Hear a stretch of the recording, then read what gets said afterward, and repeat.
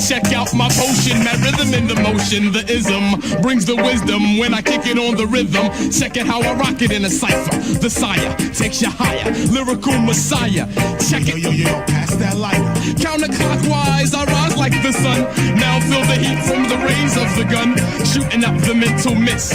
How you gonna know the real shit when your style's counterfeit? His shit is counterfeit cause he's motherfucking phony. Coming to the jam, try to front like you know me.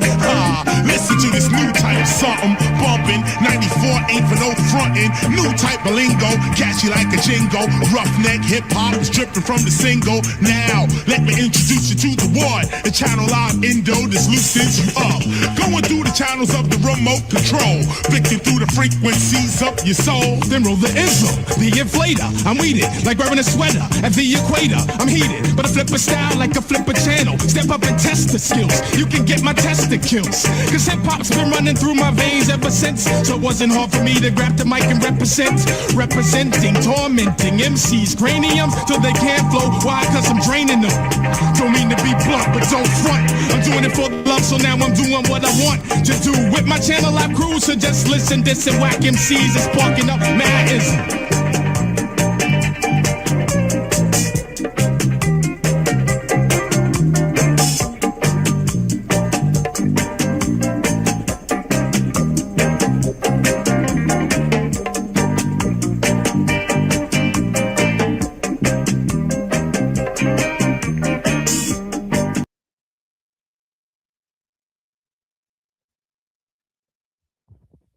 Yeah, we got the Neuro Jack blessings. Oh, he just left. Okay, we got Lotus. Blessings, brother.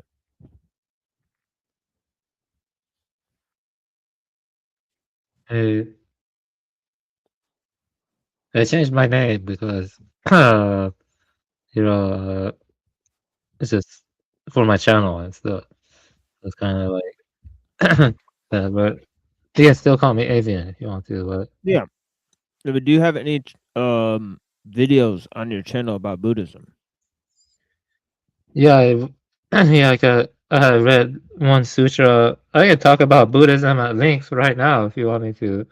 But I read one sutra, not a sutra. I read one writing called "The Song Yeah. of Enlightenment." Yeah, let's play one of those videos that you have on your channel on Buddhism so we can maybe promote your channel as well. Oh, yeah, about that. I want to make some more videos and then I'll share my.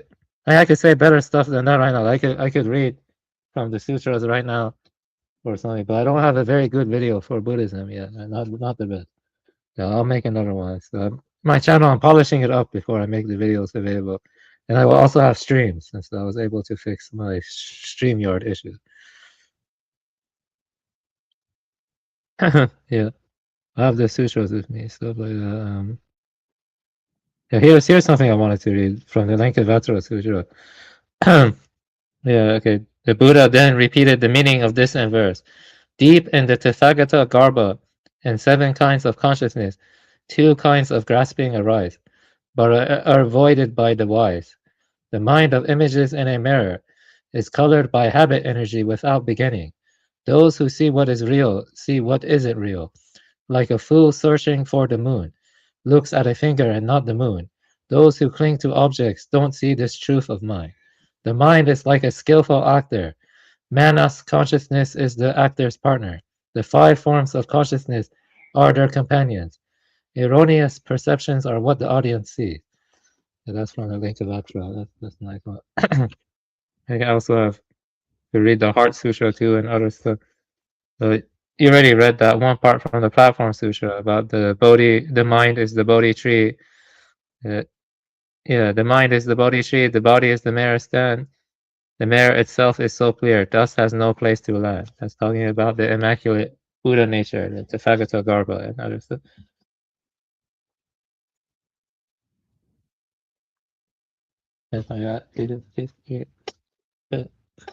Yeah, I'll make my videos. See here, let me double check it.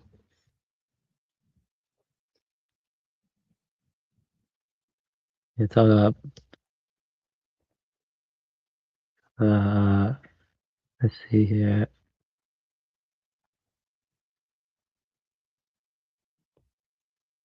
You want to talk about Buddhism? Anything you want to talk about regarding Buddhism? Or you want to talk about something else? Yeah, that finger pointing to the moon line is very famous because of Bruce Lee, right? Oh yeah, that's right. The people don't know where it's from, right? They don't know that actually that's from the Zen masters, right? But yeah. Yeah, that's correct. Yeah, it comes from it also come in sutras and koans, Koan, uh, koan or something. Yeah, but Zen ultimately is, or the Chan tradition is ultimately, it centers on the direct realization of one's original nature, understood through Buddha nature and Prajnaparamita wisdom, transmitted in Bodhidharma's lineage as direct mind-to-mind transmission, beyond mere concepts, by which false thinking, ego clinging, and attachment to appearances are cut through and awakening is realized. It's a very concise summary about the central focus, or the center piece of the Zen tradition, or the Chan tradition, Chan, that's lineage transition. So that I see here. I mean, I could make these. Yeah, I should make these more visible. Yeah.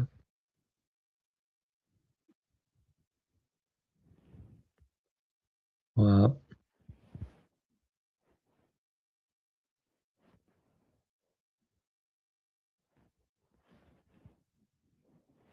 that's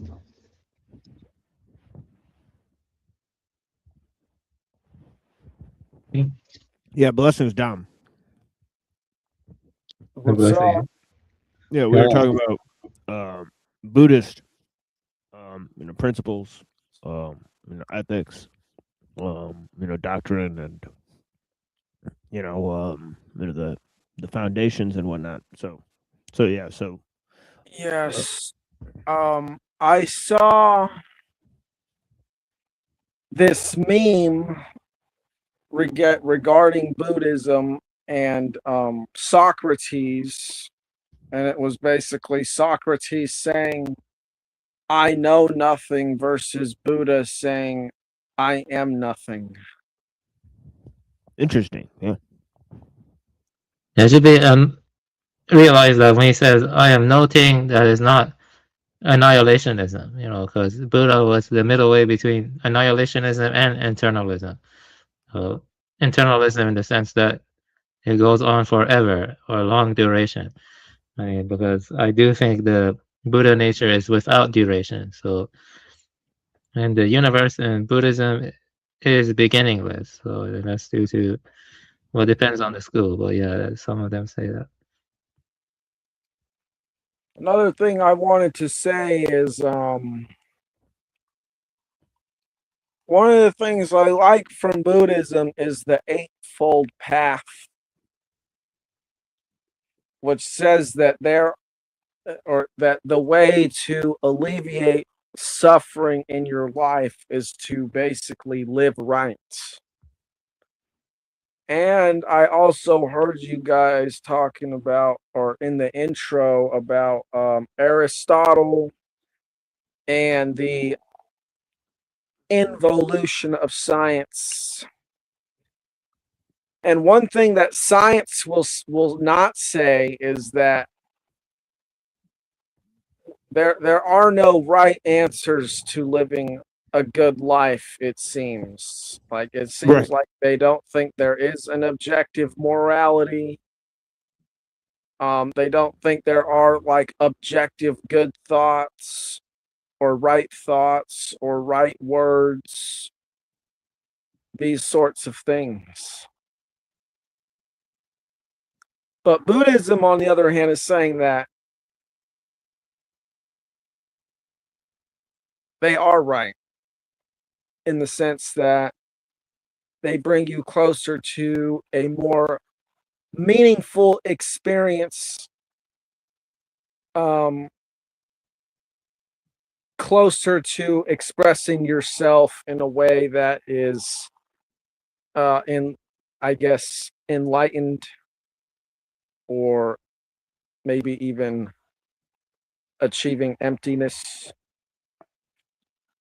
Yeah, I gave the Song of Alignment video. You can play it whenever you want. It's a Zen text. I read it. That's the Song of Alignment. I gave it in the studio chat. But ultimately, Zen. There are different schools. I was a Soto Zen Buddhist, but if I could pick, I would probably go Renzai. Renzai has some minor differences from Soto, but Soto, they emphasize on zazen or shikantaza, just sitting, and you just sit without trying to cling or grasp anything. It's just like thoughts come and go, and you're not trying to attain any special state. You're simply just sitting with a kind of non-abiding awareness. And non-abiding awareness. And while Renzai has different modalities to its practice, they also use koan practice. They also use Hutus. They use a diversity of practices. You know what I mean? So, like koan study, and their methodology is So different. I just have a question. Are we gonna let Brown's boys slander people online now, or I thought we were against Yeah, that? Neurojack, please don't bring that here. Right now, we're talking Well, about. your friend down in the chat is doing it, so that's Well, what I'm dude, asking. don't That's get why I'm bringing it triggered, up. dude. Don't even. Hey, don't pay attention to it. Just let it go. TMO's not that kind of Well, guy. I don't think he's. Yeah, I'll I time thought him out. we're not supposed I'll to do time him that. out So for today. I'll time him out for today if you want. all right. Yeah, Browns boy, please. Yeah, Browns, just chill for a second, man. Yeah, let's not do that right now. Yep. I didn't get it. Yeah, we'll get timed out. Yeah, we'll get timed out if we continue this. Like, let's just chill out. We're not like, let's just write comments about Buddhism in the chat. Thank you. Yeah, blessings.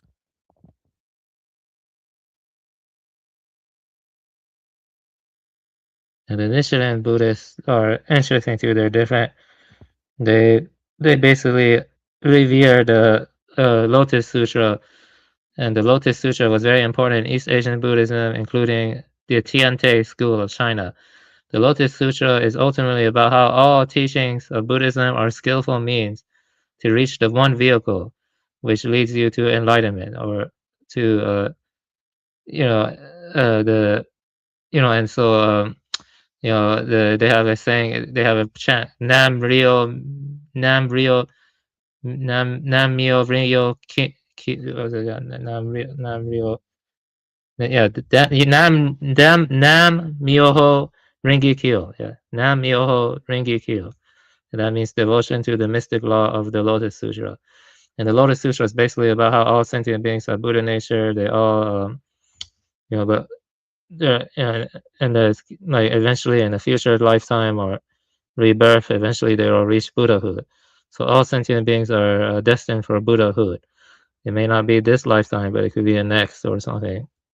And so the Lotus Sutra is kind of like the Tao Te Ching in some sense for the Chinese Buddhism and stuff, and also for some the Nichiren school in Japan. Nichiren school, the Pure Land school of Buddhism, they revere the Lotus Sutra. Pure Land is a bit different, and same with Nichiren from Zen. Right, that's the Korean one, right? Yeah. Yeah, Korean. No.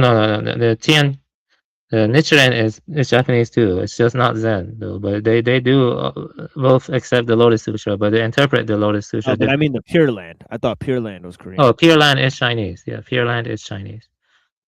Pure Land is Chinese. Oh, Chinese. Yeah. Okay. Yeah, they Namo Amitabha Buddha. That's their chant. Namo Amitabha Buddha.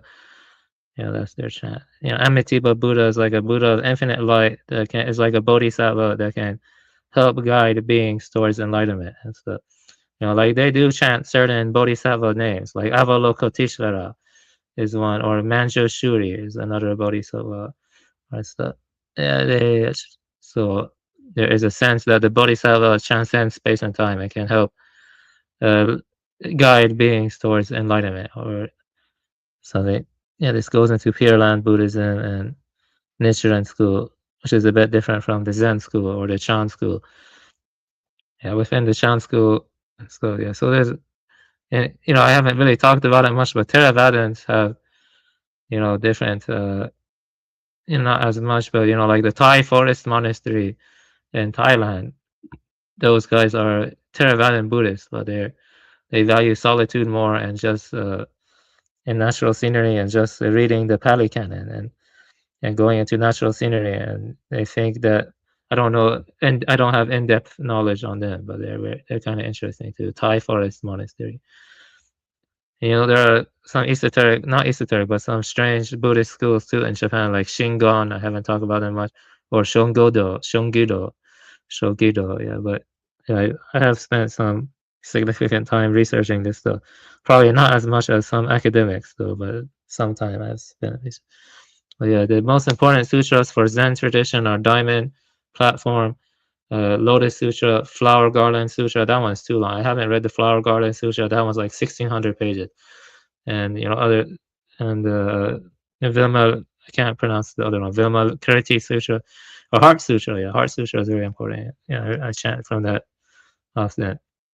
But yeah, you know, Buddhism has a lot of variation in it. You know, you have the Theravada, Mahayana, Vajrayana, but even within those three branches, there are different schools. You know, different. You know, like I'm trying to say. So yeah.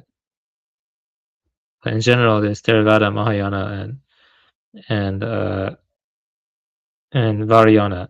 I have a friend who's into Vajrayana. He's Slovenian, and I've been debating him for over 8 years. He's a transhumanist. You believe that? So yeah, I don't agree with him, but he's at a retreat right now. I'm gonna talk to him again, but he is intelligent though. But overall, I disagree with him.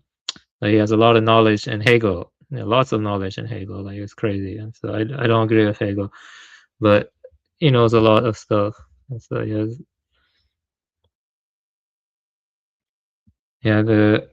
so basically, you know, I would say the issue with preoccupation with technique affect Buddhists too, affect pretty much every tradition. I mean, you know, you see, I was writing some stuff, you know, so modern technological society captures symbolic life in distraction, domination, and ecological decline, making awakening harder without absolutely preventing it. You know, I wouldn't say it absolutely prevents it, but it makes it very, very hard. So, you know, modern technological society, in a little sense, is governed by technique, a semi-autonomous rule of efficient means over every sphere of life. This technical milieu deepens distraction, standardization, domination, and ecological destruction, thereby strengthening the very habits of craving, delusion, and attachment that Buddhist practice seeks to cut out, you know, cut through. Read through Buddhism, it resembles Dharma ending age conditions through the specific critique of technology as a modern extension rather than a classical doctrine. So I do see, you know, the Dharma ending age as coinciding with the growing technological complexity. That is something I see myself. Some Buddhists would disagree with that, but overall, I lean towards that strongly. Even within, you know, a tradition, people will disagree, but overall, I see the growth of complexification of technique and industrial complexity as coinciding with the Dharma ending age, which began around 1600 AD. And around the 1600 AD, you had stuff like I think when was the paper mill made again? The paper mill, the paper mill. When was that made again? Let me see again. I'm not sure. You know, the paper press. You know, the bookmaking press. Oh, you're talking about printing press is 1500s, Yeah. I think. Gutenberg, you're talking about. Yeah. That's about the time where the Dharma ending age began, and then I think it got worse with the steam engine. Yeah, that's approximately the time where Dharma ending age began. Yeah.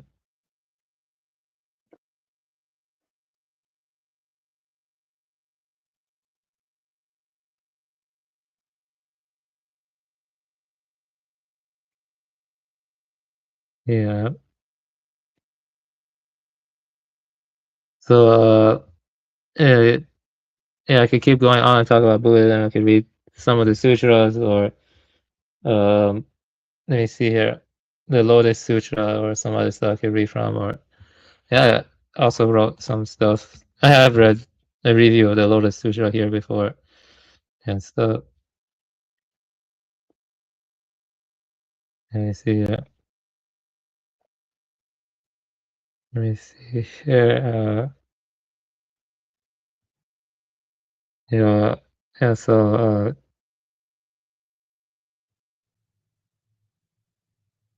Yeah. So basically, although wait, no, I don't want to read that. Let me see it. Quiescence. How do you spell? How do you pronounce quiescence? Let me double check that pronunciation. Yeah, quiescence. Yeah, I'm not really sure about that one. yeah, I got it. So every existing thing from the very beginning has always had the mark of quiescence, and that ties into emptiness and stuff. You should, yeah. So basically, this ties into bodhisattva ideal. I read the review of the Lotus Sutra before, but all of those whom the Buddha Tathagatas teach and transform are bodhisattvas. Without seeking it, we nonetheless effortlessly attained it.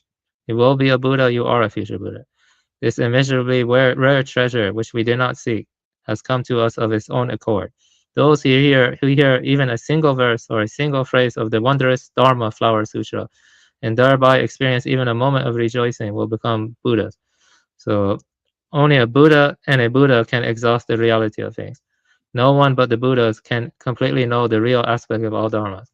So emptiness ties into recursion. I think it ties into recursion. If you look at your mind, when you process things, or you interpret signs. When you interpret signs and you map it to objects, there's a recursive element there, where the output is applied back to the input. In a sense, and that's why you see fractals when you take shrooms. You see fractals when you take shrooms, like Indra's net. Like Indra's net, and there's the Lotus Sutra and the Flower Garland Sutra. They go deep into the fractal-like aspect of reality and mind.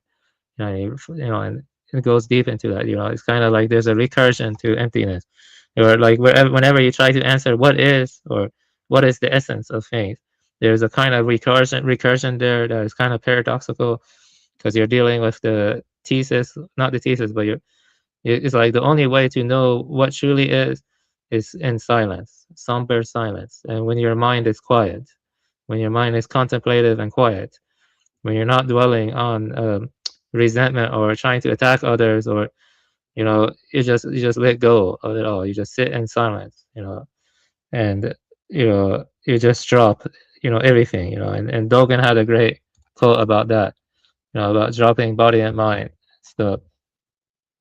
Yeah, I had that quote. I gotta get it. I have read that quote.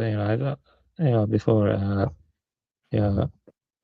Yeah, but it's meditation, is what you're saying, right? Pretty much. The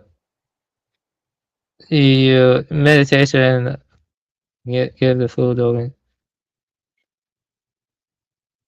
Yeah, No, I'm meditation is skillful means towards awakening. Skillful means towards awakening, but in a sense, it's skillful means towards awakening, and when you meditate, it goes beyond rationality. It goes beyond discursive thinking. It's not like a endless categorization, endlessly trying to pick things and slot them to rigid categories. It's like you transcend the endless obsession with classification, with instrumental reason. You just let that go, and there's a deeper kind of understanding that goes beyond all conceptualization, in a sense. Does that make sense? It's like a non-abiding awareness, kind of. No, See, I understand what you're saying. No, I get what you're saying. Figure. I found the quote. To study the Buddha way is to study the self. To study the self is to forget the self. To forget the self is to be actualized by the myriad things. When actualized by the myriad things, your body and mind, as well as the bodies and minds of others, drop away. No trace of realization remains, and this no trace continues endlessly. In a sense, yeah, that's Dogen. Some Dogen is kind of controversial in Zen tradition, kind of a little bit, but because of his idea of practice realization and stuff like that. It's interesting. I was reading some Hakuin recently, and I had it on here, but I lost it. Let me double check. I'll get it up. I was reading some Hakuin, and I had some notes I wanted to read to NPC the game, but I didn't have time for that. Let me see here. Let me see. Yeah, I like his. Yeah, okay, here we go. Yeah. Hakuin came to see the Lotus Sutra as expressing the true face of Zen itself, not attachment to scripture. not mere recitation, but seeing one's own nature and realizing the wondrous law as one's own mind.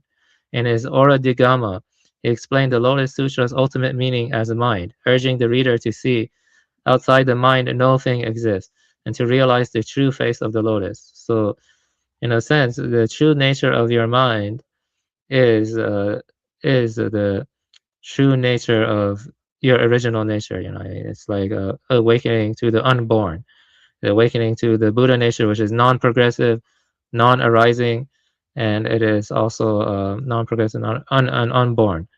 You know what I mean? It's unborn and stuff. So there is a kind of when you cling to lots of thoughts and you appropriate those thoughts and you use it for self-identification, you know, uh, you know, it it creates the illusion of a rigid self. But when you let go of those thoughts and you don't appropriate them or reify them, treat them like concrete, as like pointing to reality, it kind of shows the true nature of mind, which is beyond all duality, all abstraction, and all of that and stuff like that. So it's a practice. I could talk about it endlessly, but it's a practice. It's a skillful That's pretty means. tough. That's pretty It's a- tough. I used to go to my Zen Senko a lot. I kind of fell off my practice for some time, but I'll get back to it again soon. But yeah,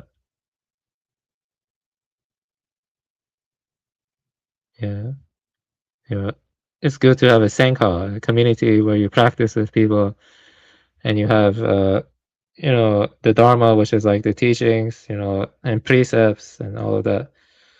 And the Dharma, Sangha, and Buddha, those are the triple jewels that people have to accept if they want to initiate into the tradition and take their vows. So it is a tradition. You take your vows, you initiate into the tradition, you accept Buddha, Sangha, Dharma, and it helps give skillful means, and because it's easy for some people to get arrogant and think they know better than other people.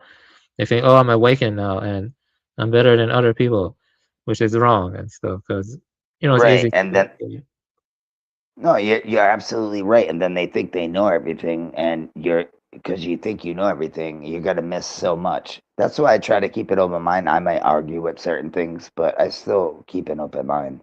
That's why I'm here listening, because I don't know anything about Buddhism besides what I see on TV and things of that nature and what I've heard online. That's it. You know what I mean? So I'm just here learning. You know what I mean? Yeah, I think people have limited time. I don't know other traditions that well either. I think I know, Vedanta well, and Zoroastrianism kind of well too, actually. Though I know Buddhism, Zoroastrianism, and Vedanta pretty okay, but believe it or not, I am no expert on Christianity, Islam, or Judaism. No expert on those. That way, like, I think TML has a very deep knowledge on all of those, very very deep. But yeah, Yes, sir. I'm with you. Yeah, I appreciate you. Yeah, we got Pero here too. Pero, we're reading and trying to understand things on Buddhism. So yeah, welcome to the panel. I'm gonna be reading a bunch of stuff, so bear with me for a little while. It's gonna be boring for a little while, so I apologize Ain't for that. nobody trying to read that, bro. I'm sorry, man. Yeah, no, but I am. So, and this is the show where we're doing that. So anyways, Why did NPC ended his stream early? he probably had to go. But anyways, Beta. yeah, right, yeah. Who the fuck does that, man? I thought he was still live. Like now, I'm kind of Dude. like feeling Bro, away. he lives on the other side of the world, man. Like, calm down. It's probably a whole different time zone where you're at and where we're at. Yeah. It's gonna be Yeah. hard for me to bring up a topic that y'all don't even know, but besides him and the Panelverse. Yeah. Well, that's Yeah, why you just sit and relax for listen. now. Yeah, just relax for now. Yeah, just mute up for a minute. We about to get into some things. And I appreciate you joining, but yeah, the first thing I'm gonna get into is this text by the Buddha here, right? In terms of dependent origination, I think I closed this right here. Oh shit! You know what? I think I accidentally closed one of these.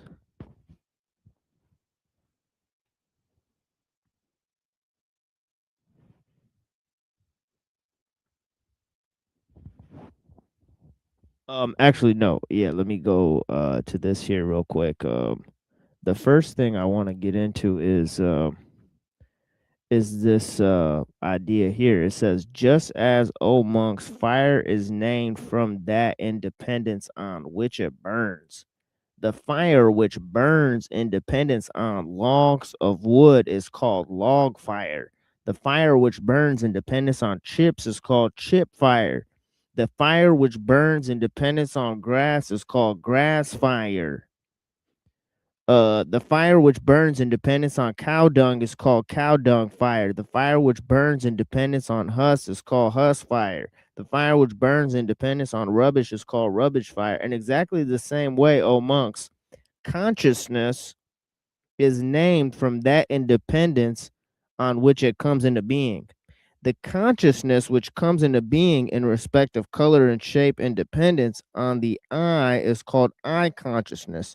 The consciousness which comes into being in respect and sounds and dependence on the ear is called ear consciousness. The consciousness which comes into being in respect of the odors and dependence on the nose is called nose consciousness. The consciousness which comes into respect with the taste and dependence on the tongue is called tongue consciousness. The consciousness which comes into being in respect of things tangible and dependence on the body is called body consciousness. The consciousness which comes in respect of dharmas and dependence of the mind is called mind consciousness. So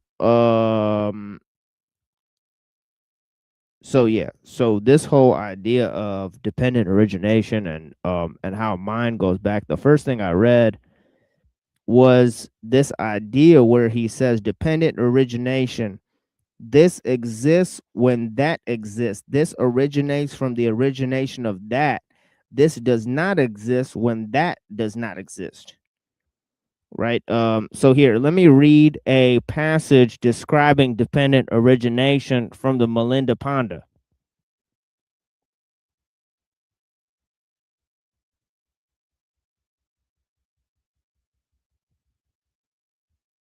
And this is a pretty interesting dialogue here.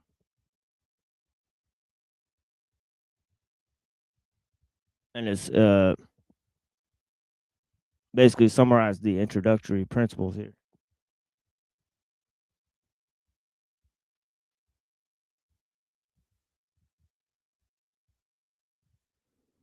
Okay.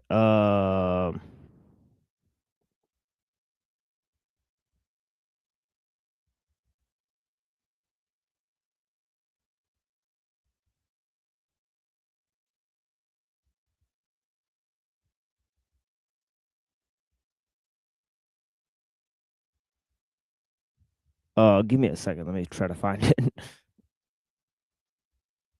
I'm learning here. I'm just listening, man. Now bringing my thoughts out there. But yeah, I'm just listening. Everybody fall asleep? No, I'm still here. Dependent. Oh, quickly, Mark. Nagarjuna's MMK is also based on the older dependent origination, but he ties that to his idea of emptiness. And emptiness is the idea that things arise through dependent origination and they have no fixed independent essence or like a private pre-written envelope of properties hidden inside them before relation, condition, and manifestation. So Yeah. so yeah. Sorry. Yeah, please go on. Yeah. Yeah. So the MMK, I read Sideret's translation of the MMK. You know, emptiness is a very paradoxical concept because emptiness is empty too and stuff. So it's kind of interesting. You know, this gets into the difference between Mahayana and Theravada. You know, because of Nagarjuna's emptiness is kind of, you know, the three marks of existence in Theravada are, you know, anatta. Pepper, I know you there too. Sorry, go ahead. The three marks of existence in Theravada are anatta. There's no permanent self. There's no essence. we are constantly changing. Anika, all existent things are constantly changing. And dukkha, suffering is part of the human condition. But emptiness of Nagarjuna kind of encapsulates all of that in the MMK. So it's like a kind of interesting take on these older teachings from the Pali Canon, which is emptiness is ultimately about ending hypostatization and reification. Basically, the stuff I was saying in the beginning and stuff.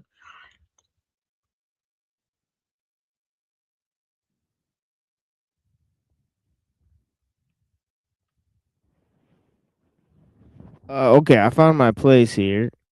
So let me continue here. And what I was going to read from the Melinda Pond. It says King Melinda then approached Venerable Nagasena,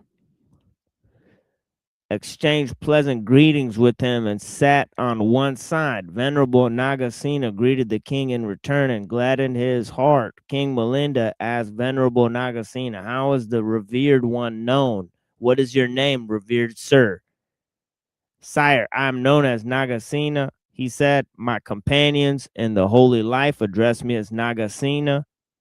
Though parents give such names as Nagasena and Surasena and Virasena and Sihasena, this Nagasena is only a designation, a label, a concept, an expression, a mere name, because there is no person as such that is found."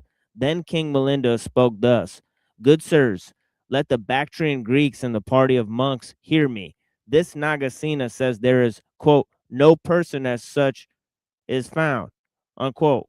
He then spoke thus to Venerable Nagasena, quote, "If revered Nagasena, there is, quote, no person as such, unquote, who gives you robes, alms, food, lodgings, and medicinal requisites, and who makes use of them, who guards morality, who meditates, who realizes the paths and fruits and attains nibbana." I don't know what nibbana means. That's one of the abbreviations they had earlier.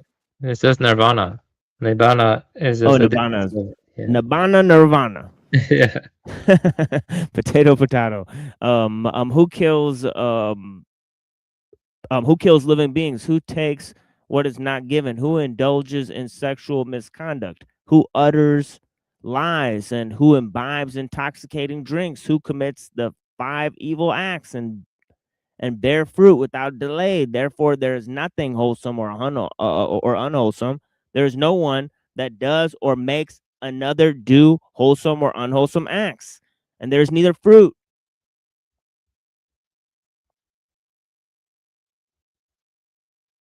Oh, hold on, I gotta scroll down.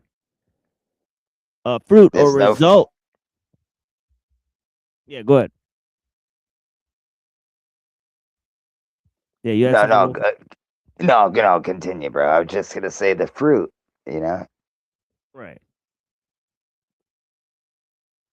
Yeah, also revered Nagasena, if someone were to kill you, there would be no murder. You have no teacher, no preceptor, no ordination. If you say, quote, co-farers in holy life address me as Nagasena, unquote, what is this Nagasena? Is it revered sir, that hairs of the head that are Nagasena? No, sire. Are the hairs of the body Nagasena? No, sire. Are the nails, the teeth, skin, flesh, sinews, bones, bone marrow, kidneys, heart, liver, membranes, spleen, lungs, intestines, mesentery, stomach, feces, brain, bile, phlegm, pus, blood, sweat, fat, tears, lymph, saliva, mucus, joint fluid, or urine?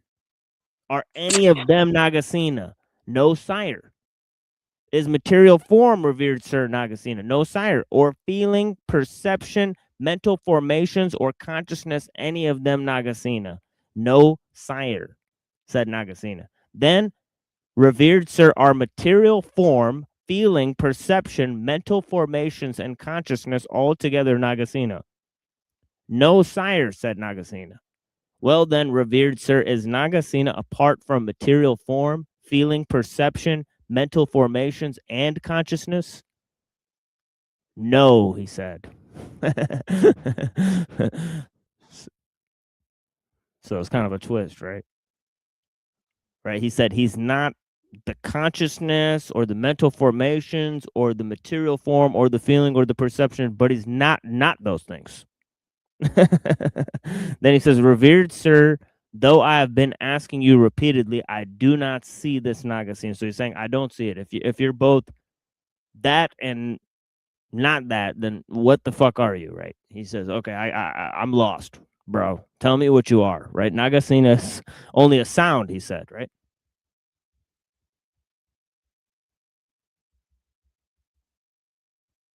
For who here is Nagasena, right? He said, so who the fuck are you, bro? You, revered sir, have spoken a falsehood, an untruth. There is no Nagasena. Venerable Nagasena then spoke thus: You, sire, have been delicately nurtured as fits your noble birth. If, sire, you walk at noontime on the hot, scorching ground, trampling on sharp grit, pebbles, and sand, your feet will hurt you, your body will be tired, your mind will be disturbed, and you will suffer bodily pain. Now, did you come on foot or in a vehicle? I, revered sir, did not come on foot. I came in a chariot, said the king. So Nagasena asked him, if, sire, you came in a chariot, show me the chariot. Is the pole the chariot, sire? No, revered sir, said the king. Is the axle the chariot? No, revered sir. Are the wheels the chariot? No, revered sir. Is the body of the chariot, the flagstaff, the yoke, the reins, the goad, are any of them the chariot? No, revered sir, said the king.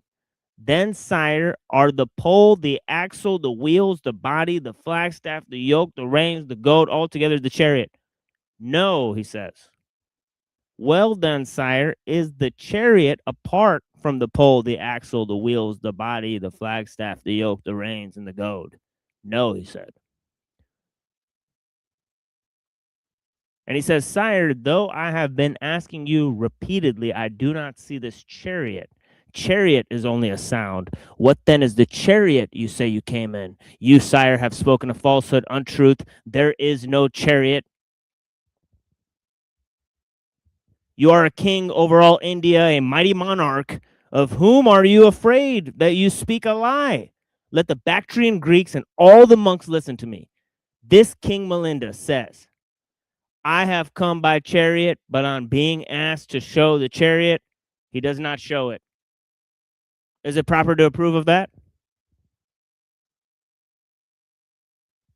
When the venerable Nagasena had spoken thus, all the Bactrian Greeks applauded him. Anyways, that's all I'll read for now. Yeah, forgive me. I would butt in, but I have no idea if this is a beginning. I don't know if you were like reading before, so I'm just here. I'm listening. I might have not much input, but I'm just being real. And it's basically just saying there is no enduring self, basically, that the chariot is like a conventional designation. It's like, I think, what is that called? Theseus's, kind of like Theseus's I was, ship. Have you heard I of was gonna say, who's Theseus's the ship? king? Theseus's paradox. Well, I don't know, so I'm trying to listen here and follow along. But forgive me for being a little slow. It's all good. The ship That's of my fault. Theseus is from the it's a paradox from the ancient Greeks where about whether an object in like a ship is the same object after having all of its original components replaced with others over time. So like this is kind of similar to that, but it's saying that the idea of an enduring self or is a conventional designation. That it doesn't point to the way things are, things as they are. So that's what it's talking about. But there is in Buddhism there is a causal stream, a mind stream based on grasping and habit energy or something like that is involved in rebirth. So yeah. something like that. Okay, I Maybe appreciate we you. can talk about. Yeah, and I heard him talk about the hair on your head, and then the beard, and then your insides. That was pretty deep. I was like, whoa, like that's crazy. Let me tell you this. There was once this woman, her name was Showboat Taylor. Okay. She got a brain stroke. And after her brain stroke, she forgot everything. She had to learn her motor skills again. And, she developed a new personal persona. And so when she looks back on photos of her family members, she does not recognize them because she got extreme retrograde amnesia. It's like, is she the same person as before the brain stroke? You know what I mean? Or you see, or is she like a completely Mm. different person? It's like rebirth, that's no different than rebirth, what she experienced in many She's the respects. same person. No, I think I would say she's the same person. She's a new person now, right? That's what you're trying to say. Because she doesn't remember her old self, so she's transcend transcend she came into something new now. Obviously, what's happened with her, you know what I mean? She had to like you said, she had to learn how to walk. She had to learn everything. So again, yeah, she's the same person, but is she really? Is what you're trying to say, right? I don't think. I don't know. I And would say she's the same person, but she's not the same person. yeah, what I'm saying is, I see what you're trying to say, though, but you know, this gets into very deep questions. But like, imagine from a first person perspective, like this is called phenomenology.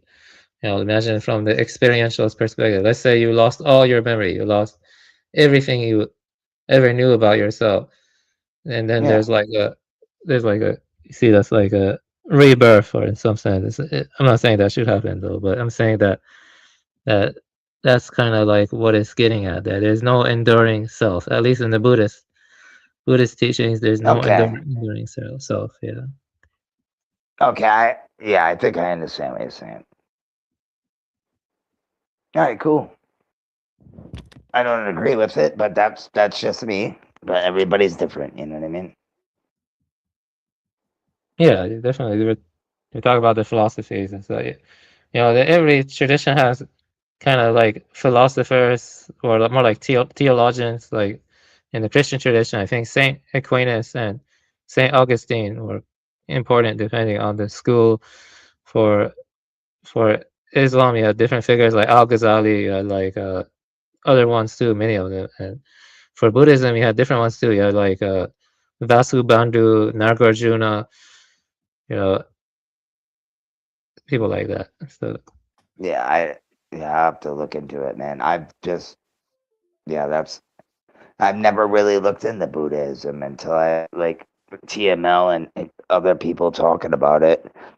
Well, TML talks about a whole bunch of shit. So like I come over here and I go over there and I listen to a bunch of people. But yeah, Buddhism is just like I've heard all about it. I just never really looked into it. You know what I mean? yeah, it But could be that's overwhelming to want to. I can be overwhelmed too. There's a lot I don't know. There's a lot I do not know. right. No, Yeah, and I'm not gonna sit here and lie, dude. Why would I look into Buddhism? Buddha. I'm not. That's not where I come from. So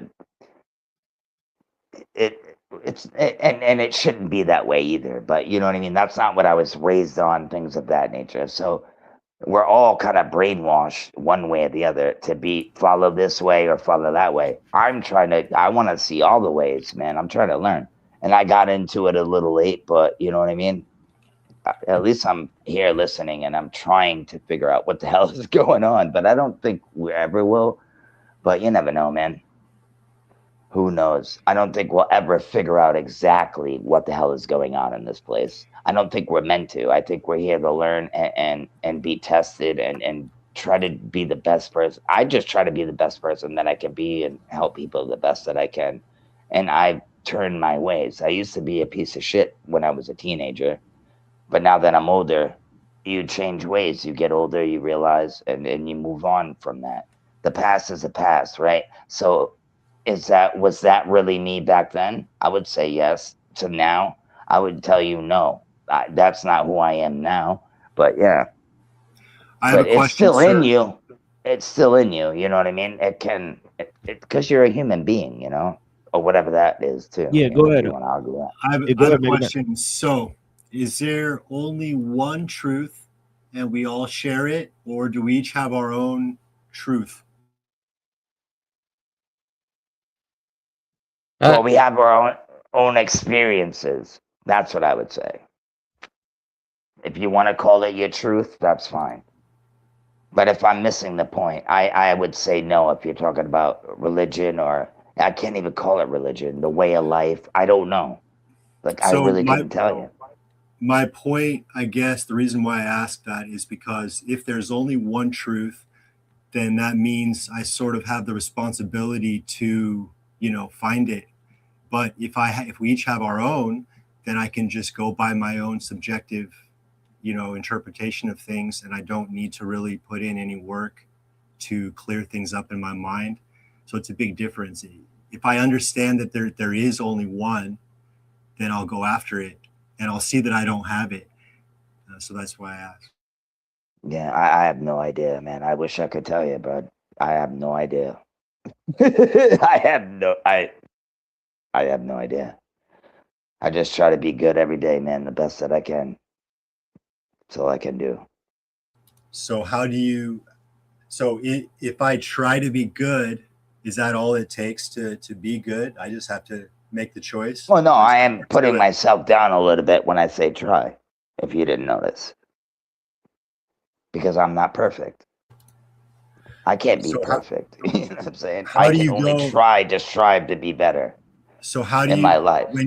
when You you know what I say mean? that you strive to be good? How do you go about doing that? Well, trying to put down habits that I've had and have, and eating better, um, being a better boyfriend, you know what I mean, to my woman, things of that nature. You know what I mean? Just trying to do better every day. Like, but that's because I have my own issues, bro. I only have my life, right? You know what I mean? I have my own issues that I have to work with. No, I'm not going to spill all my beans online, but I'm not a perfect person. I don't think anybody on here is. I think we all have our flaws. Some are better than others, some know more than others, but we're here to learn. And Let's. just I'm in sorry. life in general, you know what I'm saying? I don't mean to drag it out, but yeah, I have my issues and I try to do better. You know what I mean? I think that's all Let's we can do, bro. let's say that I want to be good and I want to be better. Can I make that choice and that's all it takes, or is there more Well, it's involved? up. Well, I would think it would be up to you if you want to do that. But I'm You got to saying, really want it. let's say I really want it, but I can't make it happen, even though I really Well, want it. It's like out of my well, reach. no, I know what you're trying to say. And sometimes, well, you're going to have to learn, brother. That's all I can tell you, bro. I've been there too. So when you That's say, when you, oh, I'm if you sorry. just say, like I said, when I had a pill addiction, I was doing it for a while, right? When I was younger. And then I stopped, right? Got on to something else just to substitute that bitch, right? And then you just get sick of it, dude. And then you want to man up and do it. And that's what I did. I mean, you can call for God all you fucking want, dude. He's not going to do a damn thing unless you're putting one foot forward and doing something for yourself. If that's what you're trying to say, you can call it My God, you can call it whatever you want. You know what I mean? But it's up to you to quit. You know what I'm saying? At the end of the day, you know? And my that's what I question is, did. I'm sorry. No, go My, ahead. I know it. my question is, let's say I want to be good and I'm going for it, but I can't make it happen. So why is it that I can't Well, make I it don't happen? know what you're going through. I have no idea. I mean, that's up to you. Is it so? That's, Is it wishing for it that makes me a I better person, or does something need to really change in my perception before I will actually be well, I different think and it's act differently? well, I would say a little bit of both. What you said, or all of it. Yeah, you need to change your. Obviously, you got to change your mindset, dude. You can't go around hanging around with people doing the same shit you do because you're gonna get right back into it. It's common sense, man. It's not that hard. You know what I mean? You can wish all you want to blow out the candles, man, if you want. That's not going to do a damn thing. It's like I said, Yeah. praying to God. It's not going to do shit for you, bro. Yeah. You So have to want it. wishing isn't enough. Well, we have to want it, but what you're saying and what I'm agreeing, Mm-hmm. we're wishing for it's not enough. Something more No, is necessary. absolutely. Why did I say that was wrong? Because I don't think I No, did. not at all, sir. We're doing good. We're doing good, Yeah. sir. No, not at Yeah. Can I answer your question? I think, there is a enlightenment experience, and the enlightenment experience is the direct realization of your original nature that's before conceptual discrimination, like before you divide experience into like subject, object, self, other, uh, true, false. So it's like prior to thinking, the enlightenment experience. So I would say that's the closest to truth, what you're saying, your initial question. Yeah, and sorry guys if I'm trying to listen to you, but I have ADHD, so my mind's always going crazy. So I'm like literally trying to listen. So if I like don't understand you sometimes, just give me a break. But yeah, I've been trying, man. I would like to go at the pace that that you're comfortable with. We don't need to go. No, I can understand what you guys are saying. It's just I'm not the smartest guy in the world. You know what I mean? I'm just being real here. You know what I mean? Like I said, I'm here to learn, man. Yeah, and I real. appreciate you guys breaking it down. That's awesome. I think being real is what we need, Wolfie. So you're doing great, I think, personally. I appreciate you, man. Thank you. Yeah, you are a great contribution, Wolfie. I think it's not about being smart. It's about humility, and you have a lot of humility. I respect that. Yeah, you engage things in a very sincere way. I appreciate it, man.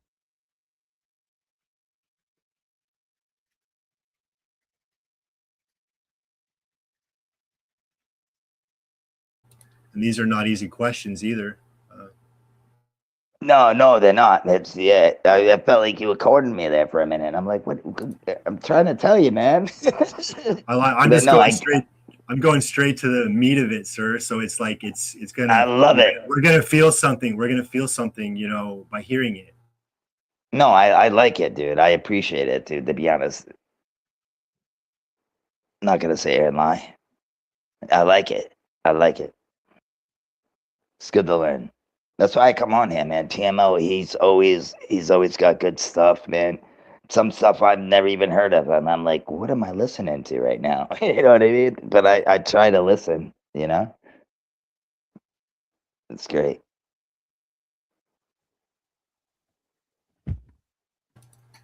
I think what happens is when we come together like this, and it could be any group of people anywhere, you come together, you allow yourself to, you keep an eye on your self-defense mechanism. In other words, you don't protect your ego, you're not selling ideology, you're not promoting Jesus. Okay, sorry if anyone, you're nothing to sell, no goal, you're just being real. And then you're also where you're having the courage to, if something doesn't feel right, if you don't accept something that's being said, it's hard to be able to speak up. Hey, that doesn't make sense to me. I don't understand that, but we need to do that. And if enough of that sincere conversation, if you just let it go forward like that, then we will come to the truth naturally, without trying hard, without fighting too much. There's going to be disagreement. That's the point. I'm watching the way we disagree. I'm watching it, and I'm watching our reactions, because for me, it's less about what we're talking about. It's more about, why do we act the way we do? Why do we protect? You say something, I feel a certain way, and then I protect how I'm feeling, rather than we're both trying to see the truth. So if we can all get on the same page that that's what's going on, and kind of be humble and be friends with each other in that way, and at least agree, to that much, then it's a beautiful thing. Yeah, exactly. No homo, right? It's a beautiful thing, man. I do. I put my my guard up, man, because that's where I come from. Ego and people talking shit. Oh, you're gonna let them say that to you? You know how it is. And then they fucking egg you on to fucking get into a fight. I've been in all that, so Of course, there's a lot of that. Yeah, it took me a while, dude. It took me a while to realize, dude, they're just words, man. Calm down. It's okay. For me, it's about getting distracted, and I know some of us are gamers. Yeah, here. that too. I'm Right. playing a game, and I'm trying to win the game, and I'm not trying to get distracted by stuff that's not going to help me win. And that's You're playing a game. I don't like you now. You're playing a fucking game. Well, I'm playing a very serious game that I want to win. Okay. Well, you win what though? What are you gonna win? Winning over people? Is that the game? No, the game for me, to me, the object of the game is to be able to perceive reality directly all the time. Well, I don't think that's possible. I do. Yeah. I mean, to a certain extent, I get what you're saying, but you're never gonna get fully, bro. Well, if I say that right away, it's almost like you're quitting already. No, I get that, and I knew you were gonna say that, but dude, it's reality. I don't know where you live, bro. What if you leave the question open and say, I don't know? Oh, I'm not talking about speaking. I'm just talking about in real physical form and speaking. It's a whole different story then. But yeah. What I mean is maybe you can perceive reality directly all the time, but you just maybe I'm being. You don't know yet, so it's like exactly it's open. Right. Still. Could happen, could not happen. I don't know. Maybe you never know, man. Right? Fuck. So now you're open to really see if you can or not. Now that you're open to it, now you're ready to see if you can or not. Sincerely. We'll see. We will see, sir. It's just a matter of time, right? See, what I'm finding is that I ask myself a question, and then what my mind immediately wants an answer.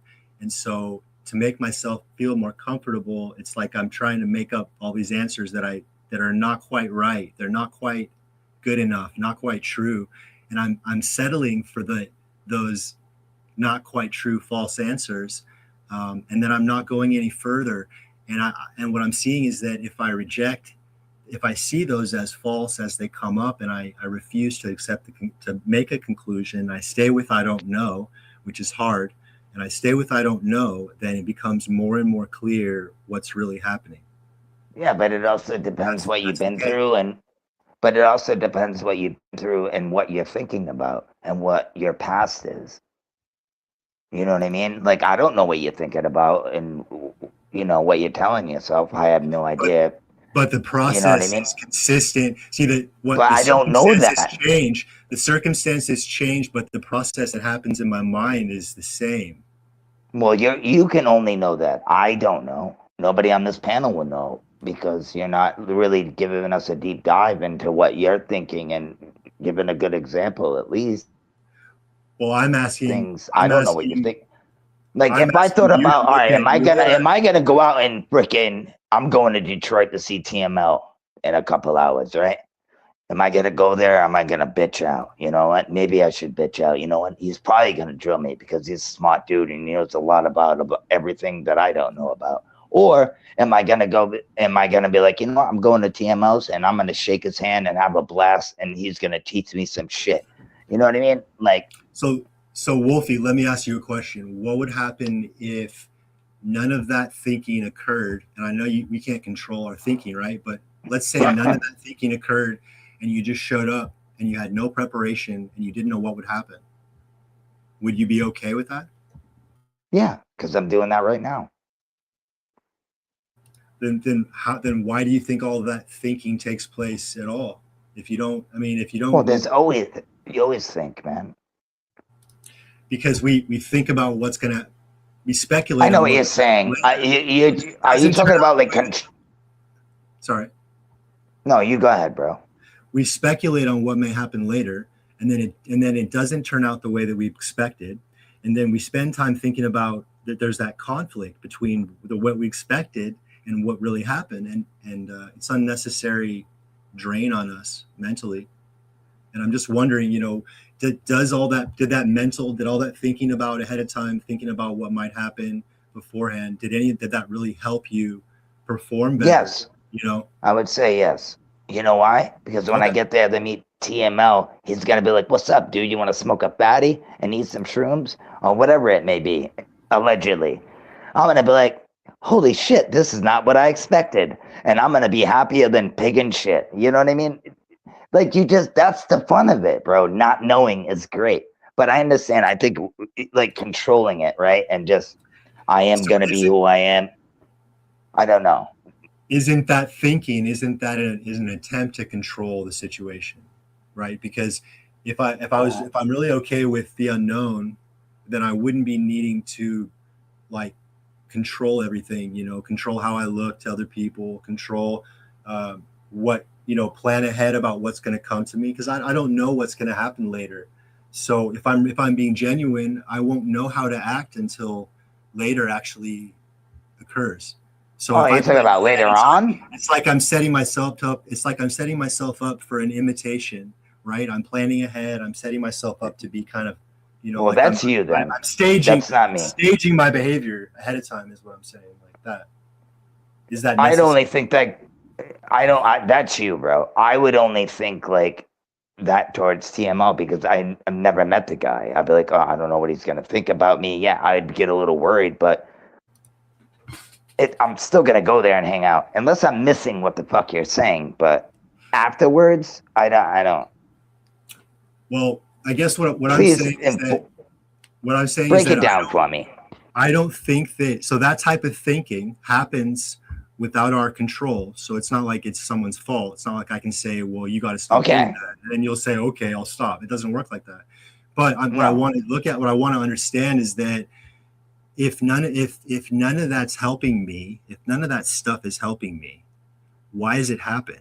Why is it happening? Well, I would. It helps. Get the fuck out of here, bro. I challenge whether or not it truly helps or whether it actually clouds the issue, clouds this whatever issue it is. Well, it can. Of course it can cloud the issue, bro, but it depends, man, how you are and who you are.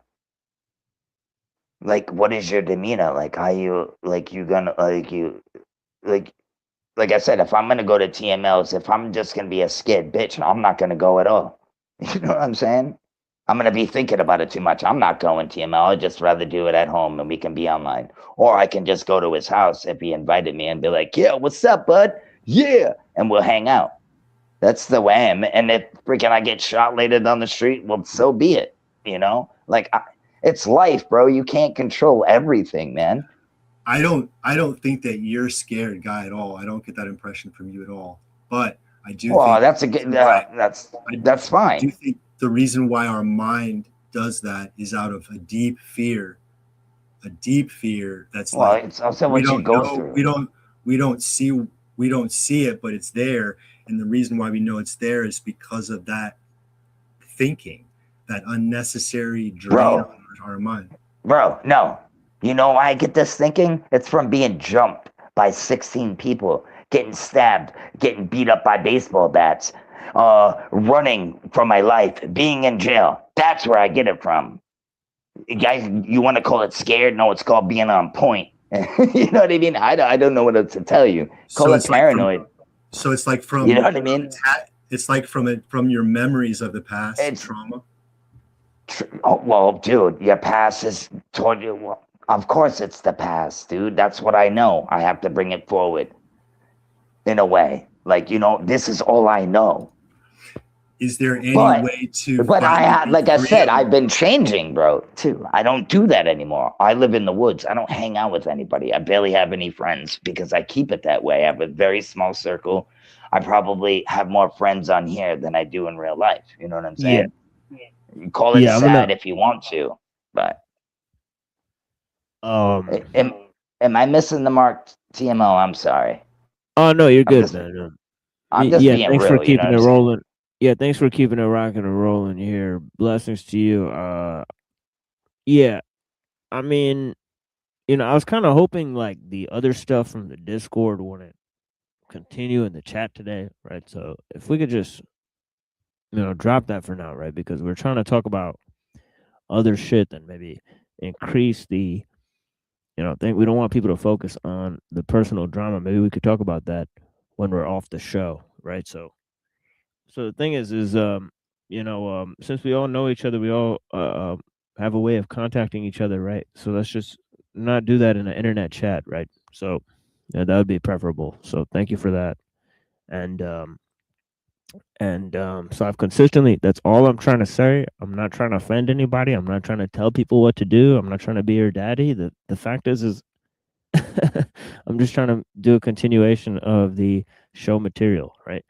So I don't think that that's helping, right? It's distracting me personally, right? So this is the problem, right? Is that I'm trying to flow with like the little train of thought I was on,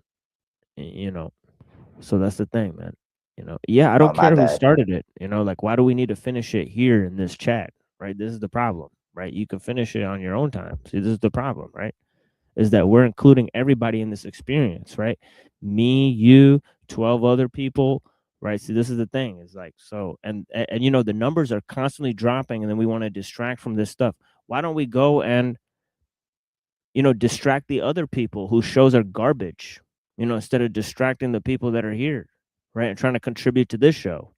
Right? I really don't understand the mechanics of that.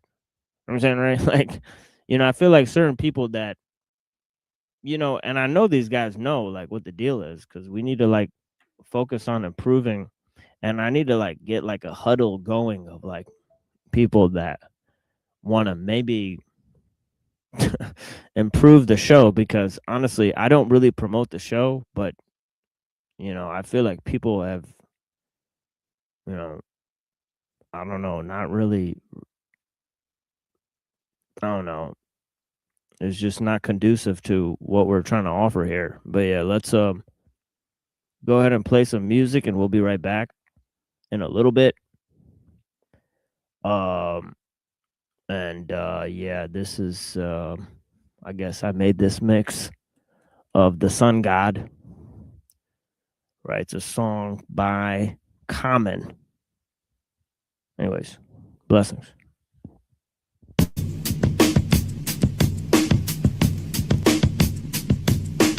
Yeah.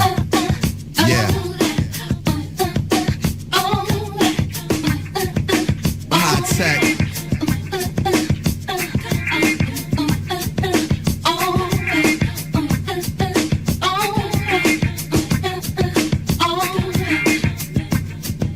Feet around Marissa, digging to a deep sound, the best unit in the stash, the beast. Never found a shit experience like Hendrix. Keep my sound rich, cats ask about my stitch. To me they sound a bitch, and my town's a glitch of hatred. A cats who ain't make it, I'ma give it as far as you can take it. Trying to take the safe way, told you there's a gateway to skinny. Many can find it, but few can climb it. I'm open-minded like a pothead, doing what I gotta do to keep the spot fed. In a climate of locked dreads, cornrows, torn souls, warm hoes who been molested by their uncle. I bundle amongst you cold mother uckers. The world is bitter like baby mothers. Look how far Eldorados and wine bottles drug us. Least God and the sun lovers. It's the sun God.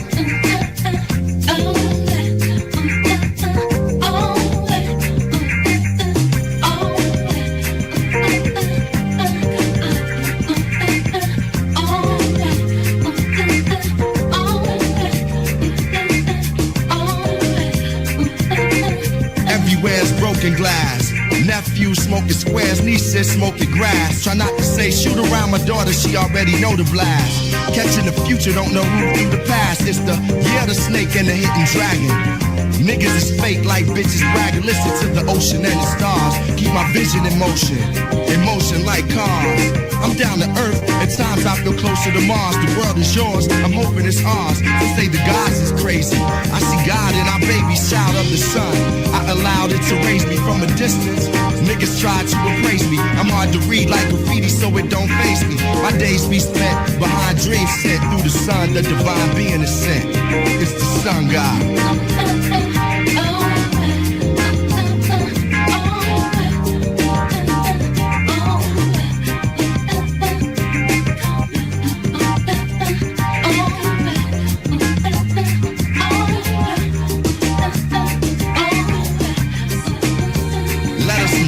saying we need a better religion. I'm a rebel that listens from an 87 position. I can't crystallize, the mission lies within. Born to die, even in death we begin. It's heavy, Joe, learning what we already know. And carry low, swing on the chariot slow. Brother Stick, though, reminded me of revolution. If the drama come, I'ma have to up Papa's gun. It's the sun god. Yeah.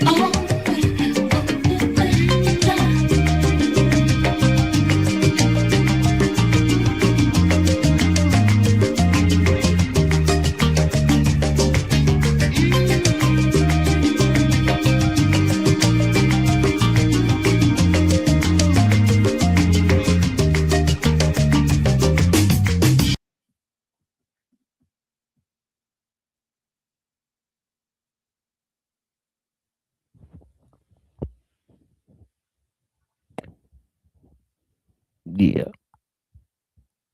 I mean,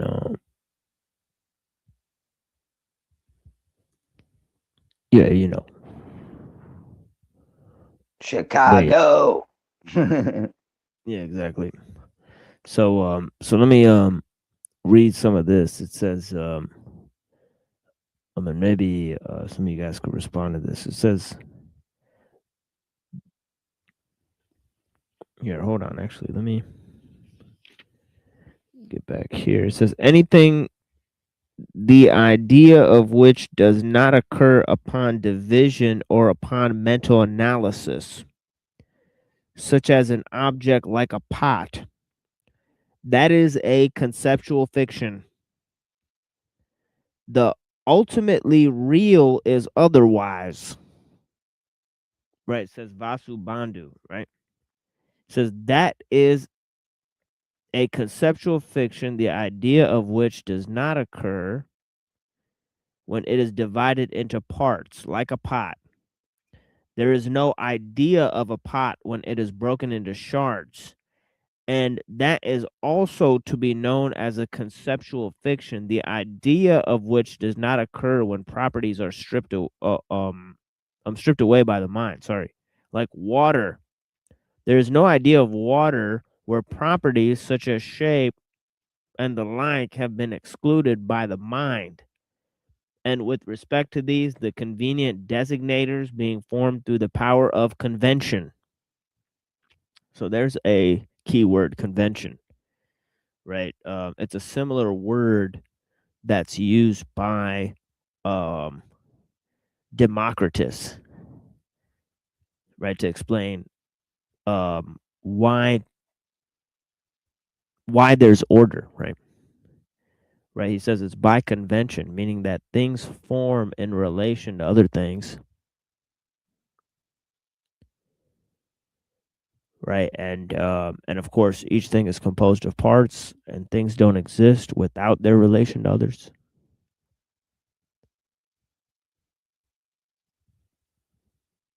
And in philosophy, this technique is known as Mariology, I believe.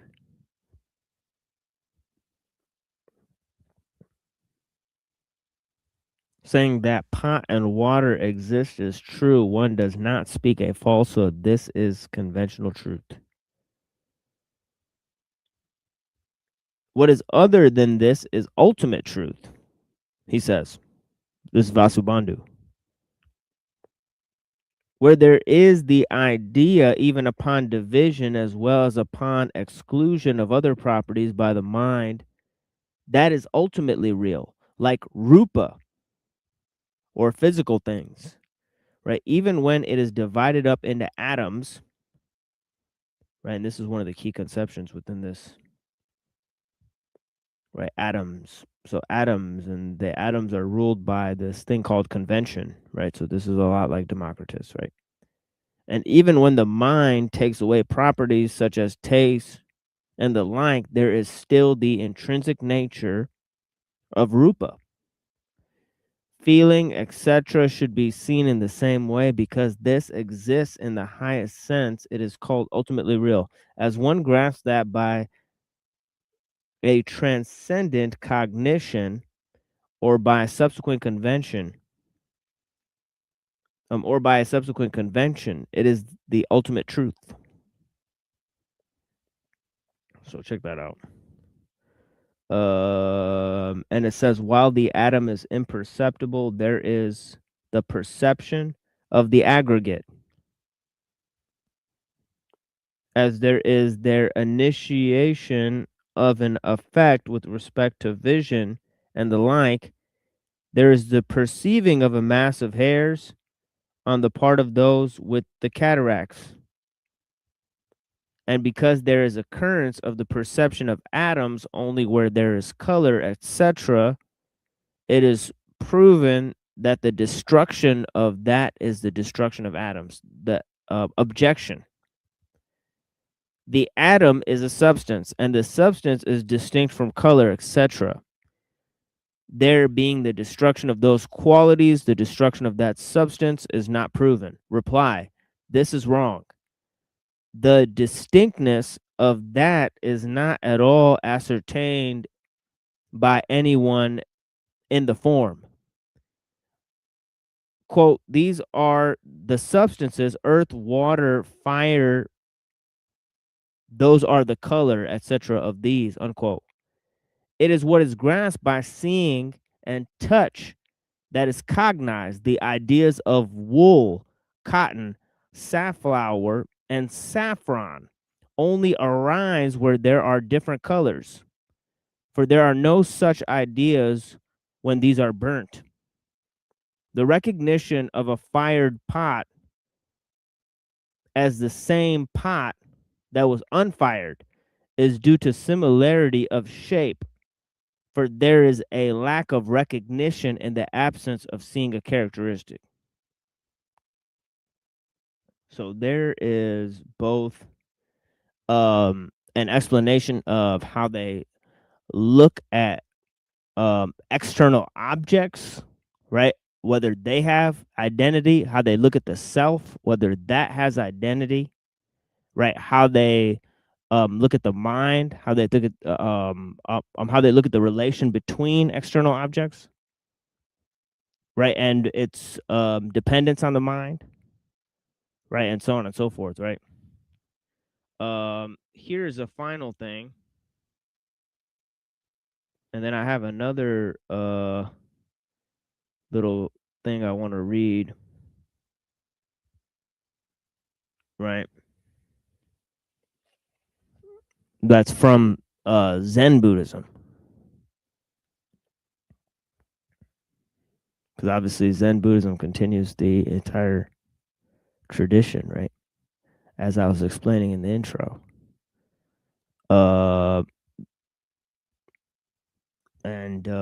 Okay, so this says the theory of momentariness. It says there is no going since the conditioned is momentary. What is this quote unquote moment? Immediate cessation upon having obtained existence. What exists in this fashion is momentary. Indeed, nothing conditioned exists later than its acquisition of existence. It perishes just where it was born. Its movement to another place would be impossible. Thus, there is no bodily action of going. Objection. This would be so if universal momentariness were proven.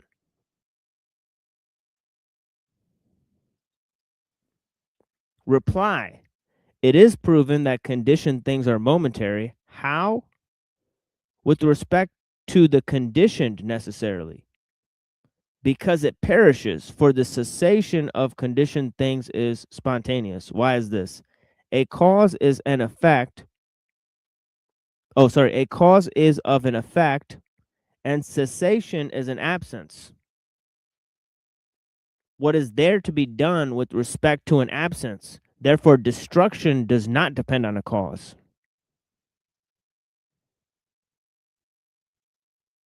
That's deep stuff, right?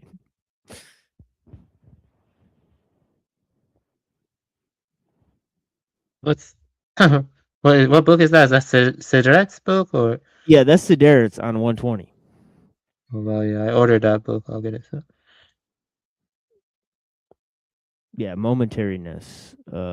But the philosopher, I believe, is still Vasubandhu. So yeah, so this is Vasubandhu still. Yeah, yeah, it's a kind of Buddha. two truths, also two truths. Yeah. Now this next one by Vasubandhu is going to go back to the whole idea of the self, right? Um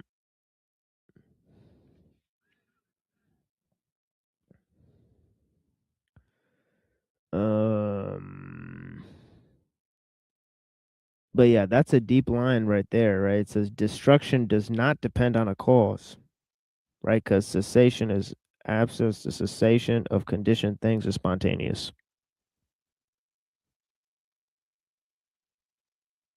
And that's what's meant by this idea of momentariness, right?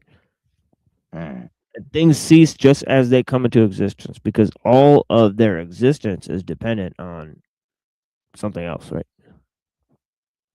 So how it says actually, what was that line? It says a cause is of an effect,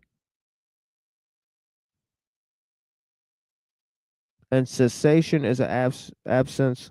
What is there to be done with respect to absence? Therefore, destruction does not depend on a cause. Deep stuff. Yeah, you know,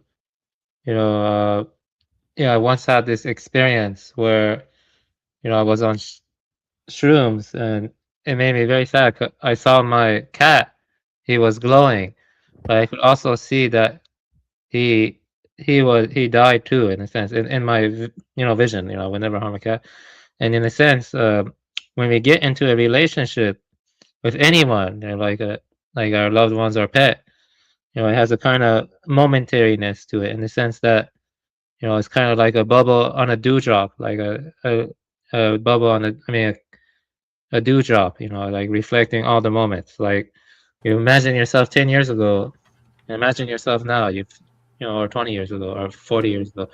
It's like you're different people, right? Now imagine the moments between them as being kind of relative.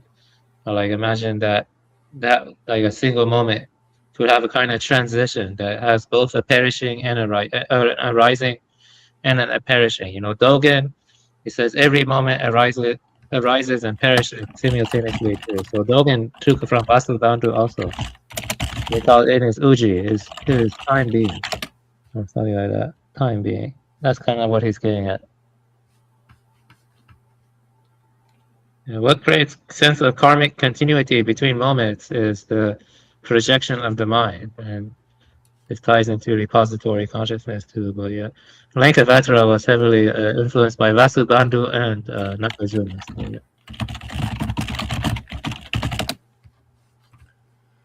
So, yeah. Someone's going ham on their keyboard right now. I think. No, I think when you meet, like in between, like even a friend, a dude, or a woman, there's always something there. You know what I mean? But yeah, all that banging and shit kind of got me up par there. But that's kind of funny. Who was slamming the keyboard? That was Mega Man. That's me. No. I'm trying to figure out more about what we're talking about so that I have something. He's like, bang bang, give it to me. Yeah, Felt like you gonna Vasubandhu. smash it. That's trying to understand. That's VASUBANDHU. And Nagasena, that's Nagasena. Right. Easier So to say, harder to spell.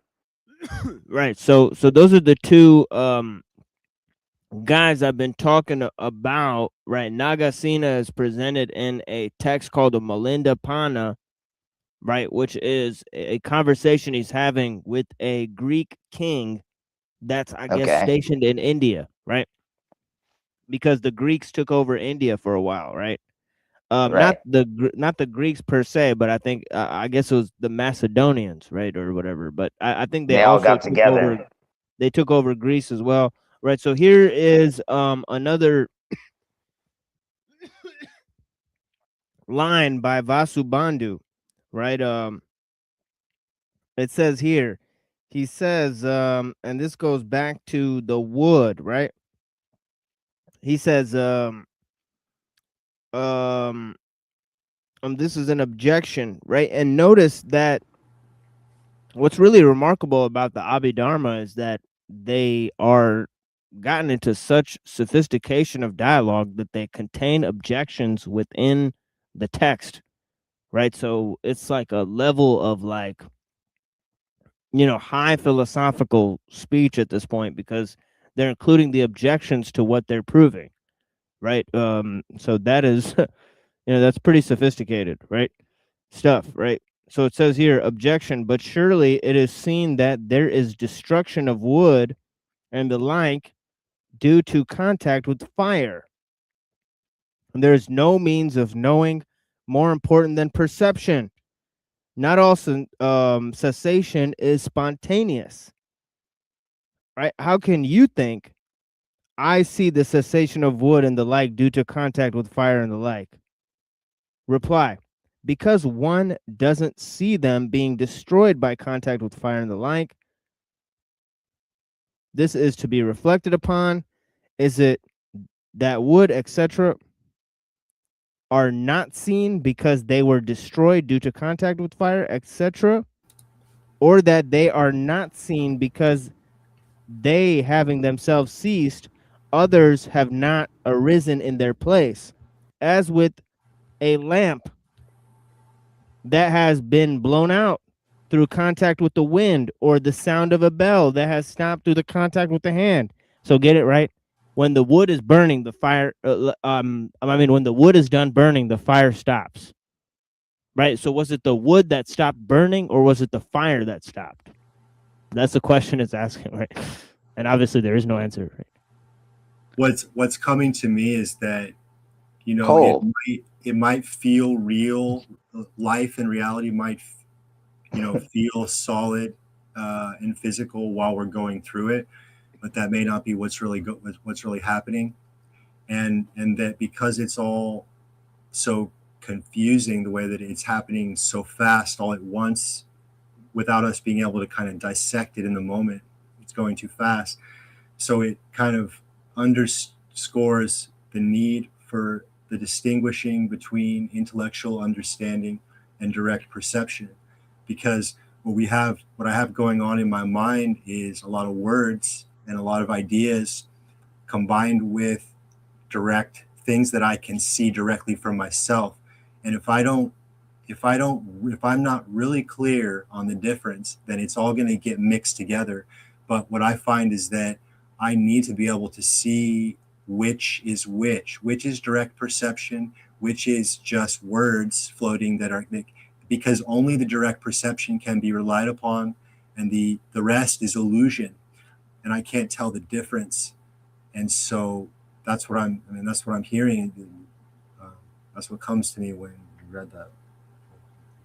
I want to talk about the fire and wood, but Nagarjuna talks about that too. Yeah, Yeah. it's an expansion on on what Buddha was saying in the the thing I read on on NPC show. Oh, it's called Samyutta Nikaya, right? The discourses of the Buddha, right? So yeah, he talks about dependent origination, right? And he uses the fire as an example, right? The fire that burns based on this thing is called this fire, right? The fire that's based on cow dung is called cow dung fire. The fire that's based on firewood is called firewood fire. And so on, wood fire, so on and so forth. Right. So he gives a different example. Yeah, Nagarjuna also talks about that too. Let me tell you. I think Nagarjuna says fire does not make wood burn as an independently existing cause, acting on an independently existing object. So he's not. He's denying that. Nagarjuna is denying fire, wood, and burning have fixed self nature. So Right. fire is only fire in relation to fuel. Fuel is only fuel in relation to burning, and the event of burning arises dependently through conditions. So actually, this leads to some stuff. Dogen has some very interesting stuff to say about it too. Yeah, I know. Yeah, Buddhist metaphysics can become mind bending sometimes. It is Yeah, mind bending. I was just saying, dude. I feel like I'm on shrooms right now, and I'm Oh, not yeah. even on shrooms. Yeah, And I'm people trying don't to know figure how. out. I make fires all the time, so I just use paper and kindling. And like, what are you trying to say? The fire and the wood is not real? Like, No, but what are we talking? Like, maybe I'm missing the point. This is why I'm here to ask questions, because I'm trying to learn about what the fuck you guys are talking about. yeah, there's gonna be a whole nother buckle your seatbelt because there's gonna be a whole nother little thing about it. But I think Mega Man has a thing too.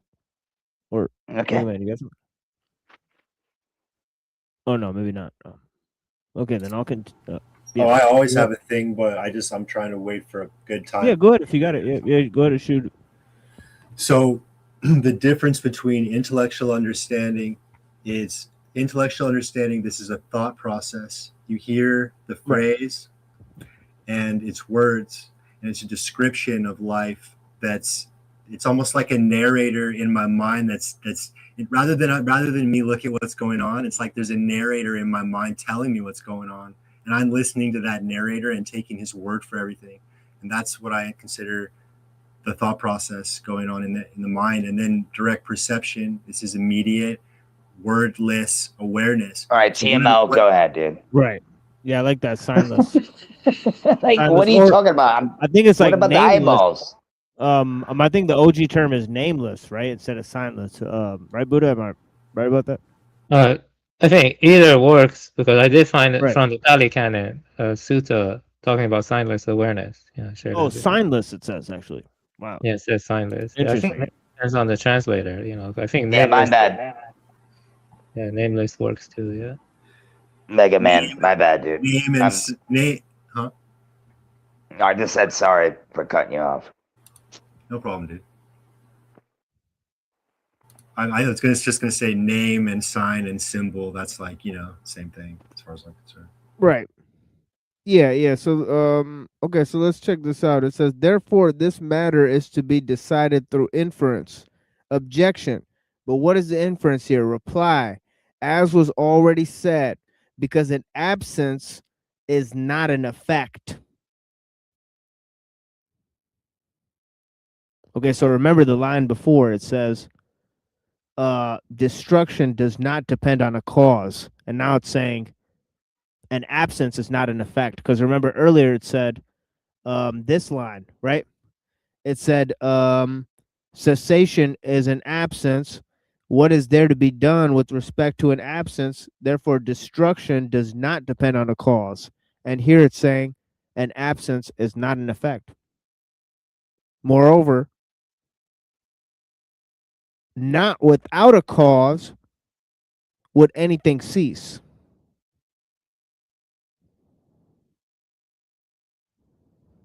If cessation were universally due to a cause, then nothing whatever would stop without a cause such as origination.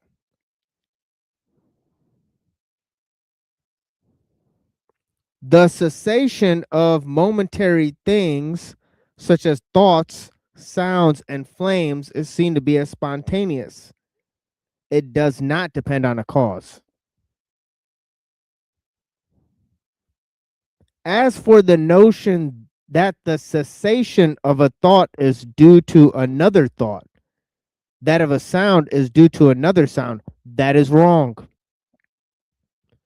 For the two thoughts do not occur together, for there is no mutual contact of states of doubt and certainty, of pleasure and pain, of desire and hate.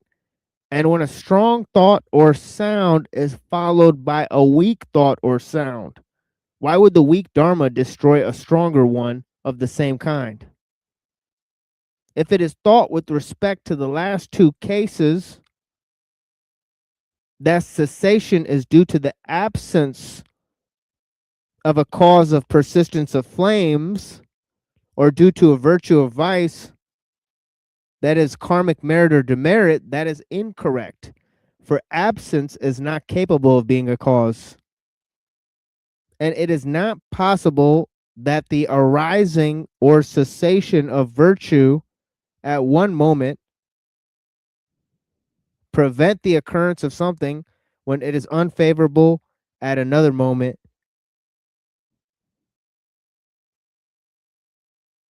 I think it's supposed to say to bring about its occurrence, right? When it is favorable, and likewise for vice, it is possible to apply this reasoning to all constructed things. So enough of this discussion. If, moreover, the cessation of wood and the like were because of contact with fire and the like, then with respect to arising in what is more and more heated of successively more intense qualities produced by heating, the cause would also be the destroyer. Why is that? Either those distinct heating produced qualities that arise successively in grass and the like through contact with fire are all just due to the same heat, or else their destruction is the arising of more and more heated, precisely the cause would be their destroyer. There'd be no difference in causes. And it's not right that their existence is from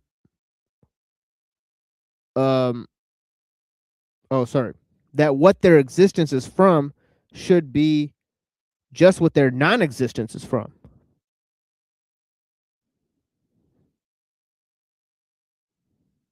Right. How could the cause be the destroyer in the case of the fire, right? That would be to imagine that within flames there are distinct causes.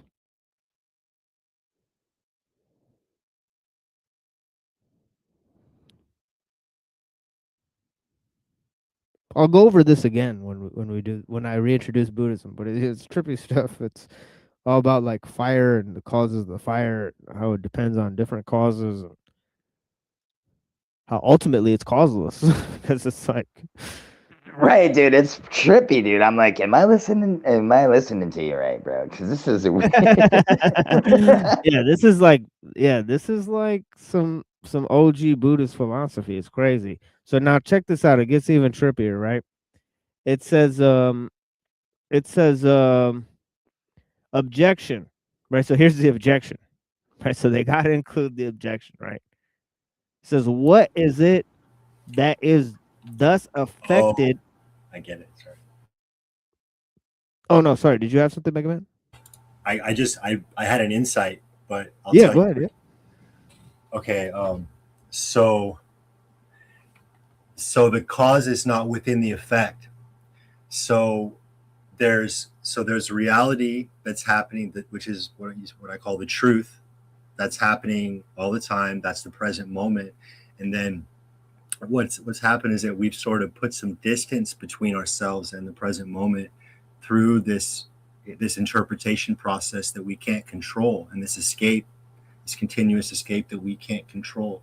And so we tend to think that we tend to think that we can only make minor course changes in life because we're so attached to the past, and our understanding of life is that what we're talking about here, the way that cause and effect, we're convinced that if we've been a certain person, if we've done certain things, if we've led a certain path up till now, we tend to think that we can't completely change it. we can go a little bit better, a little bit improve a little bit, but we don't understand that we could, if we wanted, completely wipe it all clean and be transformed Third into eye? something different, and all of a sudden life becomes different because our circumstances all along was based on the present reality that we're not in tune with. That's so being more clear and in tune with the present reality is what creates the outer circumstances. That's how it trickles down, right? It starts with your spirit and your soul, and it goes to your psyche, and then that turns into worldly experiences. And so we, in order to change the world, in order to change life completely for everyone, it can be done. It can be done in an instant, and it doesn't depend on the past, is what I'm trying to say.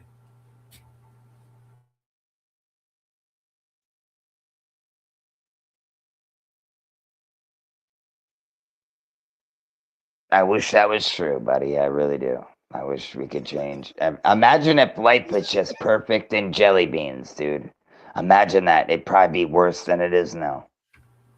I don't think life would ever be perfect, like in a fantasy kind of way, but what would be perfect to me is that if we're all continuously learning and only having as little pain as possible for all of us, and we're all learning the whole time, and we just keep getting better and better and better, and No, you're trying to we're escape spiritually the growing, reality and we're of spiritually the real growing. life. That would be perfect to me, but it doesn't mean life's always perfect, but it's like we're going in a good direction. The direction No. we're going right now is straight underground into a cave to It's still die. beautiful, though. It's still a beautiful thing. We're going in a bad direction, so Well, that's why what they I'm want you to serious. think. They're steering us into a bad direction. It's not. See, it's our spiritual condition that. See, what I'm trying to say is that No, it's you're just trying to put labels on people, bro. And don't put labels on me. I don't like that shit. Don't put spiritual this and that. No, I'm just me, bro. That's it. Well, can I say our psychological? So our psychological condition Exactly. is what determines Programming. our psychological the state of us. Our psyche is what determines our future circumstances and whether. What are you from? Where are you from?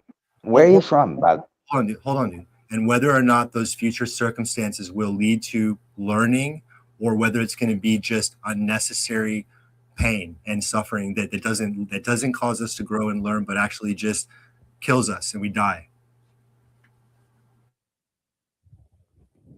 Okay. Yeah. Have you been outside lately, though? I'm just saying, like, have you been Yeah, around? but dude, you gotta let him finish his sentence. You can't just cut I in know. the I middle. was. Yeah, Yeah, you my can't bad. keep doing that, bro. Yeah, you can't keep doing that. Yeah, that's gotta end. But yeah, I won't. so it says here, why is that? Either those distinct heating produce qualities that arise successively in grass and the like through contact with fire are all just due to what is the same heat, or else their destruction is in arising for the more and more heated. So let me read that again. It says either those distinct heating produced qualities that arise successively in grass and the like through contact with fire are just due to what is the same heat, or else their destruction is in the arising of more and more heated. Precisely the cause would be their destroyer. There would be no difference in causes, and it is not right that what their existence is from should be just what their non-existence is from. That would be to imagine that within flames there are distinct causes. So here's the objection. It says, what is that? Oh, sorry. What is it that is thus affected in the case of the arising of heat produced differences through contact with lye, snow, acid, sun, and the watery? In the case of boiling water that grows less, what is that contact with heat does there. By virtue of its contact with fire, through the force of fire, the heat element, which is present in water, increases, and increasing causes the mass of water to be reborn in quantities more and more reduced until being totally reduced. The series does not renew itself. This is what contact with fire does to water. Therefore, there is no cause for the destruction of things. Or destruction, right? Is just intrinsic. Ceasing because of their transitoriness. Being just arisen, they go out of existence. Destruction in an instant is thus proven, and from destruction in a moment, the absence of motion is proven. Absence of motion. There is the conception of movement. However, when there is uninterrupted arising in different locations, as with grass fire. Okay, now this is gonna be the last thing I'm gonna go ahead and read. And this is the one that I was saying is basically about the self, right? So we're gonna apply this idea of dependent origination, right, to the self, right? Okay, objection. Now, how is it that what has been seen by one mental event is remembered by another?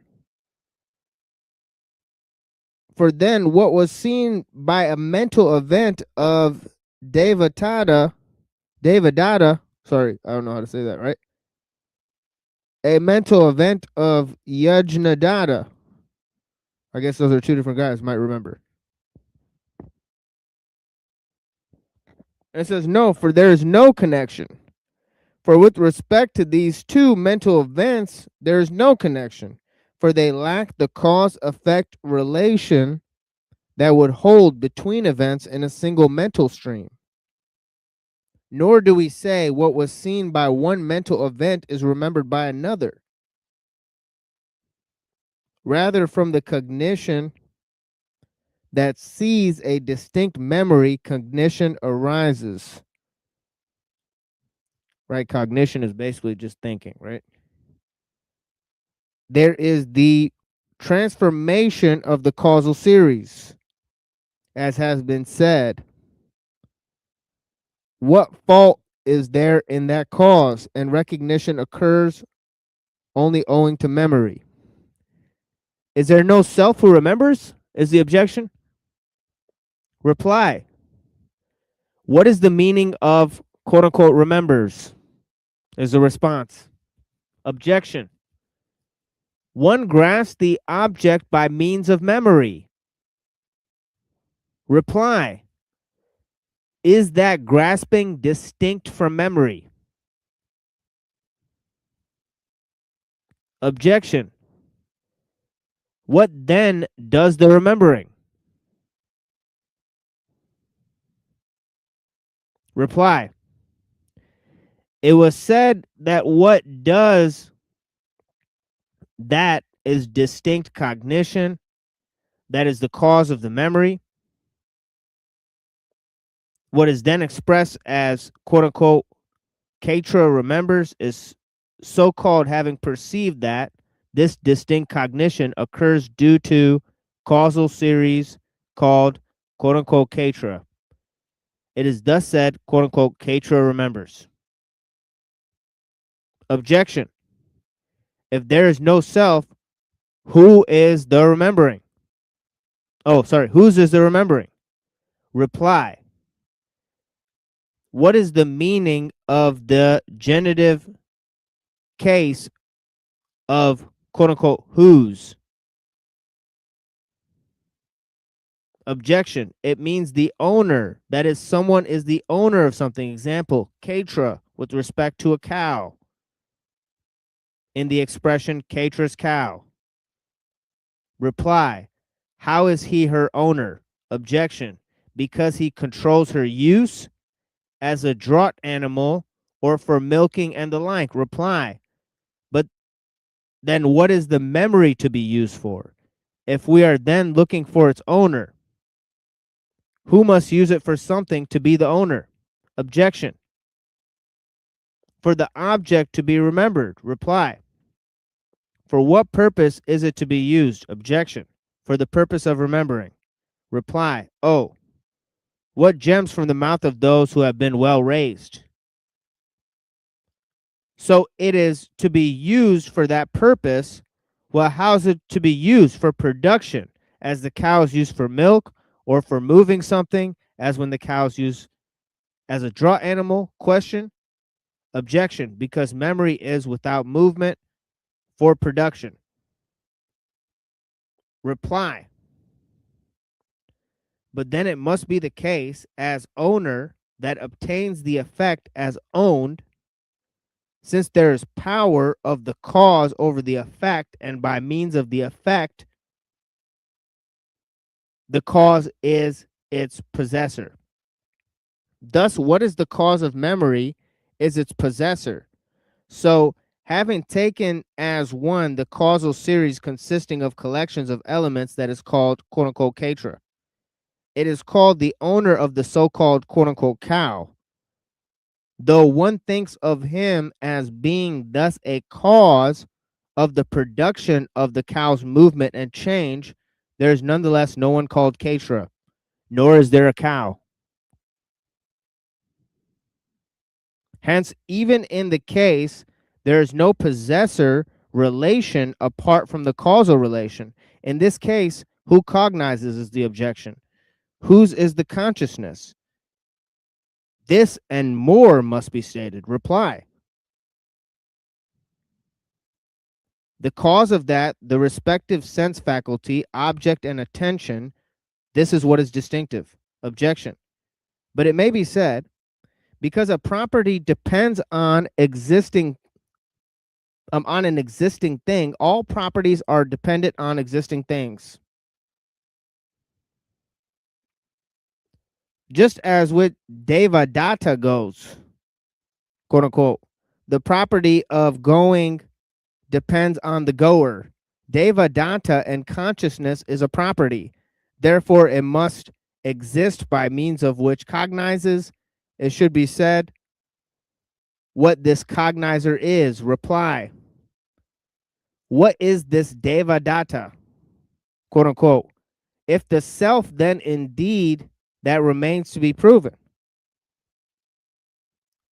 Or the conventionally designated person, that too is not at all one. For it is those elements in the series that are so called. In the case, Devadatta cognizes just as he goes. Objection. How does Devadatta go? Reply.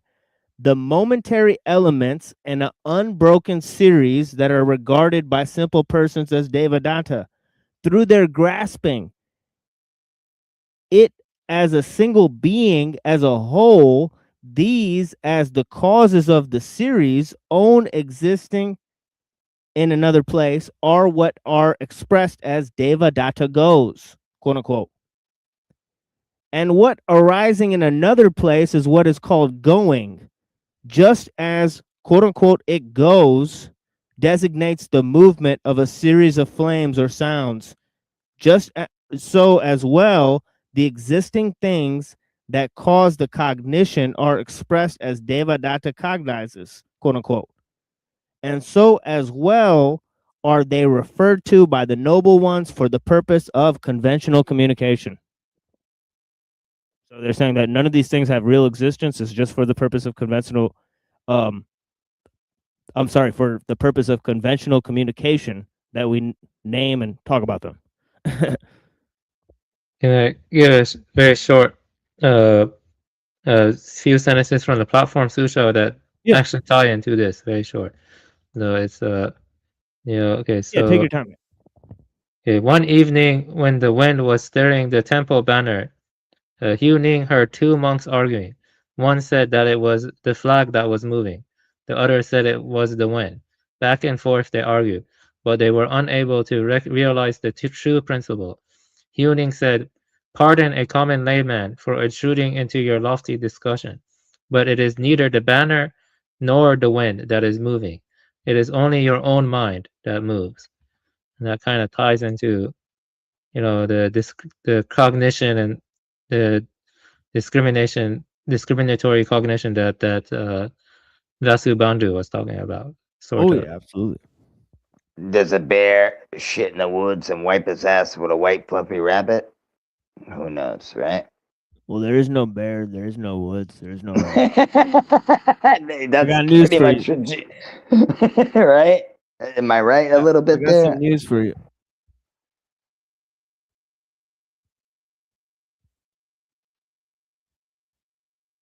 Okay. I'm listening to the news. Yeah, it's like, like for example, right? A bear claws a hole in a tree, right? That causes a mushroom to grow out of that tree, right? Because he's trying to scratch it to get the maple, right? And a bear shits in the woods after he eats the salmon, right? Which returns the phosphorus to the forest floor. So in a way, the bear Earth, is yeah. just a delivery system for the nutrient of the forest. Yeah. Right. For Everything example, right? has, like we are too, right? Yeah, exactly. Absolutely. Right. So this is the point he's trying to make, right? That the bear is really a combination of several elements, right? The forest, the stream, the salmon, Everything is the connected. It's like a phosphorus big, in the soil, right? Exactly. You know what I mean? Right. The yeah, mushroom big that's in the spider tree. web. Yeah, exactly. Yeah. You know what I mean? Right. The polypore mushroom that grows out of the tree. It's all part of the same system, right? Winnie the Yeah, I Pooh, was right? just Called Winnie the Pooh, right? Winnie the Pooh. Yeah, I was busting balls, but I thought it was great. But that led into what you said. It's awesome. Yeah. Oh I yeah, was yeah. getting tripped out to what you guys are saying. I'm sitting here trying to listen. I'm like, oh my God, dude. Yeah, I'm it not is even tripped out tripping. And because I you could feel use like it. I'm under trip. Yeah, because you could really use it to respond to anything. That's what's tripped It's out great. about it, right? It's It is. fucking It's weird, right? crazy. Like anything It is anybody weird. says, you'd be like, yeah, well, that's just your opinion, man.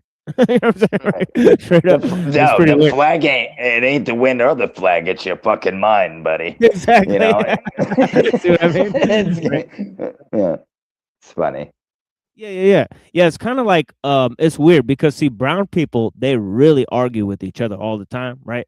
So this is probably a way they figured out how to end all the arguments. Maybe, yeah. Who They're like, knows? look, let's just go to the end of the fucking argument. Just like nothing exists, boy. That's It's all in your funny. mind, boy. Yeah, it's nothing here, man. Yeah. It's all. But That's yeah. crazy. How old are these things that you're reading? Is it like old school, like back in the day, or is it new, or kind of new, or Well, Melinda 18? Ponda, that would be like around like like the second or first century BC, right?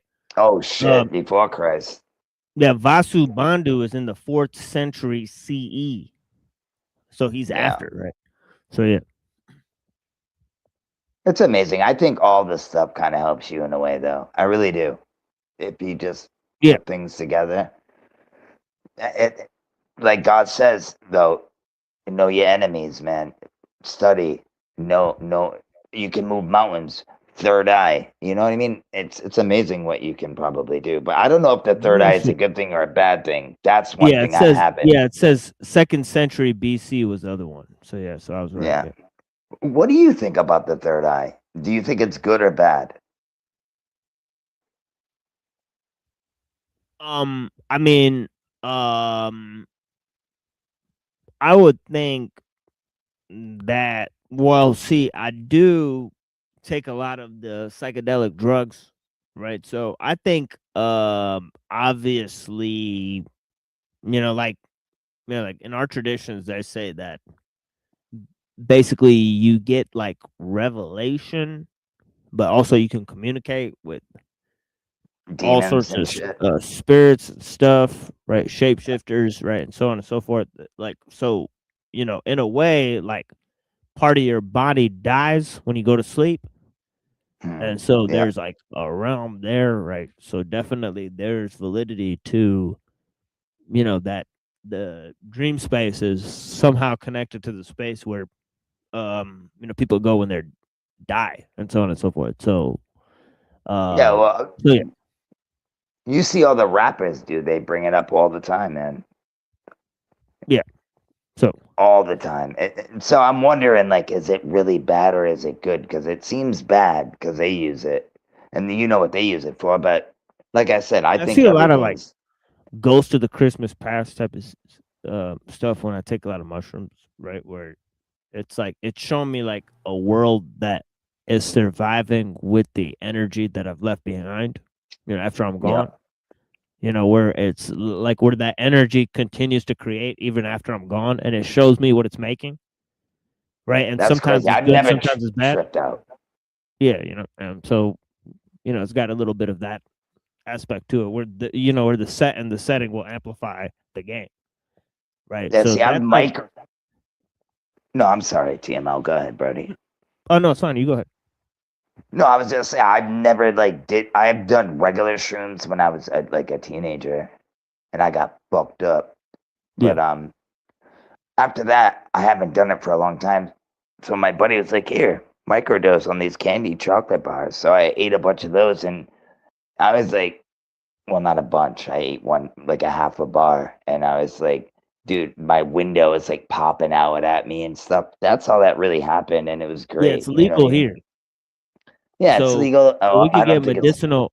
Yeah, we could get like a high grade, very powerful, right? Actually, in fact, you have to be very So you get careful the with good it, right? stuff, Yeah, not but the 3.5 stuff. Yeah, yeah, it would make you trip out. Yeah, so you have to be careful, and the thing is that definitely, it'll, like if you take a high enough dose, it'll put you in a catatonic state, and you will be hallucinating, right? So the fact is that if you take a high enough dose of mushrooms, you do not want to go anywhere, right? Because no, and no, I was staying possibly at if you're home. not, yeah, possibly if you're not doing that high of a dose, you're not doing it correctly, right? So that's the problem with the mushrooms, is that you have to take a high dose, and you have to do it like work your way up to the high dose, right? That's what And I then you did, have little to, by little.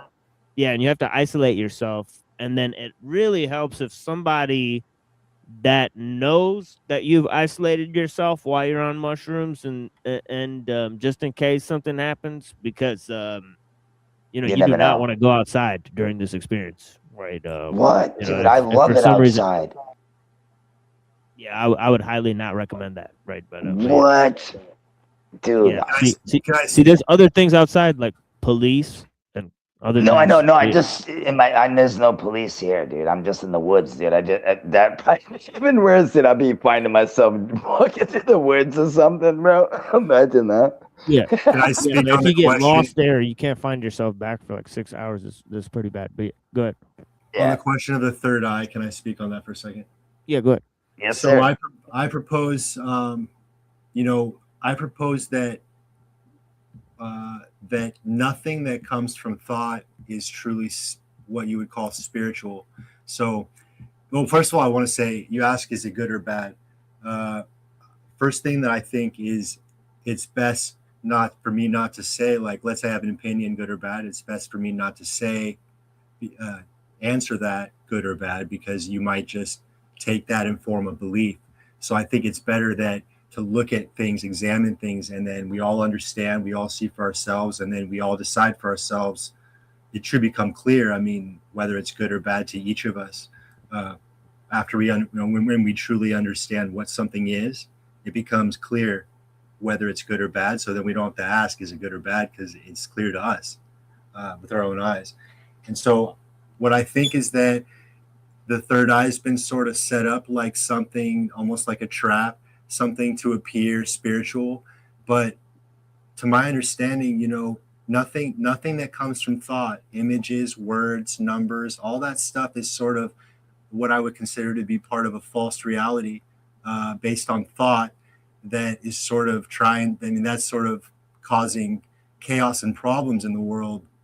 And therefore, I don't, so if I'm looking for a spiritual connection, I might feel like that's an easy one to go to. That's the one everyone talks about, knows about, rap songs, etc. So it does look to me like a sort of trap to appear spiritual, but then what is it going to link me to? A mind of words and thoughts and images and belief systems and mythologies and all these things.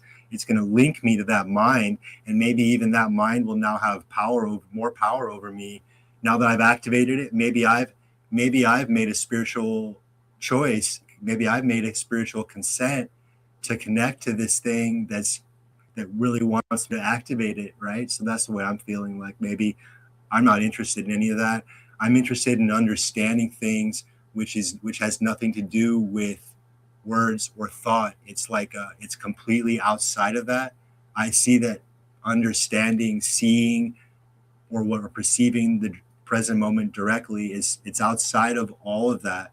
It's hard to imagine, but it's like it's outside of thought. So then I could say, well, anything that's created by thought cannot be, it's not coming from that whole place of truth. It's some kind of trickery or some kind of distortion going on, because thought has a limit on what it can, how well it can describe things. Thought creates images, and they're like cheap copies of things, and it's not the real thing. So. Well, what I would say is, my bad, I hit the wrong button. I was listening to you though, but I think, like I said, there's good and bad and everything. The third eye, it's all on how you use it too. I don't think you can open up that but then again, I don't know. I could be totally wrong. But what I'm trying to say is, what you said, thoughts are, man, it's, what you're saying is weird to me, but I respect what you're saying though. I just think if third eye can be a good thing. Like God said, you can move mountains. What did he mean by that? People say, oh no, he's just paraphrasing. He's just doing that. What if we can actually really move mountains? Or is it a paraphrase, right? Who knows? If you get what I'm trying to say, right? Imagine that with the third eye. You're saying, well, you could use it for good or for bad. Okay. So I guess, how do I know? How do I know whether... You don't. That's the problem, my friend. We don't know. That's your belief. That's when we get into the belief thing. These are things that you believe in. These are the things you think. I think it's good to look at... Oh, sorry. No, go ahead, brother. I think it's good to look at our motive. First thing is look at my motive. So let's say I have a question on the third eye. Well, why am I interested in that? Am I trying to get more power for myself? Is that why I'm doing it? Or what is my reason? Is the first thing because I need to know why I'm doing things. Well, if you're doing things for good, it should be for good, right? If you're not doing it for selfish reasons or stealing or anything like that, you should be okay. And if you have something good on your side, you'll be okay. That's why I say I have Christian values. I'm not a Christian because I'm not perfect by any means, bro. It's either walk the path or you don't. You can't have 1 foot in and 1 foot out, right? That's what they say. Am I wrong? You know what I mean? So, but I believe in these things. Did you hear what I said? I believe in these things. You know what I mean? Yes, sir.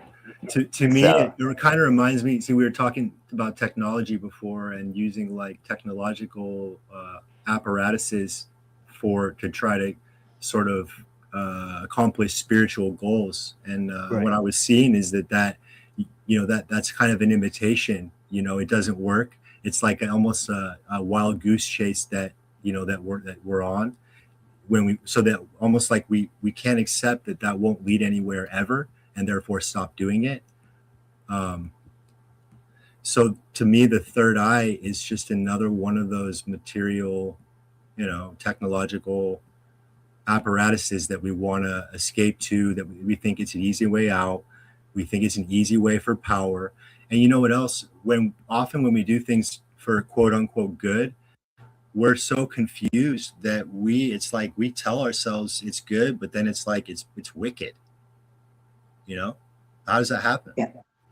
Well, it also depends what you've been through in your life.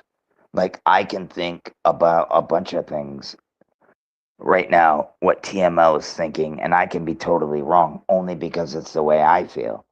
Do you understand what I'm trying to say? Like, all right, if TML doesn't answer me like he just did and let me back in because I hit the wrong button, what if he didn't let me back in? I'd be like, oh, what did I do? I didn't mean to piss him off. Am I wrong?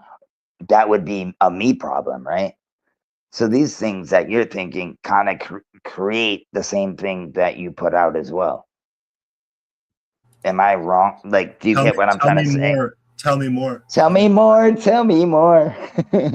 No, but I'm just saying the third eye. I was just asking a question. You know what I mean? Like, I don't know if it's real. Is it real? I don't know. It could be. I see all these people talking about it all the time. I don't know. But for me, it's a never-ending question. It's just a question. It is, dude. It goes on forever. My perception gets sharper and sharper and sharper without ever really being satisfied. And that's all that matters. Yeah, see now he's talking, so let him finish this statement. Go ahead. I'm sorry. Oh no, go ahead, sir. I was finished. No, I wasn't trying to interrupt them. I was agreeing with them. So I'm gonna get up in some.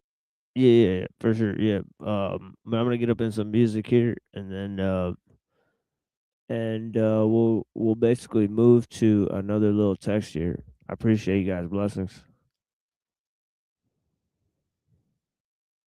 This will be kind of like a longer like music thing. So yeah, so we'll be back in maybe 10 minutes or so, because I'm gonna maybe step away from the computer for like a hot second. But I appreciate. Yeah, I'm gonna hop off. Yeah, for sure. If the link's in there, I'll jump back in. All right. Yeah, for sure. Yeah, peace, homie. Later, bro. Thank you. Yeah, peace. Blessings. Blessings. Before you play the music, okay, quickly tell me what text you're going to read next. Have a good night, Wolfie. Thank you. Thank you. Well, we got your reading in the video, but if there's any other ones you want to read, wait, you're asking me which one I'm gonna read? Oh yeah. Which one you're gonna read? Yeah, the Swampland Flowers. Swampland Flowers. So let me see where I put that here. Swampland Flowers. I think it's Tahui. What is the name?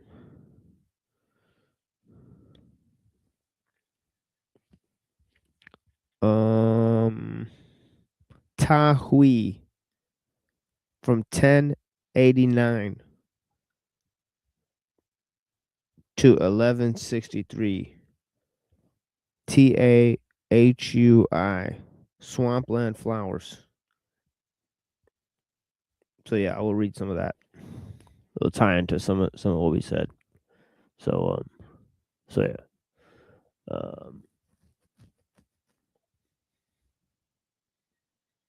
And yeah, we'll be back in 10 minutes. Blessings.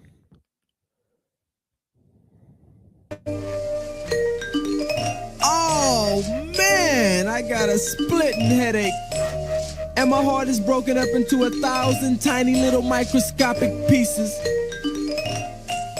I got a head full of headaches, so heart that's full of woes. I'm constantly singing them down home blues that not many people know. That leaves me with a twisted view of the whole wide world as I know it. And I guess I got no choice but to be a poet.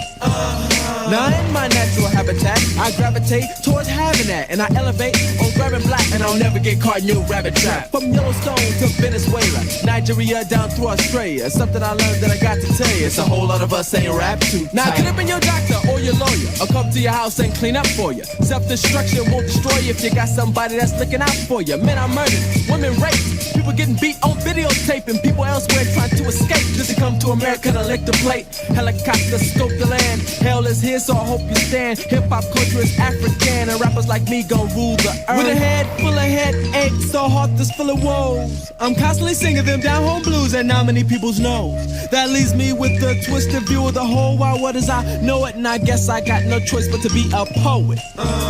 Now every day I manifest and I generate and smoke cannabis, and I penetrate and I innovate and I demonstrate from Los Angeles, from Amsterdam to the northern border, Panama, Spain to Atlanta, Georgia. Something I learned that I haven't told you. Brothers like me don't live too long. Now I know you know it ain't who you know, but do you know you? See, cause you can go just like any Joe, and that's for sure true. So if you straighten your nail and the snake's in the barrel and the serpent is under the rainbow, and your head over heels instead of the reels, and you're bound to be tangled. Cause brothers are singing and dancing and rapping like they was a vaudeville act. But knowledge is one thing, you gotta know self and you gotta know God's still black. Cause every so often I sit and I wonder why I even trip at all. Cause half are down when I get down, the other half wanna see me fall. Waiting around all heaven bound, and you're seeing that your L7's round. And when the sky falls to the ground, and you found that the only way up is down, don't give me no additives, no sedatives, or preservatives, or repetitive rhetoric you give, just let it live. Yet my head is pounding, I'm dealing with this load on my mind. I got a head full of headache, a heart that's full of woes, man. I'm constantly singing them down-home blues that not many people's knows, man. That leaves me with a twisted view of the whole wide world as I know it, and I guess I got no choice but to be I got no choice but to be, I guess I got no choice but to be a poet.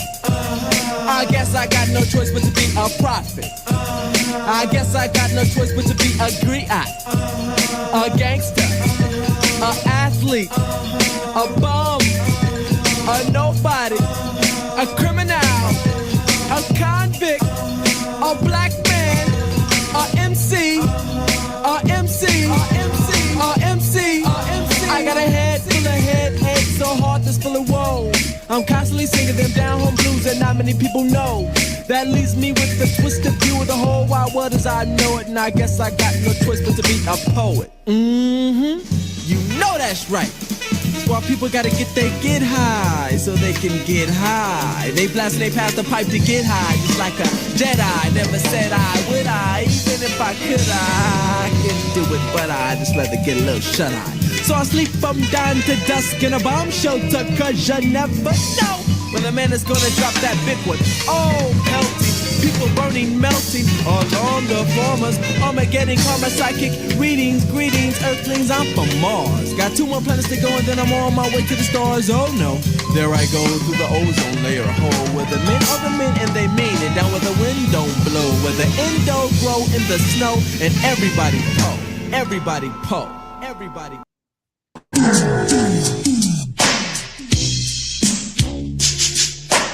Here's something that's going to make a lot of changes.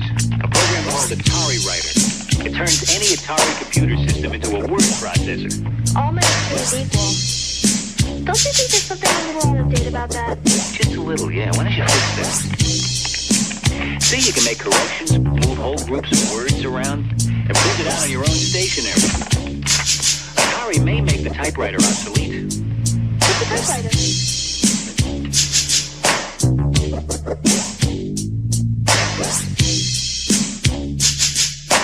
Step it up.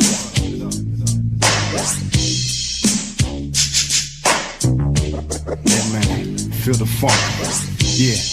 I could smoke a whole eighth in a spliff. Some call that a problem, but I call it a gift. Hit the clutch, then I start to shift. Turn it up, like my Dutch, then start to drift. Lost Angel, West Side Rider, the official 4-5 Friday sound provider. Underground hitman, hard to hire. Get unsigned death threats written in typewriters. Poetic, I'm that type of rider. Got that don't call me, I'll call you type of fire. Fake it till you make it. I'm such a good liar. Headliners used to not make the flyer. 401k, and I don't mean retire. Chase loot, still war all day. I'm in denial. Peace ain't the word to play. It's violence. I ain't have shit good to say. So here's silence. I slow flow y'all to death.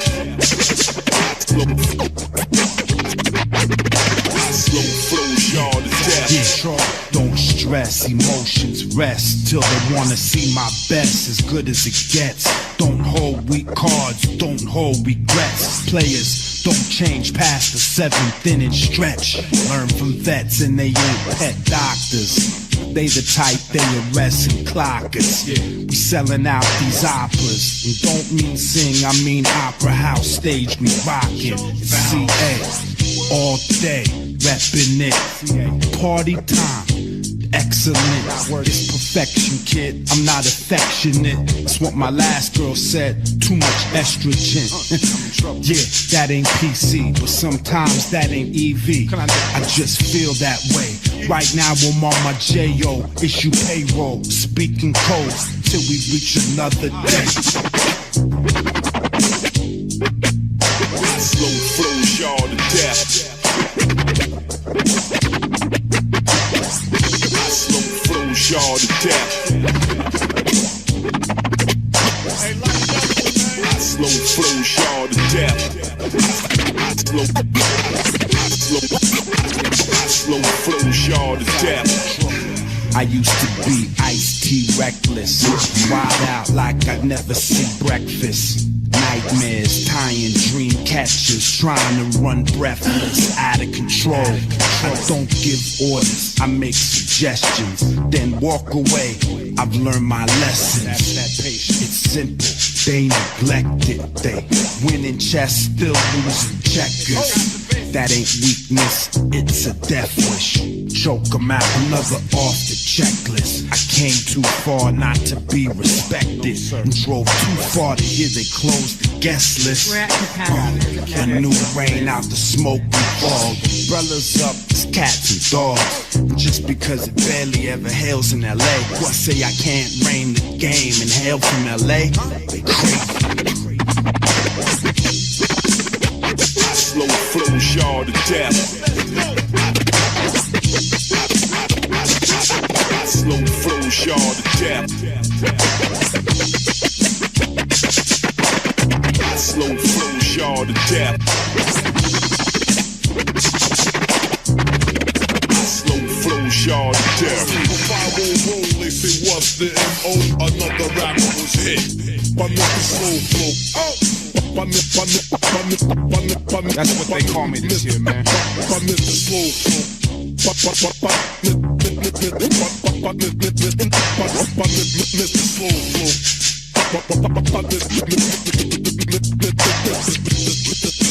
The slow flow.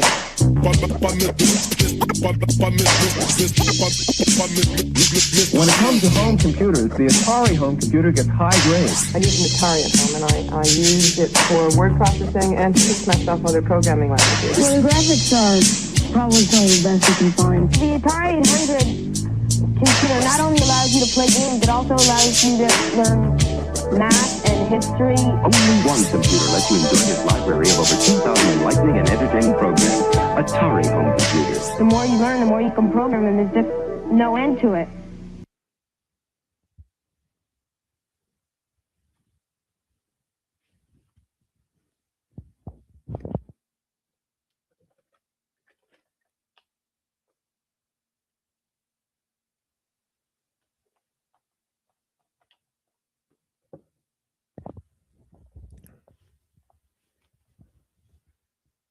Yeah.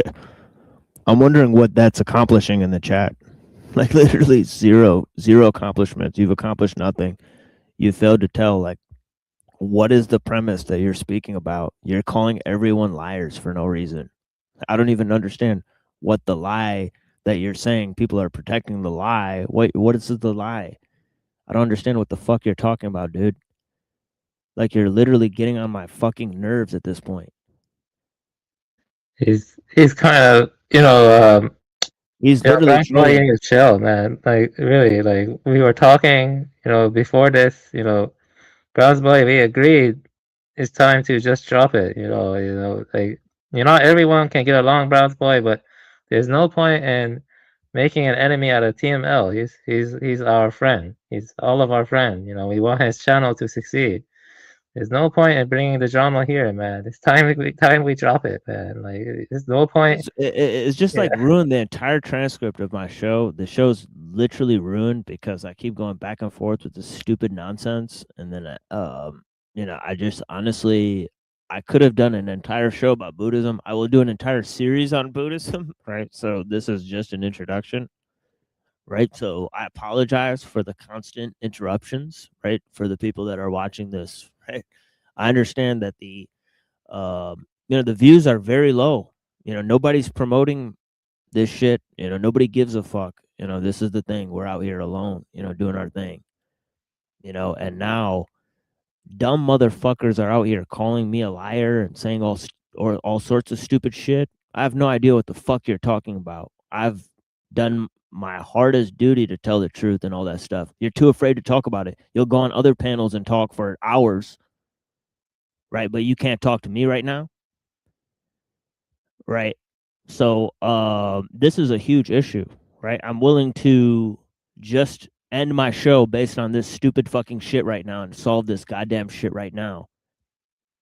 Yeah, Bronx Boy. Yeah. You Go can't ahead. do Go this, ahead man. and prove to Like, me what the lie is. Go ahead and prove to me what the lie that you're talking about, motherfucker.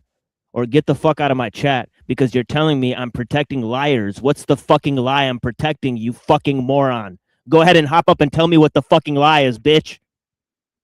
Yeah, who paid you to go ahead and derail my fucking show today, bitch? Because you keep acting like a fucking asshole. What's your fucking problem? What's your goddamn problem, bitch? What's your fucking problem? Why do you have to act like a little bitch? I told you to fucking stop. Now, what's your fucking problem? Now that you're calling me a fucking liar, you're lying. You're a lying motherfucker. So come up and tell me why I'm lying. I don't have all day, cocksucker, for you to keep making up shit and trolling in the fucking chat because you are trolling and derailing the goddamn show. So go ahead and tell me why.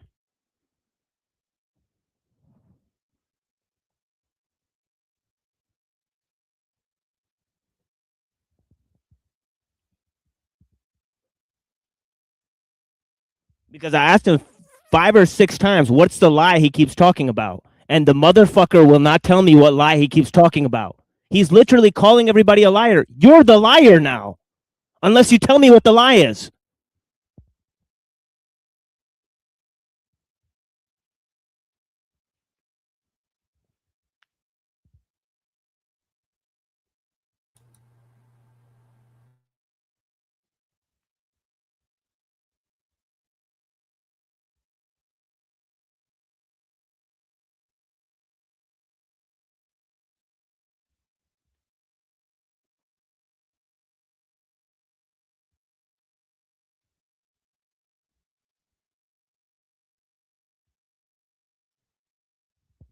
Yeah, so I guess we're supposed to wait forever for people to come up now. See, they want to draw down the time on my shit so they could draw down the audience on my shit.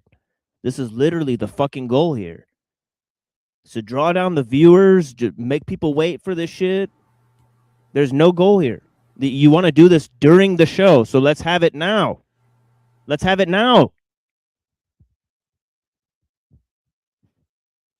You're coming up. You're coming up. You keep saying you're coming up, but you're not coming up. That's the fucking problem. You're the liar. You're too afraid to talk about it now that you put this shit out on the fucking air. You stupid motherfucker. Now tell me what the lie is that you keep screaming and crying about. You stupid motherfucker. When you started the personal drama yourself, I was in the VC when you started the personal drama yourself.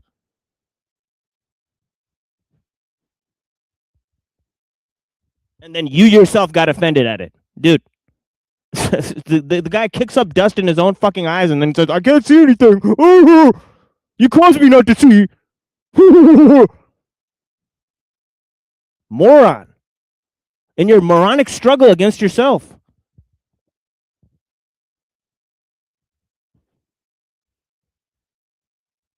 Yeah, go ahead and troll the machine live, bitch.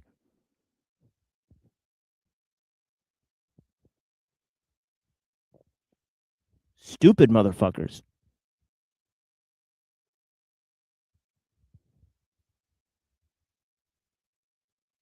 Oh, now they're disappeared. Oh, incredible. Now they disappeared. Now they got nothing to say. Now they disappeared. Fucking annoying. Every time you point out what the fucking inconsistency is, they scurry away. You shine a light on the darkness, or they scurry away.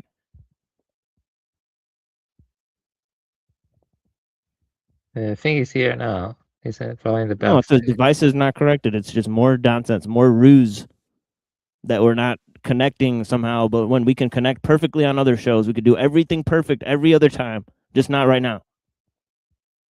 Yeah, what's going on, bro?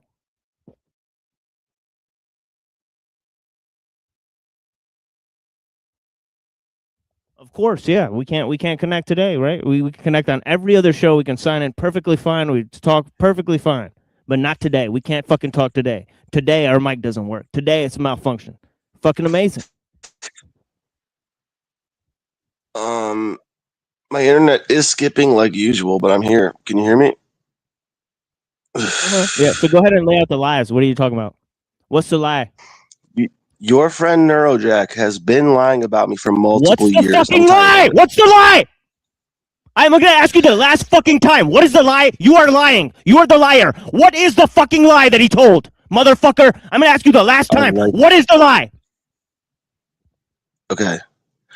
Your friend Neurojack has made up multiple lies What about is the me. lie? Go ahead and tell me what the lie is. I'm trying to. He's made up accusations that I'm here to gatekeep your show. He's made up accusations. I didn't hear that. I didn't hear that. Are you making that up? Do you have proof of that? Do you have proof that he said that? He is. Yeah, it's on your. It's on your show. He said it multiple times. All right. Why are you disrupting my show right now? Why is this show about you now? Well, could it be that you're proving him right now? Could it be that you're proving him right now? It could, in some parallel universe, it could be correct. Yeah. No. You're absolutely proving him right by derailing the show and making it all about you, and then calling me a liar. That's what you're doing. So that's what you've done today. Okay. So how can you explain your actions based on what Neurojack has done to you? How can you explain your fucking actions? Oh my god! How do you explain your motherfucking actions, bro? Can I tell you? Yeah, I'm absolutely waiting for it. Okay, well, I'm trying to tell you. All right. Just today alone, you have claimed that I am paid to derail your show. No, I didn't. Go back in the chat. You're lying about that. I can go back in the chat and prove that I never said that, you fucking moron. So there's your fucking lie right now. You're lying about me right now. See what I mean? You're a lying cocksucker, and you go ahead and make up shit whenever you want. And then you claim other people are doing it. I claimed, who the fuck is that a possibility? And I claimed it could be a possibility, and now you're claiming I said that that's what's going on. You're a fucking moron. You know that? You stretch the truth whenever you want to. You stretch the fucking truth, and you just did that. Thank you for stretching the truth in front of my face. Now what do you want to say to me? Now what do you want to say to me now that you lied about me? Now that you lied about what I said, what else do you want to say about me? You're stretching the truth, not me. Oh, okay. Let me go back in the chat. Here, hold on. I'll go back in the chat. And show me where you didn't say I was being paid to derail your show, which is ridiculous as fuck. And you know it is. Right, even to suggest it, even to suggest it is ridiculous. Where I said that? I will. I'll screenshot it tomorrow, dude. Don't worry. Oh, you'll screenshot it tomorrow, so you don't even know if I said it today. Maybe I did screenshot it today. I don't know. Oh, okay. I'm going back through the chat, bro, right now. It. No, I'm going back through the chat right now. All right. Well, it's still the fact. I'll prove you're a liar right now. I know what I said. I'll prove you're a fucking liar right now, bro. How about that? I know what I said. Thanks for saying what you think.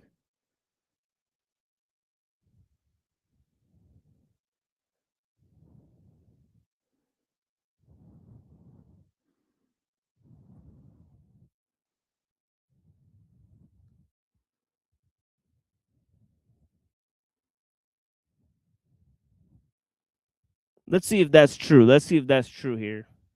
And we'll see who's telling the truth here.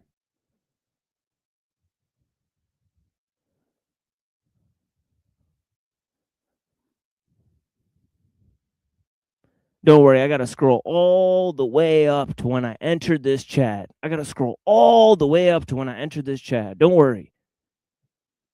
We're going to see if I said anything like that. I found it here. He said here that I think you got pissed, and you just said that you are purposely fully derailing the show, and that kind of pissed them off too. But I think you had good reason to be pissed. Yeah, but where did I emphatically make the statement that somebody is paying him?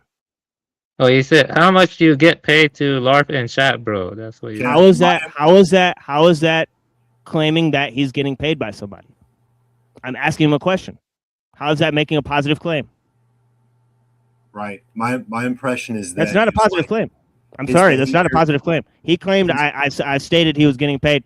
That's not what I said. I asked him a question. I'm asking what's the point of derailing?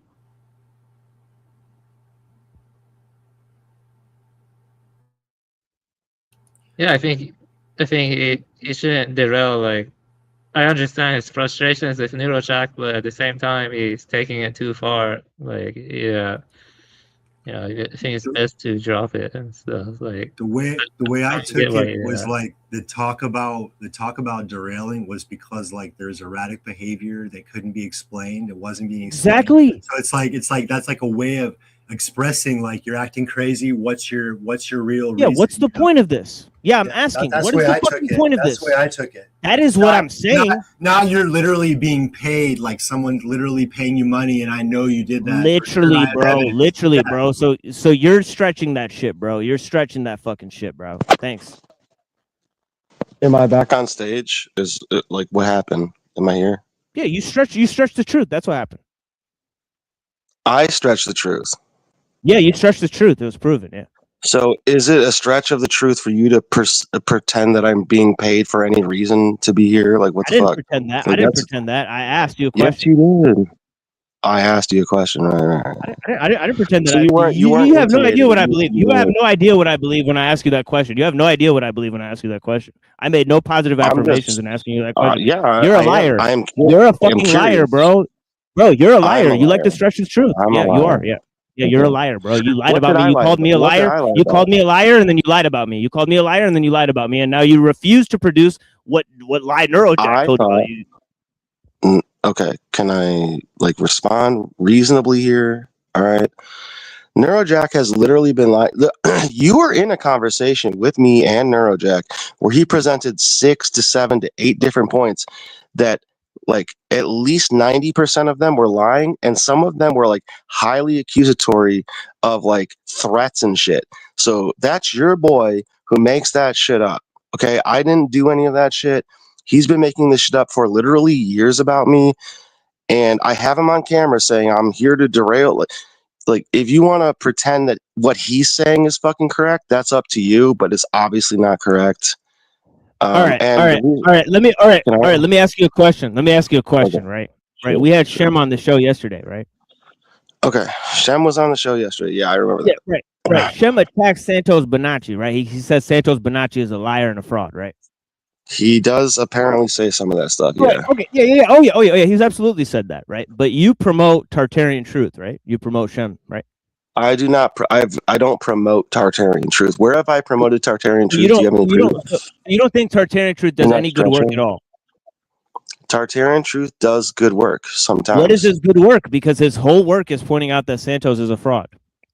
That's not his whole work. You're pigeonholing that, and you're stretching the truth. Well, if I go to his channel right now, that's the work that I'm aware of that he does, right? That's the work that you're aware of. Can you point out the other work? If you want to know more, I could tell you. But you can't assume things. Okay, now that's your boy calling Santos a fraud, right? That is a person that I believe does good work, and not everything that he does is correct. And yeah, he calls Santos a fraud. Yeah, he does. Is that your boy or not? Because you said that was your boy earlier. Who's my boy? Tartarian Truth. You said that was your boy. I said Tartarian Truth is my boy? Yeah, you did. When? You said that was your homie. That was your boy. Did I say that? I believe you did. Oh, well, if you believe I did, can you provide the proof? Can you provide the proof that Neuro said you're a gatekeeper? Yes, I can actually. I have it on video. I definitely have it on And video. can you provide the proof that I'm protecting his lives against you? Well, you seem to be going after me more than him, and I'm not lying about him. He's lying Can you about me. provide the proof that I'm protecting lives against you? I'm protecting Neurocheck. Can you provide proof of that? And what are the lies? Fuck are you talking about, bro? Like, you're smoking crack, dude. I'm not smoking crack. You right there are obviously stretching the truth, which you accuse me of. So that's rejection. You don't get it. This isn't for you the literally live stretched the stream. truth. You literally said, I claimed you were being paid. I never claimed such a thing. You're literally stretching the truth left dude, and right. Look. Not everything has to be the end of all times. All right. Tomorrow, if I take a Tomorrow snapshot, I'll remember what you said today, how you derailed the entire show today, bro. Tomorrow. That's your opinion. That's your opinion. That's your opinion. No, that's not my opinion. That's the fact of what happened. Is you made it? the entire show about you. Did You had everyone- to end did the every- show with your entire every- fucking spat with Neurojack. That's Does your everyone? fucking. Does there, That's your entire thing, dude. is that just? Yeah. No, that's what you were saying. No one else. No one else said that. No, that's actually. you. It was just you. No, that's entirely you. No, that's entirely Everyone. fucking you. No one else said that. No, that was just you. who nobody said else that. was focusing on That's that. just No, your that was opinion. only you that was focusing on Neurojack. That was only you. No, that was you. That was you, motherfucker. I was focusing on Neurojack, but that's all you. That's all you, motherfucker. That's all you, motherfucker. You keep saying that's me. That's me. No. That's you, motherfucker. That's you, bitch. Can we end this? Yeah, sorry, bro. Can we? No, I'm just saying. Can we you made end the this in entire a show good about you. way? We were talking about Buddhism. You made the entire show about your spat with Neurojack. That's you, man. That's your fucking problem. Your fucking issue. You I'm derailed allowed the fucking to. show. I'm That's your allowed fucking to. show. Yeah, you're allowed to go and spam my chat and say whatever the fuck you want. But next time you're not. And next time I'll ban all 40 of your fucking accounts. I don't give a fuck. I don't have So 40 you can say accounts. whatever the fuck you want this time. You can say whatever the fuck you want. You can say whatever you want this time, but no, stop talking over me. You can say whatever you want this time, but next time you won't get you won't be able to say whatever the fuck you want and call me a liar and call everybody else a liar with zero fucking proof. Sorry, bro. You won't be able to do that next time. So you better fix your shit this time. Okay, so can I stop getting backstage for no reason?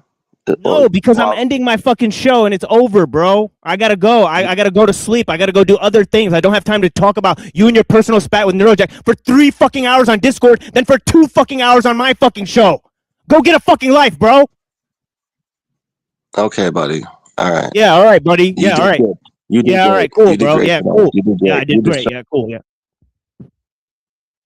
God damn, bro. Now it's gonna. Oh, I did great, bro. I did awesome, bro. Oh yeah, I did fucking great. Tell me how great I did. I'm a motherfucking rock star, baby. I want to say something. There have been times I derailed your streams too, TML. I think Brown's boy is still a good person. It's good to forgive. I agree what he did tonight was bad, but I've made mistakes too. So hopefully he realizes the mistake he made and he just apologizes or something. I think he's probably drunk or very blazed or something, and he's not thinking straight. I think he's just an asshole. No, he's not an asshole. Yeah, he's being a fucking asshole, dude. That's what I think. I think he's just being an asshole. No, you don't, Coffee. You don't know the whole fucking context, okay? You don't I know who Brownsville is, dude. Trust me, I know.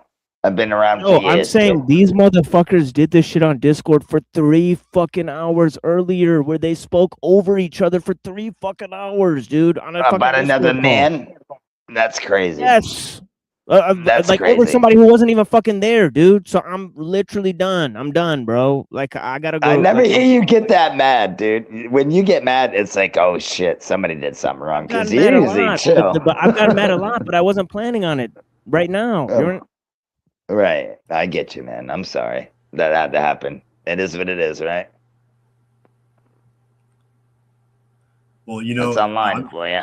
TML, I'm TML. I witnessed you acting very patient, you know, asking like a dozen times, trying to get answers. I did, yes. Like a gentleman before getting upset. So I'm just letting you know that that took a lot of patience. Oh, that's CMO for you, initially. So, you know, everybody's got a line that, you know, that they draw a line that says, don't cross this line. And there's nothing wrong with that. So everybody has a point where they're not going to let you disrespect them any further, you know? Absolutely. TMO's a good dude until you cross that line, dude. It's like you set the fuck you meter up and it's on. So like I've seen it before. I never piss this guy off. I might have aggravated him a few times, but I don't think I've ever pissed him off like that. I mean, it's fine to piss me off. I mean, I'm naturally powerless, but the fact is that, you know, that's a good friend of mine. So I don't know why he's acting like this, right? So this is the thing. I'm trying to talk some sense into him, but he doesn't seem to be getting this idea right across. So this is a huge problem. But yeah. I mean, but besides your wasted time and energy and stuff and your show being, you know, harmed, it's like I'm still not clear on what the actual grievance is. I'm not either. I don't know what Neurojack even lied about. Like Neurojack can say hundreds of people are gatekeepers. That doesn't mean he's naturally he's paranoid about everybody that's online. You know, like we've all said hundreds of times that everybody online is fake, that we're all paranoid about each other sometimes.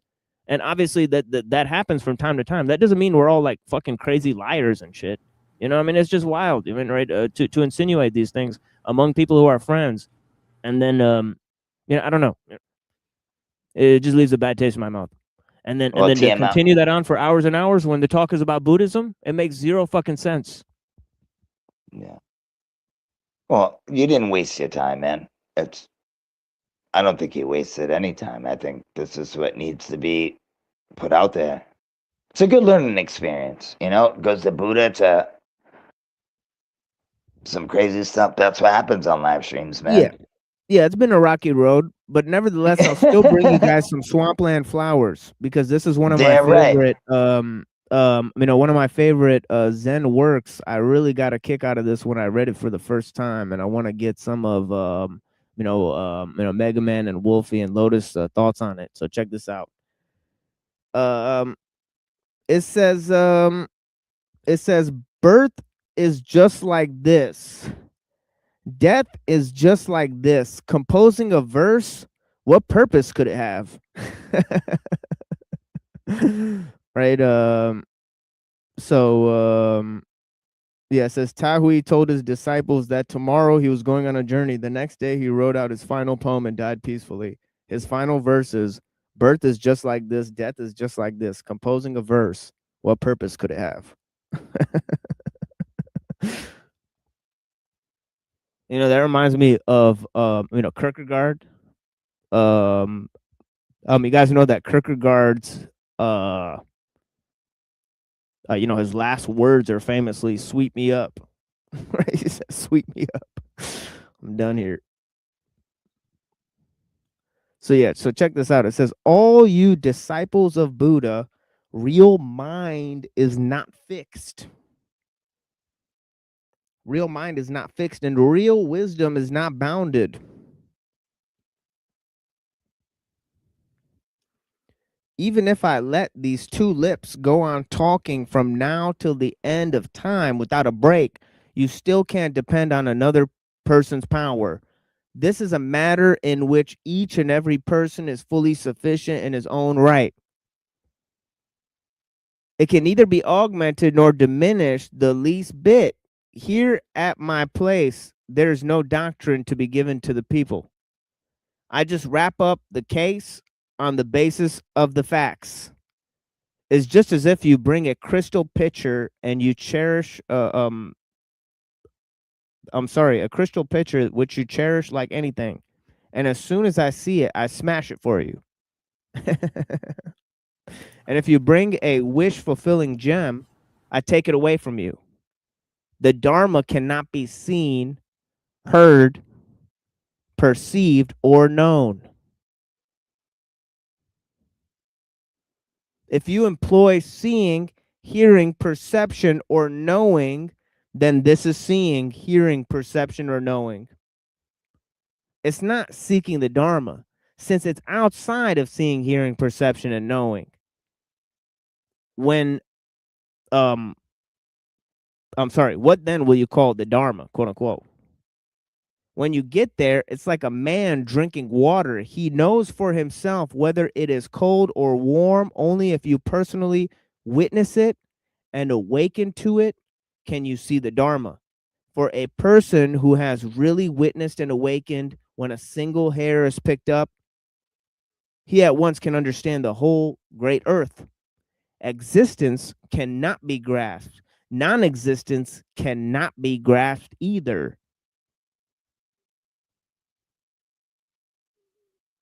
Winter's cold and summer's heat cannot be grasped. Inside, outside, and in between cannot be grasped. The one who speaks like this cannot be grasped. The one who hears such talk cannot be grasped either. Not even a fine hair can be grasped. Neither you nor I can be grasped. Ungraspability itself also cannot be grasped. The void is not subject to being obstructed by things, nor does it hinder the coming and going of all things within it. The subtle wisdom of true emptiness is also thus: birth and death, ordinary and holy, stains and defilements cannot touch it at all. Although they can't touch it, the subtle wisdom does not hinder birth or death, ordinary and holy, from coming and going in its midst. Basically, things have no inherent nature. Those who lose themselves pursue them on their own. Originally, subjects are undifferentiated. Those who lose themselves do their own differentiating.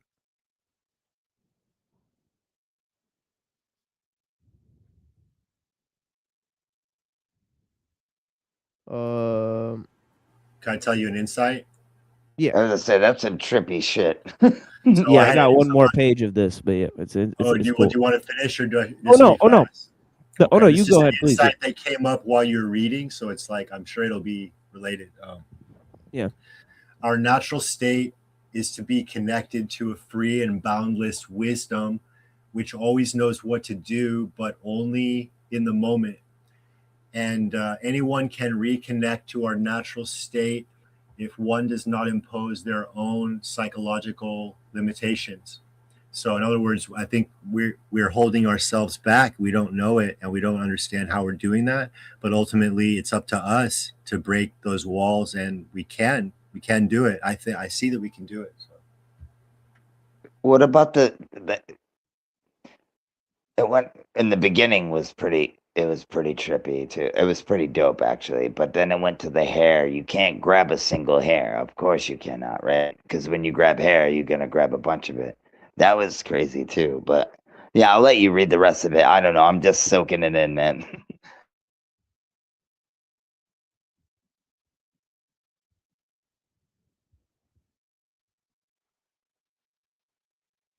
TML's like, what am I tripping?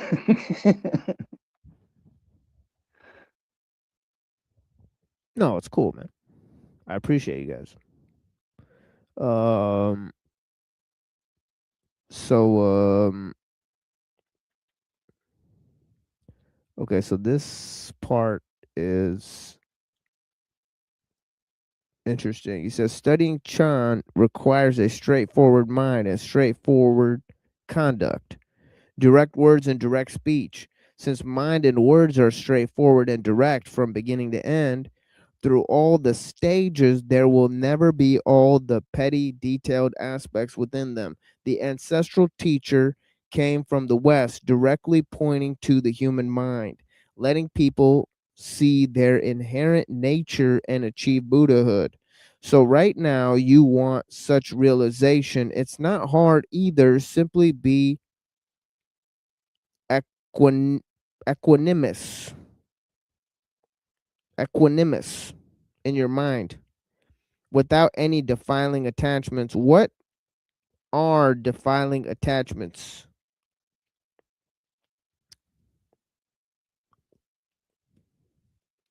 What does that word mean? when what like even you Yeah, I had think trouble. I'm Buddha like, tried to. I think Buddha tried to get on that word before. I don't know what that means. And I'm just being honest. Equanimity? Yes, it's a state of like sort of like composure, evenness of mind, like temperance, even level headedness. Sort of. Yes, that's Oh, so correct. to like, yeah, level headedness. Okay. Yeah, It's yeah. So not it says perturbed by either extremes of either right. extremes. Yeah. Yeah, exactly.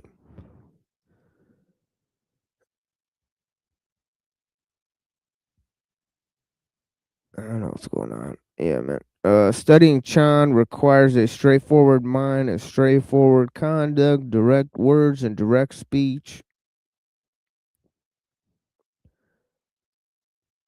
I like that. So it says thoughts of sentient beings and Buddhas, thoughts of the world and leaving the world, thoughts of seeking detachment and enlightened knowledge. All these are called defiling attachments. Just boldly apply your spiritual energy before desire arises and leap out with a single bound. The mind will be shining bright, alone and liberated. The instant you awaken to this, turn above it, then naturally it will be clear everywhere and revealed in everything. And when you get to such a stage, you must not watch over it. If you watch over it, then there's something you consider important. As soon as there's something considered important, this mind leaks. Then it's called the leaking mind, not the equanimous mind of even sameness. Quote unquote, even sameness means good and evil are equal. Turning away and turning towards are equal. Inner truth and outer events are equal. Ordinary and sage are equal. Finite and infinite are equal. Essence and function are equal. This truth can only be known by those who experience it. All of you people who haven't yet experienced it simply must do so. Only when you've experienced it completely can you be called a true leaver of home. Those whose minds don't experience this, who seek experience outside mind, are called home leaving outsiders. They're not fit to plant weeds. The mind is broad and vast, without divisions, without sides or surface. All the Buddhas, numerous as the sands, attaining true awakening, the mountains, rivers, and the great earth, the profuse array of myriad images, all are within the mind. The mind can put names on everything, but nothing can put a name on it. Therefore, all the Buddhas and ancestral teachers could not but go along with your mistake and attach names to it, calling it true, suchness, Buddha nature, enlightenment, and nirvana, imposing all kinds of different appellations. Because in the world of you sentient beings, views are biased and insensitive. With all sorts of differentiation, they set up these different names to enable you, amidst differentiation, to recognize this mind has no difference. It's not that this mind has differences.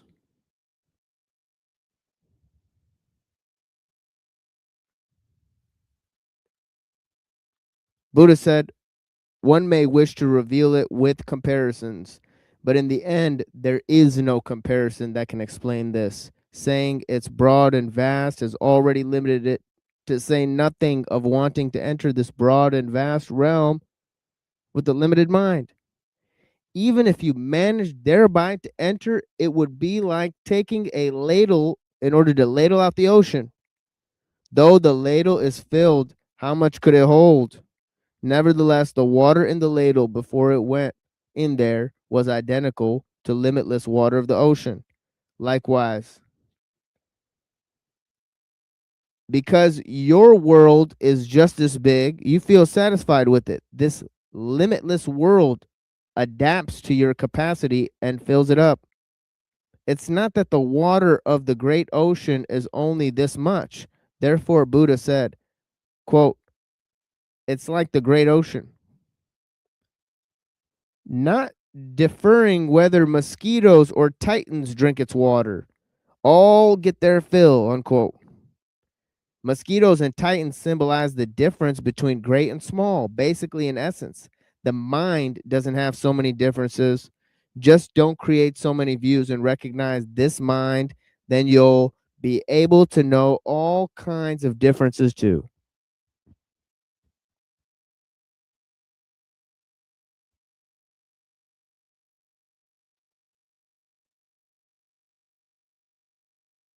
Okay, that's it. Okay, I was waiting for you. that mosquitoes, holy shit! They really put mosquitoes in there. That's amazing. I've never heard that in a book before, especially that old. That's amazing. Yeah, see, this type of behavior, look, this type of stuff, right? Where that I got buried by TML today. Yay, bro, listen back to it. It's wild. Like celebrating. Like, bro, are you trying to clip this thing or and TML, don't doing it? even pay that no mind, dude. Don't No, but it's let crazy. we. It's like I was being real with you and you're worried about clipping and all this stuff. See, this is what makes me think, like, are Oh, people just me? in it? No, no, no. I'm saying like Oh, like, are you just in it for, to make a clip or, I'm trying to talk to you about some serious shit. Like you're calling me a liar and all this stuff. Like, oh, bro, you're like talking about grow, homeboy. yeah, Oh, okay. homeboy, That yeah, like grow up, dude. Like, but yeah, man. yeah, dude. Don't pay that no mind, dude. The more you pay attention to it, the more No, they're I'm gonna keep done. No, going. no, I'm done with the show because last time I tried to play this 5-hour replay of this fucking in a review I did of Wilson, and then I fell asleep and we didn't plug the laptop in, and then the stream just died. So I'm trying not to, so Oh, I'm trying to you maybe fucked that up. replay the entire thing. Yeah, so I have only an hour left. But.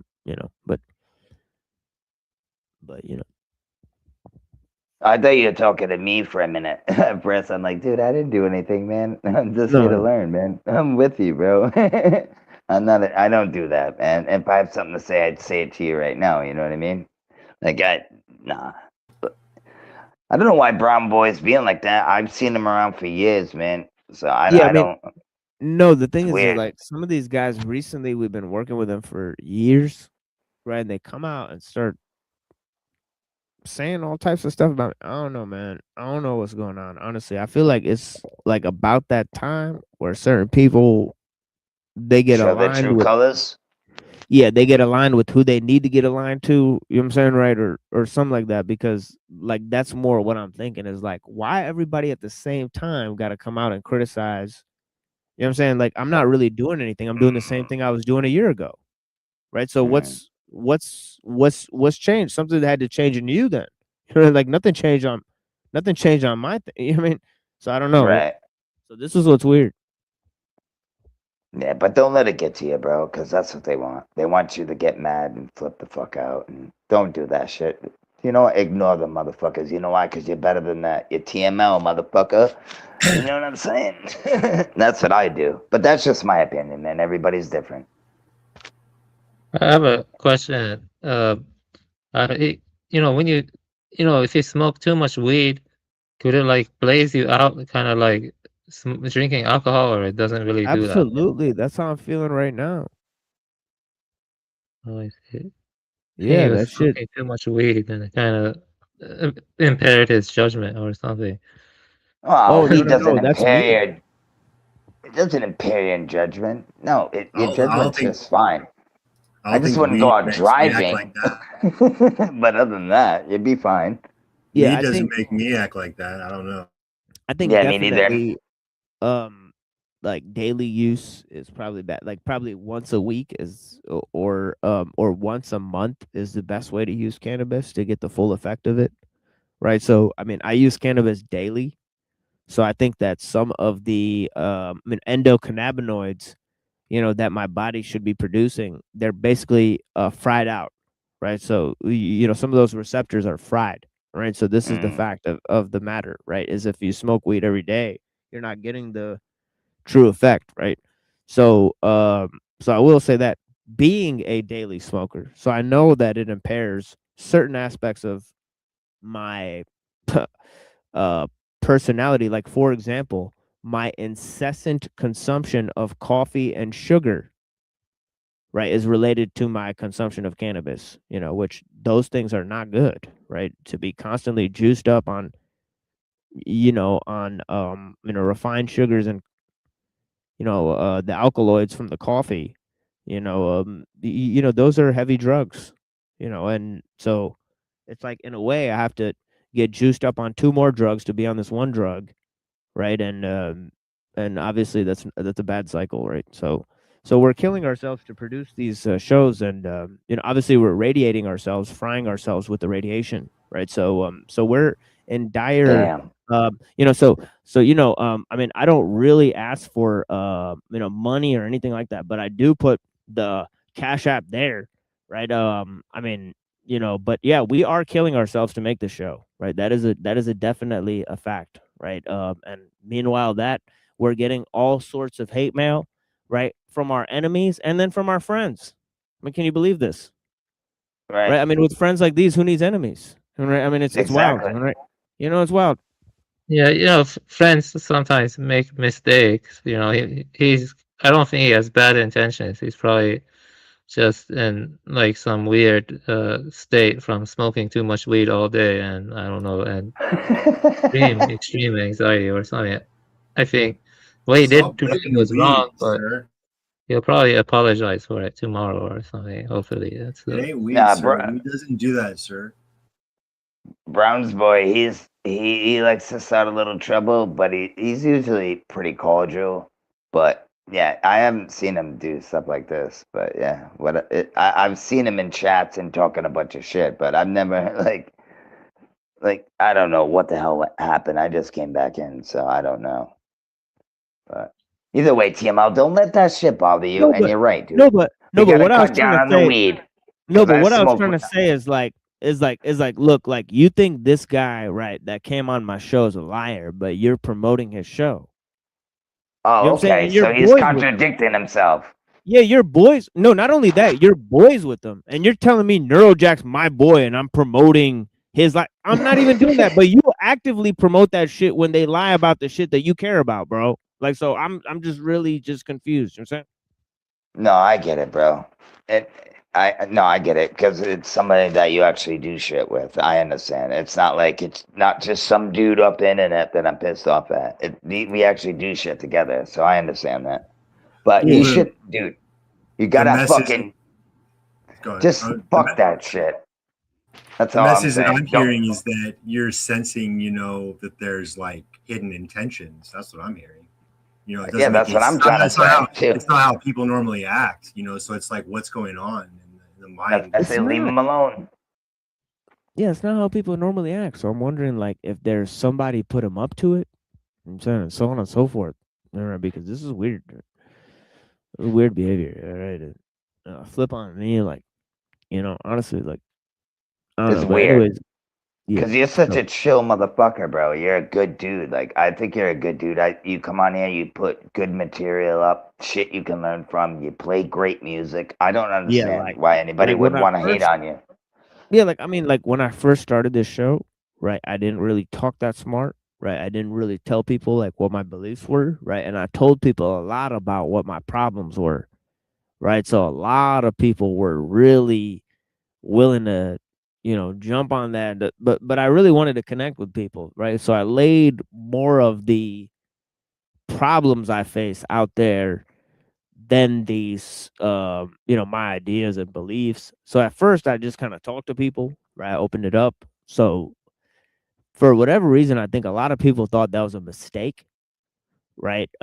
Because then when I started talking about serious issues, a lot of people just left my channel, right? But the fact is that, I wanted to, basically just talk to anybody, right? And then get to the, maybe more hard hitting stuff that I feel. And we have produced hundreds of hours of, just solo stuff, right?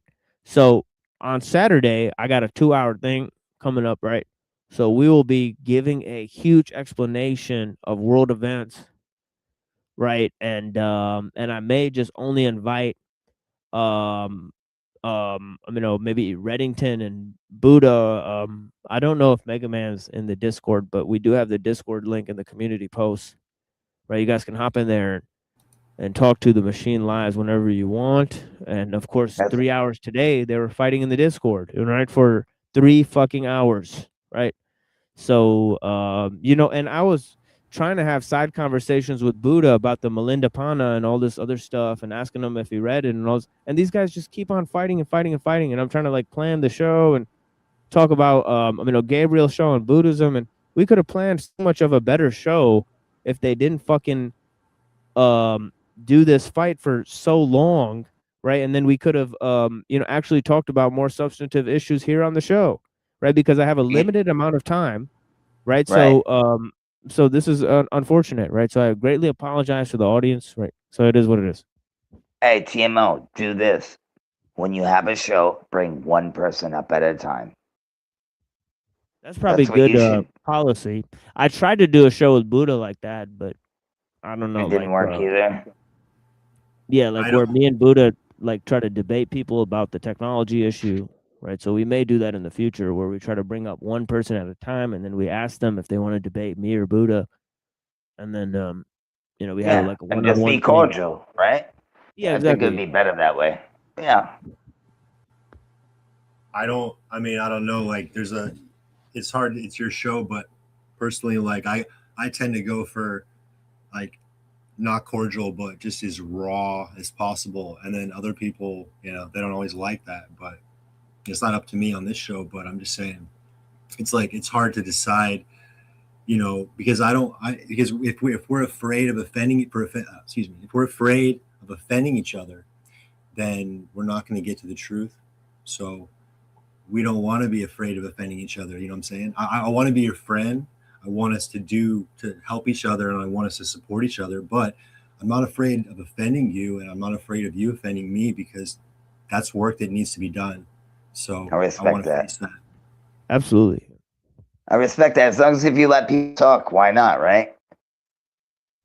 Yeah, talking over each other can't be allowed. You all know that. I mean, you have to be given our chances, Right. and then Yeah. chance to Exactly. respond. So that has to be enforced. But other than that, it's like I want to know who you are. I want to know what's inside your mind and heart. I don't want you to dumb it down or make it more polite or cordial. I want to know who you really are at the rawest way that you can express it. That's what I want personally. Well, I respect that, and that's a little freaky, but I respect it. Not in a weird way, sir, but just like you get it. You get it. I know. Yeah. I'm Yeah. just busting your chops. Yeah. But yeah, I totally understand where you're coming from too, and definitely we'll be doing the thing here, and I appreciate you guys wholeheartedly, and yeah, I appreciate Brown's boy too, but man, just like dude, like what the fuck, dude, like so fucking long time today, man, like fucking shit is just like egregiously Dumb. like just dumb, like for so long, right? So I don't know, like I don't know. So just like totally unnecessary. But yeah, I appreciate you guys. I mean, this is just a literal like maybe very minute introduction to a lot of stuff I think about Buddhism, right? In terms of I think those are some of the key passages that I read, right? In terms of looking at identity, looking at how there's no real, you know, um, status to either the self or external objects, right? Or this idea of causality is even pretty sort of mired in mystery and whatnot, right? So there's all of these types of stuff. Um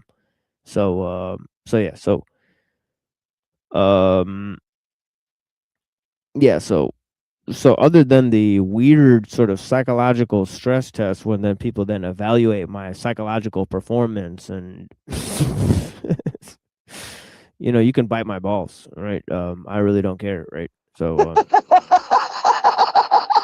You can bite my balls, bitch. Yeah, no, Sorry. and I totally understand the thing about the thing that Mega Man is saying about the offended. Yeah, of course, those who are easily offended are easily manipulated, and we need to bring complex truths to each other that may or may not agree with points that the other person is making, but as long as we get it across respectfully, we get people to get all their points out, and so on and so forth, and we don't focus on personal issues, right? That would be very much preferable, and of course, I aim to going forward, I aim to create and foster a environment for that, but I will have you guys know the trolls will be maxed out for content, right? So if trolls call in, we will definitely max them out for content, right? And this may take an hour, right, up to an hour, right? So we may just put them on the screen for an hour so that we can make content with them, right? And then we'll move on to the rest of our material. But eventually we will move on to cohesive, coherent material that is on primary sources and texts that relate to the show, and the general topics that I bring up in the introductions, right? So yeah. And that's all on Discord? Oh no, that's here, but yeah, Discord. Oh, Yeah, here yeah, and we just have Discord. personal Okay. conversations in the Discord. Yeah, the Discord is posted in the the community post. You guys can come through and just talk to me there. We all talk over there. I'm gonna have to get that. I haven't Yeah, for sure. got it yet. Yeah, come through. Yeah, come through, man. Yeah, blessings. Yeah. You ended the night, or Yeah. This is the end of the show. So if you guys want to say some closers and whatnot, I greatly appreciate you guys. I know Mega Man had like a presentation. Mega Man, when do you want to give that presentation? Because you have like a huge presentation you want to give. Maybe next time. Well, I gave that already. Yeah, that I gave that before, and like anytime you got empty like space, I'm ready to talk. I've got unlimited For sure. Yeah. Cool. speaking ready to go at all times. So Awesome. That's cool, man. I greatly appreciate you offering that because I greatly appreciate your words and your speech. They've had an impact on me so far, and definitely vibing to what you're putting down here, and we'll definitely be touching on a lot of topics of Eastern philosophy, so they heavily relate to some of your conceptions here, right? that's great, and I'm still learning how to like temper myself so that that I don't just go on and on forever, and that I don't like try to take over. It's not my intention to take over. Just trying to help, be here to help and support. Yeah, blessings, brother. I just want to say, TML, thank you for having me on. Yeah, excellent. Mega Man. Yeah, what's up? What the hell? I can't read his name. Yeah, But I have a closing remark. I was Sorry just about gonna say bye. I was just gonna say bye. bye, Yeah, buddy. I'm gonna say bye. Yeah, peace, Wolfie. He's like, "Fuck you, man." Sorry about that. I'm gonna go now. Yeah, I appreciate the stuff on Vasubandhu was great. TML, I hope your Thank you, man. stream thrives. You're very great. I hope you have a good day. Yeah, blessings, brother. Yeah, thank you for saying that. Yeah, I greatly appreciate you, Buddha. And yeah. And from what I can see, it's not easy running a show like this. I'm glad I'm not the one having to do all that. So thank you for doing that. I really appreciate it. It's like it's a great burden that you're, like you said. I mean, I can tell how much it means to you, and that that you're wearing yourself out to make this happen, and that needs to be recognized. Yeah. Yeah, wildly unsuccessful so far. So I appreciate the people who put in time and get a value out of the streaming here, right? And yeah, I greatly appreciate your time, my friend. Have you ever seen that movie, The Field of Dreams, with Kevin Costner? No, I've not seen that one. No. There was a movie. Maybe I'm a little bit older than you, just a bit. So there was a movie with Kevin Costner called The Field of Dreams, and I love baseball, and this is about baseball. And it was like the slogan of the movie was, "If you build it, they will come," because a baseball player emerged from the cornfields and he said, if you build a baseball field in your backyard, which is cornfield, then I'll resurrect all these dead baseball players and bring them back, and we're going to play here. So it was like you have to make you have to create a space which can support that thing that you're trying to build. That has to happen first, and then what'll happen is that people who are interested in that will just magically show up here, and they'll magically start helping. So if you hadn't created that space first and made that space right, then no one's going to know where to go, and no one's going to have maybe nobody will even have a place to go. That's what it's looking like to me. I look around on YouTube and I say, there ain't nowhere to go. So then I'm looking at you and I'm saying, well, you better make a place for us to, that you better do better. You can do better. So that's what it is. Yeah, thank you, my friend. Yeah, thank you for believing in me that way. And yeah, definitely yeah, it reminds me of sort of Bill and Ted's Excellent Adventure, or or Wayne's World, right? Was that a line in Wayne's World? If you build it, they will come. I don't know. They might have stole that from this movie that you're talking about with Kevin Costner. So yeah, interesting. Not sure on that particular slogan, but what I'm seeing is that I watch a lot of movies. I've seen all those movies, and especially as a child, I watched them. And what I'm finding is that those movies are kind of nudging us in the direction that we're going. You know what I'm saying? Yeah. Yeah. Yeah, I appreciate that, man. And yeah, so to all the people, there's great hopes, even though, as I've said, wildly unsuccessful show so far, right? The numbers are dropped and dropped and dropped. We've continued to get, banned, lose audience members, and so on and so forth. Obviously, everybody and their grandma is making a show of their own, right? So there's a great reason for us to consistently lose audience members, and so on and so forth. And of course, there's lots of internal strife within our own entire program. For example, there's lots of people, entities, groups, right, either within or outside, that wished to sabotage, right? And of course, they've made it known that they wish to actively sabotage. So. Well, here's the problem with that is that I think that the people here in this group are probably the least likely of any people that I know that are gonna be able to that are gonna be able to be vulnerable to something like that. We see things coming, we know how to deal with things properly. So I'm not really worried about whatever comes at us. I ain't too worried because I don't think there's really maybe it's just a feeling, okay, but I don't think there's anything really that I can't deal with and defeat. That's how I feel. Oh yeah.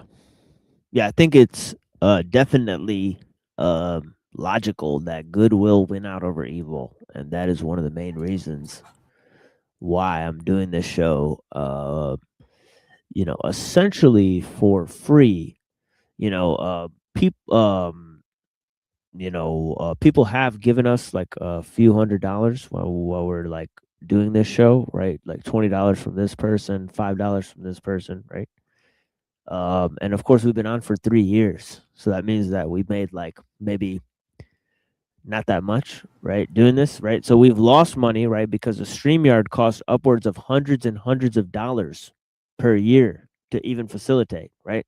So we've put a lot more money buying microphones and cables, and fixing our laptop and doing all of that stuff. So we put tons of money into doing this to bring you guys the tons of material, right? So obviously I'm not getting much out of this other than getting my name and face, right? And all that plastered on hundreds of hate websites, right? So that is active, that has happened, right? the number of supporters we have, I can count on. I can count on my hand with my fingers, right? But the fact is that the number of haters we have are definitely in the hundreds. We've observed hundreds of them. So the fact is that there's literal groups of haters out here, right? So the fact is this, right? We are not deterred, right? One single bit, right? And I greatly appreciate the correspondence for the people that are out there. Obviously, we will be bringing a music show in like 10 days, right? Of course, we've had to limit the amount of music shows we do because of the censorship, right? But of course, we will be back on Saturday with a regular show. We kind of had a very irregular show today, right? But it still centers around one of the main topics, which is Eastern philosophy, and I greatly appreciate you guys' time. Yeah, exactly. The first shall be last, and the last shall be first. And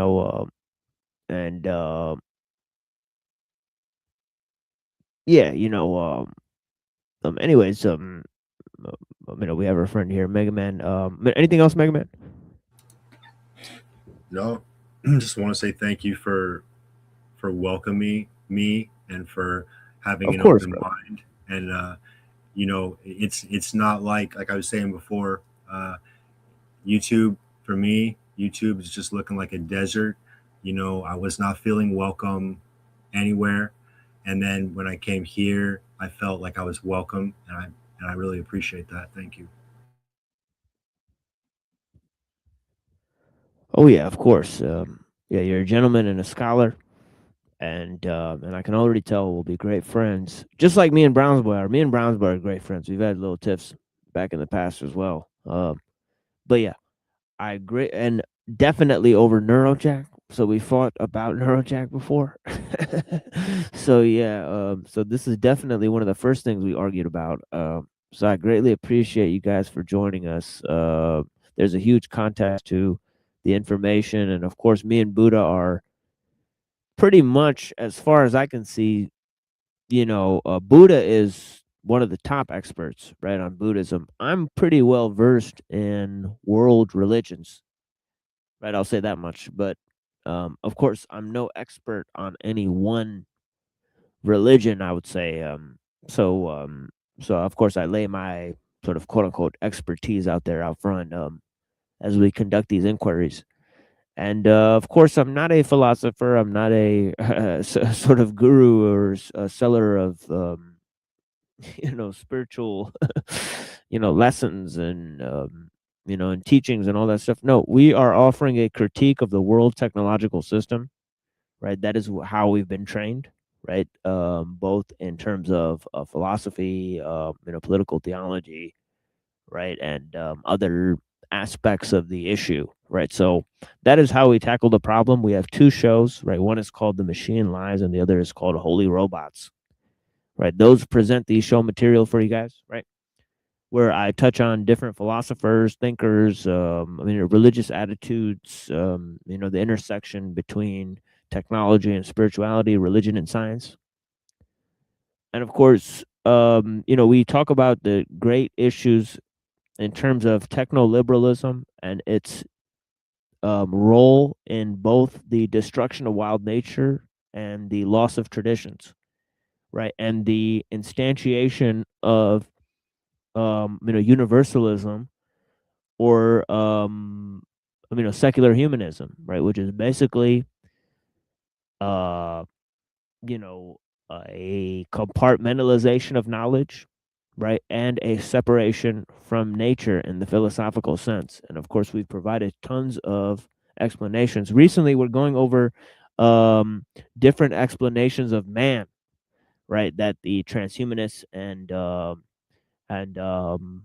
the philosophers have conceived of, right, in terms of Western philosophy. And of course, we're comparing it to the achievements of the Eastern philosophers, and of course, we're looking at a history of human civilization, right? And of course, one of our main credos is the statement by Mumford that man is a symbol making animal, right? We distinguish this from the fact of man being a tool making animal, right? Okay, we believe that man's symbolic expression led to his proliferation of tools, right? And that tool making, right, is about, a human approach to technology, right? And of course, we're talking about the human uses of technology and, of course, the technological use of humans,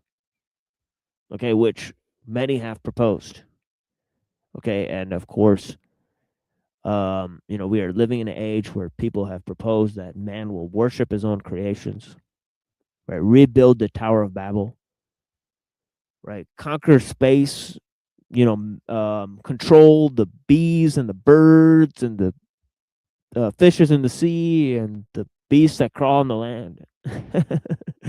Of course, we're living in an age of scientific hubris and, of course, the pseudo eschatology of progress, right? And, this is a philosophy that deals with two ideas: chaos and emergence, and how they're set upon the world stage, right? And of course, I greatly appreciate you guys. There's hundreds of avenues I could go, and of course, you all know I could speak from here to Tuesday, right? And on a number of issues, right? So I won't take you guys up any more alleys here. We'll just go ahead and give you guys some music here. I greatly appreciate you guys. Thank you for joining us here on the Machine Lives, where we talk about the lives of the machine on the machine that lies. And that's weird. Did he take himself? Oh yeah. Uh, yeah. Thank you for joining us here on the Machine Lives, where we talk about the lives of the machine on the machine that lives. And I hope you guys have patience to clarity to see through the lies. And you can't kill what you can't see. And the first step to brainwashing is forced introspection. The first step to blinding somebody is getting them to open their eyes. And I greatly appreciate you guys. You can't kill what you can't see. And they say God is heard and not seen. What most people think is real is just flickering shadows on a screen, images of things that aren't even real. And yeah, I hope you guys can. Yeah, thank you guys. Blessings. And I greatly apologize for the derailment today. I want to say one last thing real quick as a closing, okay? Of course, yeah. This came up. This came up in an interaction that I had with someone, and then I started to realize that, you know what? I bet there's a lot of people who would agree. So there's a difference between truth and illusion. It's not all the same. So truth, it kind of, to make a long story short, I'll go into it some other time, right? It makes life better. It makes things better, makes the world better, makes me feel better. So it's an improvement. Truth is like an improvement, and illusion is it's like a slow death. It's the opposite. It's a what do you call it? It's a destruction. So it's almost like the power is with me and my perception. If I want to say okay, if I want to say they're all the same, truth and illusions all the same, so therefore I don't need to figure out which is which. Okay, that's fine, but I'm going to suffer. Nothing's going to go the way I want. I'm going to be delusional. I'm going to be escaping from reality, never actually truly seeing what's happening in my life, what's happening within me, never growing, never learning, just pretending all day long, pretending all day long. So if I understand that truth is that's what's going to make things better for me, and that it's different than illusion, and that I better get straight on which one's which, because one is killing me and the other one can save my life. That's how I'm looking at it.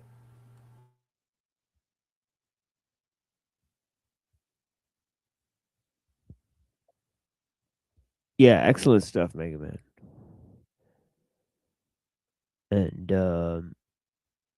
and yeah,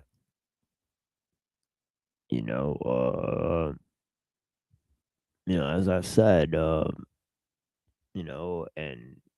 here's a line by Lul. Actually, let me pull up on this if I can find. Oh, actually, you know what? Let me read this instead. This is from the Tao Te Ching, right? Um, because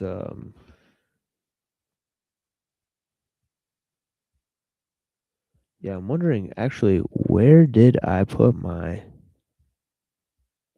technological society? I'll find out later because I'm actually trying to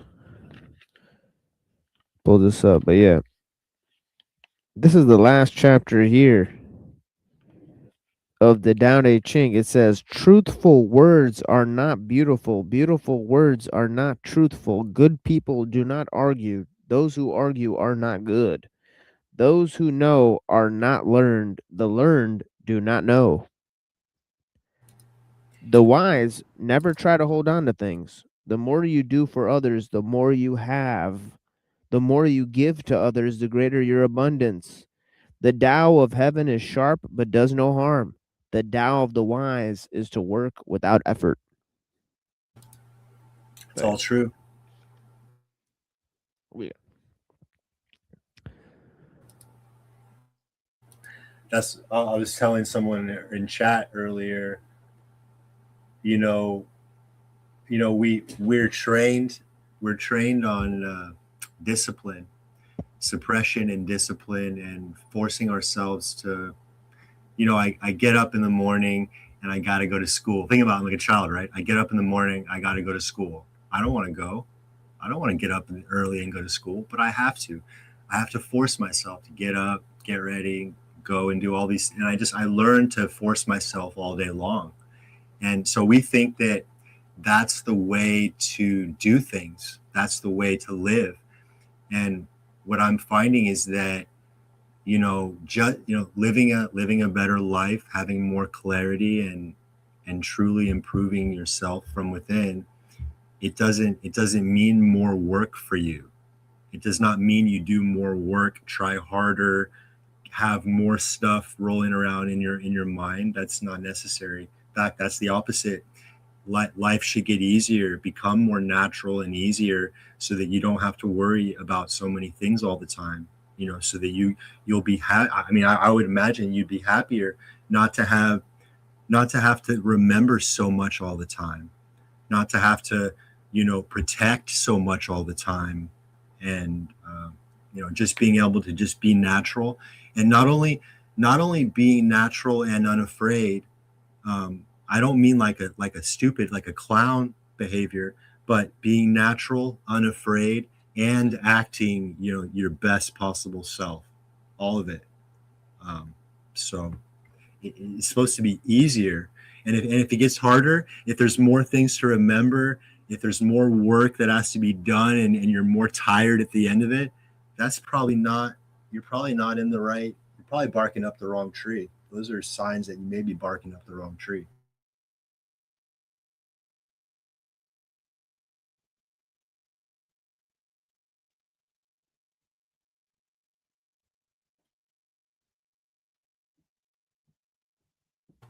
I want us to be like our natural selves, and so that we can just be alive. We can be, all of us can be completely alive together. Uh, nobody's running away from anything. Nobody's damaged from the past, and still struggling, in a way that they can never recover from. Like permanently bleeding from trauma from the past. They can't fix it on their own. I don't want that anymore. There's a way. I think there's a way, if we're living right, if we're doing everything right, there's a way to get over things, to recover from the past in a way that we're not holding on to it anymore, and that it's almost like we're new. Every day is brand new, and the past doesn't affect us anymore, because every day is a brand new adventure, and we don't know what's going to happen, and we don't need to know what's going to happen because we have so much courage to face the unknown that it doesn't matter what will happen, because we can rely on who we are to get us through whatever it is. And having that confidence is enough to quiet all of that thinking that I'm doing, trying to control everything and trying to worry about everything. That level of clarity and confidence is enough to just shut all that down and make it so that you could just be yourself, not worry about anything. That's how I think life is supposed to be, more like that. But we've gotten away from that, not just this lifetime, but we're going the wrong direction for thousands of years that got us to this point. That's how messed up we are. So let's please not tell each other, how great things are going, how smart we are, and all this stuff, because we escape from reality and we're going in the wrong direction. And we really have to face that if we want to change. Otherwise, we're just make excuses and just keep going on the same direction. And once again, we're not doing from a bird's eye view, looking at things, the human consciousness, our well-being is not in a good state. Like we're hurt and we're damaged and we're sick. And then at the same time, we're telling ourselves, oh, we're doing great. If we just do a little bit more, we can, we'll be okay. We're learning, but slowly. No, we're dying. We're dying, and we don't want to admit it. So it's going to take a lot of courage to come up here and say, guess what? You're not doing as good as you thought you were. Nobody's going to want to hear that. In fact, that's all I'm ever faced with all day long is I don't want to hear that. But unfortunately, what I'm seeing is that relentless pressure, that relentless pressure of questioning somebody, not forcing somebody to be anything or to do, but that pressure of questioning these things. If we don't do that pressure, if we don't question these serious things, if we can't face these serious things, we'll continue to go downhill. And I don't want to, and I can only imagine the way I picture it. Life can go infinitely up or down, and we're kind of we're navigating that. We can make it get better, we can make it get worse.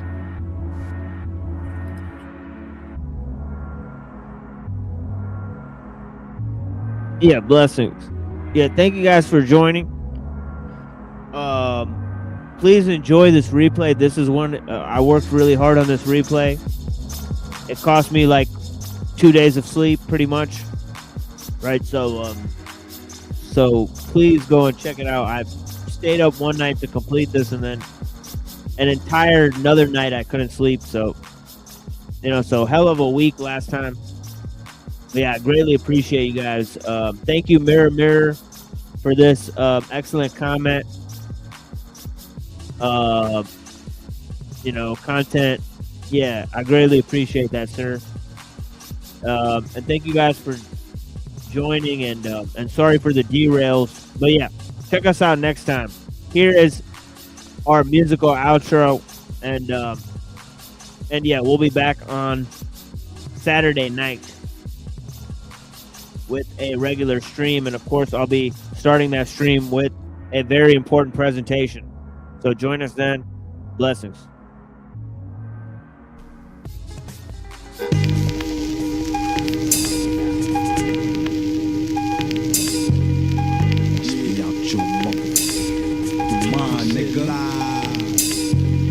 I leave your cell grip, my food can't be touched.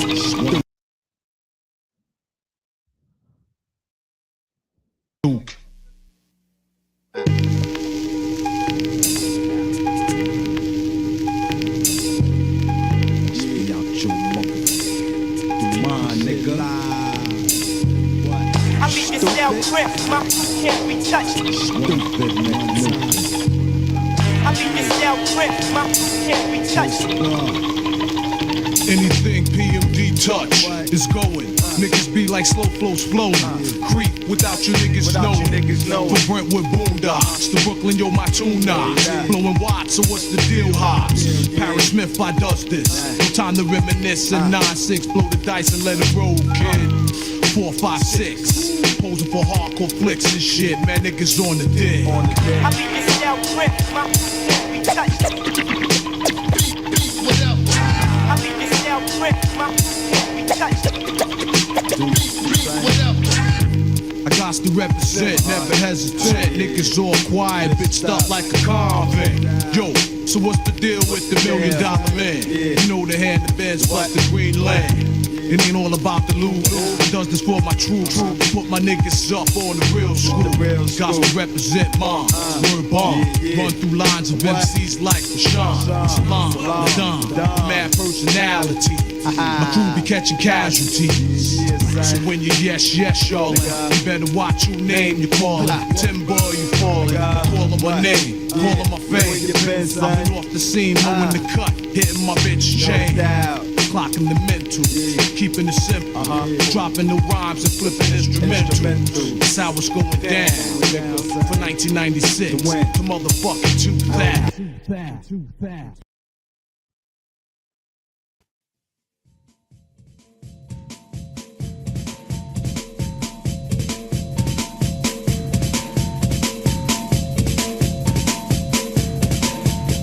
With no time left, security relinquished all control and let the gates up. So we stayed up walking stealthily down the corridor leading into a parlor room ornately decorated, displaying assorted text from time periods unrelated. So I asked the curator if the tech could be demonstrated. I'd like to see its purpose since some of the things were dated. He said that's impossible, the material's too valuable, its wealth is incalculable. He then asked me how I gained entrance, the area was barricaded. I looked at him, shook my head and made one motion. He's dead. His skull big bone burst from his head. Then I opened up my pocket dimension and then threw him in it to ditch all of the evidence. It's on to stage 2 of this crime. Let's engage. Put on my refractive suit, reach straight through the laser field. When I walk through the grid wearing this, it's like a prism shield. Remove all of the hardware, relocated it elsewhere. I did this so the room was bare. Adlib was watching the perimeter while I eradicated the remains of the area, so there was nothing left to be read on the barometer. Heading to the extraction point, there was minimal resistance on this mission. All in all, an optimal circumstance. Somewhat non-reactionary since these actions vary. Somewhat non-reactionary since these actions vary. Somewhat non-reactionary since these actions vary. On one dark and stormy night, off the coast of Malibu, this urban blight had to strike on a deserted oil derrick. Painted Karen or sick named the ferret, no warning could prepare it. It had an auxiliary crew and some form of security. That doesn't mean a thing to me. It's all about this merchandise. This is what these people had. They intercepted the shipment on the way to South Leningrad. The short pit stop in California led to their ultimate demise. Imagine the surprise when I come from the depth with this inhuman look in my eyes, glowing like an anglerfish, but instead of tentacles protruding from my skull were poisonous darts aimed at the left ventricle. The sound of death is horrible. That's fuck this. I'm not kicking a Rapper Jack in the pool. Alright, just to let you know, those are 2 stories. And if you didn't know what you missed for the end, I basically jacked these dudes for their drugs and left and sold them elsewhere on Alvarado or something. There's nothing to that story at all. I was trying to make it sound very loquacious, if you will, to give it some kind of depth and feel, but really it was just a gangster rap in like Metal Gear format or something. It was stupid. You guys aren't gonna regret that I didn't kick that verse. I'm not doing the beat justice. I'm gonna let this beat ride out. This is ST 2003. See you later.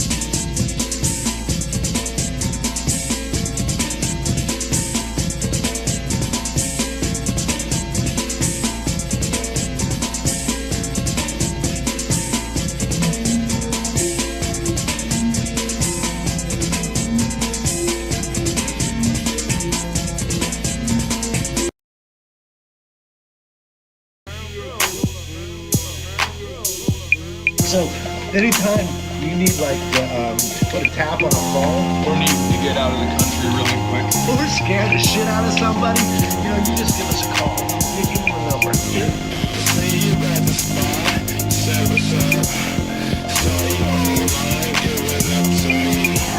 Hopefully you have the right information that I seek. So I came over to you, said my name and you said yours. I need to know the right info.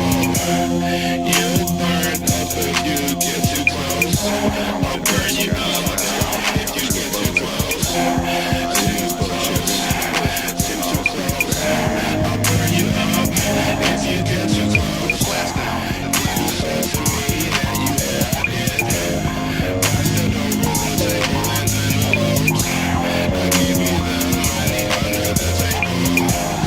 Then you wrote a bong and I took smoke. I walked out in my car. I opened up an envelope, I took pictures. Passed it to my brother and he looked at them.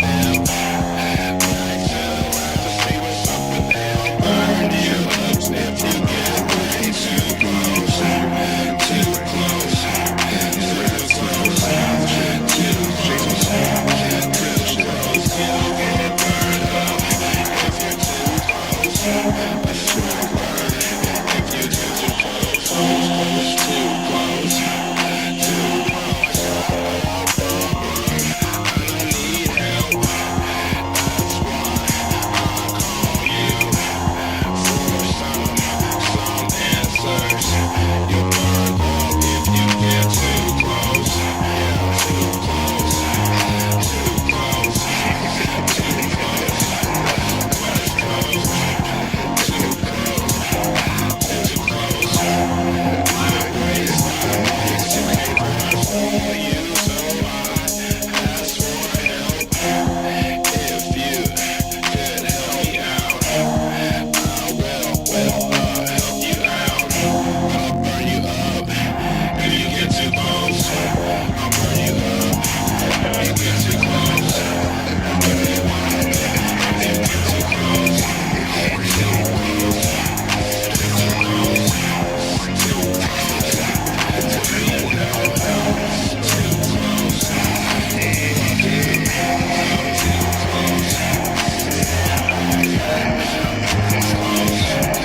Too close.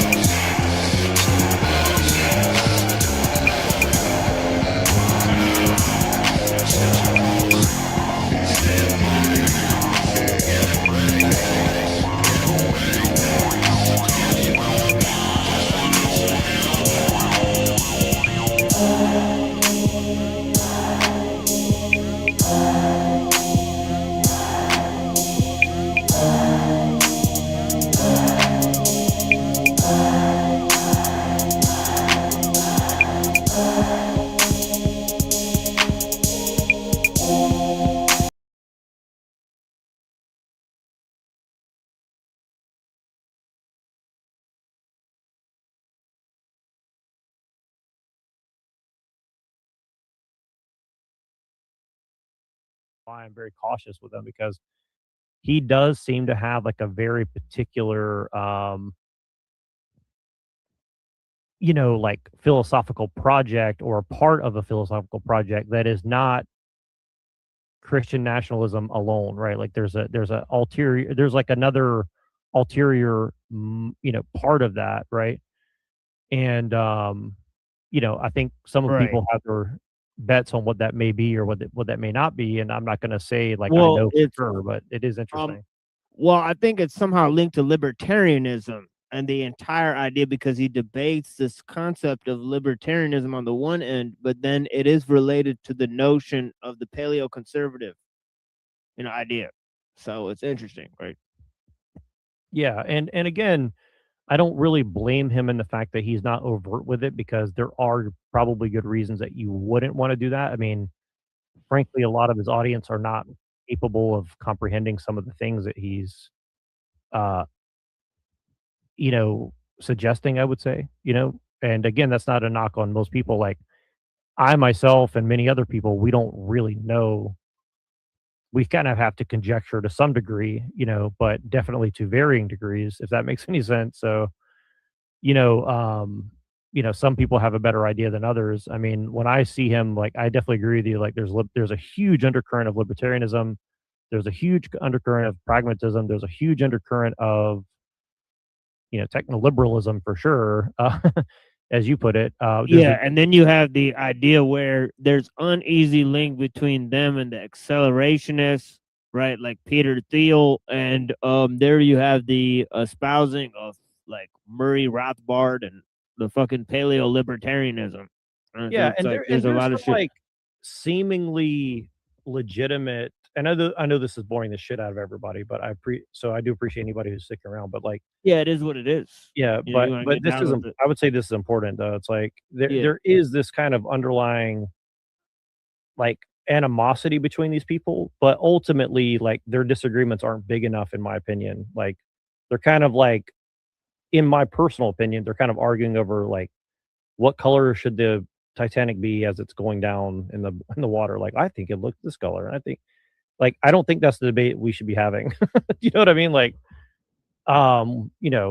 that's not what I'm interested in debating about, personally. Like that debate was kind of like a farce in a lot of ways where like they both have technical correct things, but ultimately they don't really have any plan to do anything about it. So except for complain, which is not really, which again, you have to agree on reality first to some degree, but beyond that, there needs to be some sort of embedded, like, now what into it, I would say. And implying that, like, just general pragmatism is the answer, without any sort of foundational, like, morality or ethics or things that you comprehend is not really the best way to go, I would say. Like, Well, you don't let's start with face it. pragmatism, so Yeah, well, let's face it. They took all these extreme positions to draw in a large crowd of people that they were farming from all these like far right audiences,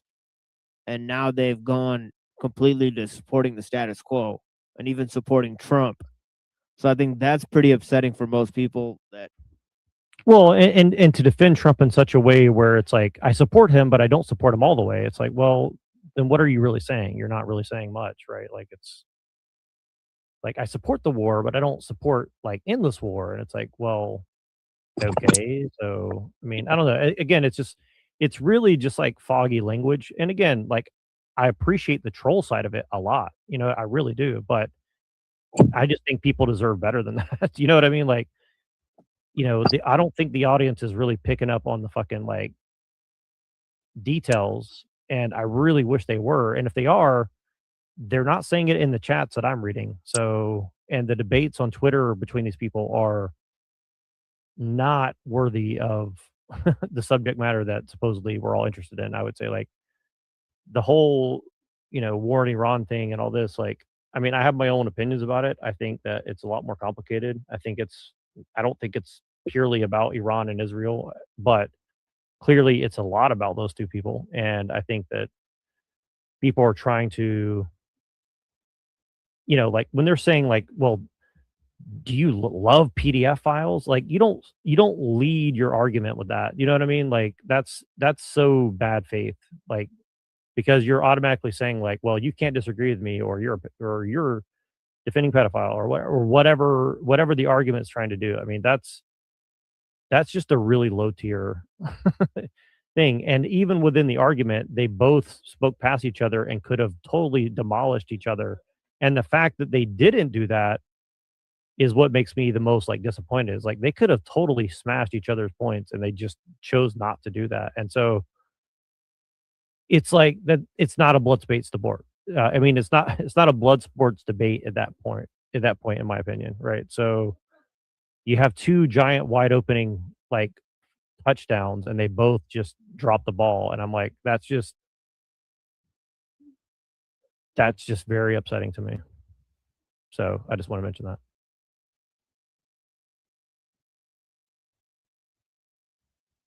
When I look at Andrew Wilson, I just I'm not sure hypocrite is the right word, but I just think that he stands on Jesus and the principles of Jesus and the Bible, and at the same time, he has said that his whole moral compass is force doctrine. And whoever has the guns, whoever has the monopoly on violence, gets to make the rules, and we all need to do what they say. And this is just so, this is like the exact opposite of Jesus and the way he lived and the way he died. And he's just, and this is what people think a Christian is. This is modern day apologists, is someone who doesn't even understand the basic teachings of Jesus. I mean, it's insane. Now, admittedly, I don't listen to him often because when I have listened to him, he's always in bad faith, almost always. Well, I'll say this really briefly. I mean, like, because I'm not trying to defend him or anything, but like, I think that like, I can see how he's justifying some of what he's saying, but he's definitely leaning way too hard into like, well, whoever has the power makes the rules. And it's like, if you're not going to go on the other side and say, well, this is a dangerous thing and we shouldn't be too jumpy into that. And like, you know what I mean? Like, because here's the thing is like, if that were really true, even if you believe that as a Christian, which would be problematic, I would say, as you said, well, you certainly wouldn't want to say that in front of your enemies and tell them that, like, well, if I get power, you're all gone, right? Like, then your enemies are going to fight 10 times harder so you don't get power. See what I'm saying? Like, there's a whole Machiavellian aspect that is not even really being acknowledged in the premise of the statements and the debate itself. So again, who is the debate for? And why are they debating these topics in these ways? And that's kind of where I'm coming from is like, well, if you really wanted to grab power and do these things, why would you say all this out in the open, right? Like you wouldn't go and tell your enemies like, well, wait till I get power. You're all done for. It's like, why wouldn't you just take the power and not say that out loud? You know what I mean? Like, I don't understand. That doesn't really seem to make sense to me either, right? So I just want to say that like as part of like where I'm coming from, because I understand what you're saying, but he kind of is trolling with that too. Like he kind of wants people to attack him on those grounds of what you're saying, where I think he's trying to purposefully rage bait people to say that's not real Christianity and blah blah blah, and then he'll say, "Aha, see, you want everybody except for Christians to be in power," and he does have a point in some ways like that. I can see. So again, he's a very smart debater. Well, I'm an anarchist, so that wouldn't even work on me. Well, that's the thing is he hates anarchy, and I mean, I come from a somewhat anarchist bent in some ways, but I'm also a Christian, right? So like, I can see different things. Like, ideally we would have a king, but also I'm very skeptical of having a king because kings have led a lot of people astray. I mean, me and Michelle were talking about the Crusades. Like, the Crusades were a disaster for Christianity, in my opinion, right?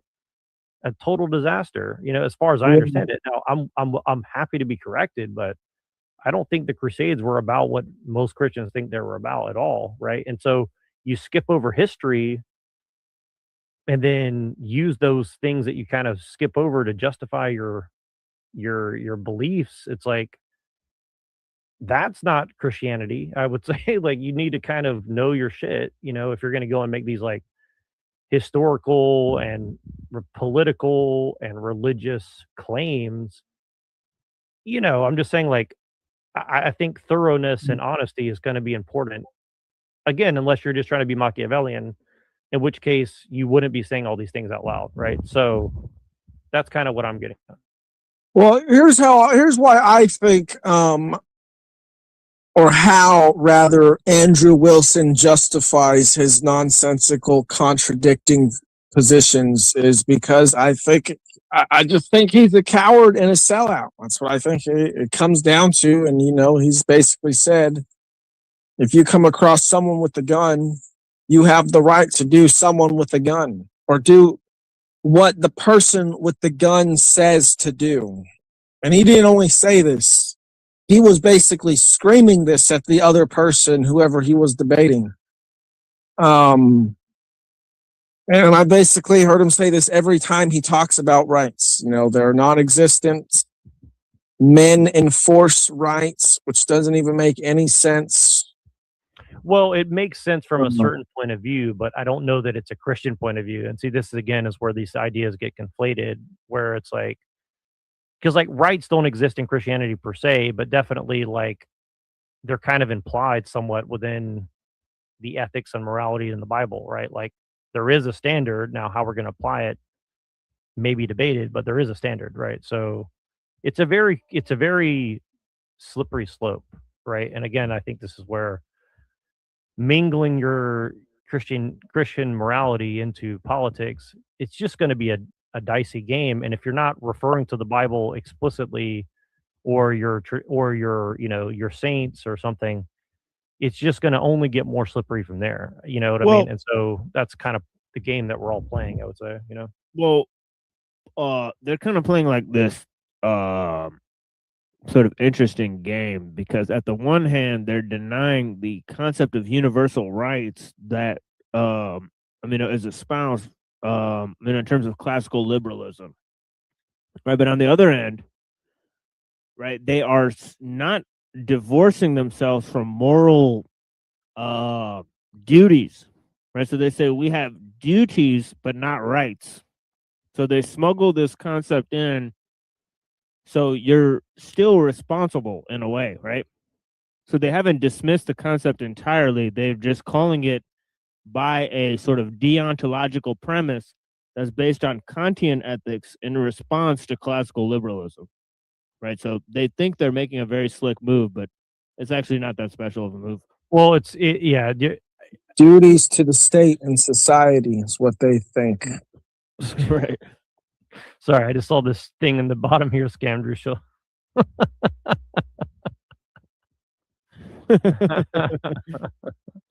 I mean, again, like I don't want to beat up Andrew Wilson too much, because like, you know, I do think, again, like to call him an idiot or a liar or a bad guy, like even if you believe that, like he has the ear of hundreds of people at least, if if not thousands of people. So, you know, like I don't want to underestimate his influence, you know, at the very bare minimum. And again, like some of what he says is true. A lot of what his wife says is true. Like I don't want to throw everything out, but like they are smuggling in some shit that people should be aware of, right? And again, you know, maybe they're not aware of the pitfalls like of some of what they're saying. Like, you know, Andrew Wilson is not a PhD philosopher. So like he may be unaware of some of these things that he's smuggling in. You know, like I don't want to call him stupid either though. So you know what I'm saying? Like I don't know what his intention is, right? Fully. Well, I mean, there's people like Jay Dyer that have literally been espousing things like tag and all these things way before he has. Yeah, well, and that's I the thing. think Andrew Wilson's goal is to make money. Right. That's his goal. Well, Yeah, I mean, that's right. Charm is more dangerous than truth. Yeah. But this may be a form of argumentation, right, about Christian ethics, right, that they've borrowed from Calvinism, right? So this is also true, right? It's, well, you know, they're Nick Land rehashing directly Antigua calls and it. whatnot. Sorry to interrupt you, but Nick Land directly calls it. He's like, it's Calvinistic Gnosticism, and that's what Nick Land promotes, right? So again, I'm not saying that they're Nick Landian accelerationists, but there is some overlap, right? And I don't think that people should just like gloss that over either. See what I'm saying? Like where there's overlap, you know, it's worth exploring. You know what I'm saying? Like Nick Land is basically like the philosopher of the tech giants, and if we're against tech, like it would behoove us to understand like what this guy's saying, even if it's all bullshit, right? It could all just be a bunch of nonsense, but he's talking about like Calvinistic Gnosticism and how that's like the underlying structure. And you know, I don't know if that's true, but I mean, I've seen enough smoke that I want to double check and see like if shit's on fire or not, you know, so I don't know. Yeah, well, I'm gonna get off. It was good talking to you all. Appreciate you, Dom. You're always Yeah, peace, Dom. All right, good night. Good night, man. Let's just play some of this Rachel Wilson thing, see what they say. I'll be right back. History versus common sense. You guys can decide for yourselves. It's funny because I was talking with my manager on the way over here and we were laughing a little bit because the irony of this debate is she would not be standing here, with all due respect. She would not be getting paid to debate me if not for feminism. That's not an opinion, everybody. That's a fact. She would not have been paid to write her book if not for feminism and the people that work really hard to give her the opportunity to do this. Now, listen, I don't care how much money she's getting paid. I don't care how much money her husband makes. The fact of the matter is that she wouldn't be here if not for feminism. Again, not an opinion, fact. I've never been called a feminist before. I've been called a lot of things by a lot of people. Never been called a feminist because I don't think I am one. I'm just somebody that doesn't like to tell other people what to do with their lives, man or woman. Who am I to tell a woman, you should stay at home?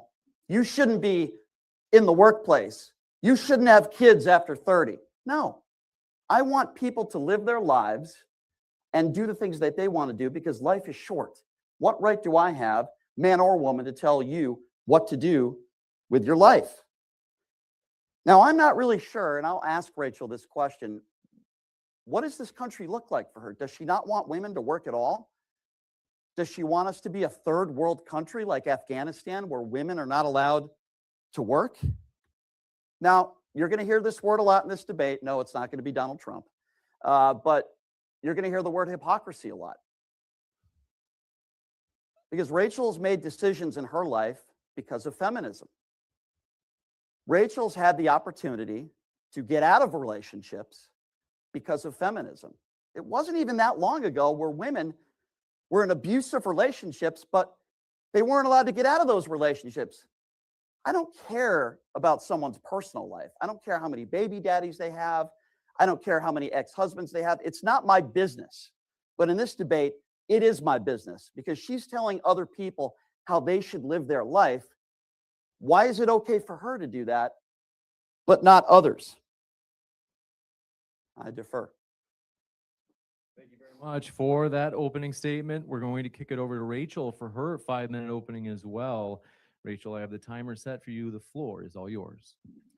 Well, thanks for coming, everybody, and being here. It's great to see so many faces, and all of you online watching, thanks for your support. Thank you to Andrew for giving me something beautiful to look at in the front row. A whole straw man opening is brand new for me, but that should be fun. So for my opening, the topic of the debate is, has feminism been good for women and children? I'm glad we're talking about this because the whole reason I do this is that feminism has destroyed the lives of children. So let's talk about the promises of feminism, what it told women and children it was going to do, how they got suffrage passed, how they got the whole agenda passed. It was supposed to provide women with safety, equality, and happiness. Let's look at the last 100 years and see if feminism has delivered on any of those promises to women and kids. So after no-fault divorce became kind of the law of the land starting in the 60s and spread across the country, we changed all of society. Prior to 1950, there were only about 2% of kids living with single parents in a single parent home. Now that number is over 40%. Contrary to popular belief, women were allowed to leave abusive and dangerous marriages prior to no fault. No fault divorce didn't mean no divorce. It just meant you have to have a reason. So in the year 1900 alone, there were over 55,700 divorces granted to women for reasons like abuse or abandonment. Now you can just get one because you're not feeling it anymore. So what we have is broken homes, and the effects of broken homes on kids are extremely well explained in the data across all the data sets, and they're very consistent over time. So after this big wave of divorce in the 80s and all these newly single parent homes, children experienced a lot of destabilization in their lives, which put them at risk for everything you can think of. From, let's take a look at this. Fatherless homes account for children. 90% of kids who are homeless come from a fatherless home. 85% with behavioral disorders. 75% of kids in substance abuse treatment centers, 88% of kids who are committed to psych wards come from broken homes. If you look at abuse of all kinds, all the data sets show that kids who are living with a single mom and their partner are at the highest risk, more than 10 times more risk than children who are living with both married biological parents. Also for women, domestic violence didn't go away because of no-fault divorce. It shifted to cohabitative relationships. So the domestic violence rate dropped for married couples, but it skyrocketed for cohabitating couples. You are at 40% higher risk of getting abused by your boyfriend than you are your husband if you live with your boyfriend. So much for safety, I guess. What about equality? Well, men still do all the dirty, dangerous, difficult jobs. 92% of all work deaths are men. 90% of all infrastructure jobs, the essential infrastructure jobs that run everything you see here, are done by men. Women get less time for the same crime. Men get 30% longer sentences. Women get 40% more probation than sentences for the exact same crimes as men. Single mother households dominate welfare. 85% of SNAP money goes to women, to single moms. And if you look at welfare and out-of-wedlock births on a graph, they go up in tandem over the last 70 years together. So what about happiness? Are women happy? Well, unfortunately, no. We now have 26% of all American women are on at least one psychiatric drug. There's been 2 major studies done on women's happiness since sexual liberation. The paradox of declining female happiness and a follow-up study called the female happiness paradox. Both data sets across time, culture, economic status did not matter. Women's happiness has decreased both absolutely and relative to men. So in summary, no, feminism didn't deliver on its promises. It hadn't made women and children safer or happier. It made them more vulnerable to abuse and exploitation by removing the men that have the most interest in protecting them, and that would be their own fathers and their own husbands. Thank you very much for that 5-minute opening as well. We will jump into the rebuttals. These are 5 minutes as well. Brian, I've got. Well, the first thing I noticed is that they've kind of like given this like ontology to feminism. Like feminism is like this external thing that has like a real ontology to it or something. That's kind of what sticks out to me. Like I don't know what you think about that, but yeah, I was waiting for her to say her main talking point. Which is and obviously they have defined feminism, and she's saying that it or they would say, similar to how we were hearing on the previous panel, how you and the other guy were saying that it's gynocentric now, right, and so on and so forth. So so in terms of that, I think that she didn't say her main point, which is that it's men who instituted all these laws and all that stuff. She kind of said it when she said that it's men that are going to work and dying for us at a larger rate, right? But yeah, it's largely men who have instituted these laws, right? So I mean, it's men who are the feminists, right, or so to speak. It's not women's fault, right? Even if there is feminism, that's not the women's fault, right? That's the men's fault, right? Wouldn't it be, right? Because she's saying that the men control society, right? Because she believes in patriarchy or whatever, right? So I mean, the truth behind her own ideology is that the men instituted these liberal laws to try to liberate their own women and then enslave themselves, right? And I think like that just doesn't make a whole lot of sense, right? That's not actually what happened, right? Like that's not, it's actually like what the other guy said. He said, you'll be a third world country if you don't let the women work, right? Because once you have industrialization, you need women to go to work or else half of the society won't function correctly, right? So, I mean, it's not really by choice that we've instituted any of these things, right? It's not some sort of moral play that happened, right? So I don't know. So I think it's all just, I think there's a lot of weirdness going on. It's obviously false dialectic that they're drawing on and to have a fake debate. Right. Yeah. That's a really good point. And yeah, well, it's kind of performative in the setup because you have a male feminist and a female anti-feminist. So, Right. Yeah. you know what I mean? Like, it's kind of interesting. Like, that's kind Yeah. of what I mean. Like, it's a kind of weird. Also, like, Yeah. he's got like the Amish like beard or something. Like, I don't know if that's like a signal or Yeah. something, but I don't know. Yeah. Another thing you'll see them do a lot is the black conservative versus the white liberal. Right. They'll do that a lot. Right. It's like Right. Yeah. I mean, we need some right wing Jews versus like left wing Jews too. Like, I know. Yeah. I know. Right. I have this funny picture. It's like there's like it's like a picture of like the donkey and the elephant. It's like gay liberal Jews versus like liberal Jews or something like that. I just thought that was pretty funny. It's like pretty interesting. Like war Jew versus like gay Jew or something.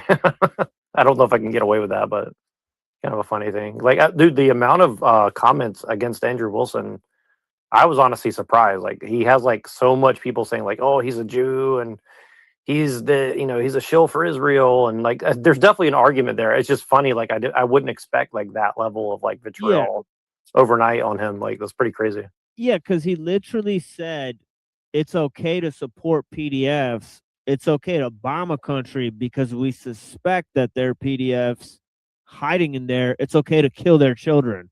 But then on the other end, you basically have to sit here and support the guy who's linked to all of this type of stuff and Well, the call for it's almost like based in the sense where it's almost like white Sharia or something. It's like, and that's kind of why I was saying, like, I think it's a troll in a sense where it's like he's kind of doing like white Sharia honor killing, and like that's kind of what Rachel Wilson's doing too. It's like, the reason I say that is because like the alt right used to like made up that term. Like one of my favorite guys from that made that up, and then Tom knows about that too, and then Rachel was like Owen Benjamin was a big proponent of like white Sharia. So again, it's just kind of interesting. Like these ideas are not new, right? But he's kind of alluding to them in like a sneaky way. So it's like it's pretty interesting. He's like, well, you want them to be alive to get raped by PDF files, and it's like, I mean, first of all, like that's a massive argument to put forward.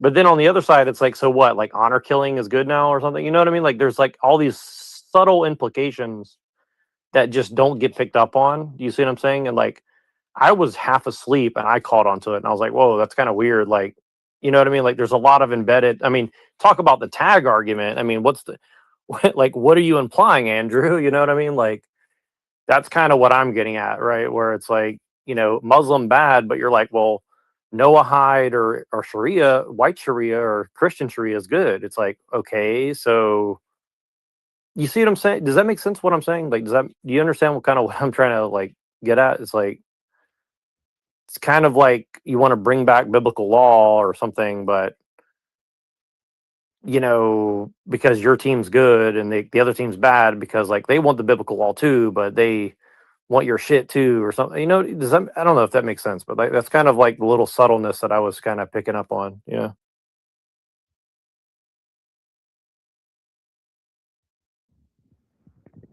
Yeah, I mean, he's essentially,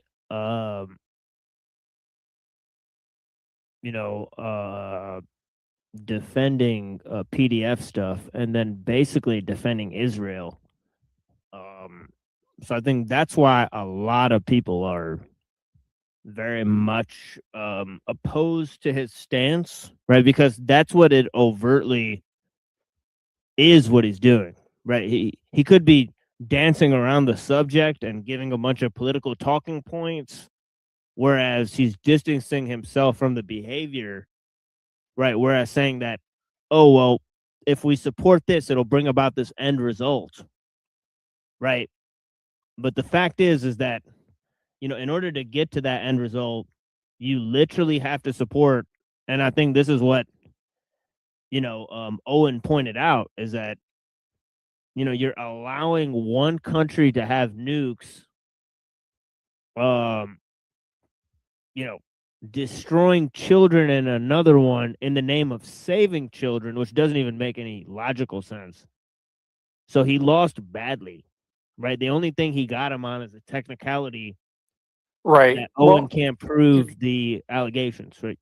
Well, and that's the kind of slippery slope again, where you're saying like, well, and again, this is kind of like what me and Pillager talk about with like the whole white nationalist movement, and I would argue the Christian nationalist movement is like, well, in order to save Christianity, we have to be willing to kill Christians. It's like, okay, well, or in order to save white people, we have to be willing to kill them, and that sounds absurd, but if you look deep enough, like there is kind of this thing, and it's like, in order to save children, we must be willing to kill them, and it's like, yeah, I guess technically you can argue like that's going to happen in a war, but again, to like flippantly say that is not really making a strong case in your favor. You know what I mean? So, you know, like, so are you intentionally trying to bring psychopathic people to your party or what? You know what I'm saying? Like, I don't know if that makes sense, but that's kind of what I'm saying is like, yeah. And then his positions on Israel are not really that clear. It's obvious that the Orthodox Church, that exists in Russia,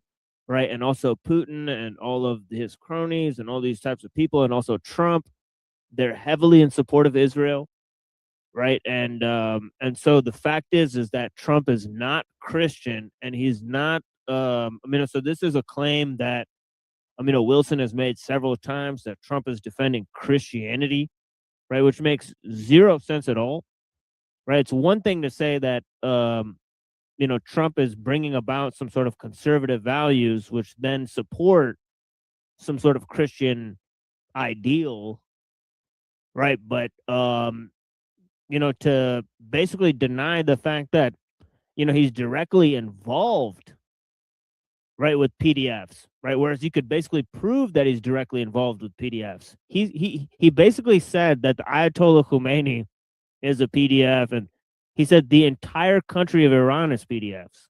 This was the claim that he made. So it was incredibly unfounded, right? And also Rachel Wilson he shifted the definition of PDF really quick, and then nobody caught on to it. That's kind of a big part of what I had a problem with. Like, you shifted the definition and then like moved past it without noticing. Both sides didn't notice that. I was like, that was pretty weird. I was like, whoa. Yeah. Because he's like, well, Epstein wasn't technically a PDF file because they were like 16, 17. Then he's like, well, these people are PDF files because they were marrying 13 and 15-year-olds. And it's like, well, I mean, now you want to get nitpicky with the definition. And then, so, like, is that technically what that means? Like, you see what I mean? Like, they get technical sometimes, but then other times they don't get technical. And I think that's just very interesting. Like, they definitely pick and choose when to get technical with definitions and when not to, I would say. Yeah, but just to elaborate his positions on Israel, he's claimed that we should not support Israel because Christianity does generally not support Israel, and the concept of Jewish magic blood and them rebuilding the temple and the Messianic Christian groups that want to rebuild the temple. But then he's also talked to a Jew online and said we should send Christians to Israel so that more Christians will support Israel. Okay, and then he's also said online right now that it's better to support an active move that is totally dictated by defending Israel, right, in order to get us involved in a war overseas, right? And then, and there's nothing wrong with that, right? So I think he's, as I've said, both the Orthodox Church and his entire organization, I wouldn't be surprised if he's funded heavily by Jews, right, and whatnot.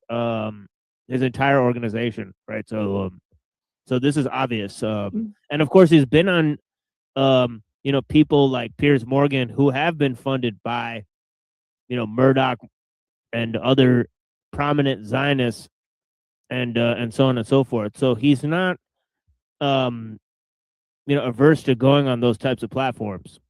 Yeah, and look, I mean, again, it all comes back down to pragmatism, right? And again, I'm not saying this to like excuse it, but I'm saying like he's kind of like drawing people into pragmatism, like, well, we shouldn't really help Israel, but at the same time, like these Muslims are scary. And so, and again, like I get it. Like, of course you can, that's an easy thing to say, but it's like, is that the honest thing to say? You see what I'm saying? Like, I don't know. Like, like, I don't know. It's like, it's just kind of like speaking out of both sides of your mouth. Cause he said it very, he kind of like very strangely argued like, well,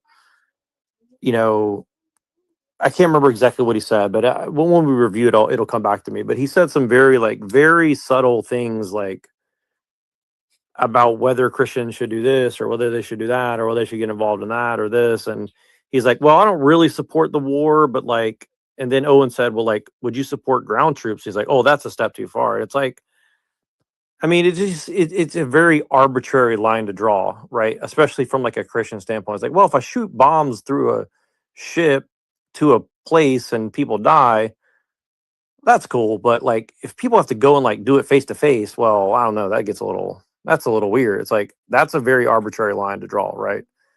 You see what I'm saying? Like, that has nothing to do with a Christian argument about a justified war or not, right? So like, let's just be honest about that first, right? Like, if we're going to have a pragmatic debate, that's one thing. And if you're saying, well, Christianity and political power don't always have to be 100% aligned, then it's like, well, then you're not a Christian nationalist. So, how you get power and why you have power and what power you have, like they're all related, right? So you kind of have to answer all these questions, right? Yeah, I mean, they should have it in the thing where the people, who support just bombing a random country because you want to support Israel, which is full of PDFs and whatnot, right? Then whatnot, maybe they should be, maybe they should send these pussies to the front line first, right? The people who decide that we should go and bomb some random country and put troops on the ground and stuff, they should send these people in first. Honestly, if they're so gung ho about it, let them go die on behalf of what they believe in. Well, that's always crusade. been my argument. Is like, look, if people want to put their own lives at risk, like I'll probably follow that person. If they're not willing to do it, like don't be surprised if you don't see me running behind you. It's like, like, and it's not about cowardice. It's like, I don't want to be sold like martyrdom for a cause that is nothing. Yeah, You know what I mean? yeah. The fact is that none of these tough guys, right? None of these pussies will actually go and die for their beliefs, right? That's the fact behind it. They all want other people to go and die for what they believe in while they sit comfortably and get paid on YouTube. Fucking incredible, right? Right, and again, that's not even necessarily only at Owen Troyer or Andrew Wilson or Alex Jones. That's just like the general problem with these debates is like, dude, I've been talking about war since I was 14 years old, and all these wars began, and even before that, like the Gulf War as a kid, we used to talk about it a lot, and I've always been very skeptical of this stuff, and it's like you don't see there was like a few years where they had like a little bit of libertarian traction talking about what is a just war, right? But that's the thing, it was always framed in a libertarian non-aggression principle way, and they're still relying on that, but they're not even saying that overtly. They're not using this like weird libertarian thing overtly, so they're kind of smuggling that back in. And a lot of people just don't see that, and they don't. And a lot of people also, like, even if you point it out to them, they don't understand why that's important, right? And I think that's a very strange thing. Is like the only argument against war that they're using is like a libertarian principle, because they know that that's like a weak. I mean, frankly, it could be a strong argument, but they're arguing it from a weak direction where they're not stating what they're really saying. And I think it's like, well, why would you do that unless it's to either one, trick people, or two, to justify some bullshit war that you don't really fully believe in, right? So that's kind of my argument about the whole situation. Is like, it just seems like there's some other ulterior motive embedded in the philosophy, right? So, maybe people don't care about that, but like, it's pretty obvious if you kind of understand the words that they're using, And again, that's not what this debate here we're watching is about, but it's very, I don't know. It's very subtle. It's a lot of subtle points here. I'll play a little bit of this. I'll be right back. I'm just play this for a few minutes. And I've got the timer set for you. The floor is all yours. The word would be hypocrisy. Rachel just talked about abuse, divorce. I want to be very clear with what I'm about to say. It is normally not my business to talk about how many children you have, how many ex-husbands you have. But when you have somebody to my left who wants to tell other women how to live their lives, I'm going to bring this up, and I'm going to bring up some studies. Now, Rachel has 3 baby daddies. Why is that important? Well, Guzzo and Firstberg's study says that if you do have multiple what in the baby world? daddies, family has higher stress, more likely to have more mental health issues, the things that you claim that you care so much about. I do as well. The Dorius study, lower income and families most likely in children have a lower education rate.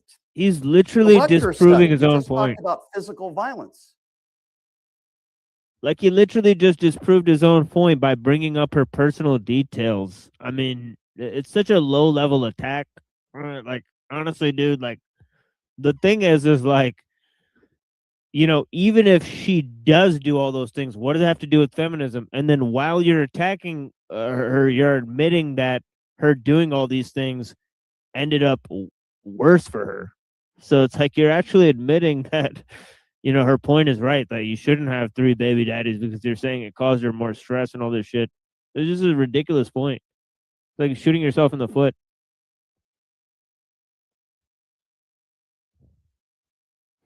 Yeah, it is very that was a very strange like turn that he just did there for sure. Like, Yeah, like, what does that have to do with defending or not defending feminism?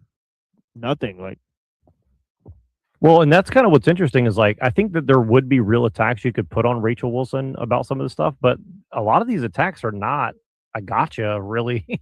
Yeah, you know what I mean? Like that's what's so interesting again about it is like I mean they're a lot of the attacks are funny, I would say, but they're not like that biting, you know, like that was a like you said, a pretty poor, you know, attack on her in my opinion, you know, so gimmicky, and she laughed at it like almost like she knew he was gonna say it. Like, it's like, you know, it's very like I don't know, it's like drama debate time. It's like fake debate shit. I don't know. You know, like, watch her not even say like, no, that's a personal attack. Like, they don't care about shit like that anymore. They're literally doing a drama debate for gimmicky, weird popularity points. high school, yeah, that's what Polluter always says. It's like a big high school thing. I'm not gonna play much of this, but I just wanted to play a little bit of this because I'm gonna let you take over and play whatever you want to play for a minute. I just need 5 minutes to jump off for 1 second. And if you want to share your screen, I want to show you this before I do that though. We haven't forgotten Rome destroying the temple, Titus in 70 AD, and you will be destroyed and nuked and burned to the ground. God's going to curse you. And these are prominent rabbis. 99% of Americans don't even know about Titus sacking your temple. Most people in America and stuff were Germans and French enslaved by the Romans too in England. Like, if you want to demonize the Romans all day, you're going to just say because we're the new Rome, we all deserve to die? When the Messiah comes, Rome will be nothing. Until then. The Zohar says that It they're going looks to like go down Boulevard. hard. Yeah, it did. Oh, this looks kind of like Tolobor too, though.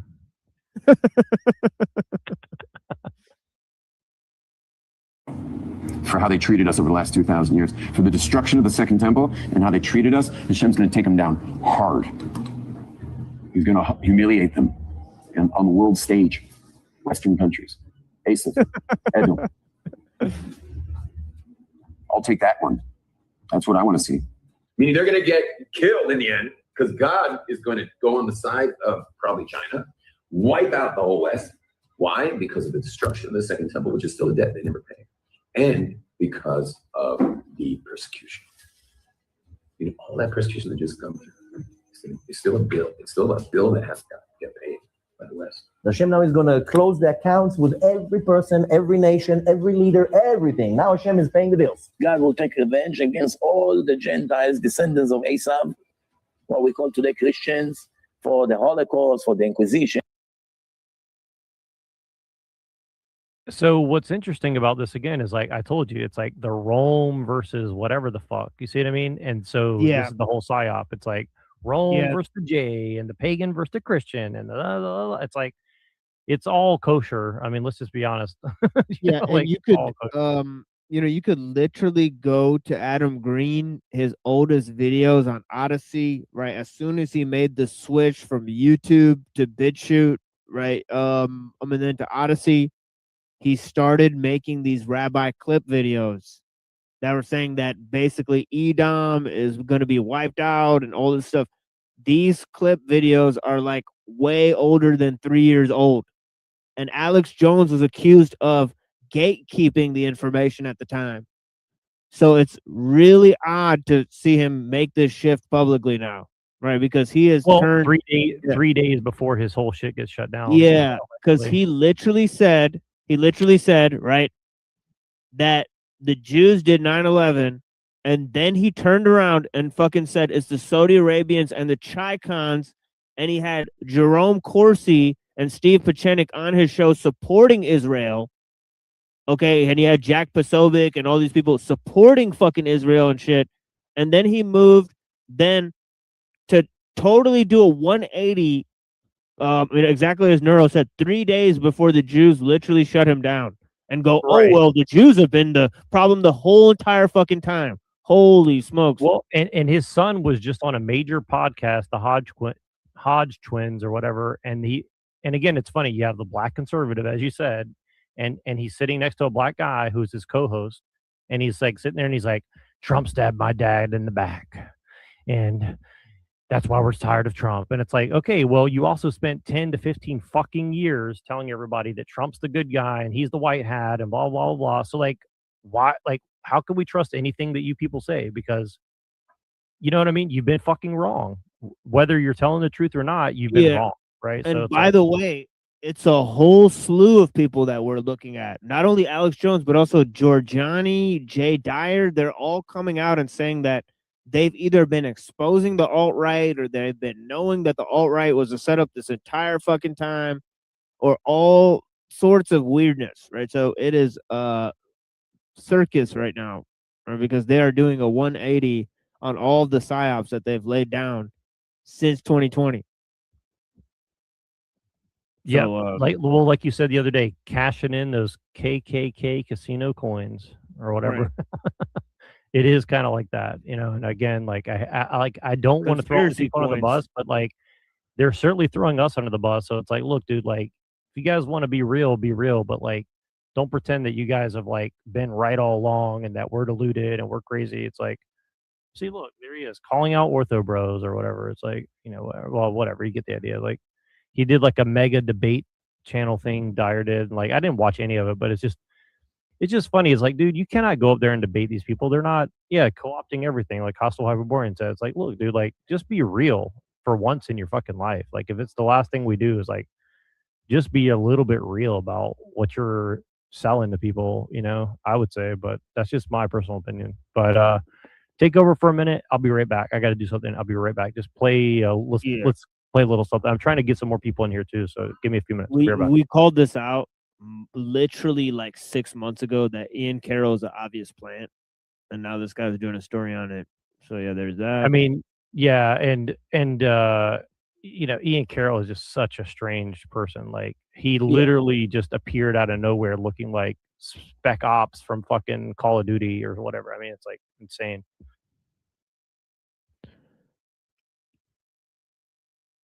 Yeah, so let's see what's on the boob tube. Oh, I sent you another clip. You might want to look at it from Twitter too, by the way. So no, you don't have to, but I sent you another clip you might be interested in. It's Richard Spencer saying the end of history, how Christianity is destroying the Aryan race. Our fundamental issue is spiritual. Jacob versus Esau and why we hail Apollo. Again, right back to Troy, which is Apollo comes from Troy. Right back to Rome. Again, it's just the same shit over and over and over again. The pagans are Apollo and the Christians are a false god and Jews are the false god. And it's like, it's just like, dude, it's the same fucking thing in every little niche. It's like, You sell one niche to one group of people, you sell a different niche to other people. It's like, it's just kind of gay, honestly, at this point.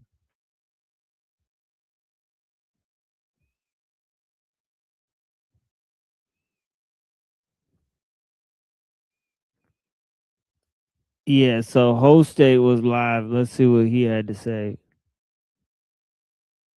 We're taking a little break from our normally scheduled content to bring you some fucking gay shit that's on. Been beat up by girls, I think.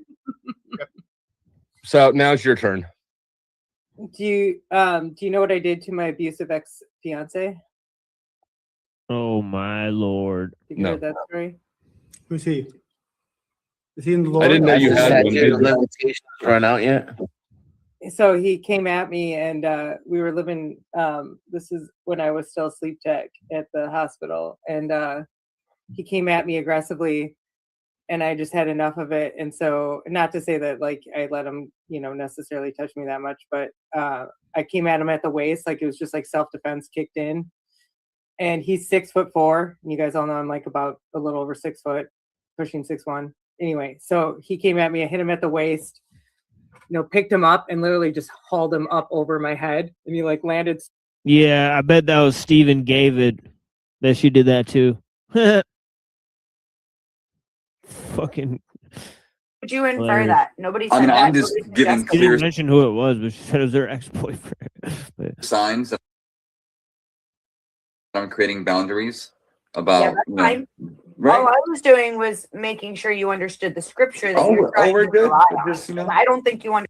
approach with anything. I'm not saying you're a bad person, bad guy. I just say that in this space, I would include you in spaces where I would not divulge a certain level of info. Wow. All right. Well, none of that seems cogent. Let's just go to something else. I don't see a Hurricane Peril there at all, even though he's on the cover of it. And look at this. Look at this really just, I mean, honestly, limp-wristed philosophy. It says, I have come to believe that the whole world is an enigma, a harmless enigma that is made terrible by our own mad attempt to interpret it as though it had an underlying truth. So all you have is your ability to interpret things. It's literally like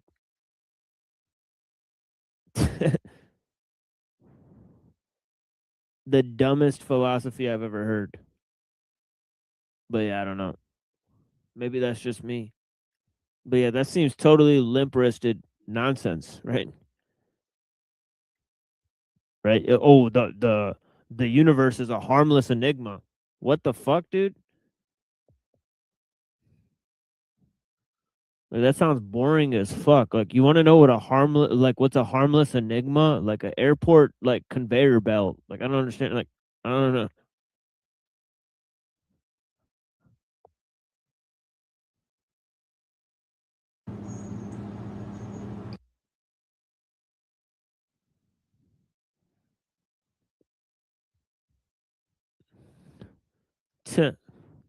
What the fuck is going on with this fucking Tard's stream? Yeah, Lilith did not have very nice things to say about us. But yeah, let's watch some of his stuff. I don't know, I'm not seeing a stream here. Was the Agawad, the eighth sphere, the realm of gnosis, the realm of awakening. The Agdod. There, in the ancient language up there, the word Utlant actually means foreigner, which is kind of interesting. So the ancient Egyptian word that represented the foreigners from the root civilization, from the Zep-Tepi, the first times, the primordial island that sunk. The primordial island, folks. I don't think islands can be primordial. Like a primordial motherfucking island, bro. Like I don't know. But yeah. Like, don't islands form from shit? Like, it's fucking crazy, man. But yeah. Fucking this shit is primordial, man. Oh yeah. I think I saw like John D or some other cracker over here. Let's see where it is. What? Damn, I lost it. All right, let's just go to this spot. See what's going on here. Jesus and John the Baptist and Mary Magdalene. That's a theory, though. Wait, hold on. Let's go back. Let's see what they're trying to say. And the cross always represented matter because it had four directions, represented the four directions. It represented the four elements, and so it represented binding us to this particular dimension, this plane of being. But as we grow and we learn, and as our soul begins to awaken again, and as we get in touch with that spark within us, that spark of Sophia, that spark of the monad, which is within us from the true realm of light, the true God of light, that begins to bloom and it begins to open up and awaken like a rose does. And in the same way, the rose itself grows out of manure, right? Anyone knows who grows roses that you have to use manure, to fertilize the roses enough to get them to get to the point where they bloom. So just as the rose grows out of that crap, excuse my language, in the same way, our soul grows out of this realm, this dimension, and it opens up and it blooms. So the rose growing out of that's the opposite of what Lilith's always saying. See, he's always saying that the earth is a dream body of Sophia, but here he's saying you got to rise above the material realm. Use Sophia to rise above the material realm. So see, it contradicts the thing he's always fucking saying. Good Lord. the cross of matter. And because of this, the Templars would also plant roses in places that the rose became a symbol of this process. They would plant roses in places where the mysteries were preserved. Okay. So they got the rose.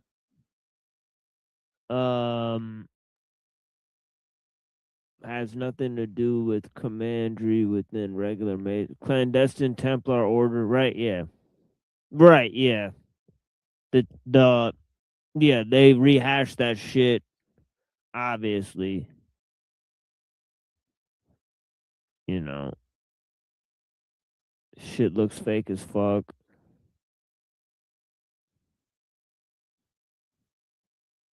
LARPing as Templars. You might as well go for the whole Dungeons and Dragons thing, man. You know, we'll get the goblet. Fucking bejeweled gloves and shit.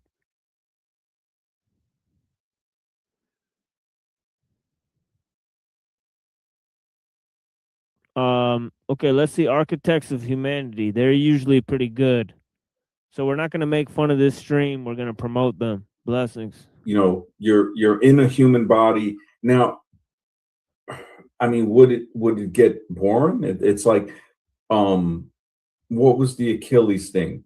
The thing that makes life precious and so great is that it is mortal. Oh, and look who's already there. Marilyn. Holla.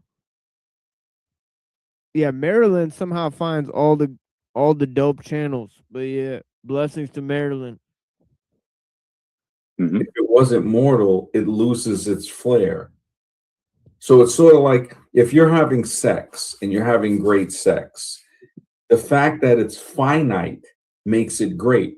Because if you keep having sex, if you've had sex for a long time, you get to a point where you want to stop having sex.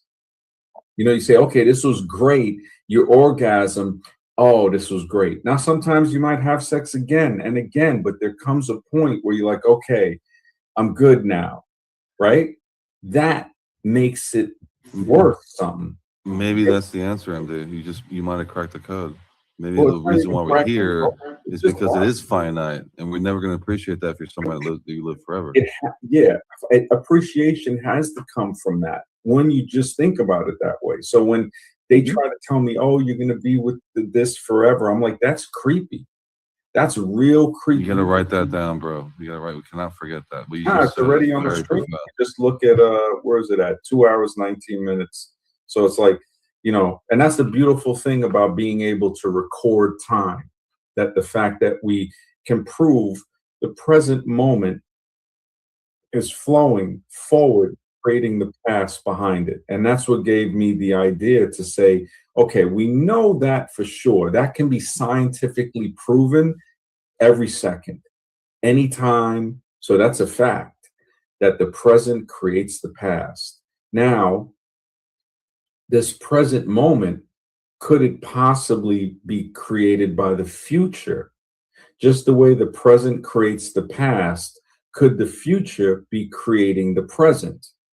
And if that is so, can we get echoes that come back to the present from the future that somebody might call deja vu or something else, this feeling of something that's going to happen? How do we know that? Now, we don't know how we know that. That's what I'm saying. Now you're jumping somewhere. What you just said was so profound. We have to kind of ponder that to say, what you about were an eternal, you were an finite? eternal being, and now you're I mean, being. the past is gone. There is no future, right? Like, I mean, you know, the eschaton reaching into the past, that is literally, you know, it's like Teilhard de Chardin, you know, crackpot, you know, pseudo shit for sure. But yeah, definitely. But yeah, man, I would definitely like to call in on that. Hell yeah. Yeah, definitely jump in this panel. Hassel. These guys are always talking about some interesting shit. You're in a finite body. Everything that's So, finite. in this realm, and these things are, you only have a limited amount of time to be here. Kind of like the movie with what's his name, Big Wave that came, not Inception, the other one. The big wave that came and hit him. Because if you're in this world, time goes a different whatever. But what you said earlier was that's probably what it is. You have finite time in this reality to accomplish certain things. We're going to give you these certain gifts, and you have a certain amount of time to do it in, and you're gonna take it a lot more seriously because now you only have a certain amount of time to do it in, and we're gonna make you think this is your only life. We're gonna literally make you think this is your only life. Once you're done, you're done. That's it. But in reality, you're just playing a game. So what you said right there, I think that is probably you cracked the code, man. I mean, you got that right there could be a whole book, a whole thing. Timestamp this shit right now. Whatever you got to do, that right there is the most unveiling thing that anyone could say. Is that something that's finite will hold it so much more precious because there's only a certain amount of time to fall in love or whatever. Where love should be infinite, but in this case, it's not infinite, and you have to somehow go with all the depression and everything that comes along with it, and make this love last or whatever until the wheels fall off, whatever. That's what makes life worth living in the end. That's it. That's the only answer. There is no other answer. What makes things worth what they're worth? I want to know if it can be extended. Because if you live forever, would you care? Would you care about anything? Yeah, exactly. Yeah. You wouldn't care about nothing. You'd be chilling. You'd be like, you know what? I don't care about that. Yeah. Why am I going to lift a finger, right? But here, it makes you lift the finger, makes you jump up and, do something, or else you're done. I mean, also, see, these type of conversations, this is something that seems to be non-existent on the internet, because everybody, when you look at it, just wants to debate. They just, the ego is so overgrown. It's just to have a conversation. Oh, well, I'll debate you on evolution. How about just having a conversation with me about it? And they don't understand that. And that's where I'm like, you know what? Well, here's the thing. Here's what you're asking. and it's very tough to understand why they don't want to do it. But you're essentially asking them to erase everything they've studied, everything they know, even whatever, and This to guy says, relearn everything. you can jump on tonight, man. We have the link pinned to the top of the chat, bro, if you want to hop on. Go ahead. Hostile Hyperborean.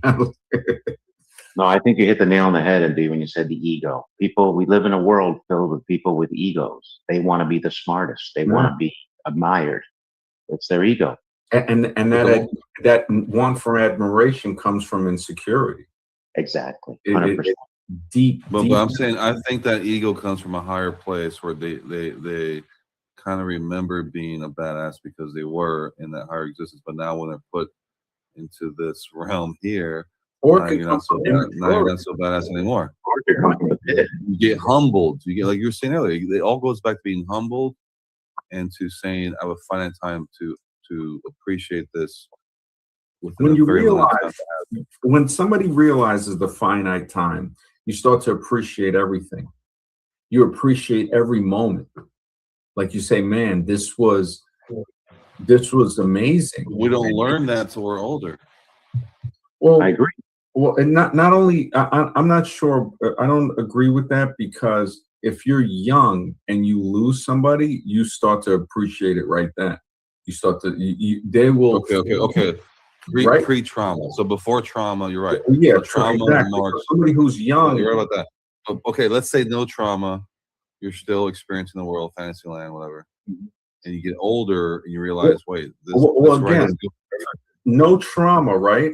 You can still experience it when you don't have trauma, but the only way to do that is having empathy. Yeah, these guys are dope, man. You know, this dude hopped on my stream one day. We had a great conversation. You know, his head's in a good place, honestly. I mean, but yeah, shout out to the G Architects of Humanity. This is the channel right here. But yeah, definitely go check them out at Architects of Humanity. Yeah, man. But yeah.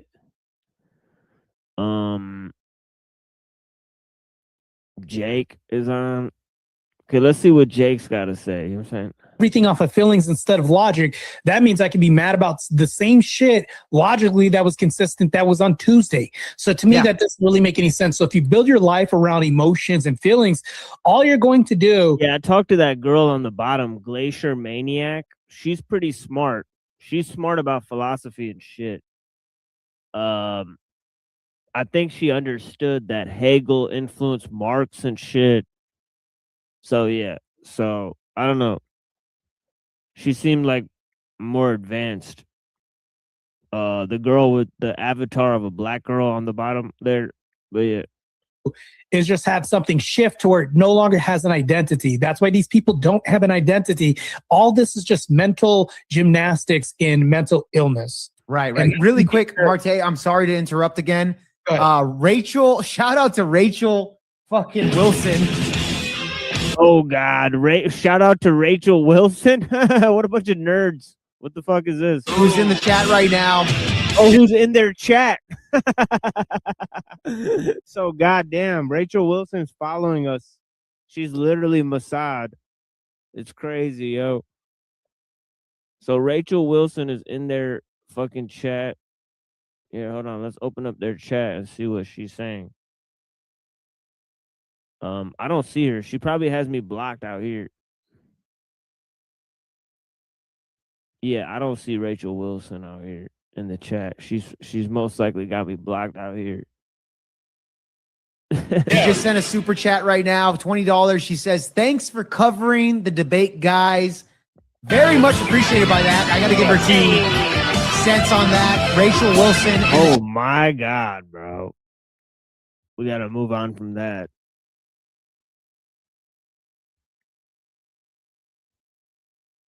It's like absolutely nothing going on. So what's the deal, Neuro? Am I really gonna turn this crap on? All right. It, right? And you're making like a claim about like the opposite. Like I'm trying to give you something without giving away something from my debate, but like, Wow, goddamn, bro. Like, spit it out. You know, you got like 5 seconds to make an impression. Like, spit it out. All right, all right. You know what? Let's just go to the Wilson debate. This is how we're gonna do it. We're gonna go to Wilson versus Schroyer, and I'm just gonna cover this shit without Neuro. It is what it is.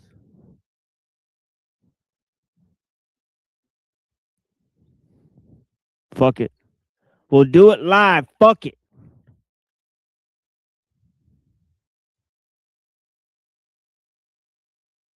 All right, here we go. Doesn't look like it's going that way either. And I'm just concerned. Everybody's covering this nonsense. This debate is complete 100% trash. So we'll go ahead and cover it.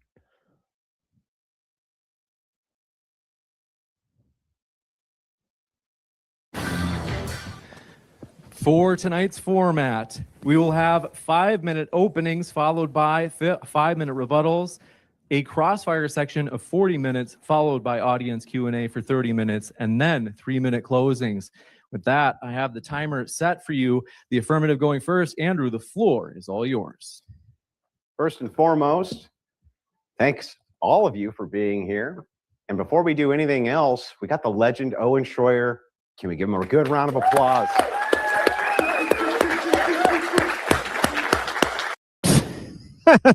Legend.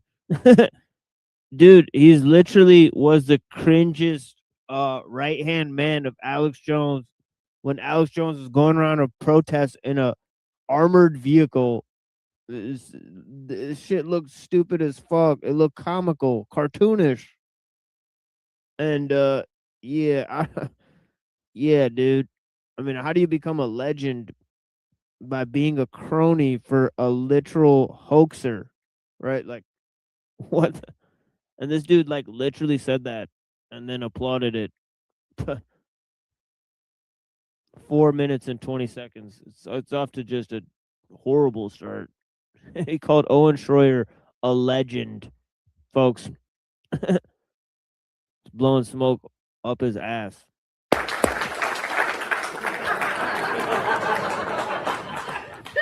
That said, you're still going to get stomped. So, first and foremost, what are you, 12? You're stomped. Let me clear up any misrepresentation when it comes to my views. I am anti-Zionist and anti-Christian Zionist especially. I have done many debates on the topic, and I've won them all. Are you sure about that? He's anti-Zionist and anti-Christian Zionist, but he said we shouldn't support the Jews, but we sure shouldn't support the people that they're fucking murdering and killing, right? And, you know, like who basically the land rightfully fucking belongs to, right? He said, no, it's okay to murder and kill those fucking people, right? And then he also said, oh, yeah, you know, we should send Christians to Israel to support the Jews. You know, so I mean, if they have enough Christian population, then the Christians will start supporting the Jews. So he's not exactly against. And also, as I pointed out earlier, he supports the Russian Orthodox Church, right? Which they don't have a problem supporting Jews. Actually, a huge portion of the fucking churches and shit, they actually exist within Israel.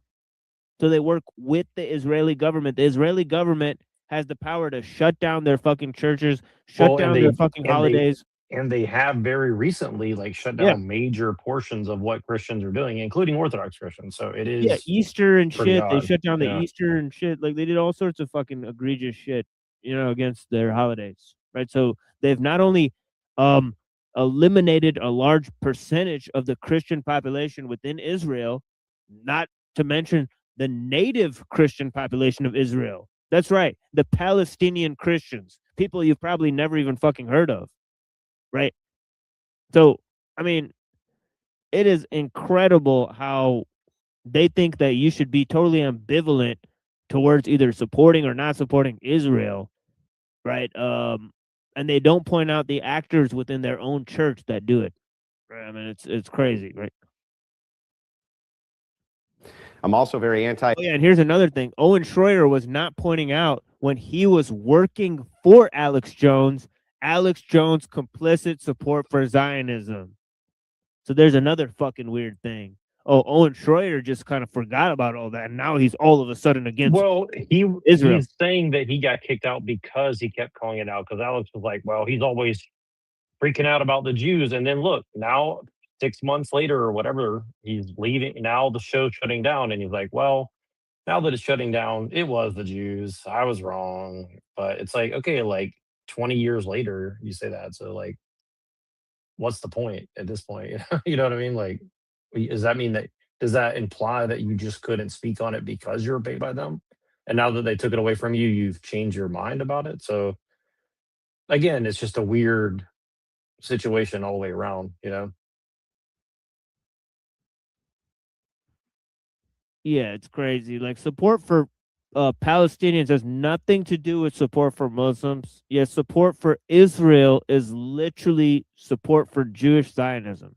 It's fucking insane, right? So we've all been lied to. It's fucking outrageous. Yeah, I mean, by definition, Israel's kind of defined by Zionism. So like, you know, you can't really, I mean, if there's a distinction you could make, I am open to hearing it. I just never heard a clear distinction of like, well, Israel doesn't have anything to do with Zionism. It's like, well, kind of by definition it does, but okay.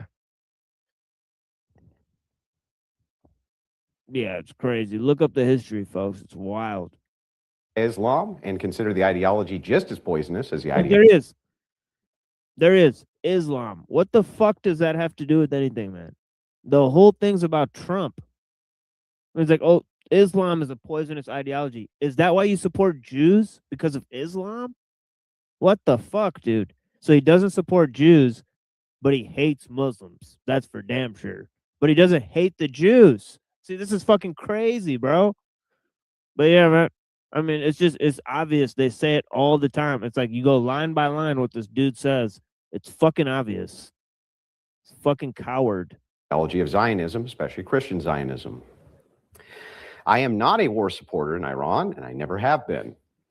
I say this at the beginning of the debate, so when bad faith...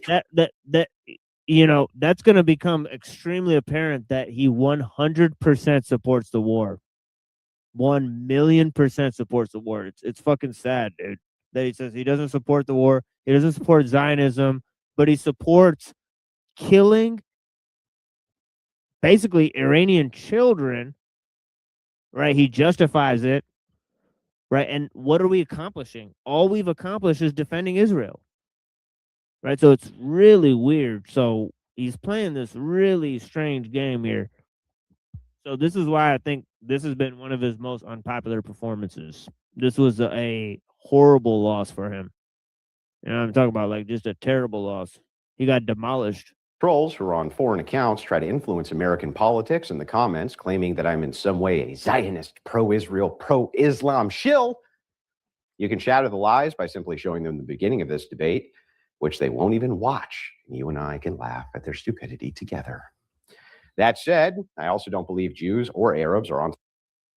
Oh yeah, I'm sure millions of people will be calling you a pro-Zionist, pro-Islamic. What the fuck does that even mean, dude?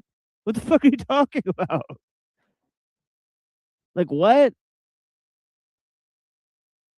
Like not one person will say that to you, Logically evil just because they are Jewish or Arabic. I represent a worldview, and I believe there are stupid and evil ideologies in this world, and those are the things I debate against and resist on a political level.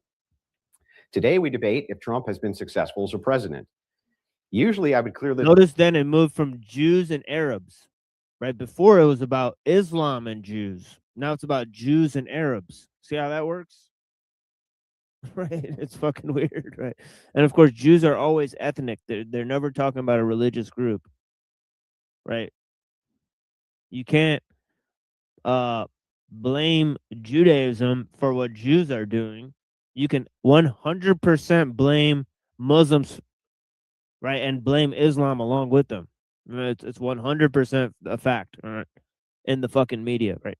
It's crazy. The double standard is fucking outrageous, Right. This up semantically and quickly with Owen, but we seem to have the same general notion about what success means and doesn't mean, so we will just get right to the heart of the debate. I'd like to begin by pointing out that Trump stopping two different left-wing women from becoming president and being the first president who is a woman should immediately default him to the position of a successful president, as just that alone saved the nation from years of torment and suffering. No, it wouldn't, you fucking moron. Because as you said thousands of times, if men vote in a woman leader, then it's still men who rule because it's men overwhelmingly who put them in power, so on and so forth. So even you can deduce how that's actually not a fact, right? And the president is a puppet. When did this fucking idiot not learn that the president is a puppet on a fucking string, dude? You never hear about any of this fucking shit. The shadow government, the international community, international pressures, fucking corporations in Israel owning the fucking government, the Rothschilds and all this shit, the fucking banking institutions. Grow up, motherfucker. Like, what are you talking about? That you're going to vote for somebody that's going to change things. How stupid are these fucking people? Like, this is literally a trap. It's an ideological trap. It's fucking limited hangout for shills that won't go to war to die for what they themselves support. They want other people to die for their fucking ideas while they sit there and get paid on YouTube. From the most insufferable vocal fried women the world has ever seen. That alone, I feel like, wins me the debate, but there's so much more. Starting on the pro-Christian side, Office of Faith, though I don't like who's in it, I like there's an office for it.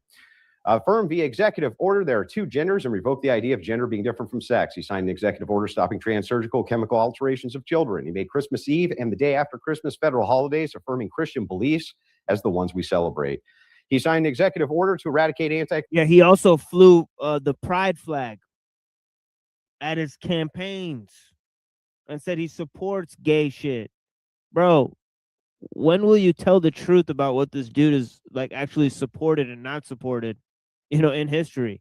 There's nothing Christian about Trump, right? Like, it's wild.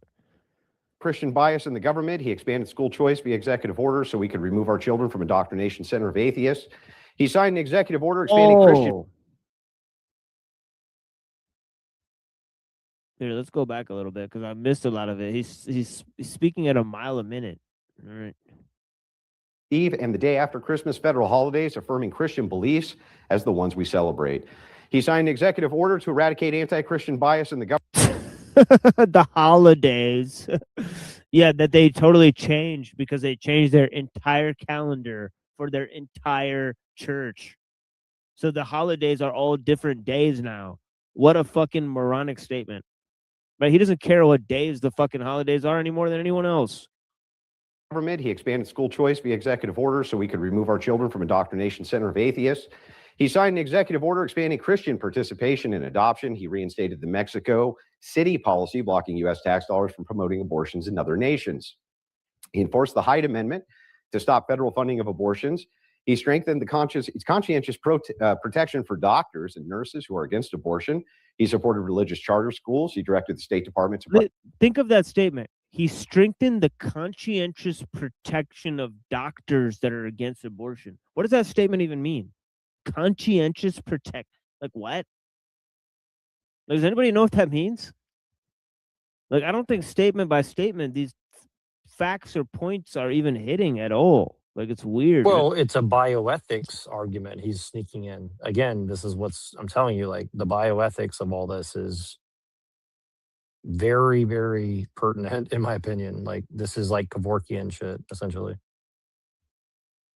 Yeah, it's like pro-natalism, where it's like, obviously, as we've discussed, it's kind of like using the government to get more babies to be born. So, and of course, you want to control what types of babies are born. So it's kind of like saying, like, well, the government should take part in eugenics or whatnot instead of aborting all these babies. But it's like, I don't know if that's fucking better, dude. Like, maybe they should just stay the fuck away from people's families, right? Like,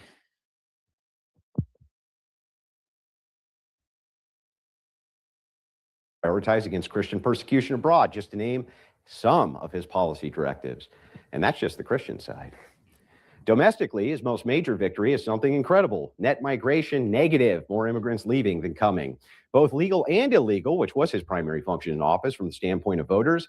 And this is one of the few Western nations where that is the case currently, with limited exceptions.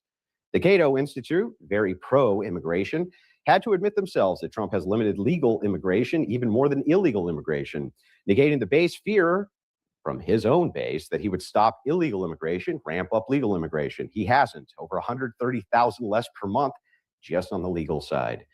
Real wage growth is up 1.3% under Trump. It was negative under Biden. Yeah, because he got jackbooted thugs to patrol the streets and walk inside of the homes of American fucking citizens that were trained by the IDF.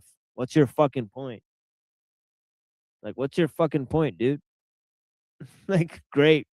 It's like at the cost of like all of our fucking search and seizure fucking rights. Like, yeah, let's just fucking throw those in the garbage and let the fucking police into our fucking homes. The federal workforce down 10%, which is excellent. Crime is down across the nation. Even Owen agrees with that. The Overton window has shifted right on most national conversations, including LGBTQ and transgender ideology. This isn't even getting into the historic court cases like Roe v. Wade and Chevron, which undid huge injustices in the United States. These are just some of Trump's accomplishments among many. I just can't list them all due to time. The idea of Owen Schroyer and many other anti-Trump right-wingers is accelerationism. The glaring logical hole, of course, in that is all that happens is Democrats get power, make life worse for everybody, and then they just run back to Republicans to fix everything the Democrats did, and the entire time is spent by Republicans cleaning up the mess. Yeah, I don't know where he got that from. I think that's clearly a straw man. I don't know if I've ever heard Owen Schroyer take that position. He's just saying that they sold out conservatives, right? So there is a faction of people, like we pointed out years ago, that he was using talking points from Nick Fuentes, using the idea of Christian futurism, which is literally accelerationism. He was using accelerationist terminology, you know, like 2 years ago. So him pinning accelerationism on tons of people he disagrees with is literally disingenuous nonsense. But yeah. And also he's working with these fucking retards that are literally in office working with Thiel and the accelerationists. So what the fuck is he talking about? Accelerationism. Does he even know what that word means? He's a fucking dumb fuck. And this is what happens when you have people who have no sophistication in philosophy go ahead and debate political talking points. You know, Democrats and leftists left for us. It doesn't work and can't work in a two-party system. Ensuring Democrat control by denouncing Trump and Republicans just assures a packed Supreme Court, outrageous censorship, mass migration, expansion of gay agenda, feminism, and the movement of an anti-Christian and anti-Christ-driven world. You guys seem to forget we had Biden. It was awful. And rather than continue his policies, people elected Trump en masse because life under Democrats is the anti-Christian world, dude. What the fuck? Trump and the anti-Christian world, dude. Like, what? Like, what in the world, dude? Here, hold on. Let me show you guys this.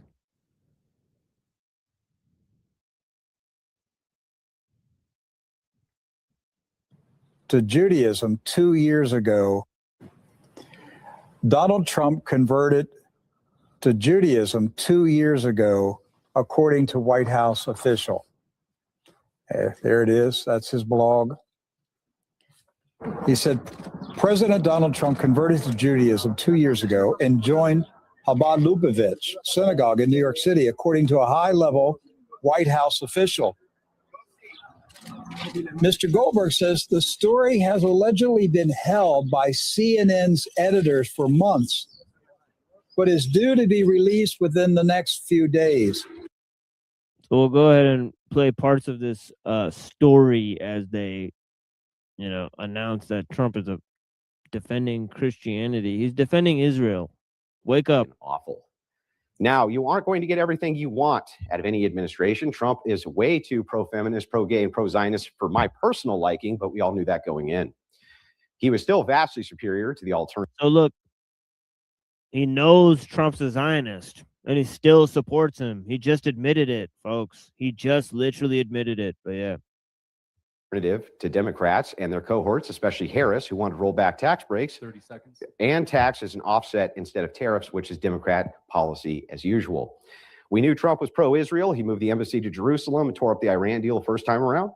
We knew this was part of what we were getting when we elected him, including Owen Schroyer, who, by the way, was put in solitary confinement by Democrats and held, in my opinion, as a political prisoner. That's what's in store for us under Democrats. I will cede no ground to Democrats under any circumstances, as there's no alternative.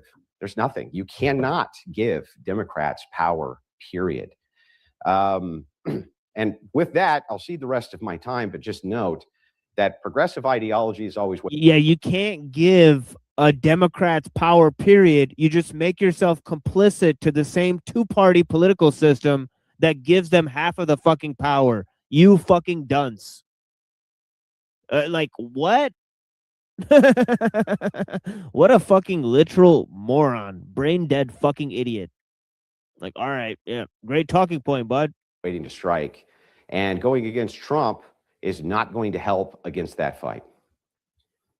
Thank you very much for that opening.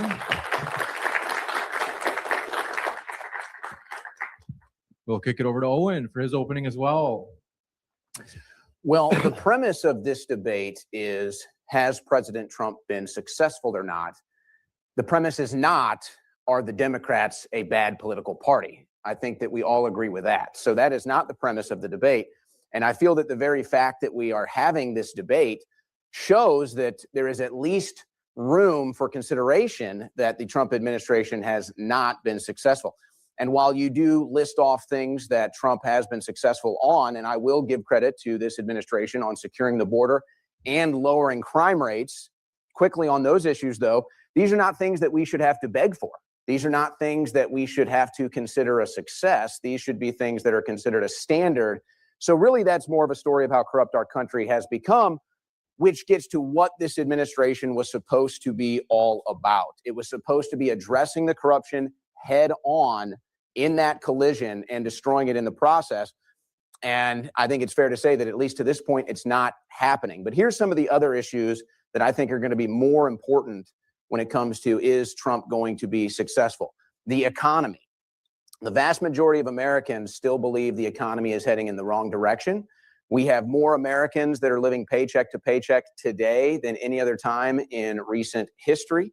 And as everybody is well aware, our national debt continues to go to record highs. But it's not just the country that's in debt. The average citizen. Yeah, so what, dude? Like, what a weak ass fucking point. Like, nobody's gonna fix the goddamn economy. Like, what? You're putting too much faith in one person if you think they're gonna do that. Like, do you not understand how economic systems work? Like, what are you talking about, dude? It's based on international trade and a whole number of other items. Like, you know, like what is he gonna do for the economy? Like, good Lord, man. Again, the president is a puppet on a string.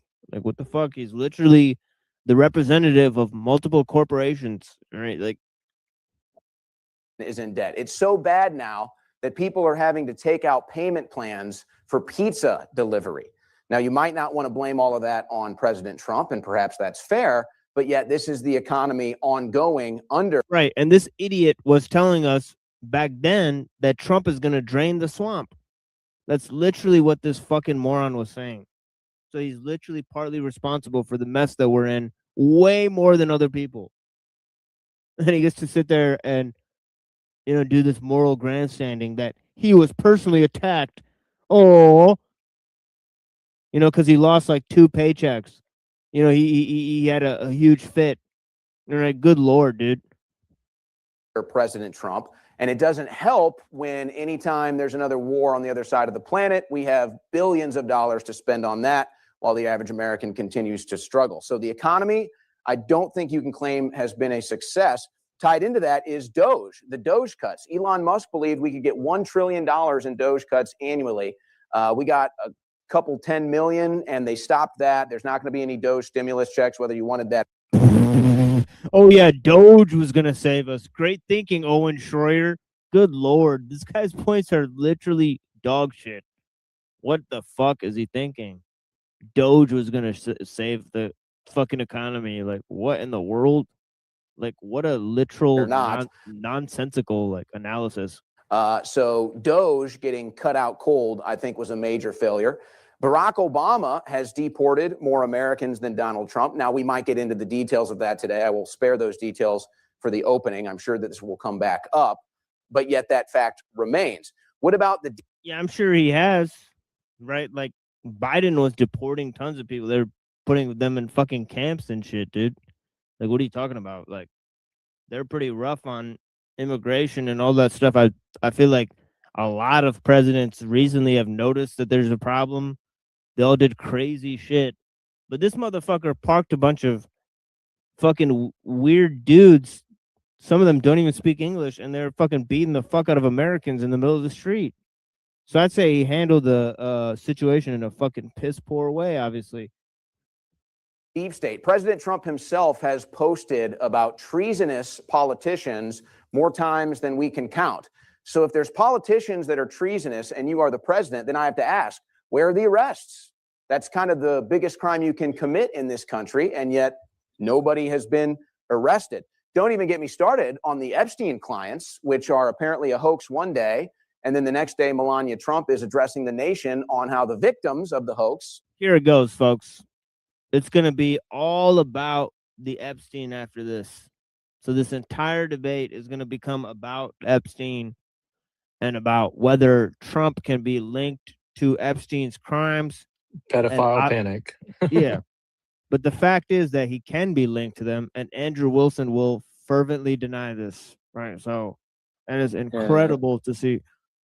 I just came on to say, I hope both of you are doing well.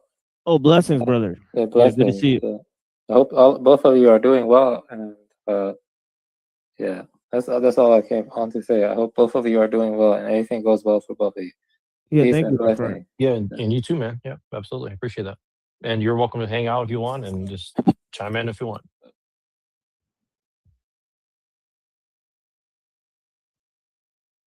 Need to speak to Congress. So I'm not sure where we want to go with that, but either way, no deep state arrests. Where are all the Epstein pedophile arrests? We're not getting those. These are things that people anticipated, and yet there's no success there either. And by the way, as you mentioned, Trump's victory over the liberal women, which I think we'll all agree was a major victory, he was not the president when that happened. He's never won an election as president. Just thought I'd point that out. As far as the office of faith is concerned, it seems to be going about the same way of the Board of Peace. Nothing but vanity, no real results. You talk about the anti-Christian bias that they're fighting, yet look at who Trump is working with now. He's making sure that Karine Jean Bohler kicked off of the Religious Liberties Commission for her political takes. Yet Laura Loomer, who is a vehement anti-Muslim, anti-Catholic psychotic, somehow has the ear of President Trump. So I'm not sure if that's really working for the anti-Christian. You know, that's a pretty good point, right? So yeah, so I think he's right about this point, right? People like Laura Loomer are not really pro-Christians, right? So Trump literally supports anti-Christian guys. He won't support Christians. Right. He also said, I love you, Christians, right? And he said, I'm not a Christian. Right. And he said his family is Jewish. And there are claims that he converted to Judaism. Right. So I mean, it's all pretty kind of weird. Like, I don't know. Wage growth, that's going to be an interesting one. I'm sure we're going to get more into that. But I think it goes back to the general economic picture that whether it's Trump or anybody else, Americans are still struggling. And I think if we be honest here, if we're going to be honest, a lot of this economy is actually Trump's fault. And I know he likes to blame it on Biden, but if you go back and look at it, it was the COVID economy that caused the permanent damage. It was the COVID economy that resulted in 10 to 15 to 20% inflation. Those are Trump's policies. Now, Biden was obviously a disaster. I'm not here to promote anything Biden did, But that was the Trump economy. The COVID economy is the Trump economy. Now, as far as accelerationism is concerned, I don't believe I have ever publicly supported that. I do understand the concept. I understand why people like it. I'm not here because I want Democrats to win. And I think this is a very important statement for me to make, because much like in your opening statement, you wanted to clarify. Yeah, that was a great point, right? I mean, you know, Well, they're also defining like wanting to vote for Democrats as accelerationism, as if that's the end all be all definition. So that's kind of weird. But go ahead, sorry. Yeah, it's kind of weird. Um, and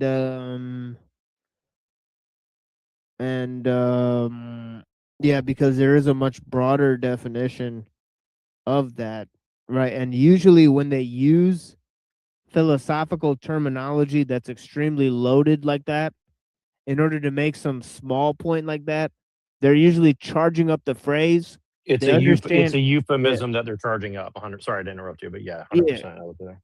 Yeah, you know, like they know the other meaning of it. They're strategically using the term because it attracts your attention to the other use of it. Right? So, I mean, you know, these things are highly staged. Okay, anybody who watches enough of these understands these are highly staged events. These people are, you know, obviously there's many debates where the two people who are going to debate each other let each other know about the talking points that they're going to offer beforehand. But sometimes it gets even more complex than that, right? Sometimes there's a certain amount of, you know, oh, I'll give you some money, you know, you can lose on this point, you know, and so on and so forth, right? And And just specifically, I mean, I've been looking for kind of an excuse to mention this, because, like, I think I've mentioned it a few times here and there, but I just want to, you know, since we're covering Owen Schroyer, which I've been wanting to do for a while, anyways, because he is an interesting character, as some people might call him. You know, he left Alex Jones because he wanted to break the story on like the dumping the social media of like the Catholic trans 09A 764, trans shooter person or whatever. And he's like, oh, Alex Jones stole my thunder about doing that. I was supposed to cover all that. And he came in and took over my spot. And I just got tired of it and I went home and I thought we were cool. And then he went through a whole story about how like he wanted to break the news and Alex Jones stole his thunder. And he always did that to him and like just put him down. And then Alex would talk shit to him because he's talking too much about the Jews, or he's like, I run this thing because you guys are not charming enough and you guys aren't really bringing in the money like I am. And I got to run this $1 billion operation and blah, blah. So again, I'm just saying it's like, it is very weird because you got like the money thing going on. Like they get exclusive deals about releasing the social media of a trans alt-right, Catholic school shooter. I mean, how are they getting that? You know what I mean? Like, how do you get the exclusive dump of like somebody's social media? You know what I'm saying? Like, that's a whole thing, So I don't know. It's just to gloss over accelerationism with like a flippant point about Democrats. It's like clearly accelerationism is a lot more than that. So, and there's no way that he's covering like Catholic school trans demonic shooters who like draw pictures of themselves allegedly in a notebook as a demon. And then he quits Alex Jones and he says, well, I don't want to talk about demonic stuff and all this. Like, I want to talk about sports and football and the news. And I'm like, I mean, at least Alex is willing to cover the spiritual stuff, I guess, right? So it's like, it's kind of weird. I was just want to mention that. It's pretty odd.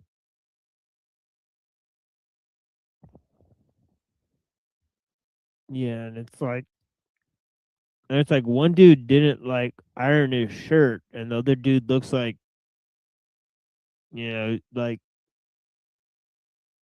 It looks like it looks like Billy Ray Cyrus, like, yeah, like he's about to basically. pass you the card for like the Eyes Wide Shut party.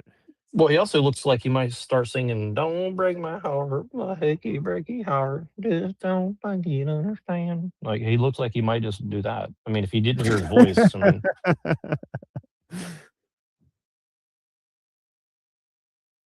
Yeah, we're 15 minutes he in. he just needs the cowboy boots and the hat. I mean, he's there. I mean, but anyways. He's got the Yeah, mullet going, he's got a very particular like mullet, like man look or whatever. It's pretty. yeah, It's like the car mechanic versus like the like metrosexual cowboy or something. I don't know. It's pretty weird. yeah.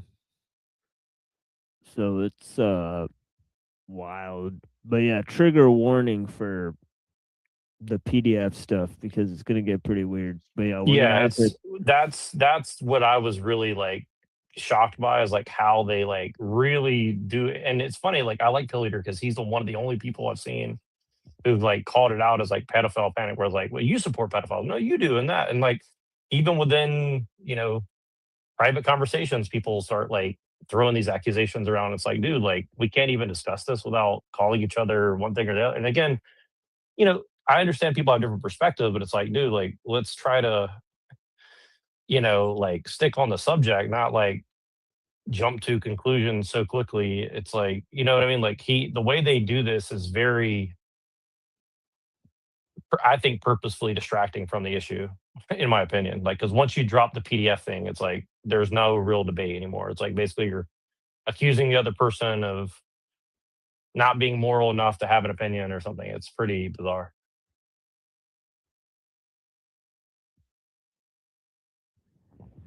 Yeah, so trigger warning for that. I will fact check a lot of what they say, so we'll have to go ahead and. Yeah, I agree. That's a good idea for sure because they start making like crazy claims for sure. Yeah, so because this is I mean they use almost zero professionalism with dealing with outrageous claims that they're making about entire thing. But some things that people get wrong about you. I want to clarify this. I do not want Democrats to win. As has already been documented in this debate, Democrats have put me in prison. In fact, I was put in jail 4 times for supporting President Trump, including the last one when I was put in solitary confinement. So believe me, I know how dangerous the Democrats are. The problem is, it's not up to me. Yeah, I mean, I think he realized 4 times he was used as basically cannon fodder, basically like the liberal people that support the Bolshevik revolution, and they, get rid of him. It's like, he realized this is basically who he is. Right, so this is Trump. If Trump cannot get the Republicans over the finish line in the midterms, that has nothing to do with podcasters. It has nothing to. Yeah, he's trying to warn Andrew, Scam Drew, Shilson, Android Blunderson, or Fedru Grift son, and that he is actually in the same position to be used and abused and thrown away, and then silenced for 4 years when the next party comes around. Remember, this has been my message ever since I met you, and I told Andrew this specifically. Is like I saw a lot of people in the alt-right get set the fuck up and put away in prison for bullshit, or at least threatened with it, or at least spied on about it, right? And everybody just said, "Oh, you're just overly paranoid. There's nothing to worry about." I mean, I do give Owen Schroyer credit. Like he is correct. Like this is the modus operandi of these people, and it's Trotskyism 101. It's Gramscian 101. It's I mean, it's like it's Bolshevik gangsterism essentially, and it's institutional Bolshevik gangsterism. You know what I mean? So he's not totally wrong, and he does have balls to say that out loud because even if he is a shill, I mean, there's a lot of truth behind what he's saying there. And I think people really do underestimate how real that is because it's usually the people that participate in it, they get wrapped up in it. You know what I mean? It's not I don't think we're going to get wrapped up in it because we're not taking money from these people. But you start taking money from them, like, yeah, you're going to get threatened with prison and all kinds of shit.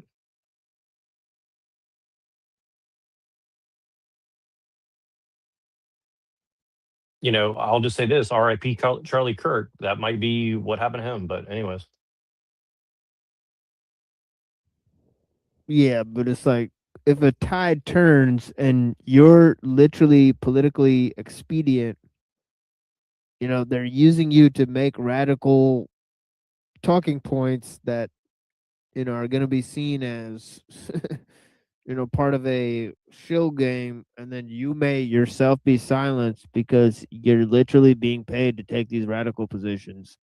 So these are some things you may want to consider. You know, when the next round of censorship happens, you were literally paid to say this shit that they're gonna use to then silence you. Like, what the fuck, dude? Like, wake up, puppet. Do with accelerationists, and it has everything to do with President Trump and the GOP. And ultimately, that's going to be the major measuring stick as to whether or not he's successful.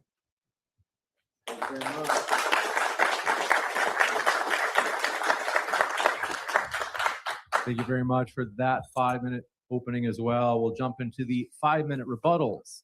The timer is set for you, Andrew. Yeah, so this is just straight time, right?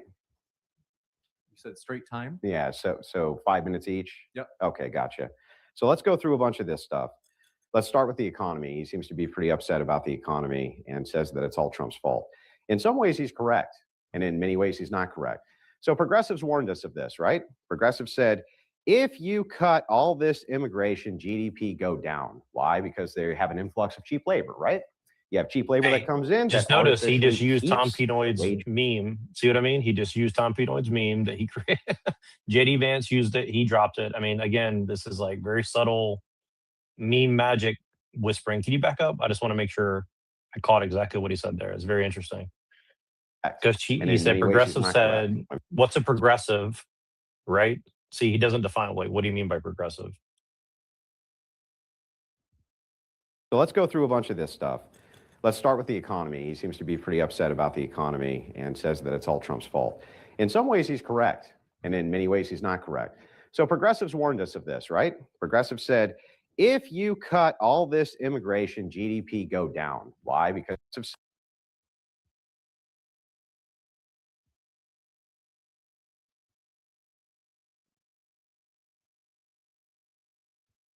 said, if you cut all this immigration, GDP go down. All this immigration, GDP go down.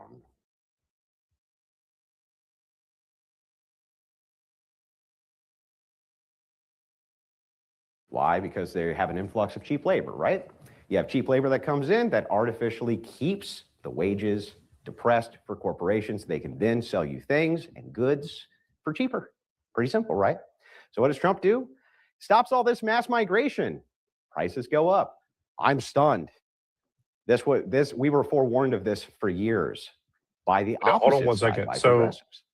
I don't want to So read too what's much into hilarious this, but he is kind of saying like, well, you know, be a shame if something happened to your labor market. You know, you might got to pay a little bit more. So, you know, this is what you asked for. You know, it's like he's kind of doing a little bit of a mafia, in my opinion.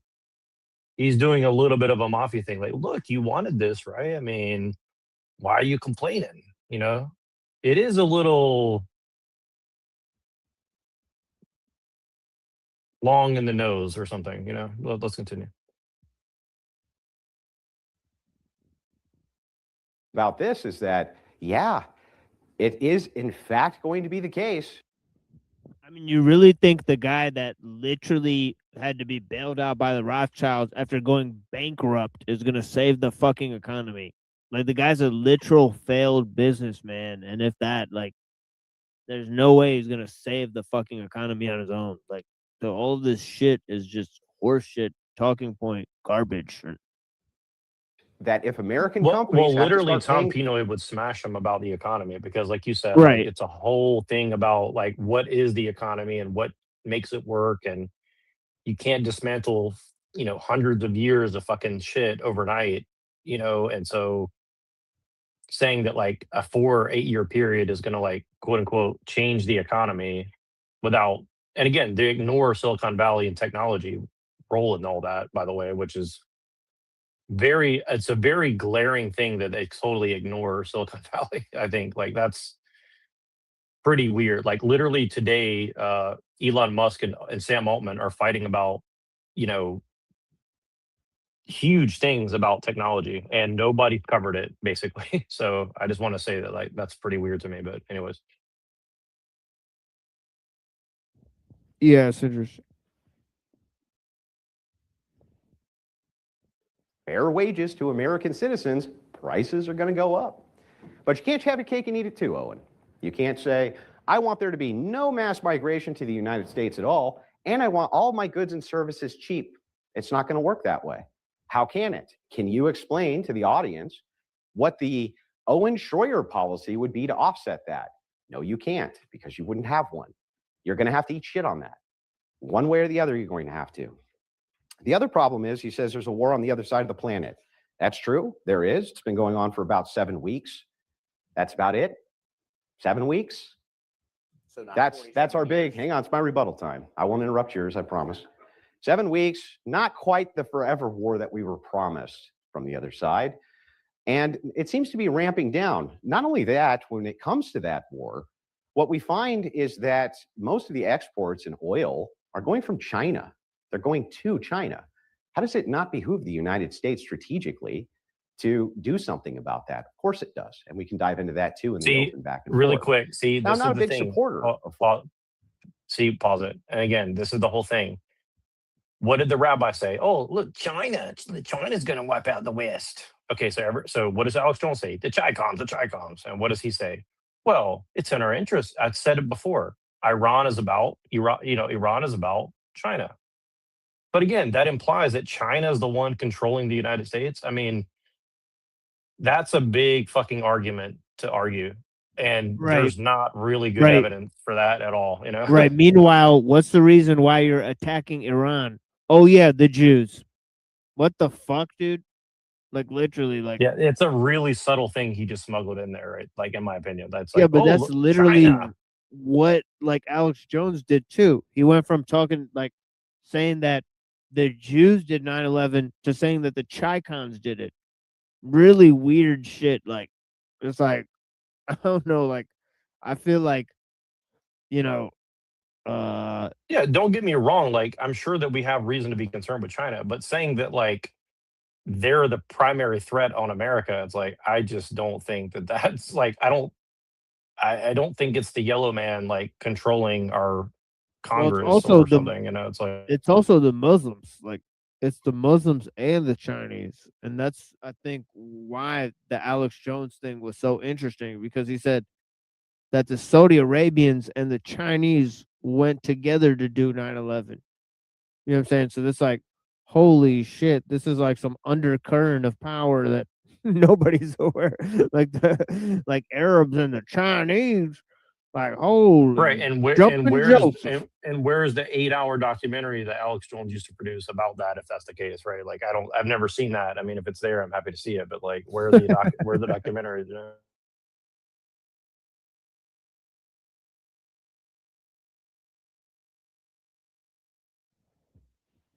Yeah, it's just tripped. Foreign wars, especially not in Iran. I'm not making any excuses for it. I'm just pointing out something which is obvious. He also says Elon Musk did Doge cuts. Were Democrats going to do Doge cuts? No. Trump made that promise, and that's exactly what they tried to do. He's been hamstrung at every level. This guy has 3 times the amount of court cases against him as any other president does in the last 50 years. It's ridiculous. Democrats hamstring him at every corner. So as we go through this, let's talk about Epstein. That's another big one.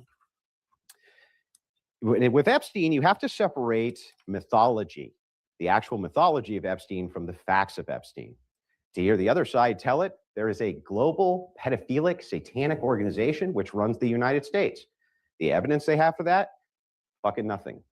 They have nothing. They have no evidence whatsoever. See, this is crazy. Like there's what, zero dude? evidence of that. There's zero evidence of that. Yeah, Like I don't know about that. The thing is that and you got to say there's some. I don't know if that there's zero. I mean, there's some. For like there's some level of it. I don't know.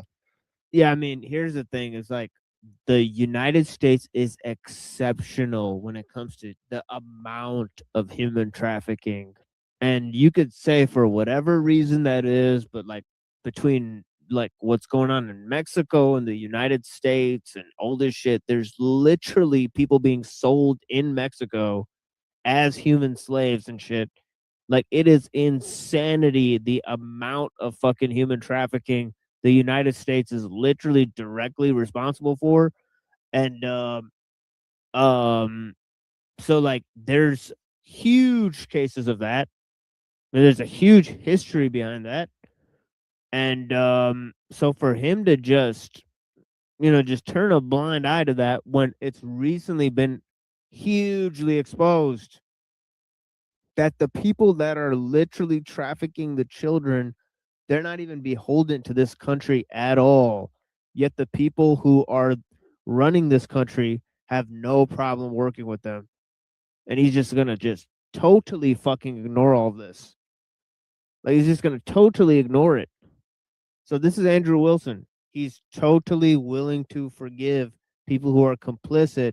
And then also, he's literally saying there's, he's saying, he's being very careful with his words. He's saying there's no proof that a secret cabal that commits to this type of thing controls America,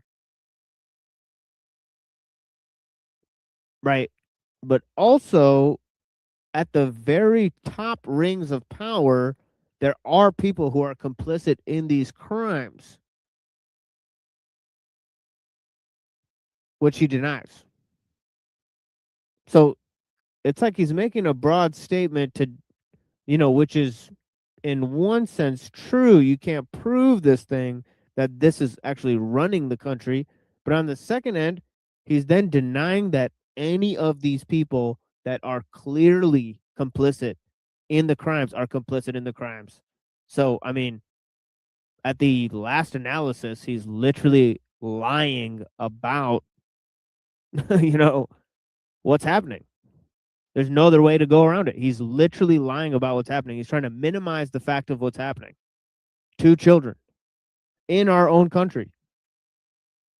And whether he's doing that for political talking points or because somebody paid him to do it, it is a despicable act. Right? Like, I don't know. And this is somebody who has children. Right? So, I mean, this is a fucking deplorable thing to say. I mean, right?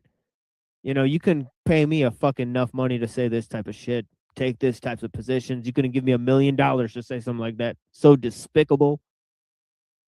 And I'd rather cut my fucking tongue out of my mouth. Fucking kidding me? These people are despicable. It's 2 a.m. in the morning. I'm extremely tired.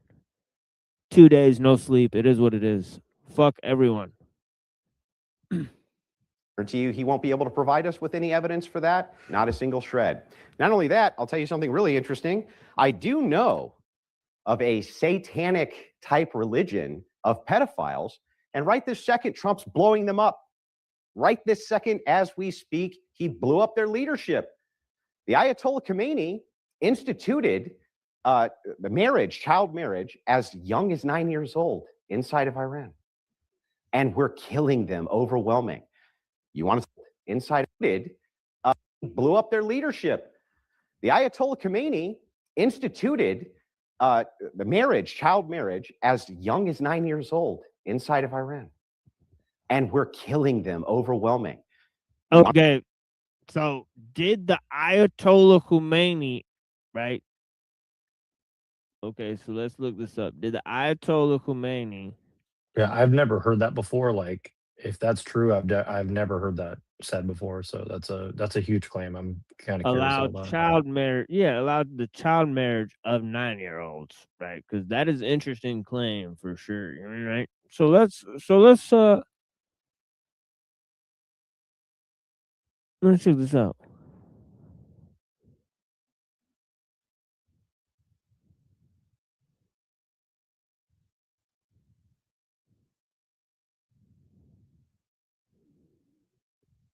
So marriageable age in Iran.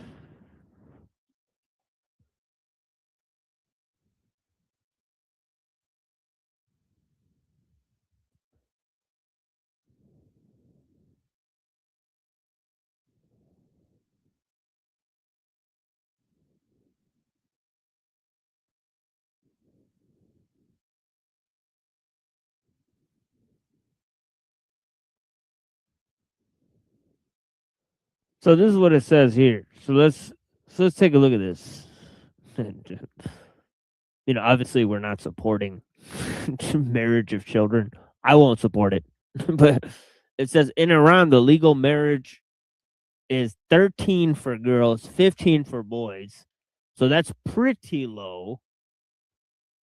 It's not really as old as 9. Well, but he uses different definitions of PDF file multiple times in the next like 10 minutes. So this is like Right. exactly where I tuned in. So like I don't know what he said before all this until now, but I know what he says after this is he keeps changing the definition multiple times, and we don't see the evidence of 9 years old, which is prepubescent. Which again, if you look throughout history, like 13 to 15 is a general range in which like humans have done this for a long time. So again, if you're talking about Yeah, it says traditional life, here. it's a whole nother debate versus like what's modern times is happening and all that. So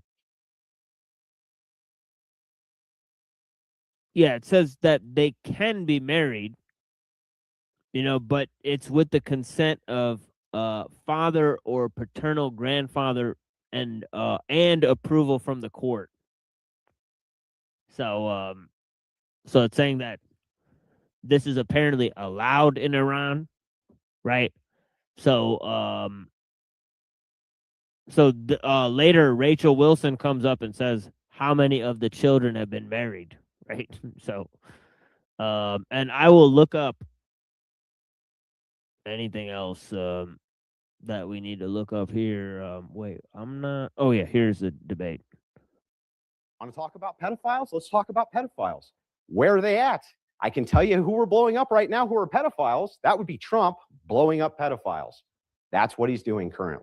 So there's his claim, right? So he's moved from saying that these people are allowing children to be married, which is a deplorable act, right? To then saying that it's okay to blow up random people in some other country to save them from being married. no, as a you're not kid or saving something. them at that point. You're just blowing them up, right? So you can't be saving them. It's implying an honor killing to some degree. Like I don't and know. other I people- think that's cope. I think that's a lot of cope because it's like you can't, you don't honor kill somebody that's not in your family. You honor kill them because they're in your family doing all that. Well, no, I know, but that's what he implies with one of his comments coming up, which again is like very interesting. Like he kind of makes this kind of like snide comment about it. You'll see in a second. Like, and also like it's interesting because he said there's no satanic group of pedophiles that running the world, but there is a satanic group of Muslims who run Iran, and it's like okay, so Well, he's saying that It's they're like, what? all. Well, he's saying that they're all pedophiles.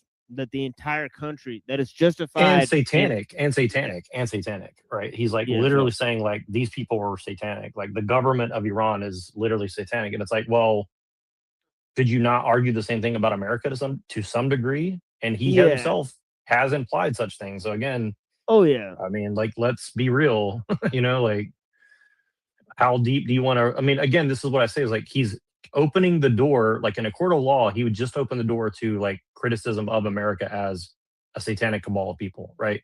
Whether he wants to admit to it or not, he opened the door, right? And again, I know that like we're not in a court of law, but like in a court of law, he just opened the door to a whole giant can of worms. And is that on purpose? Is that accelerationism?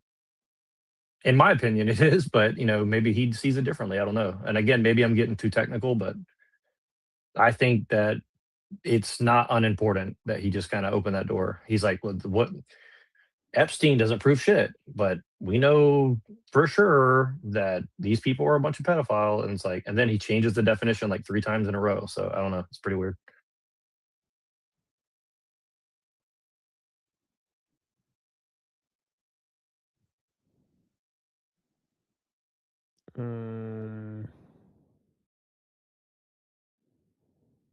See if you catch where he changes the definition.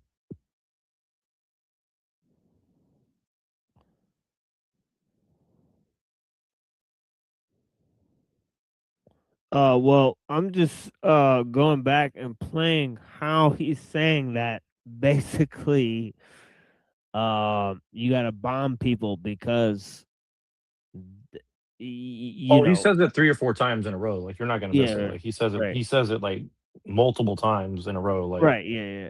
to save the great women you got to kill the great woman in a sense. Now, again, I'm not going to like totally strawman him, but like it's heavily implied. Like he's it's making not a very raped heavy women. implication. Yeah, right? but it's not raped women, it's children. He's talking about children that are being abused. And mind you, right. that it's children also that are being killed in the bombing. So that's what's weird about it, right? And the Owen guy brings that up. So it's interesting. So he's fine with killing kids because somebody allows people to do something, which he's saying is the entire country that's doing it. So yeah, so it's interesting. Talk about pedophiles? Let's talk about pedophiles. Where are they at? I can tell you who we're blowing up right now who are pedophiles. That would be Trump blowing up pedophiles. That's what he's doing currently. So that's weird. So Trump, the Zionist PDF, is blowing up PDFs, which are the children. I mean, he's blowing up like things like children's schools. There's like some of the things. He fought a war for 7 weeks, and even then they dropped a bunch of bombs on little kids. All right, so I mean, it's pretty fucking weird that he's justifying all that and saying, well, those children are PDFs. Am I getting this right? So it's justified in bombing and killing them? I don't understand, but you're trying to save the children from the PDFs. So, I mean, it's extremely confusing. I mean, you can tell why most people heard this and they were like, what the fuck are you saying, bro? Like, what? Like, okay, we're going to work with a PDF to go kill children who you're saying are PDFs to save those children from PDFs? Well, that has to be the most retarded fucking point of all time. Like, yeah, thanks for your literal nonsense, buddy. Like, what the fuck?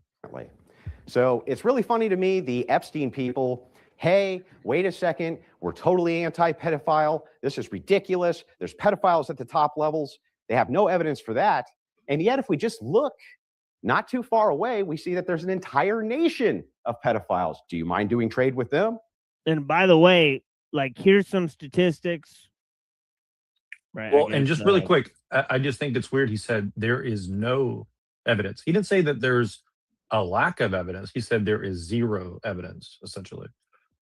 So, I mean, that's a big claim to say that there's no evidence. I don't know. I mean, like, what does that mean exactly? Like, yeah, and then I'm trying to look up like how many.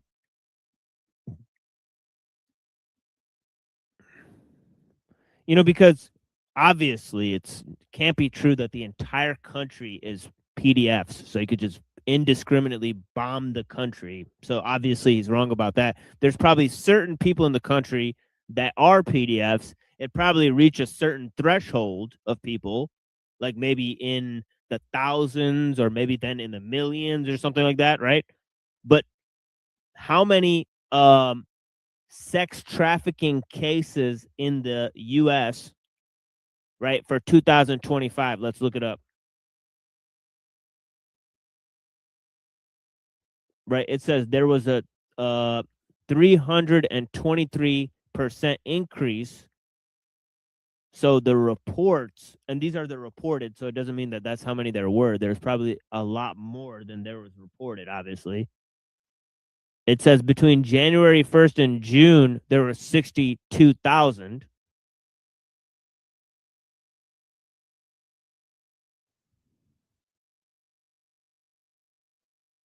So almost like, I'd say maybe roughly like probably like 100,000 cases or more in the US, right? And that doesn't include the children that were cutting their fucking, dicks off and, and all the other crazy shit that kids have been doing because of social media and all that stuff. But it says here, 51% of criminal human trafficking cases were involving children. There was, it says there was 50,000 people brought in from Mexico and the Philippines trafficked into the U.S.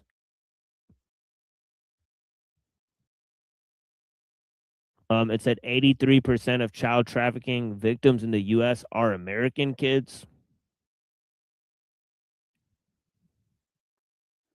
It also says here that 55% of victims of U.S. sex trafficking aged 7 to 11 are recruited through social media apps and websites.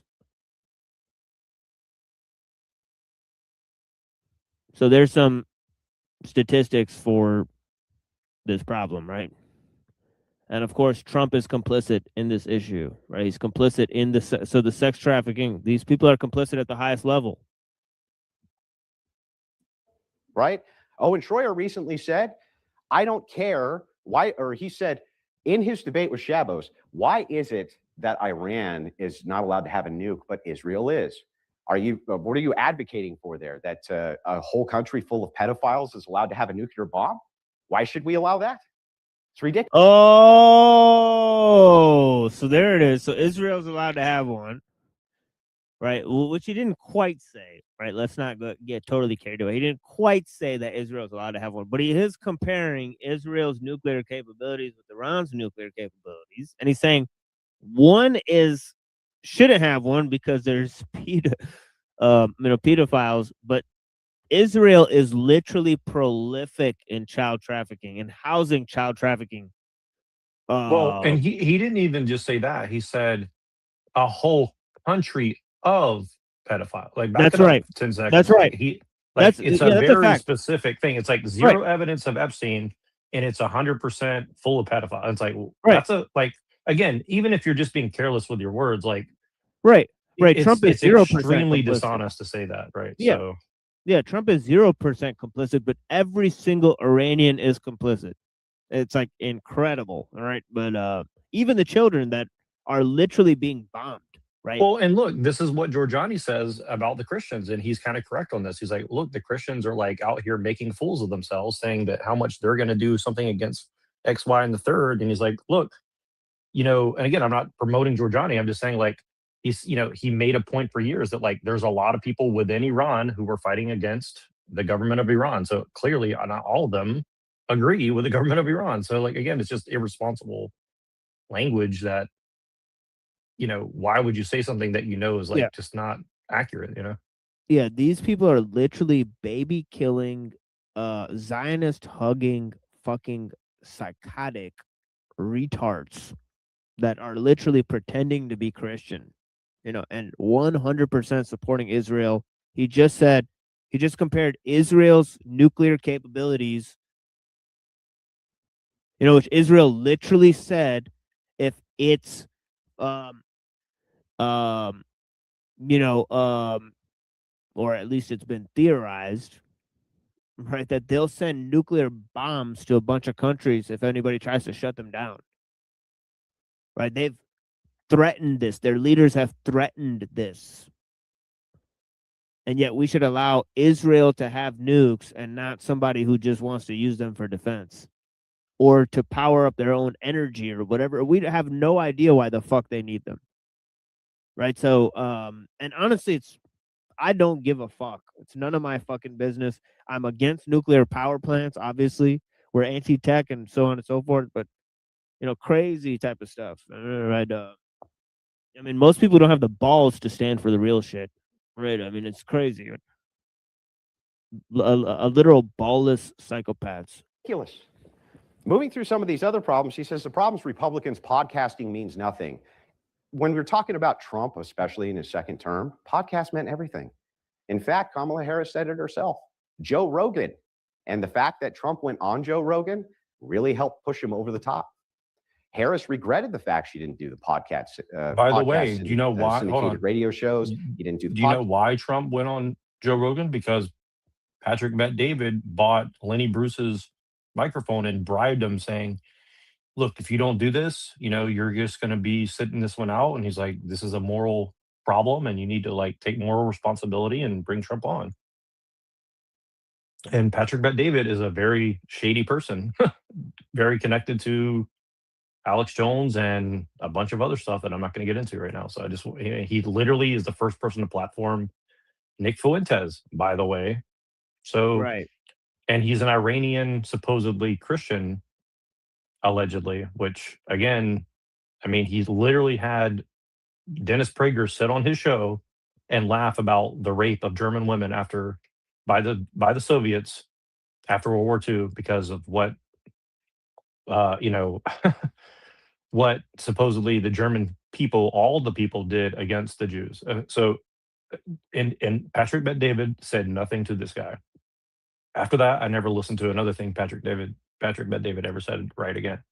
So I just think that's interesting. Like people just gloss over these little nuggets of information that are extremely important. Okay, like you literally have somebody laughing at the rape of German women on your show. Then you go and say, moral grandstand and all this stuff.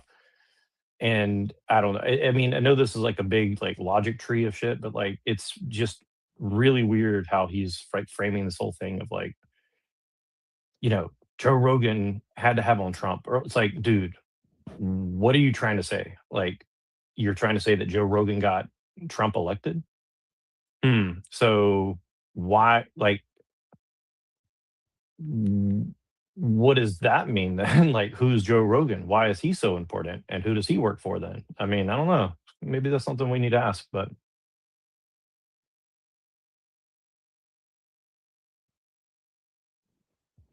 Yeah, notice he's now promoting the efficacy of appearing on Joe Rogan as a political talking point when he literally just appeared on there. Right? So he's literally promoting or cross promoting the Joe Rogan podcast, which has had and sponsored bunch of guests that work for Thiel and all these fucking people. It's literally a shill podcast. But yeah. Circuit, she didn't do any of that.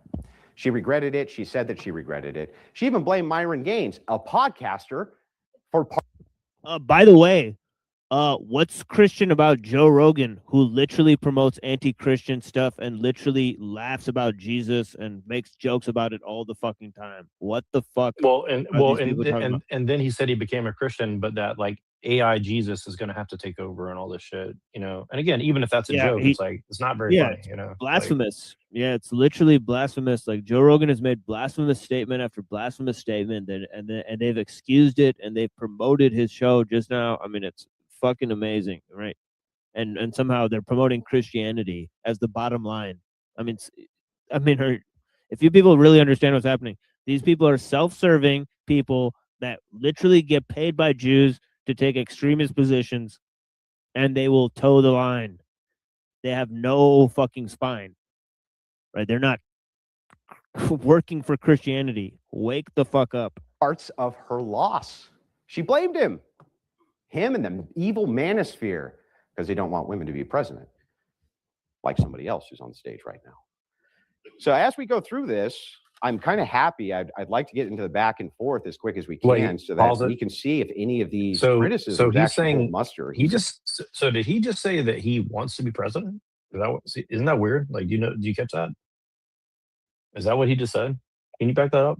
Manosphere, because they don't want women to be president, like somebody else who's on stage right now. Oh, okay. So Okay. as got we it. go Got it. through Okay. this, Sorry. I I'm misunderstood. kinda him. Okay. Got it. I just want to make sure I understood that because, we have suspected that he might run for office. So, I think that he'll most likely have a show like on Fox News eventually, right? And that's probably where Alex Jones is headed to. Like Alex Jones is probably going to be doing a show with Tucker Carlson or something like that, and be more mainstream now. And he's already been moving in that direction. And then, probably so will Wilson. Right? Wilson will probably join suit. Yeah. Follow suit. Or whatever the. well, it's funny because like they criticized. I don't know how. I'm sure you remember this too. Like, I remember all these people saying like, well, CNN and the leftist Democrats and all these people, they're all like basically state media, and it's like, so now you become state media and you justify it. It's like, so Well, that was his thing the whole time. He said we're going to infiltrate the system by becoming the system. He said it like 900 times, and it's a literal failed strategy that makes you just part of the system and represent whatever the system's already seeking to accomplish. It's literally the system's neatest trick. But yeah, these fucking morons don't understand it. And obviously the right is a new left because of it. Well, and again, when when Elon Musk spent $42 billion of Saudi money, by the way, to buy X.com, he said, well, now you are the media. So now commodifying people's opinion as the new media. I mean, what does that mean? See, again, no mention of that either. So it's like a whole, it's a whole other economy that's evolved out of this as well that everybody's ignoring. Like as the real economy has gone down, this false economy of media production has infinitely ramped up and got more sneaky. And they're not really talking about that. And I think that, I mean, they're talking about it in a very broad sense, but they're not talking about like specifically how, News Corp just basically diversified. They didn't go away. Right. So, you don't have to do that much research to see that aspect of it. And, again, like no mention that Elon Musk spent Saudi Arabian money to buy Twitter, like that, like that's not important at all, but okay.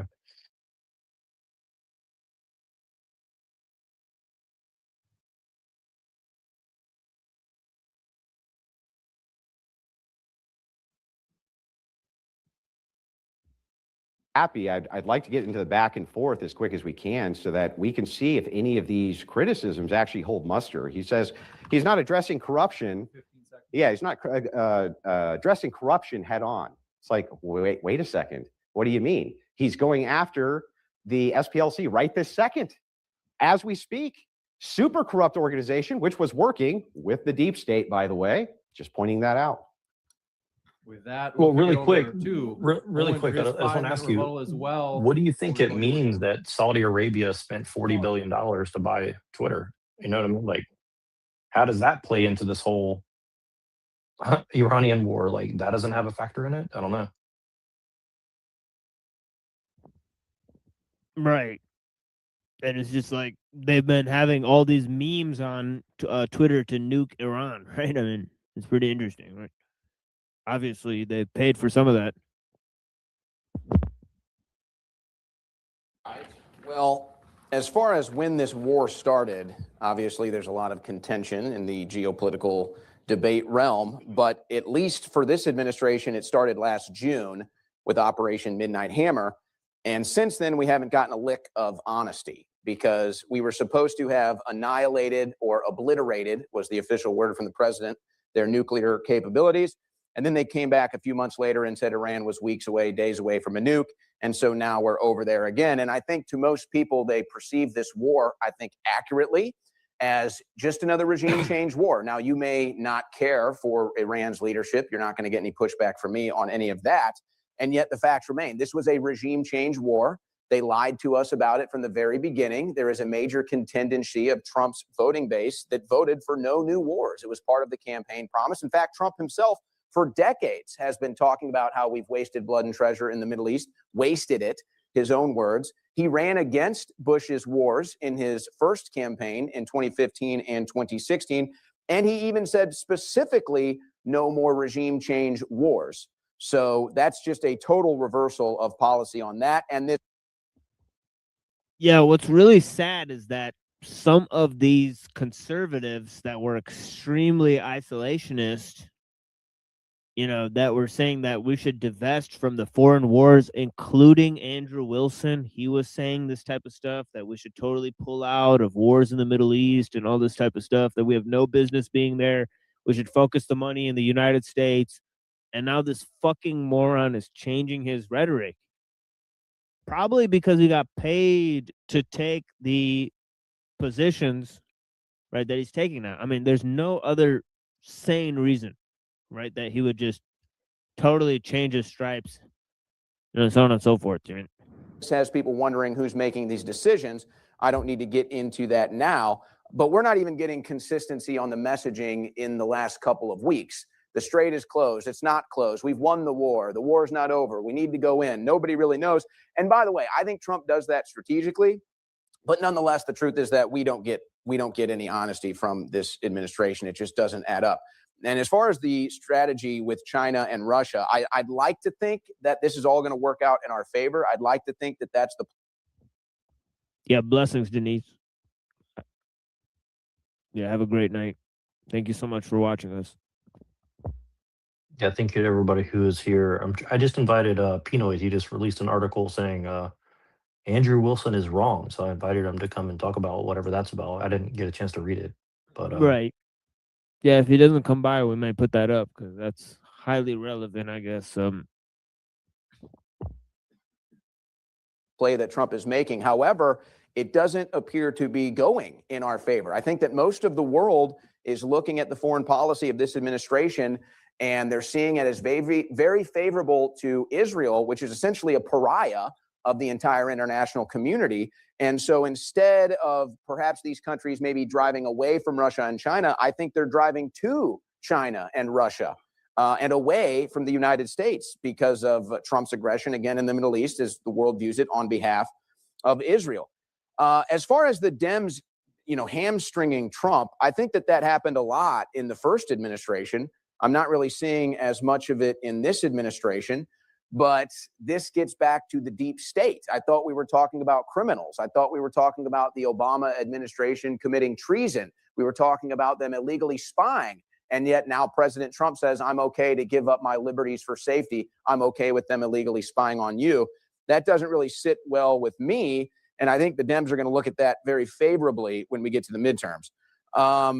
Israel does have a nuke. It is it's a violation of the nuclear proliferation agreement. They're not supposed to have one. Everybody knows they have it. In fact, technically, they shouldn't even be our ally because they have a nuclear weapon, but somehow they're above all of these rules. Now, again, I'm not here to take any ground in defense of Iran, but I will point out the fact that Israel is famous for repatriating pedophiles. That is a fact. Everybody knows it. American pedophiles.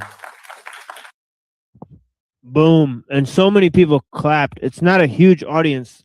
Yeah, they had a tiny audience watching this, which is kind of bizarre. Like, it's Yeah. almost weird how they left them with no audience to watch this debate. It's pretty weird to me. Yeah, they barely can sell tickets for an event like this. Most of the traffic, yeah. Which is shocking. Like, to me personally, that is shocking with how many people watching these guys every day and no one shows up. Like, in South Carolina, it's like, oh, wow. Like, it's kind of sad. It honestly makes me sad. I feel like we could bring more people to an event than this. Like, probably if we marketed it the right way, like, these guys have millions of dollars invested and there's no one there. It's like, I don't understand that to me.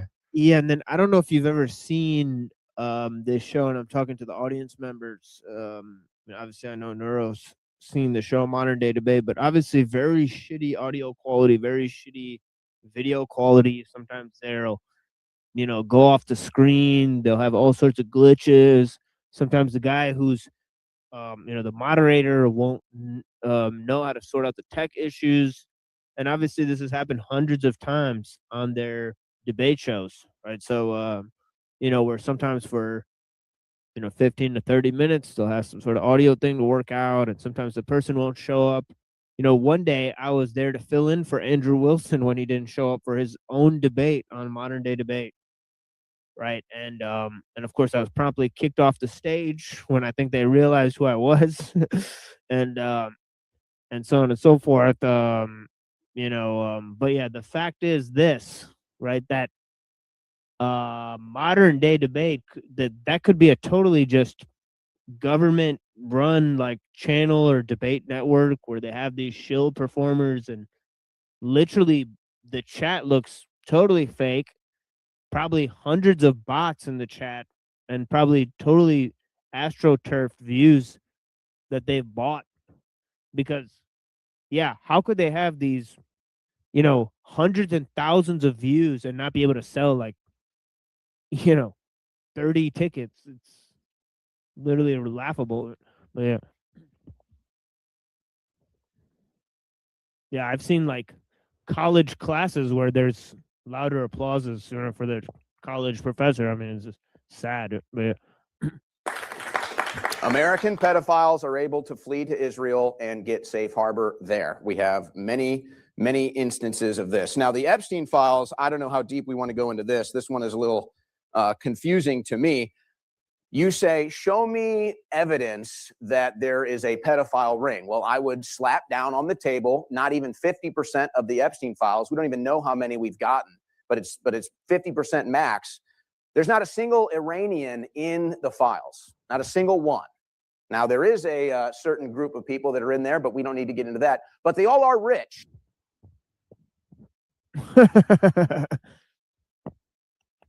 So it looks like the Israeli human trafficking is not even just in Israel, it's bleeding into other places. Like, good Lord, this guy will not. And did you see Andrew's reaction? Let's take a look at it again to that statement. Max, there's not a single Iranian in the files, not a single one.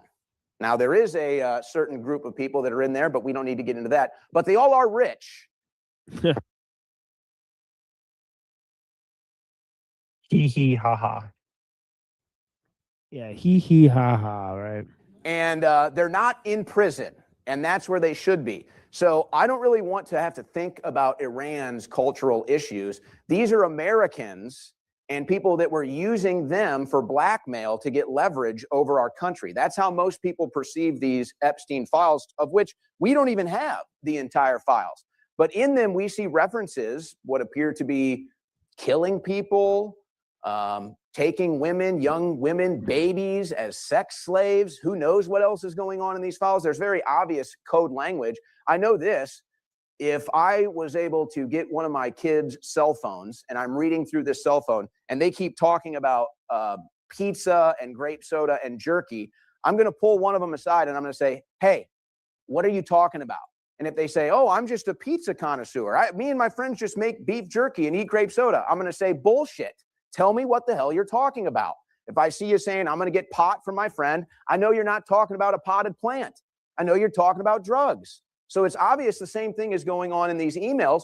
Where is the investigation? If your kid brought that to you, you would not believe them for 1 second. You'd say this is clearly code language and I'm going to investigate what it is. I think we should continue to investigate these Epstein files instead of continuing to cover them up, because I do think there is a there, as most other Americans do. And that's something that Trump campaigned on and many of his administration talked about for years. And time. With that, we're going to jump into the cross.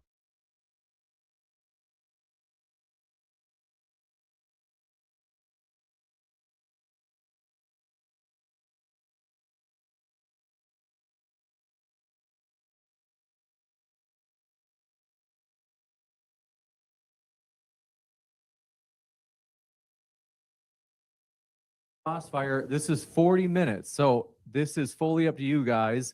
If it gets too rocky, I'm going to jump in and put it into 90-second responses. So the floor is yours, gentlemen, for open dialogue. So I wanted to start, if we could, with Israeli repatriation.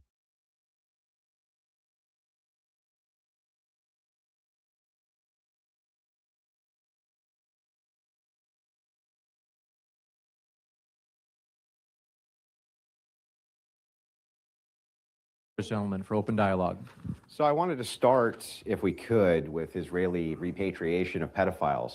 So you and I both agree that this happens and it's abhorrent. Do you know that what the numbers are, roughly? The last story I read was a CBS story. It was a couple dozen, I think. I think total that I could find, I was being as charitable to your view as I could, it's about 200. That's a lot. It's a significant amount. But it's nothing in comparison to the Catholic Church. Nothing. Which is somewhere around 100,000 children, perhaps.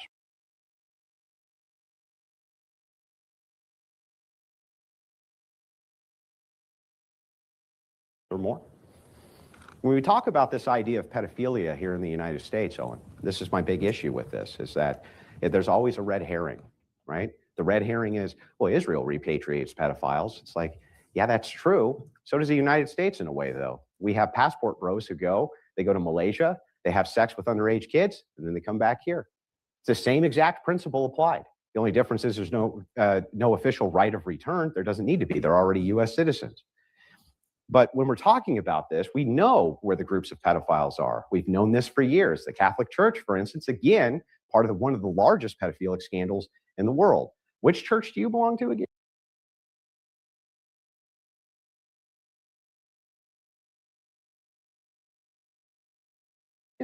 Is it Catholic? I have no qualms with what you're saying about the Catholic Church, whether I identify as one or not. So go ahead. I will sit here all day as a confirmed Catholic and ridicule their pedophilia. Yeah, I'm No just saying problem. that when you use the red herring of the Israeli repatriation, How is it a red herring if it's true? Because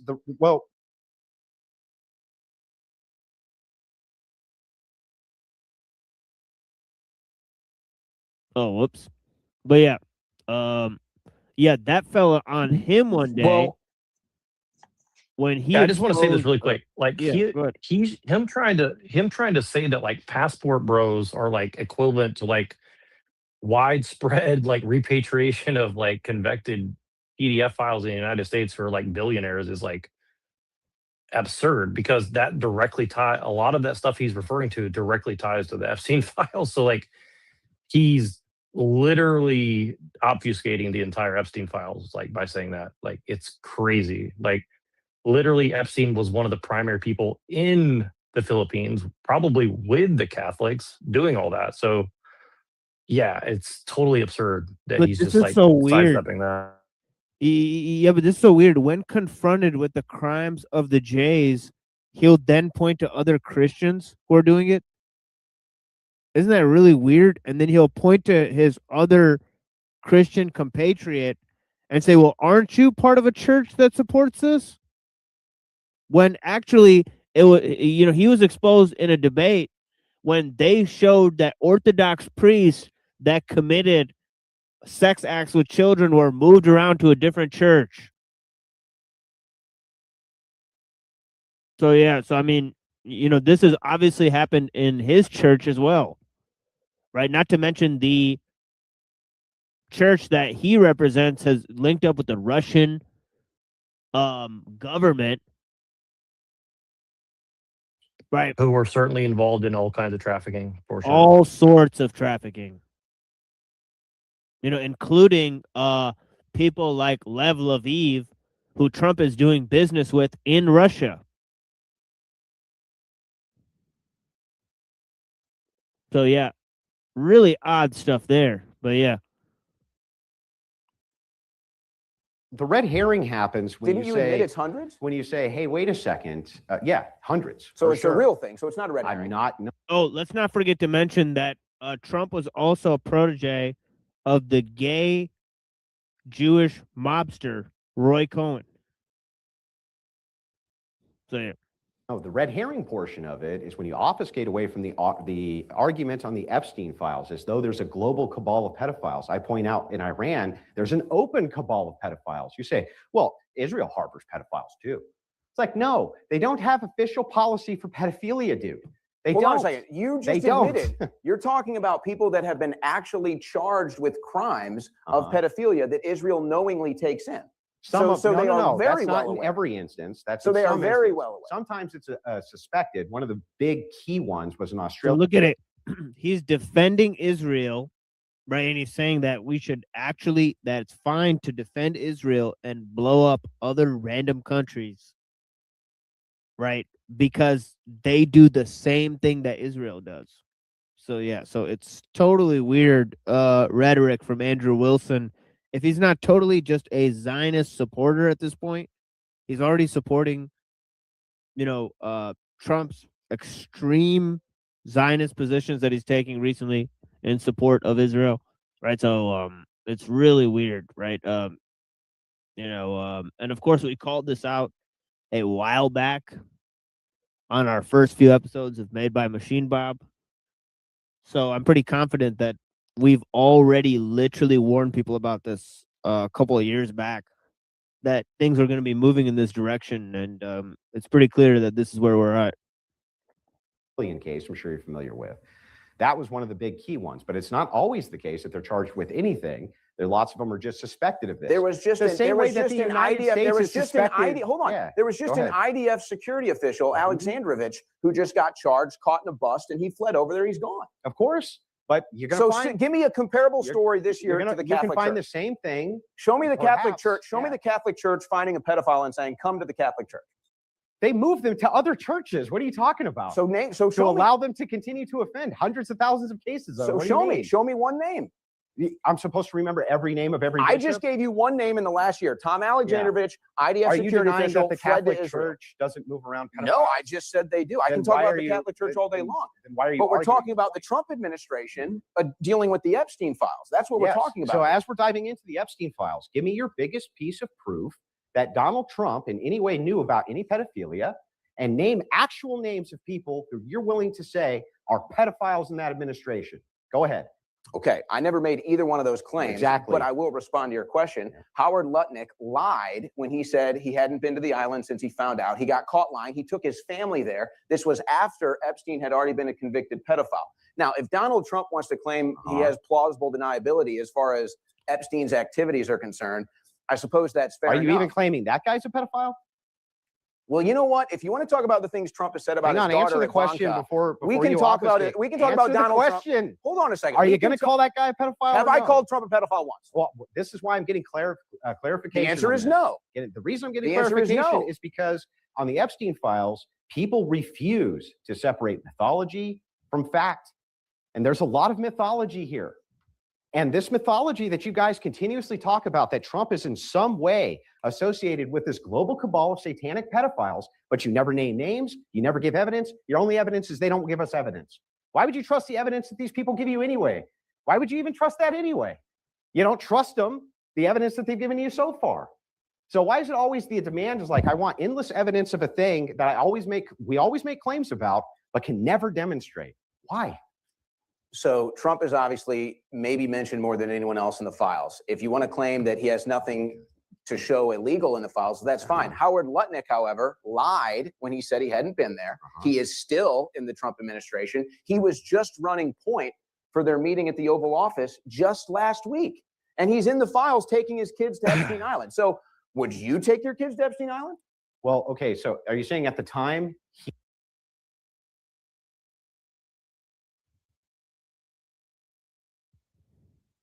What the fuck?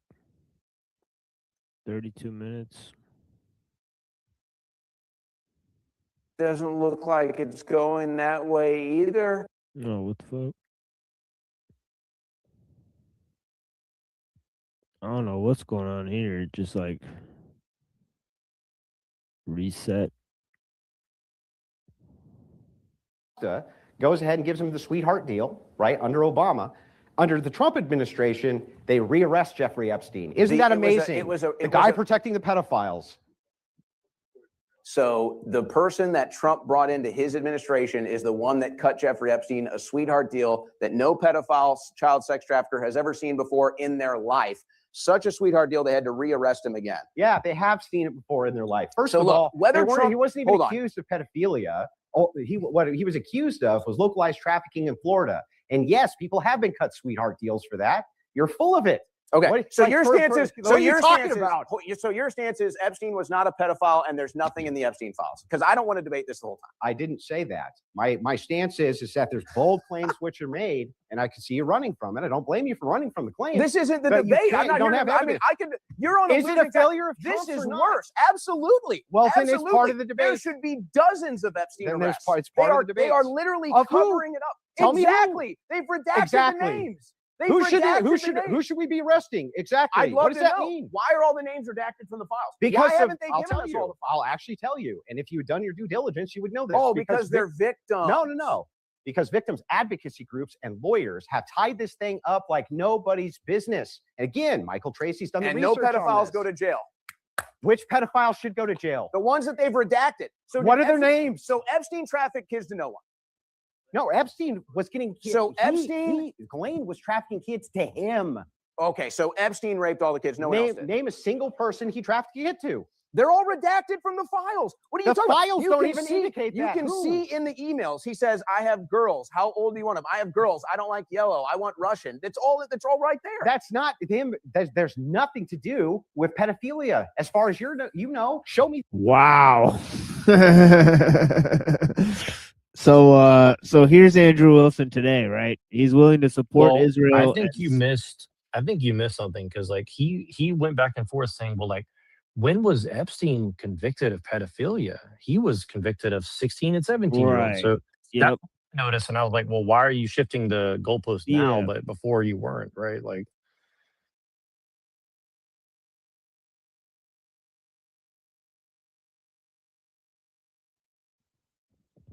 So it's weird. So for whatever reason, Wilson wants to minimize the crimes of the Mossad in this country, but then maximize, you know, like, oh, the Catholic Church did this and all these people. It's super weird.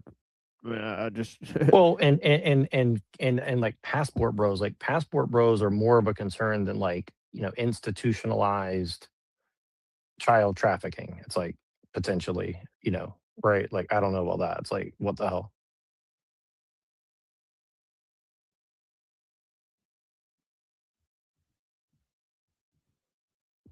And also, this is a total breakdown of the debate. So, I mean, I guess you guys will have to decide why most of Andrew Wilson's debates get caught up in this really weird trap where they end up running out the clock on an issue that has literally almost nothing to do with the proposition at hand. So the substance of most of his debates is literally doesn't accomplish much. As far as you know, it does. Wait a second. Absence of evidence is not evidence. Do you agree with that? No, I'm using your logic against you. If you're saying My it logic doesn't works prove for anything, me, not for you. Okay, so I'll accept this because I don't want to debate. So Epstein was not a pedophile. He was not trafficking children. Anybody. He was not friends with I'm willing Trump. to see They're that not Trump- covering up. I'm willing They're to not see- covering up the files. I'm willing to see the distinction between the mythology of Epstein trafficking children to all of these various pedophiles is a mythology. I'm also willing to see that Epstein himself may very well have been a pedophile, but it seemed like the trafficking was going to him. And you have no proof to the alternative of that. And even when you point at Acosta, So what is this Epstein happens doing? under Obama, rearrested under Trump. Trump's the only one who released any Epstein files at all, signed in the Epstein Transparency Act. Yeah, Congress after also pushed they for it. after they redacted them for weeks, they still haven't Because of released everything. victims. They still haven't released everything, by the way. How would Trump unredact them? Can you explain that to me? Well, they shouldn't be redacted at all. Yeah, but how would Trump unredact them? Well, it's actually pretty easy. I think he calls them and says, "Hey, No, unredact these." No. That's the judicial branch. That's a different branch of government. And he can Trump, call them and tell Trump's them to do allowed that. to do that with classified documents. Not allowed to do that with redactions. Those redactions are going through the judiciary. So what should Trump do here? He can easily declass. He can usually release everything. They're not classified. They're redacted. Then why aren't they released? He did release them. Not He all released of them. millions of documents. Not all of them. And not only that, again, how would he get them unredacted? Tell me. Not even all of them. They're Tell not me even how all he would released. get them unredacted. How? It's very simple. You bring out the investigators and you simply read the names that are redacted. That's all you got to You do. mean like they did in front of a press club, and those poor guys who weren't actually pedophiles got That was- calls and threats and everything else? that happened to one guy. Yeah, That but I happened to mean, one guy. that's reading the names of people who aren't even related to it. Okay, And this so- is the problem. So man. this is good. So you're satisfied with the Epstein files. I didn't say satisfied, but I'm pointing out that I'm not willing to make claims that Donald Trump's a bad guy based on redactions that he's not responsible for. You can't tell me how he should unredact them. You can't tell me it's who very the, simple. who I want the all the victims are. files. You Show can't me tell me all any the of this. files. I What do you do, mean the victims gentlemen, go in front of I Congress do every want to. freaking day? I only want to jump in just because, given that we have only 40 minutes. Again, the guy is literally mentioned tons of times inside the files, right? So, I mean, it's weird. He's not claiming that all Trump is responsible for is redacting the information, right? Or not being able to recover the redacted information or whatever. I mean, it's totally wild.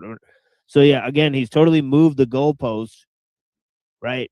Owen, who's not a seasoned talker like this, right, is basically being able to be moved about, because he thinks it's enough to just pin Andrew on this idea. And it is, right? Because the optics of him supporting this concept is actually highly damaging, right? So I don't know why he would publicly take this stance, honestly. And this is pretty much at the point where the audience became very brutal towards him. But yeah. Lots of people putting W, Owen, L, Andrew in the chat. But yeah. Hundreds of them. It's for the open dialogue. Though it's been epic so far. I just want to be sure if there are other topics you want to cover. We have 28 minutes left. I would say Epic. Literally, they took garbage positions. Both sides suck. A literal nonsense debate about non-issues. Neither of them proved a single thing during this entire debate. All of us are dumber for having heard this shit that this man has produced in this white suit. Good Lord, right? Like, this guy's probably a Scientologist for real, dude. If I had to put my money on anybody being a Scientologist, it'd be this fucking guy. With a fucking white suit on. What the fuck? Can we would move on say to the economy? The Epstein files is a debacle and a disaster for The releasing of the Epstein files was a debacle. I agree with that. The problem is that what I'll never accept is lack of evidence being evidence of a thing. And while you pretend that there's a global pedophilic ring that you have no evidence of controlling the United States, I can show you a global pedophilic ring which exists right out in the open that Trump's blowing up right now. So Epstein didn't put a bunch of security cameras in all of his places. So let me get this straight. Now Iran is a global pedophilic ring? Dude, this dude literally just makes shit up. What the fuck? Like now Iran is trafficking kids all over the world, like, or something like that. I don't even understand the crimes that the average Iranian citizen is responsible for at this point. It's fucking outrageous. Like, what in the world? There's total collapse of logic in this debate. It's like literal retarded. Places that didn't happen. He wasn't working with Maxwell, the daughter of the top. Yes, Israeli he worked spy. with Ghislaine Maxwell. Yes, there were security cameras in his various places. All of that is correct. That's, again, asking questions, not providing evidence. So why does he do that for? Wait, there's cameras here. What's that evidence? This is an event. This is a televised Yeah, but what's that? There's cameras here. Look at this guy. What a squirmy worm. Literally. What the fuck? What's the evidence of? Who is Epstein televising what's going on in his room? He wasn't televising anybody. Got any proof? So why are there cameras installed? Because the same reason rich people have cameras all over their houses. So he has them in all of his bedroom secret cameras? What secret cameras? Can you show them? Yeah, they're in the emails. He literally hired IDF security people to put secret cameras in all of his rooms. No. He had a damn security room with monitors in his mansions. You're talking about one specific instance in one specific room, by the way, not on all of his properties and not in the Florida properties. And those are the ones where he got convicted of all these things. So what are you talking about? You're talking about a completely unrelated thing to what I'm asking you. Do you have evidence? Yeah, like, see, Owen's willing to take the L on this point because look at how he looks. He's literally defending Epstein's crimes. Like a rabid dog. Like, what the fuck is going on? All right, like, he first defended Israel against Iran, comparing Israel and Iran. And then he fucking is saying, well, this doesn't prove and that doesn't prove that Epstein committed the outrageous crimes that he committed, which he admitted that. I don't know. It's all really weird. That Trump was part of a global pedophilic ring, or that anybody was. Yes. Okay. Absolutely. Give me your best piece. The Epstein files. Best piece in the Epstein files. The whole freaking thing. What are you talking about? Nothing. Okay, so hold on. So was Epstein convicted? Not of pedophilia. Yes, he was. Okay, who? Was Maxwell convicted? I'm sorry. Was Maxwell I'm sorry. When was Jeffrey Epstein convicted of pedophilia? So Epstein, jail. Maxwell, when jail. was Epstein Jean-Luc convicted Brunel, of pedophilia? jail. When was Two of them committed suicide when was Epstein in jail. convicted of pedophilia? I think whatever the first charge was, in 2007 in Florida. That's not. He wasn't convicted for pedophilia. That wasn't Trafficking pedophilia. children isn't pedophilia. First of all, so now you're saying Epstein wasn't a pedophile? He was doing underage. There was one or two of the underage prostitutes that came from the school. That's true. But I So think that's they were underage? I think they were 16, 17, not prepubescent children. It's a whole different ball game. He wasn't convicted of pedophilia. Okay. So Epstein wasn't a pedophile. Glad we got there. I didn't say Epstein wasn't a pedophile. I said you haven't given us any proof he is. Got some? Yeah, there's no proof Epstein wasn't a pedophile. I'm going to use an argument from He killed incredulity. himself in jail. Nothing to see here. And So he also just probably hinges pardon whole- Maxwell I'm too. totally at this I'm I do totally wanna jump incredulous, in. but I have no evidence of my claims. Just because the economy is another topic we might want to cover still while we have time. We do still have about 25 minutes. Anyway, so I try to operate off of facts basis.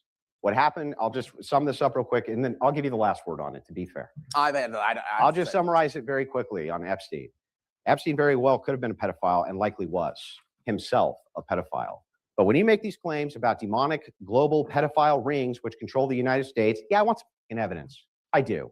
And I'm not willing to throw. But you just made a claim about global rings that are controlled by Iran. You got any evidence of that? Pretty weird. President of the United States that I voted for under the bus without any evidence. I'm not.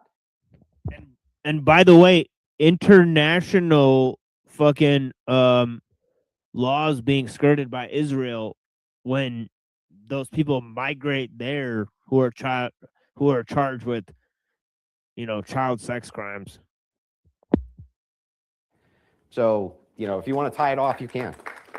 Well, I'll just say we also saw in the Democrat emails spirit cookings and children in the hot tub entertainment. So, but there's no evidence of pedophile rings. Or You're anything like talking that. about I'm sure none of it Podesta happens. spirit cooking? I'm sure none of it The happens. big art project That's right, spirit Podesta, cooking? that's right. Yes. Leon Podesta, who was part of a I hate to massive push us art project into- for spirit cooking, along with, how about we talk about Rocket Pizza? Did they have babies underneath there, Owen? Did they have children in the good- basement, Owen? Good opportunity to go into the economy. Yeah. All right. So, moving into this, I just got a they single make question. a mockery of Pizzagate and say it's not a big deal, and then again the modern day debate guy consistently moves past all this stuff like, oh, let's not get into conspiracy theories, let's go to the economy.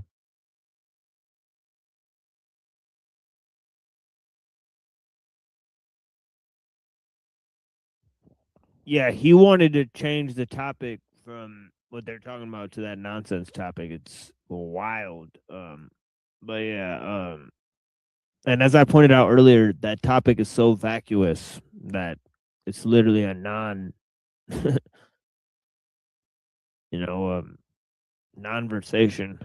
For you, Owen, how would eliminating mass migration into a net negative not cause economic downturn or higher prices? How's that even possible? Well, it's actually, there's a simpler fix to that. And that is you have to cut taxes. You have to cut them significantly. You have to cut them immediately.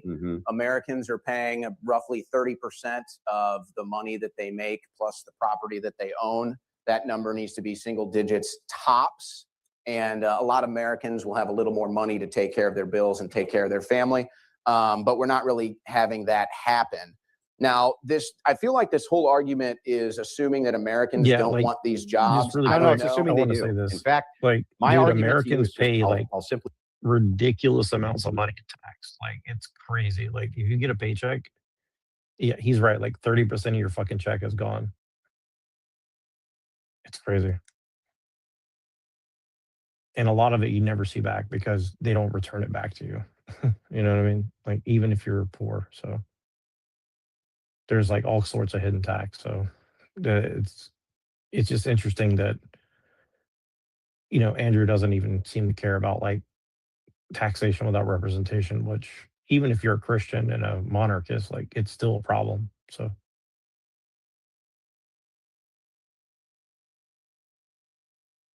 stated. If it's the case that we bring in, 100,000 immigrants tomorrow to California, let's say, okay, and they're willing to take $10 an hour less than the Americans who are there, would you agree with me that that'll probably save you prices in goods and services from whatever that corporation is or company? Probably, Yeah, probably. So like if you took McDonald's and you paid them $25 an hour, your cheeseburger is going to get more expensive. You agree with that? Mm-hmm. So you can offset that with immigrant labor. Do you agree that that's likely true? Yes, but I don't believe that's the solution. See, I agree with I you. don't see, But if it this isn't that the case, specific argument, I hate because look, I've worked fast food before, and most of fast food work, you don't need 8, 10 people there. Like they're hiring a bunch of cheap labor to do the job of like 5 people. So they'll hire 10 people to do the job that 5 competent people could do for $25 or $35 an hour. So again, this is just a ridiculous argument in my opinion. Like you don't need 10 people to do a lot of these, to run a lot of these crews. Like I've run restaurants, okay? Like you don't need, to sit here and say that you need a bunch of cheap labor to make money at a restaurant is not technically true, okay? Like there is a skill to running a restaurant and you can pay skilled people to do that work. Do you know what I mean? Like I just kind of reject. I think that's a bullshit argument personally.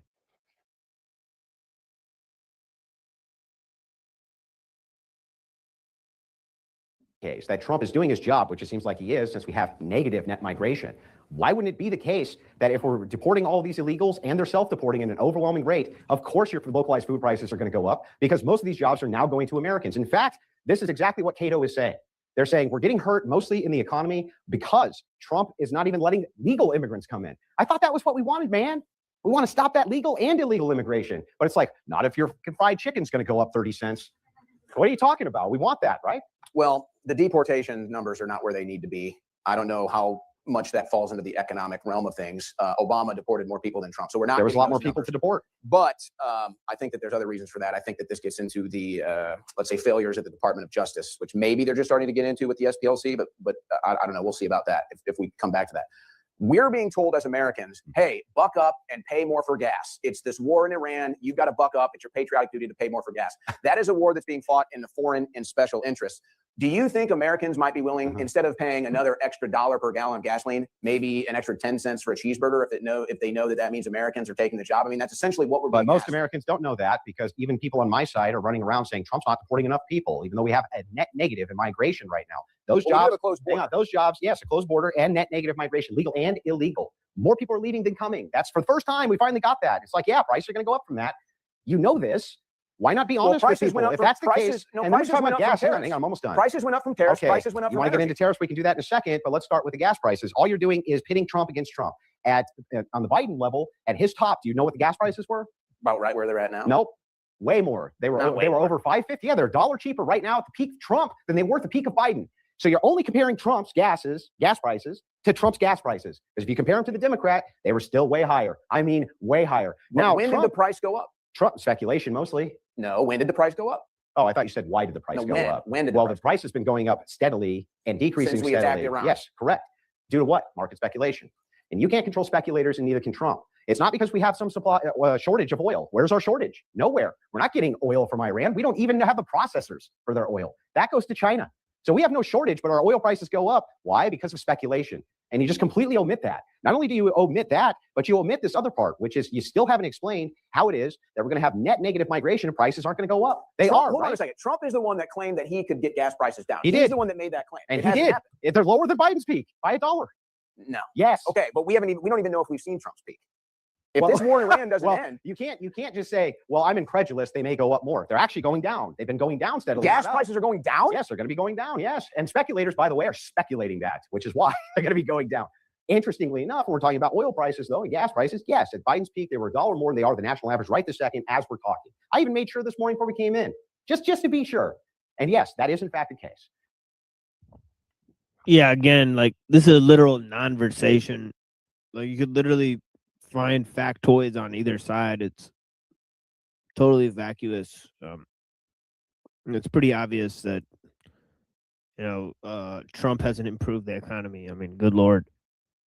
So it's like you're only comparing Trump to Trump, and even with him blowing the shit out of pedophiles in Iran, like the Ayatollah Khomeini, he still managed to give you $1 cheaper gas than Joe Biden did. but you just said it wasn't Trump. You just said it was the speculators. Now you're giving credit to. So again, I guess bombing a school children or bombing cities full of civilians. I guess that's, fighting PDF. Even though you're willing to apologize and minimize the crimes of Epstein and other things. I mean, good Lord. And I mean, we could all pretend that he did this because he wanted to win a debate, or that there's some greater political victory at the end of all these talking points, but there really isn't. The positions speak for themselves, right? There's nothing there. He's getting paid to say this stuff. It's extremely despicable. No one with any rational or moral basis, can be, justifying these things. I mean, it's plain as day.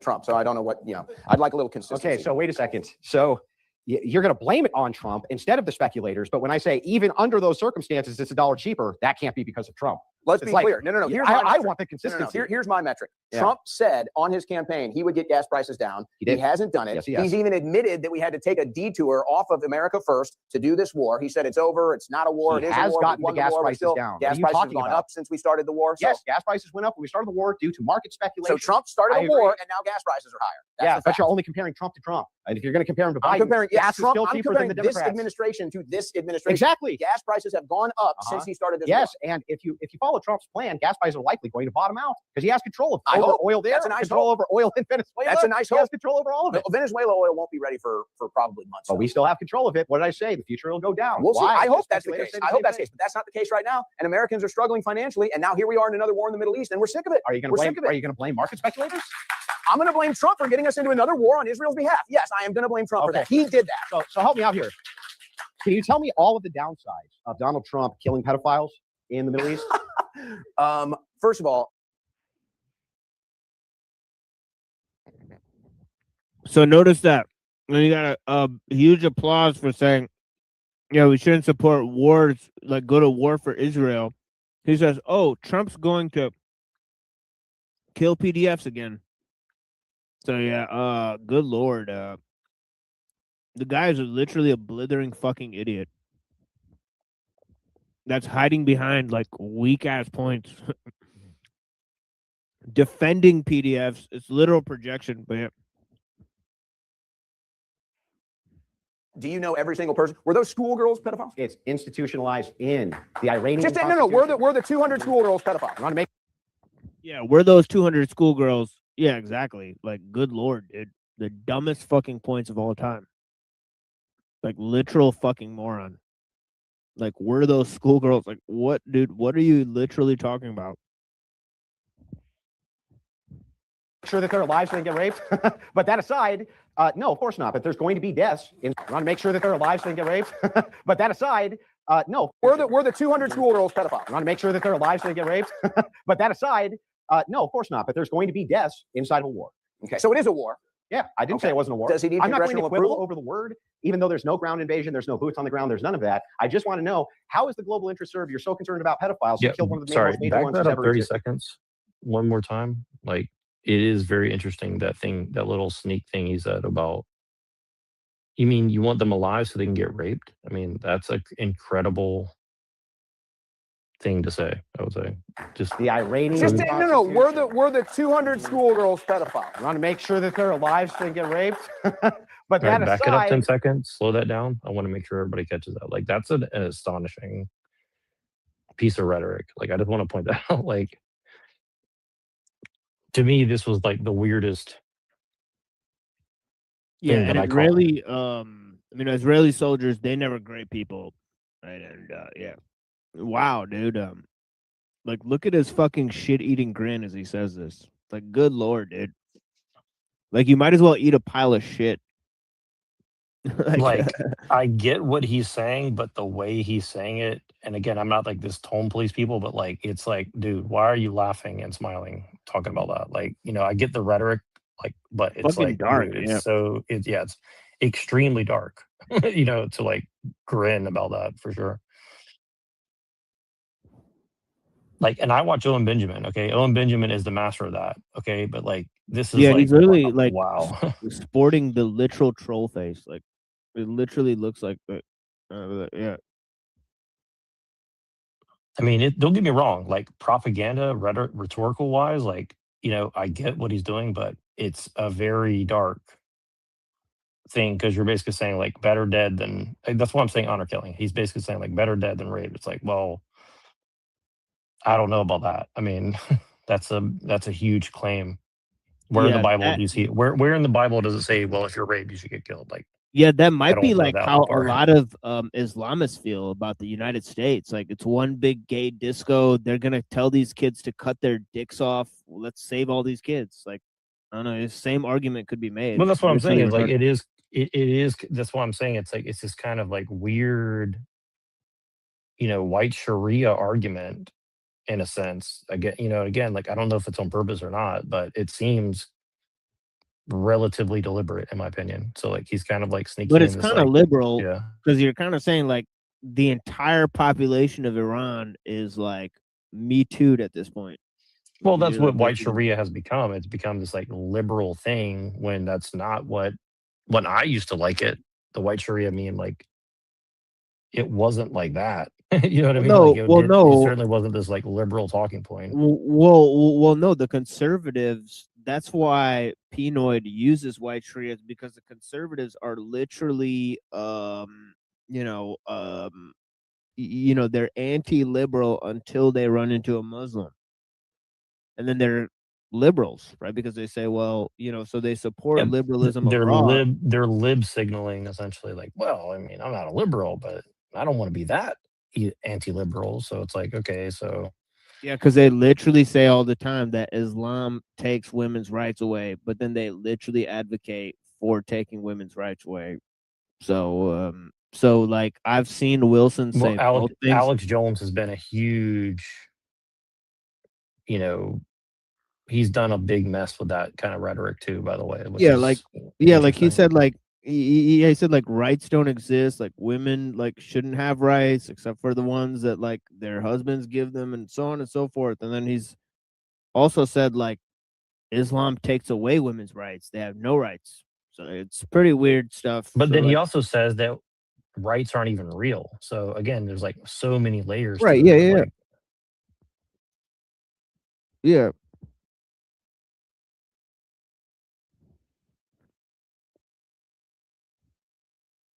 Um,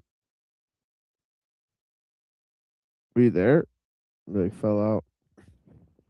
no, I'm here. I'm here. I just wanted to see what happens next because this is about the point. Like I this is where I was like, okay, like I didn't hear a lot of what happened before all this, like the beginning of it, but this is where I was like listening. I was like, holy fuck, like what the fuck am I listening to? This is where I like lost a lot of ability to be charitable with him on this line of argumentation. Like this line of argumentation is like very bizarre to say the and that's the nicest thing I can say. Like just let's hear it one more time. I just want to hear like the way he says this is pretty crazy. First of all, do you know every single person? Were those schoolgirls pedophiles? It's institutionalized in the Iranian. Just no. Were the 200 schoolgirls pedophiles? You want to make sure that they're alive so they get raped? But that aside, no, of course not. But there's going to be deaths inside of a war. Okay, so it is a war. Yeah, I didn't say it wasn't a war. Does he need I'm not going to congressional quibble approval? over the word, even though there's no ground invasion, there's no boots on the ground, there's none of that. I just want to know, how is the global interest served? You're so concerned about pedophiles. He killed one of the most major ones who's ever existed since the late 1970s. He was friends with He Epstein, put who's it inside probably of bigger, the but- Constitution of Iran that you can marry 9-year-old girls, dude. And by the way, Khomeini, That's good. Khomeini, So- hang on, almost done. Khomeini was married to a 15-year-old. Perhaps by the lunar cycle could have been 14. His son was married to a 14 or 15-year-old. A lot of his high command were married to children as well. Trump killed all of them without a single boot on the ground. All right, so Great. is that And true? I'm sure after. Khomeini was married to a 15-year-old. I don't know. And again, if this dude is like 80 years old and he's talking about something that happened 50 years ago, or I don't know. See, that's what I'm saying. Is like I don't know what he's saying exactly.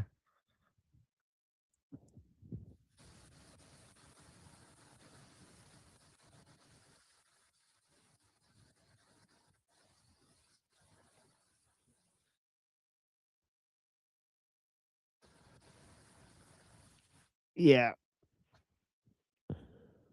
Okay, here So, we yeah. go. Okay, hold on. Look, here we go. Yes, I just Googled it. Yes, according to various biographical accounts and reports, Ayatollah Ruhollah Khomeini married Khadij Saqafi, also known as Kudzaran, in 1929. So he's literally talking about 100 years ago, and he was 27 years old. So I'm pretty sure people in America were doing very similar things in that time period. So I'm, maybe not that recent, but it's, I mean, he's talking about something that happened 100 years ago, basically. I just don't think that that's, I mean, is Khomeini in charge today 130 years old or something? Like, what is he trying to say?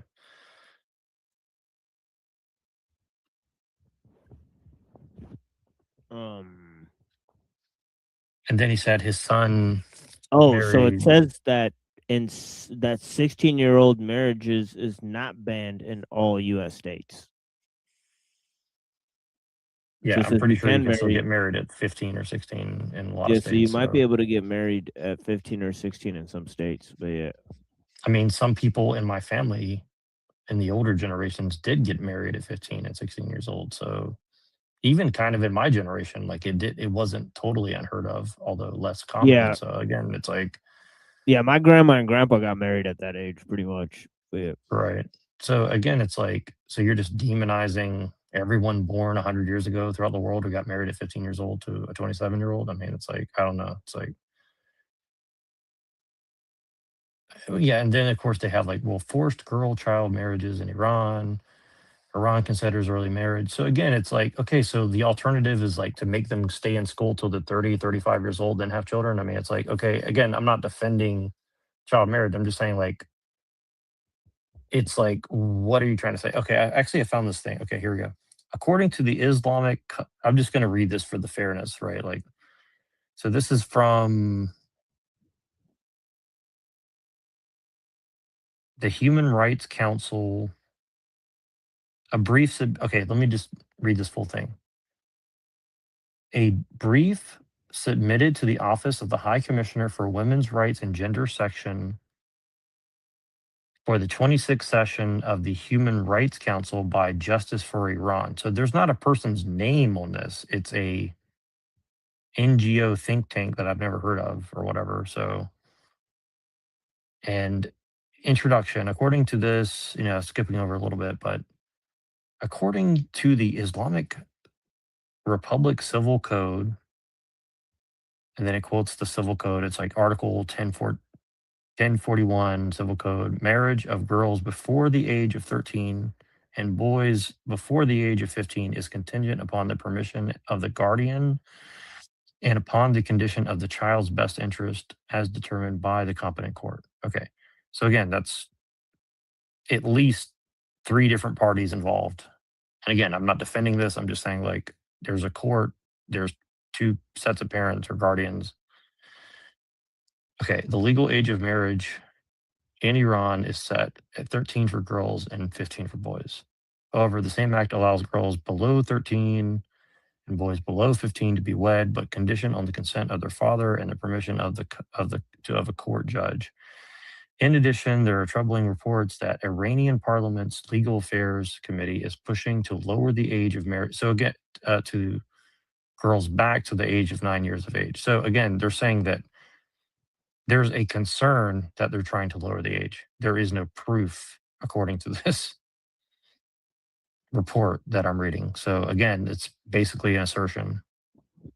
And as far as I can see. So and it I'll says send you this here- document, by the way. So go ahead. Yeah. And here's a thing here. It says that in the Catholic Church, according to Canon Law 1083, the minimum marriageable age in the Catholic Church is 16 for men and 14 for women. So it says 14 here, right? So that's the current rules of the Catholic Church, essentially. Yeah, and the current rules of the Catholic Church. I wonder what the Orthodox is. If it's, I mean, yeah, there's I probably put a that in the different for back sex. there. So I took a picture of that. So if there's like, so just click on that. let me see if I can find it. Let's see. It's in the backstage. Oh, gotcha. Got it. Yeah, so this says 12 for girls, 14 for boys historically. So it says modern times they changed it to 18. Right? So Right. so they've moved with the times, right? But the other one Yeah, has and not again, moved. like that's a whole debate. But again, to just say that like, well, they still allow 12 or 15-year-olds to get married, therefore, like, just bomb their government. I mean, like, I don't know, like, that's not really proof of like pedophilia in and of itself per se. Like, I'm not saying But it's not happening, but but it's like, but I don't but know. here's what it does say. It says that basically Wilson is willing to say that before the 19th century, most Orthodox communities were PDFs. So yeah, so that's proven. Well, that would be the logical conclusion of the Right. argument, Yeah. right? Again, Oh this yeah. is why I say like you have to be careful what you're arguing for because Yeah. Like you so. know, So are you going to do historically, revisionist history now or yeah. something? Like, Yeah. you So know, like it's kind of a historically, like bizarre thing. yeah, like historically, if you uprooted all of the Orthodox churches that were committing PDF, according to Andrew Wilson, literally the Orthodox Church would be destroyed today. There would be no Orthodox Church. So yeah, so that's a fact. After we've killed thousands of Iranians, including young schoolgirls and the entire Pedophiles. family, I'm sure that the Iranians are going to be less radicalized because of that. So I'm not Radicalized? What do I'm you not mean? mad How do you at get more Iranians radicalized dying. than marrying children, dude? What do you think they're going What to are you stop? talking about? You think they're going to stop? No, well, I'm just. Well, you could go and be Orthodox Christians before classical liberalism, and you'd be marrying children all the time. Right? So so it's classical liberalism that saved your church that you seem to oppose. You think that that's the bane of society is classical liberalism, but it literally saved your church from being 90% operating in PDF. All right, so I don't understand. Right? You know, you should be thankful to the classical liberalism, right? I mean, saying, how do you get more radical? You're like, oh, the Iranians are going to get more radicalized than marrying kids. Well, Like, let's oh, see, the how many United times- States blowing up the pedophiles is going to really hold make on. them mad. How many countries has Iran been bombing this year? Well, Iran is a state-sponsored terrorism. You agree with And that? is Israel a state sponsor of terrorism? I think that Israel's done many terrorist Is actions. America a state sponsor of terrorism? I don't think that America generally is a state-sponsored terrorism. Okay, no. well, in the Obama administration, it's very well known we were arming moderate rebels that turned into In ISIS American and turned interests, into yes, ISIL. that's correct. So America backs these proxy groups. The CIA backs these proxy But that groups. was due to Bush doctrine. Most of And that now was due Trump to- isn't. Now Trump is Trump Bush. Trump has where's the forever war? We're in the Middle East. Not a single boot on the ground. We've been in the Middle East the Not- majority of Trump's Is there a administration. single boot on the ground? yeah, I mean, he doesn't see that this is literally an extension of the forever war on terror that the Bush administration literally started for Israel as a crusade for Which, Israel. by the way, so was Russia participating this entire time in the same thing. So Right. So we're working with Russia and Israel. Exactly. I don't know. You know, it's like And that's Saudi the big elephant in the Arabia. room. Like, But it's like, all right. but then he's like, well, it's all China, and I'm like, is it China? Is it China that's making us go fight in the Middle East? I don't know about that. It's like, yeah, it's like, I mean, where's the evidence that it's China orchestrating all this? Like, I don't know the evidence. I haven't seen the evidence of that. It's like, what are you saying? So he's like, we have to go bomb Iran because one, they're PDS, and two, China. It's like, seems somewhat like a non sequitur to me, but. We have been at a war Answer in the question, Iran bro. since. Is there a Yes, single boot yes. on- okay, where? That's like Where? all over the Middle East. We got boots on the No, ground. in all over. Iran. We In got Iran. boots on the ground. Where's our in the invasionary Strait? force? We got people in the Strait. We're talking about going to Kharg Island. Oh, we had 7,000 people there, and now there's 10,000 people there. Where's the big invasionary force to take over Iran? So okay, Where's fine, that? I'll tell you what. Where's that? If they do go into Iran, what will you say? Yeah. Then? Well, at that point, I'm done. Okay, fair enough. It is the case. Fair enough. I've drawn the line for myself that if there's a ground invasion Iran, that would be a continuation. What about casualties? Hang on. That would be a continuation of the Bush policies. What about casualties? Hang on. Let me finish the point, and I'll get to casualties too. If it's the case that there's a mass ground invasion of Iran, yeah, but like I said earlier, Wilson was standing with the Trump administration, all these other people saying that We've been in all these Middle East wars for too long. We're fighting these wars. And American men and women are dying in these wars, and we're getting nothing out of it. Literally, Trump and Andrew said that earlier. So if he's saying now that he's gonna not, this is absolutely the line he will not cross. I mean, yeah, right. It's a very arbitrary line. It's like, well, if we put one boot on the ground, suddenly that's again, like I said earlier, it's like, well, that seems pretty arbitrary. It's like I said, like, well, if you're sending missiles and bombs from aircraft carriers, I'm cool. But if you put one person on the ground to like clean up, well, that's a step. That's just one small step for man that I'm not willing to accept. It's like that just it again, it's just an arbitrary, like, where's the justification for that arbitrary distinction? You know what I mean? Like, it's still a war, as he's already admitted. And it's like, so again, what does this have to do with like your justification of the war or not? You know, it's like whether there's a boot on the ground or not. I just don't. I mean, America's all over the world with boots on the ground, including Japan and all these other places, right? So, like, what are you talking about? We have boots on the ground all over the world. So, like, where's the talk about like bringing people back home instead of like having all these giant military bases all over the world that's costing Americans tons of money with no benefit to us? I mean, if you want to talk about the economy, like how, if all this stuff is benefiting us, which I'm open to the argument, and he makes a very interesting argument right now. He's going to say, well, America is not an empire, it's a hegemony. Well, what is a hegemony? What does that mean? See, he makes a very weird argument. You're going to hear it. So I just want to I want to do my predictive programming on you. Just tell me what you think he means when he says that. Well, I guess he's saying that America is part of a world power system, right? As opposed to just being something that's expanding, right? Like the most powerful kid on the block, so to speak. That's right? that's what I said the other day and with on a discussion. Remember, I said I was like, America is not really an empire. An empire implies that it represents its people. So my point is that he's like defending the hegemony by calling it not an empire but a hegemony. But we must defend the hegemony. See what I'm saying? Like that's what I'm saying. Like he's kind of implying that we need to defend the New World Order, essentially. I mean, unless I'm misunderstanding, but you catch what I'm saying? Like, Well, I mean, it's comical that he thinks that this new world order that they're setting up is going to be America's going to be in charge of it. I mean, it's fucking comical, right? But yeah, all right. I guess you could live in that's your what he's saying delusional. about Trump. He's like, well, like he's saying Trump's not a puppet. He's the president. It's like, well, I don't know about that. Where's the evidence of that? But anyways. Then yeah, I would have full support then because that would be a continuation of Bush forever war doctrine. However, limited strikes like what we saw in Venezuela or 6 to 8 weeks, which is what we're seeing right now, that's not enough to pull my support from this president, especially with all of his success in domestic policy. Even if I grant you, and I'm not a fan of the war, I'm not an advocate of it, but even if I grant it that it's the worst thing he could have possibly done, it's not going to change the fact he's been a successful president. His domestic policies alone in eliminating crime and mass migration and being a net negative, that's what people wanted more than anything. It wasn't just the forever wars, it was the mass migration. That's what Trump always harped on. And he's been after it and after it and after it. Hold on, and he did hold on. deploy the national. So what he's saying, in my opinion, here's what I hear when I hear what Andrew's saying. He's saying, look, you want immigration, it's going to cost you a war. Don't expect a free meal, Americans.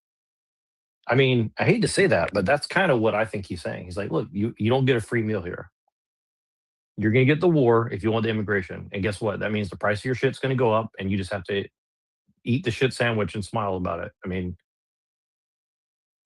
he kind of seems to have a disdain for Americans. Like everything he's saying is kind of like anti-American, ultimately, in my opinion. You know what I mean? Like, I hate to say that, but like, it's very glaringly obvious. Like Andrew Wilson is basically saying, fuck America and fuck Americans. I mean, in my opinion, that's kind of what I hear, but And again, maybe he's got an argument, but it is kind of weird. Like I've kind of heard this like angle from him a lot, where it's like "fuck America" and "fuck Americans." Like it's kind of what it sounds like to me. So Guard to protect these various centers in these cities while ICE was removing these people from the nation. Democrats did everything that they could do to stop them, including court cases, terrorism against them, and everything else in between. So it's like all of those show me that the guy's very successful, even if I grant it to you how bad Iran is. Well, I think that they made a major blunder on the deportations because now they're basically stopping them. They should have gone after the Democrats first. Quite frankly, they should have been arresting Democrats for treason. Alejandro Mayorkas should have been the first arrest. He should have been hauled in front of Congress. And you're a little too late going after the SPLC, in my opinion, which is now being funny enough. It's actually being directed at the right. They're now using this SPLC thing to claim that anybody that's a dissident on the right is paid for by leftists and needs to be censored. That seems to be the theme with that. But they should have gone after. that is a great point by Owen, because I'll tell you this: I've been talking about it since 2016. This entire fucking alt-right shit has been a setup from the beginning, and that's basically what he just said. It's like they literally set up all these right-wing things, use it as evidence, and now even though they're going at the SPLC, all the damage is done, and they're still using it to justify that anybody who has a quote unquote racist or right wing position is basically working for the Jews. So like either way you cut it, it's basically put like a quarter of the male population in this country on a terrorist watch list, essentially. You know what I mean? So the damage is done. And so to sit here and pretend that like, well, we're going to go after them for financial crimes. It's like, if that's not if it's not treason to basically set up a false dialectic of like, an entire like manufactured consent situation, like, I don't know what constitutes treason. You know what I'm saying? And like Owen is right about that. Like I have to give him credit on that. Like it's pretty subtle what he's saying, but he's basically like, I would say he's kind of right, because that's like the SPLC is essentially like committing treason as far as I'm concerned, like that's like, it's like open sedition on the government because you're basically manufacturing like a boogeyman that doesn't exist, like that's because again, it had real world consequences, right? Like literally they're saying like if you hold certain beliefs you can be associated with like criminal organizations because you hold a belief. I mean, and guess who else they did that to? Muslims. You know what I mean? So this is the tie-in of like them trying to like tie like right-wing opinions with Muslim extremists.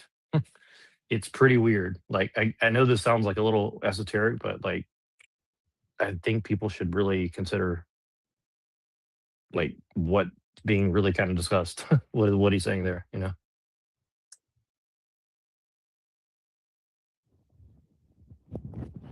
Yeah, absolutely.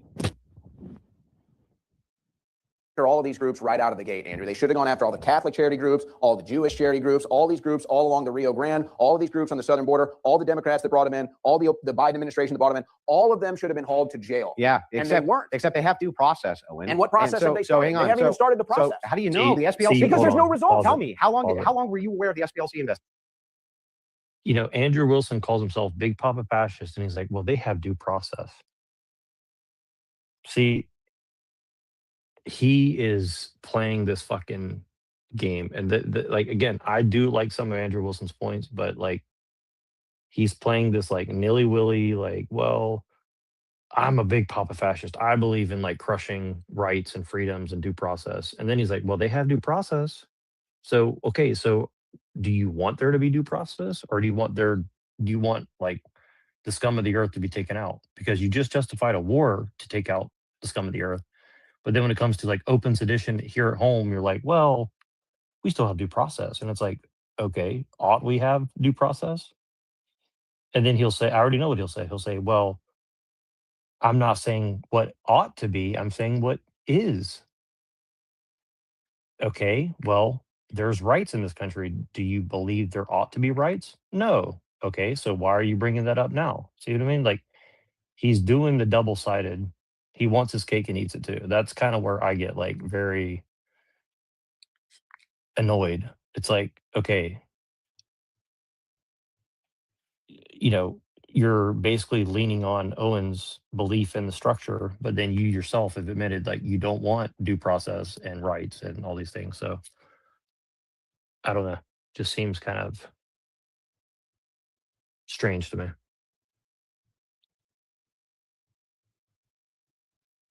Investigation. What are the charges? They're all Hang on, financial hang on. Let's walk through this.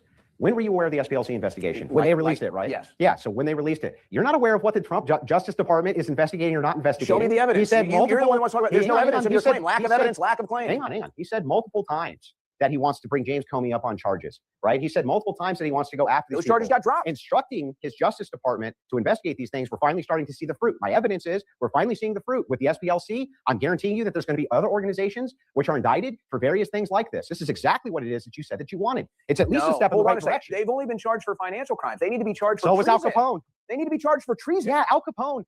Al Capone was not charged for his mob hits or for bootlegging. Wait, This guy is charged for stop it. financial You're not crimes. comparing Al Capone to I'm telling you 15 that million if- invasion If of this it's the case that you go to jail for 15, Al Capone is more of an American than if Mayorkas. you go to jail for 15 years for the crime of murder, or to jail for 15 years for the crime of for some type of financial fraud, you can prove the one but not the other. Which one would you go after?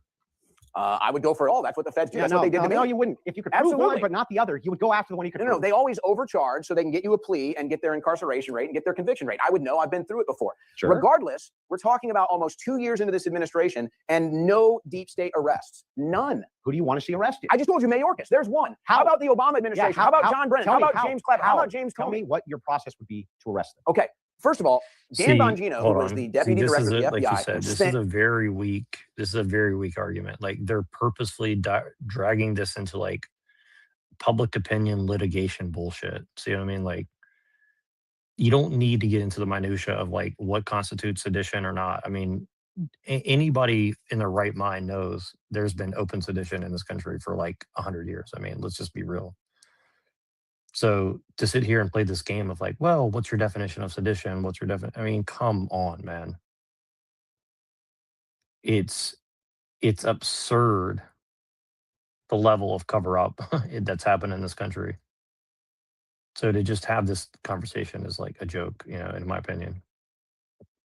I mean, this is the same rehash shit that I've talked about for like 20 years, and I'm not that old. So it's pretty annoying. Like I knew this as a teenager in high school, right? So it's just, I just don't understand why they're doing this bullshit.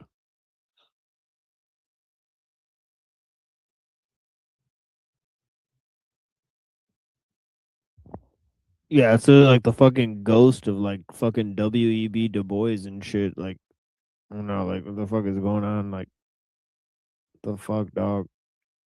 Like Fucking this is retards. like an absurd level of like a quote unquote debate. Like you're gonna sit here and like litigate the definition of sedition.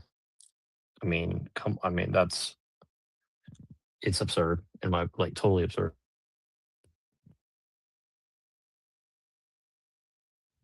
8 years writing books and doing a podcast did. all about arresting these people. He gets in there and does none of it. Yeah, So the did same he, Dan Bongino who talked about what was going on in the Epstein files ad nauseum, how none of it made and then sense. changed his mind. Because he went in and saw. Here's what's funny. Why would anybody ever want to go work for the Trump administration from the private sector, especially somebody like Dan Bongino, if it's the case that he goes in, looks at the evidence, reviews it, and says, actually, I got this wrong, and you guys fucking crucify him for it. Yeah. You crucify him Yeah, for hold on, saying, pause look, it. I got this wrong.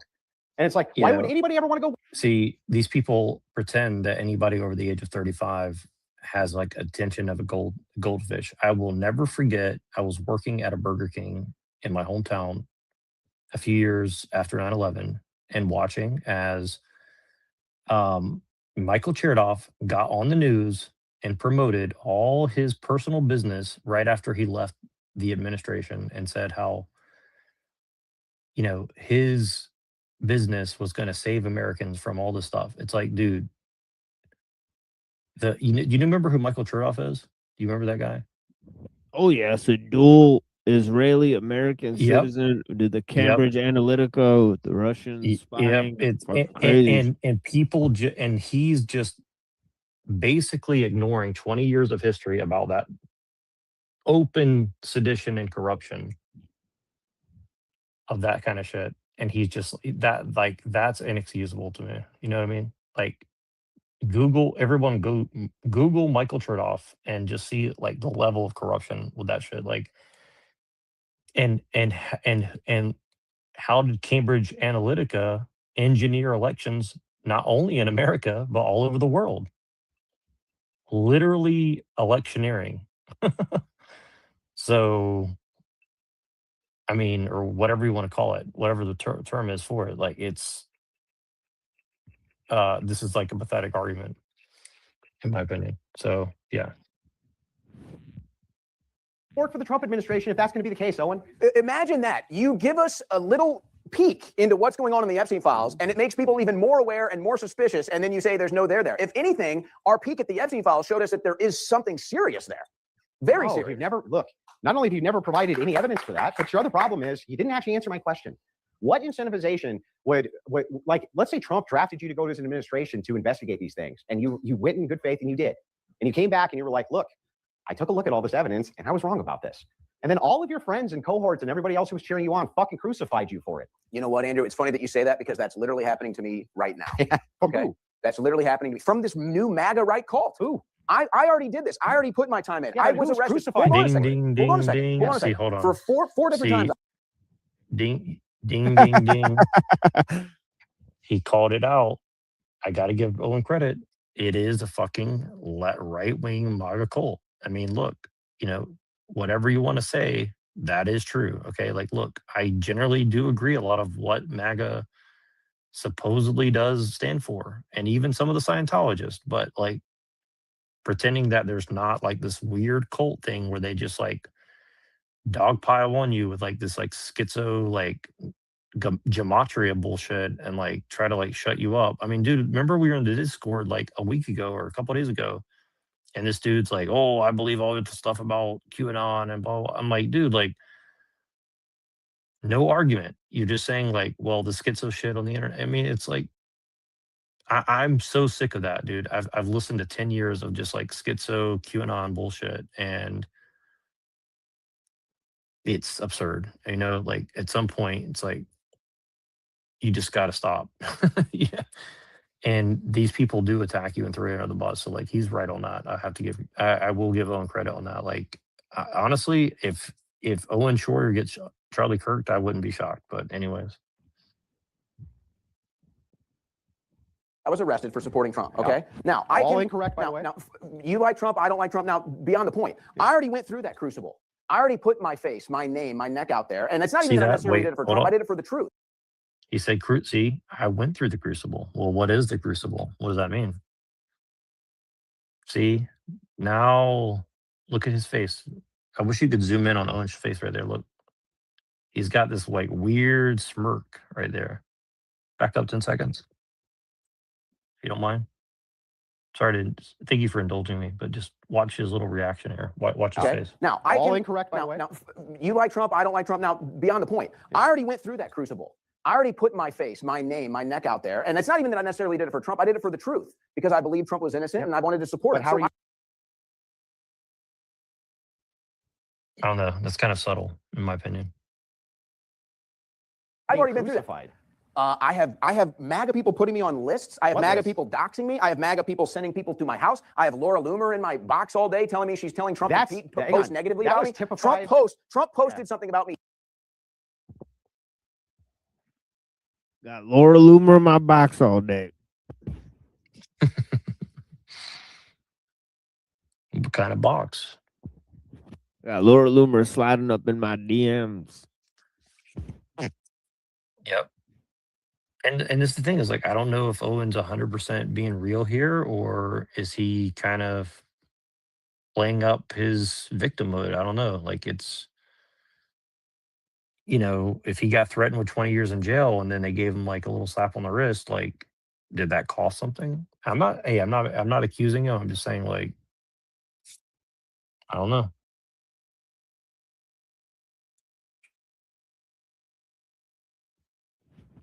He told me to shut the fuck up. So I got arrested 4 times for this guy. I have people sending people to my house. I have Laura Loomer in my box all day telling me she's telling Trump to post negatively about me. Trump posted something about me. He told me to shut the fuck up. So I got arrested 4 times for this guy, spent months in prison for this guy, did everything for this guy, censored, lawsuit, everything, lost all my social media, kept supporting him. And then what is the one recognition I get from him? Fuck you, shut up. I don't even care. I did it because it's the truth. And now the truth is, this administration has turned against us. MAGA has now been weaponized against us. And Trump is now the very globalist that we were supposed to get out of the White House. This is ironically hilarious.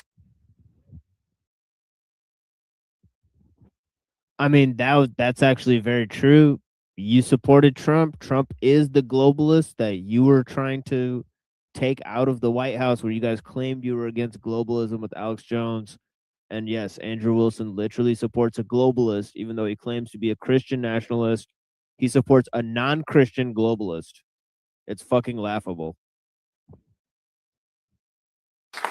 So the first thing that you claim, you say, hey, look, I was crucified for my support of Donald Trump by Democrats. Do you agree? It's by Democrats. Well, actually, first it was by Republicans because we were going up against. It's never Trumpers. Yeah. Like you are right now. No, I'm not So another Trumper. anyway, I voted for him 3 times. What happened is, well, now you're like, oh, he's the worst thing ever. No, I'm when saying you're talking about he's failed. This yeah, administration he hasn't failed. And when you're talking about this, Well, hold Democrats on. were the ones who persecuted. So- Democrats so- were the ones so who was threw you in JD jail. They were the Vance, ones and who didn't want to hold give you a fair trial. Me and my wife, we Yeah, so was JD Vance, and JD Vance is now vice president. What's that about? See, Andrew?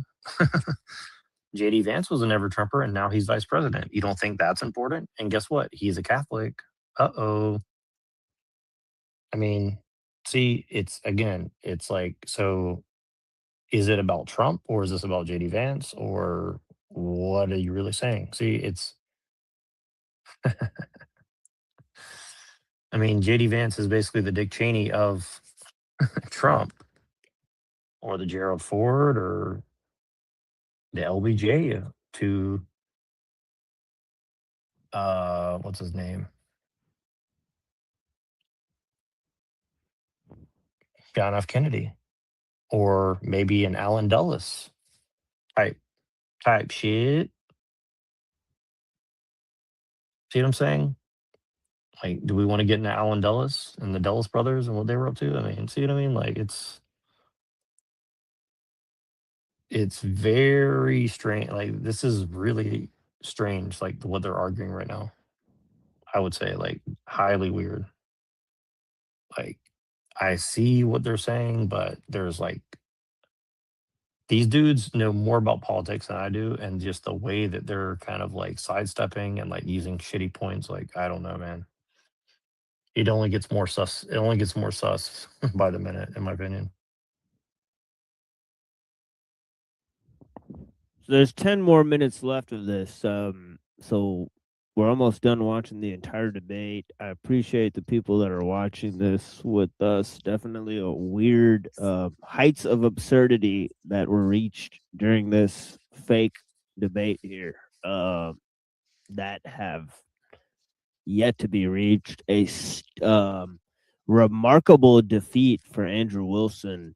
It kind of looks like he was paid to take the loss or something like that. Really weird type of stuff going on here. But yeah.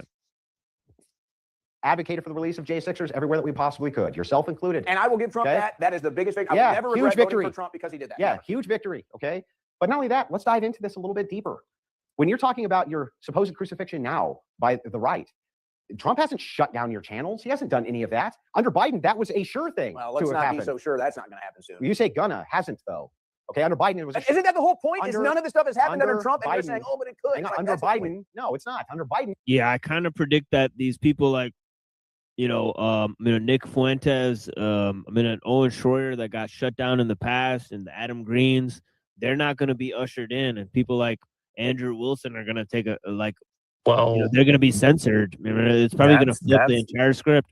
Well, that's kind of what Andrew's rubbing in Owen's face. He's kind of saying, like, look, you're playing for the wrong team. If you want to be platform, maybe you should get behind the president. Otherwise, shut the fuck up. I mean, that's kind of what Andrew's saying, in my opinion. Like, I don't want to put words in his mouth, but like, it does seem almost like a mafia thing. Like, well, you want to get the favor, you need to play by ball. You need to play ball. Like, that's kind of what I hear. And like, I mean, Andrew seems very confident in his support for Trump, which is kind of like, I mean, I don't know, man. It's like, you know, what you're like, you think you're part of the mafia or something? You know what I mean? Like, and it is weird because again, he kind of called him out like, well, you're a Catholic and I'm an Orthodox and I support the fucking president. And it's like, well, is the president a Christian? So I don't know. Like, it's just, I don't want to put too many words in his mouth, but like, it does seem a little bit like he's flexing on him. Like, maybe you should have stayed behind the president if you expect to like be platformed. Because Andrew Wilson has explicitly said he's not a free speech advocate. So again, it's just kind of interesting.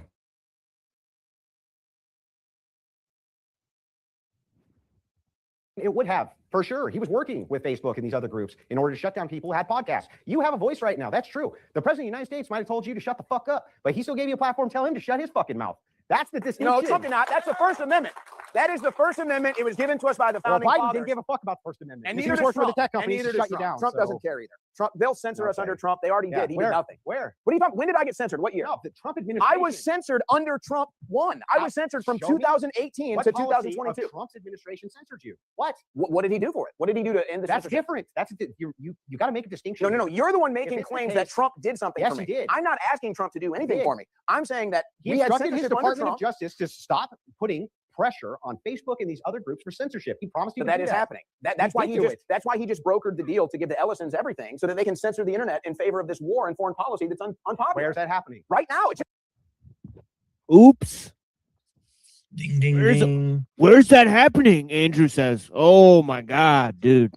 Yeah, to Incredible just- amounts of oversight. To totally sidestep Oracle and Ellison is incredible. Where's that happening? They literally said, we'll watch all the police, we'll watch all the American citizens. They literally said that. It just sidesteps it, just goes, oh, where's that happening? Like, Where? It Where? Makes, it makes the Patriot Act look like, not that bad, basically. Where's it happening? Where's it happening, Neurojack? Good Lord, bro. Yeah, to like not show any concern at all for like Oracle or Ellison to be in charge of like basically your entire cybersecurity network is like, come on, man. Like And that's your entire security infrastructure to Israel. Oh, where's it Exactly. happening? Where? Where? To an overtly pro-Zionist person, by the way, and he said that he's explicitly anti-Zionist. But you're going to hand over the entire cybersecurity of the country to a super Zionist? I mean, I guarantee not one person covered this debate and said the things that we've said. This is the saddest 100%. part. And there's 100%. literally like, and this is literally just like, yeah, I know. This is Less just than 10 obvious, people like- watching at this point for sure, but good Lord, dude. Wow. Yeah, and what we're saying is like not that blatantly obvious. Yeah. Yeah, it's not that deep either. That's what's crazy. It happened with TikTok. It just happened with Paramount. No, TikTok, they talk about the war constantly. I know. I'm on TikTok arguing with them constantly. Ellison and Oracle are about to have all these databases. They're going to sell all of in all the private future information. soon. But you've been wrong about futures before. And by the way, Oh, I'm wait a talking second. about Hold right on. now. Okay, hold on a second. I'm talking about Hold right on a now. second. holding. When Doge ended, and then Musk called the Epstein files a hoax, and then struck Iran, I was called a panican. I was called a panican because I knew it meant we were getting into a war with Iran and a regime change war with Iran. I was called a panican. I was called a panican because if he did this, the MAGA coalition would be destroyed. And I was called a panican because I said if he does this, we're going to lose the You also midterms. made And now some- all three things of those have happened. Except every you were also single wrong one. about Venezuela.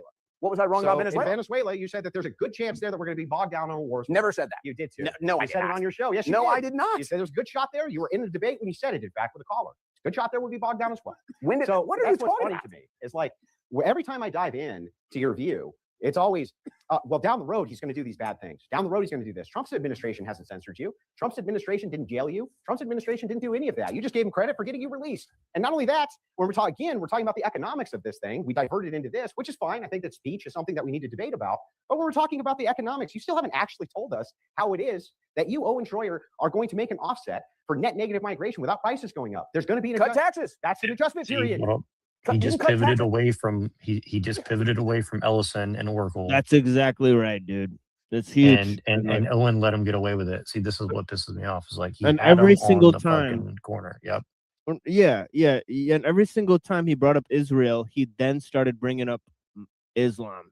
So it's literally a tactic, all right? Yeah, it's a total dialectic bullshit. Yeah, like you know? and like Jews have been using Muslims to scare the fuck out of white people for over 50 years. When are you fuckers gonna learn? Or like it's fucking hilarious, but all right. Yeah, and again, while X, the right wing white nationalist propaganda machine, has literally been bought by Saudi Arabia, by the way, which is again basically little Israel. But anyways. In a year. Do you think that prices are going to immediately decrease because you cut taxes?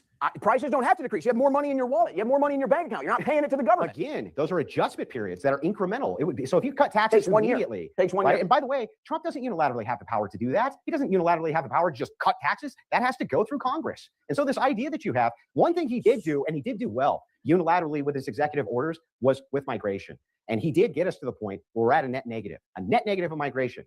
Who would ever have given us that? Who out of anybody in the field would ever have given us net negative migration? If Trump has a positive, it's definitely on the migration issue, but it's not perfect. He's still giving Chinese students, he's still letting Chinese students into these universities to save their ass. He's still letting the 50% decrease of the H-1Bs, but Cato Institute recently said, in fact, cut down 136,000, 50% of the H-1Bs eliminated under Trump's policy. So yeah, it's true. Chinese immigrants can still come in and study under H-1B visas, 50% less of them. This is the third freaking time he's cited the Cato Institute. Like, what the fuck, dude? Like, right. Are you being funded by them? Like, what is going on? Yeah, and also they're both very concerned with Chinese students. It's like, again, this, like, I do agree that you don't want a bunch of Chinese students deep inside all your research projects, but this has been a problem for 40 years of spying on America's, R&D infrastructure. And so 40 years later, they're suddenly like, well, we finally cut it down now. It's like, yeah, what do you think the whole C-19 thing was about? Literally came out of a lab in America and got transferred over there. And they don't discuss that at all. It's like, it's totally insane. Totally insane. Again, like, that's a real thing you could be concerned about China with. But they totally skip over that aspect of it and just go straight to like, well, blah, blah, blah. It's like, who did the C-19 thing? Trump. They make no mention of like 5 years of economic restructuring under the guise of C-19 as like if you're going to fault Trump for anything other than the Epstein thing, that's like number one, restructuring the entire economy under this like false,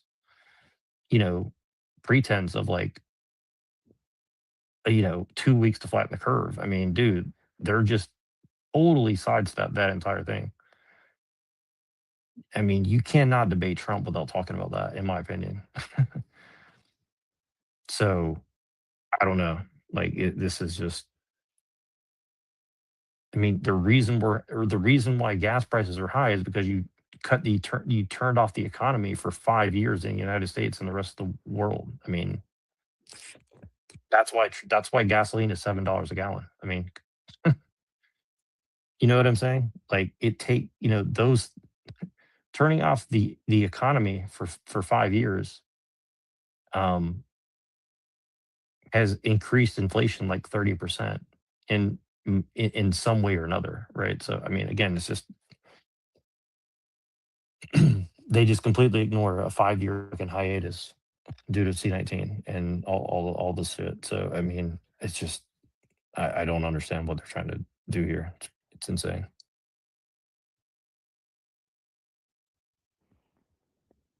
That's correct. So don't you think that there should be an adjustment period, just like you said with taxes? Shouldn't there be an adjustment period for hiring Americans? Because what happened was that the farmers, agriculture, all these big businesses said, Trump, we have to have this cheap migrant labor. That's correct. Yes. And so he caved and he didn't let cave. the donors get what they want. Nope, That's that's what Trump does. That's what's This funny. is a donor class administration. In this case, not only did he not cave, but the opposite happened. What are you talking about? He didn't. He's doing mass deportations. No, no, no. He gave subsidies, and yes, there has not only has there been big time deportations, but it's border crossings. It's just new ones even coming in versus self-deporting is an amazing feature at a net negative. Same with immigration internationally, which means legal immigration.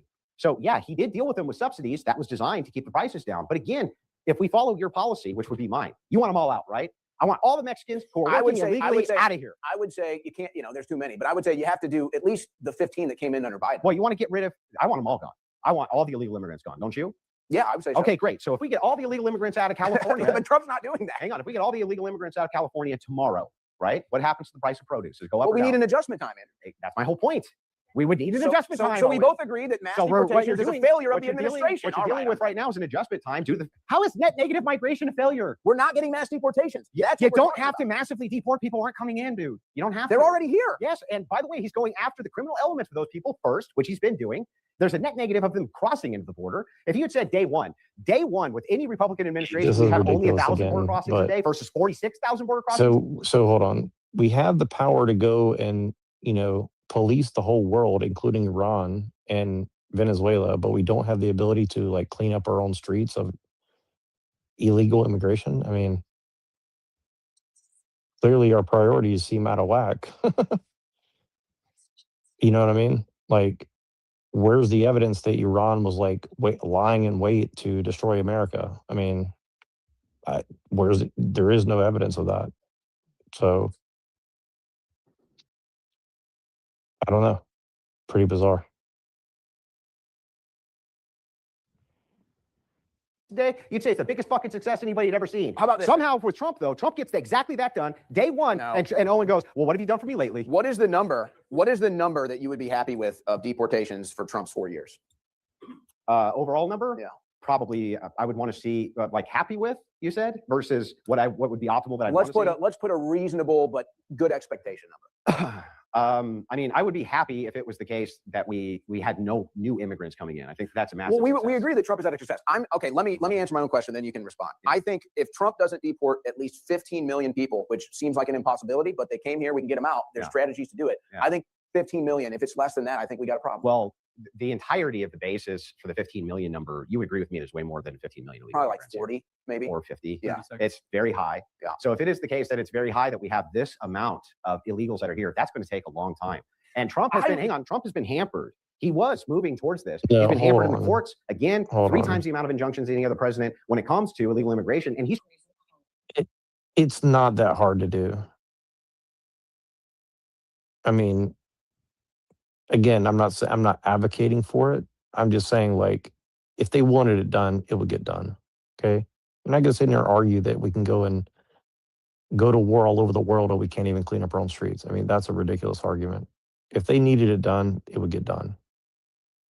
I mean, it's just a nonsense. Like, there's clearly a way that you can use the executive branch to, like, deport people if that's what they wanted to do. I mean, yes, the courts are going to do what they're going to do, and yes, you're going to have to go through all that, but, like, we have money to go to war, but we don't have money to litigate immigration policy. I mean, that's absurd to me. Like, hire more lawyers, get it done. See what I mean? It's just, they're making excuses at this point.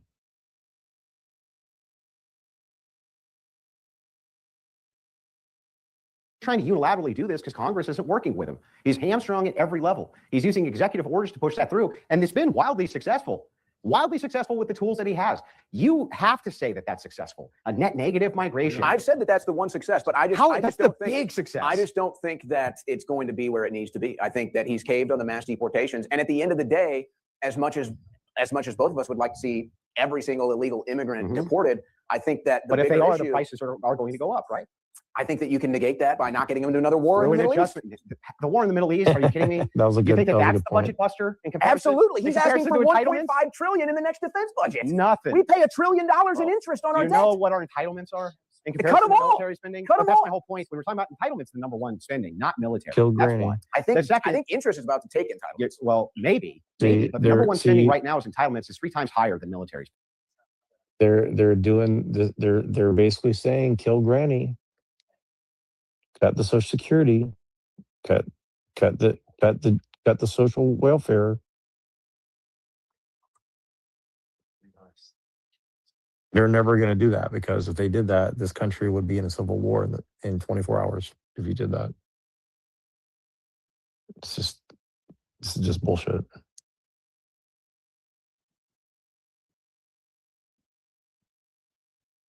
Spending 3 times higher. Most of those entitlements are coming in because of illegal immigration and mass migration. You know this. I've heard you say it yourself. I have a zero tolerance for any welfare. Yeah, I've heard you say it yourself. So if that's the case, you're not going to be able to Hold do on. this without a Hold on. transitory period where prices. What does he mean zero tolerance for welfare? For illegal immigrants or anybody? Like, see, this is like, I'm not like a super left-wing person, but like, you're just going to cut off all welfare overnight. I mean, what are you talking about? Like, I don't know. Even if you did that only to illegal immigrants, like you would literally cause like a civil disturbance by doing that. I mean, it's just absurd.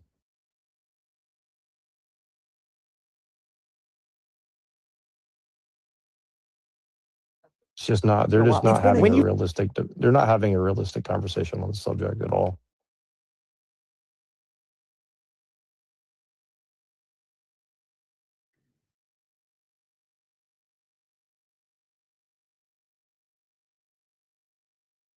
See all of these been over jobs. a year. First of all, real wage growth have gone up 1.3% because the jobs are finally going to The Americans. economy's bad.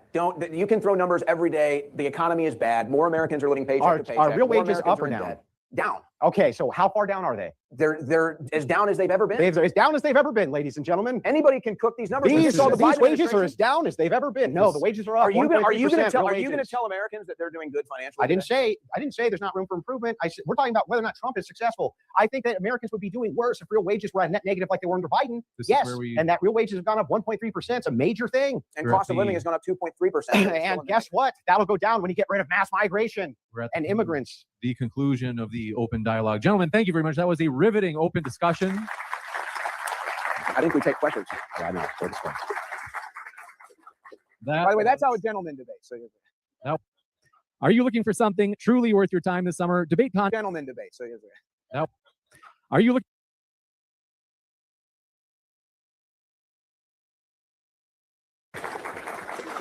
By the way, that's how a gentleman debates. So now, are you looking for?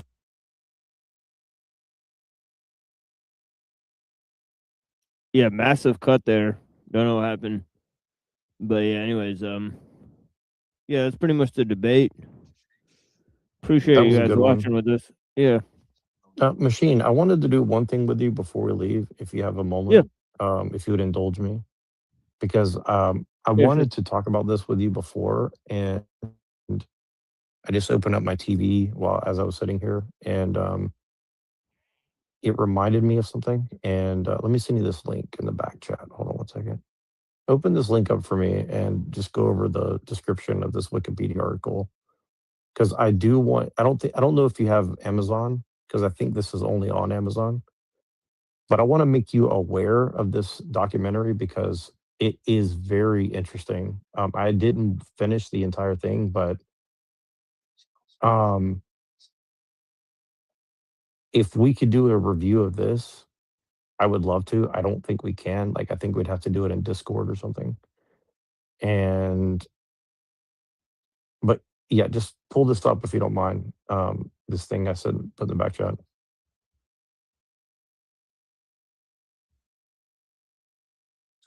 Because I do think that this is related to what we're watching personally.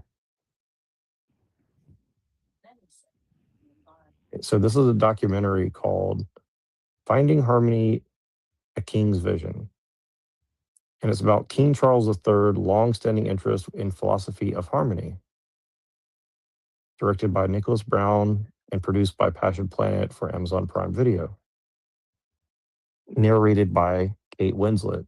which, by the way, very interesting person if you look into her, but she's the one from Titanic, by the way. So anyways, it follows Charles' efforts to promote the approach to life that stresses the connection between people and the natural world and the need for ecological balance. So slide down a little bit. Because again, they're selling a brand of ecological balance, right? And by the way, again, you know, Charles was just in front of Congress promoting war, like today. So that's kind of why I'm showing this, right? You know, so I'm going to read a part of this. It says, the film explores the king's view that humanity is part of the natural world and ecological balance underpins humans' well-being and prosperity. I agree with that, by the way, but you guys got to watch this documentary. It's pretty crazy. Has developed the Dumfries House in Ayrshire into a practical demonstration of harmony principles. The project was conceived to mark the Foundation's 35th anniversary, illustrate the harmony philosophy and informed environmental, cultural, and community initiatives of the United Kingdom internationally. And Kate Winslet is an ambassador for the foundation. So slide down just a little bit there. The content, let's just look at the content a little bit. So ecological balance, sustainable land use, traditional skills, and community regeneration, which all sounds good, by the way. But keep going down. So I'm just skimming this really quick because I'm sure it's not going to say much about it, but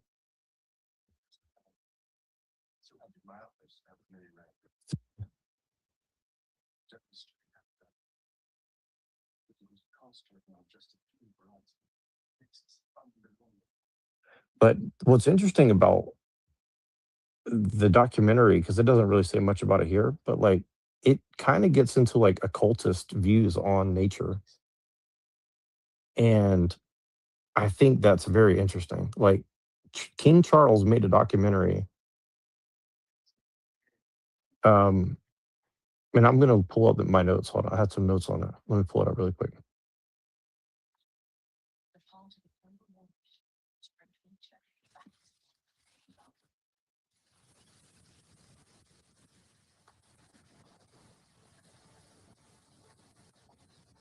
Let me just pull up my notes really quick. Yeah, and I apologize to do this to you at 4 o'clock in the morning, but like, I just had to like bring this up to you because I've been meaning to bring it up for like 3 months. And I saw King Charles at Congress today promoting war, and it just reminded me of this because you're gonna flip your lid when you hear this shit. Hold on, I'm gonna tell you some shit. Listen to my notes on this. This is coming from AI, but I'm pretty sure it's accurate because I did do this before. So, okay. So I'm just going to skim my notes on it. Okay. You ready? Machine, are you there? Yeah. Okay. Check this out. Okay. You're going to flip. Okay. The film highlights practical projects, traditional wisdom, including indigenous perspectives, and the idea that restoring balance in the natural world can address climate change and societal issues. Your question focuses on occultism, and more precisely, the esoteric mystical elements tied to the king's vision. The documentary itself is not an occult film. It is framed as an environmental and philosophical portrait. However, King Charles' underlying harmony, quote unquote, philosophy draws heavily from esoteric traditions, particularly traditionalism, also called perennialism or perennial traditionalism. Okay, here's examples. Yeah, that's funny because we're actually going to be reading one of the founders of perennial traditionalism tomorrow on the show, Rene Guénon. So, well, it specifically interesting it specifically mentions Rene Guénon. That's why I'm bringing this up. interconnectedness and universal patterns seen in nature, sacred geometry. He literally talks about sacred geometry or the grammar of harmony, a critique of modern materialism and disconnection from the sacred. The belief that all traditional religions and wisdom systems share a hidden primordial tradition or perennial wisdom. This is rooted in traditionalism founded by the French metaphysician and occultist René Guénon. Guénon argued for a single esoteric primordial tradition as the inner timeless core of all world religions, an idea that influenced 20th century esoteric thinkers. King Charles, as the Prince of Wales, publicly praised Guénon and regularly met with key traditionalist figures such as Martin Leeds, a British traditionalist, Sufi convert, and Guénon collaborator. Saeed Hassan Nasser, Iranian traditionalist scholar who thinks the environmental crisis to a loss of metaphysical harmony between humanity, nature, and the divine. Associates like architect and sacred geometer Keith Critchlow, founder of the traditional arts, parts of the King's Foundation, which appears in the documentary. These ideas draw from perennial philosophy with roots in Neoplatonism, Renaissance humanism, and Hermetic and esoteric traditions. Yeah, none of this stuff is new to me. I've covered all of this before, by the way. No, Sorry. but I'm just saying it's like the King Charles is literally promoting. Yeah, I'm pretty sure I've seen parts of this documentary as well. So I've actually seen parts of this documentary, by the way. So Yeah, it's pretty like, and then sacred geometry and traditional arts, and it's like syncretic spirituality, and he promotes Islamic, Sufi, and indigenous wisdom. Which again, like I'm not saying all that's bad, but then he brings it back to the King's Christian faith. So again, it's just like it's pretty weird. Like it's just kind of like it's like, what do you think that like when you hear the name René Guénon, like what do you think that's smuggling in? Like what do you think's behind like what do you think the what's lying behind the perennialism, like in your opinion, or sacred geometry or whatever? Like why do you think that specific angle is so important to what they're doing? I just that's all I just wanted to ask you, like, how do you view that? Like what do you think, like why, and then I'm sure you're gonna cover it tomorrow, but why do you think that specific angle is so important? Because you and I have been talking a lot about the perennialism in all this shit that we see. So I mean, I don't think specifically Guénon is that big of an issue, to be honest. Right? They're like perennialism is much older than Guénon. Right? So Guénon definitely didn't make up perennialism. He founded traditionalism. Right? So he said you should go back to a traditional ideal within the idea of perennialism. Right? So I mean, his students were kind of off the chain, right? Like one of them was named Shuan, and Shuan started a cult where they pray to Mary as the goddess of the earth or whatever, right? And then basically, Shuan's cult is also attended to by this guy Sayed Hussein Nasser, who was mentioned in that article, right? And a lot of their cult has to do with connections to the alt-right. Like, for example, Sayed Hussein Nasser's son is an advocate of alt-right.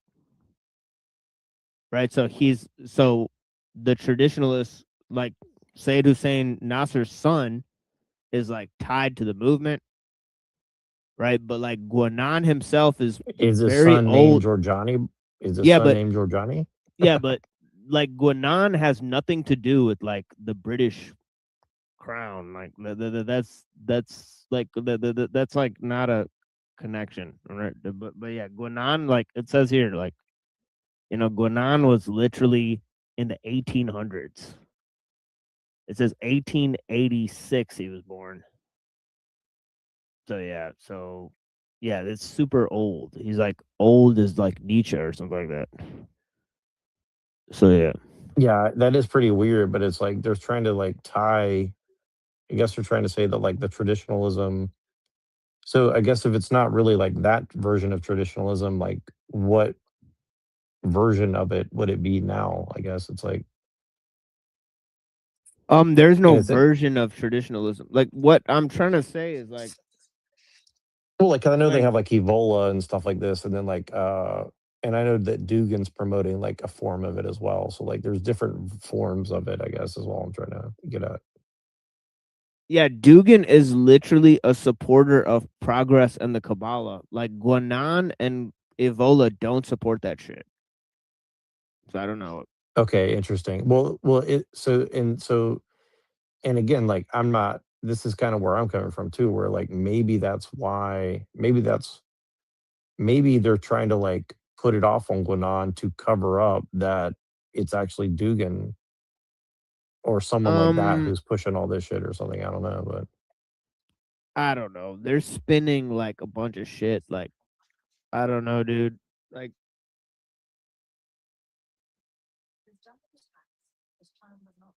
Like Guanan is basically just saying like materialism and like lack of spirituality and like the modern world and like separation from nature, like all these things are horrible consequences of modernity. right. And so you can't really challenge Guanan that much because it's like 90% of it's true. Yeah, for sure. And And I like was just same thing with I was Evola. just Like it's extremely hard to argue against Evola. Like Evola is a cold hard paganist. Like that's saying that like Christianity's responsible for the downfall of Western civilization. But he's also like extremely intelligent. Like yeah, Evola's like no dummy. Like Evola's like extremely smart, like hard to argue against. And Guanan and Evola have like their own thing. I read a book by Sayyid Hussein Nasser, and he makes a lot of the points of Guanan in very succinct ways. So like the fact is that some of these issues about ecology and how ecology and technology are huge issues, right? It just most people are just in the dark about how important these ideas are, right? So they just don't understand that ideas have moved to a world stage and technology and ecology are literally the main subjects of right. politics, religion, philosophy. Like, they're Yeah, I would literally in the agree. dark. No, 100%. 100. Well, and again, this is what freaked me out in schools because, when I tried to go into like biochemistry, I got into all these like, and this is what freaked out Pillator as well. It's like, and it probably freaked out Avian because I would assume that he ran into the stuff. Like, it is kind of the entire thing, like bioethics, because bioethics isn't only about humans. See, this is where it gets weird. It's like, it gets into like, I mean, deep metaphysics of like, where do you draw the line about, you know, life and organic material versus inorganic material? Like, it's a deep subject that, yeah, it's crazy. Yeah, it's totally crazy. Yeah, like the two things that Guanan points out that are extremely useful. He says that Newtonian mechanics, right, the mechanistic view of the world, and I believe this was kind of like his coinage, right, to a certain extent, right? Mechanistic view of Newton and the dualistic view of Descartes. That these in the 16th century were Right. responsible for the birth of the scientific paradigm. And he believed that the birth of this scientific paradigm was actually much to the detriment of humanity because it led Yeah, to the loss of religion and spirituality. So I think that's it. well, and I think that that's a more direct way of arguing what Nietzsche really was arguing ultimately in a lot of ways. So, you know, again, this is kind of where people get lost in the weeds, but yeah, it's pretty crazy. And I'm looking up this Nasser guy's son. Like, holy shit, this dude's resume is like insane. Senior advisor, U.S. Special Representative. That Reza guy or whatever, right? Yeah, dude. His shit is crazy, man. Tufts University, Fletcher School of Law and Diplomacy, PhD, Political Science, MIT, Yeah. John Hopkins School of Advanced International Studies, Senior Advisor for Afghanistan and Pakistan. I mean, like, dude, like, it does not get more spook. Naval postgraduate. Jesus Christ, man. Like, crazy. Like, this dude is like a spook. Brookings Council on Foreign Relations. CNN, BBC, New York Times, Foreign Affairs, like, dude, like, this dude is 100% a spook, like, through and through. And again, an influential analysis of Shia resistance and its geopolitical implications. Like, dude, this Yeah. dude is like Yeah, I've looked crazy. into this shit, dude. It's weird. I've I'll never send heard of you this an stuff article before. that's This weird. is like this is totally Yeah. new to me. I just came for me like looking up this fucking weird documentary with the Yeah, King I've of read England like and shit. books by Like, these guys. yeah, it's pretty crazy. Yeah, for real. Like I've No, read like a book by Nasser. I read some stuff by Gwenan.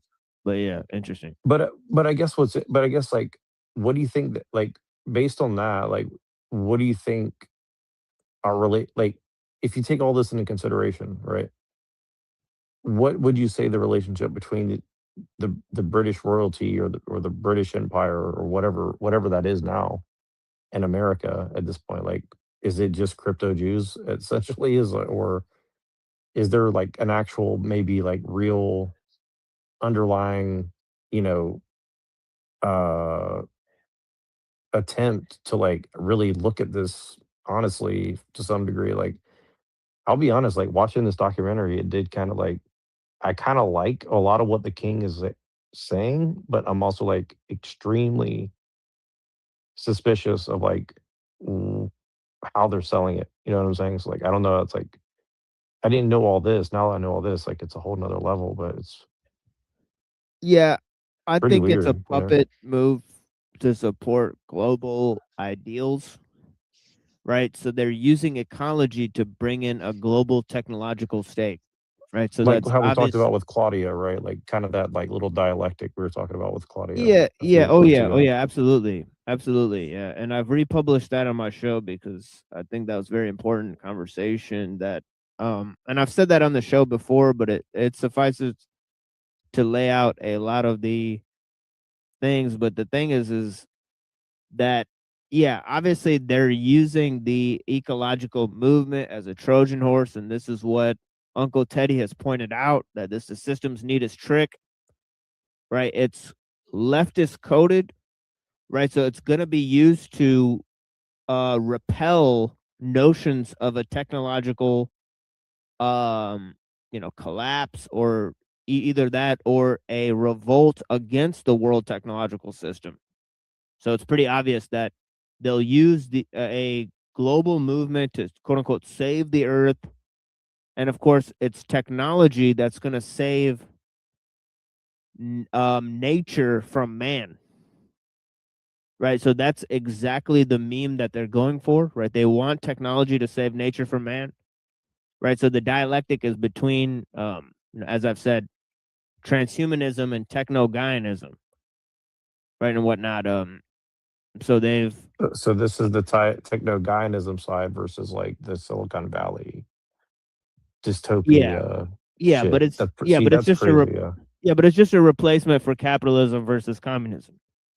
Right, it's just that the Right. conflict has moved to a global scale, and it's incorporating the dialectic of technology versus ecology. Right.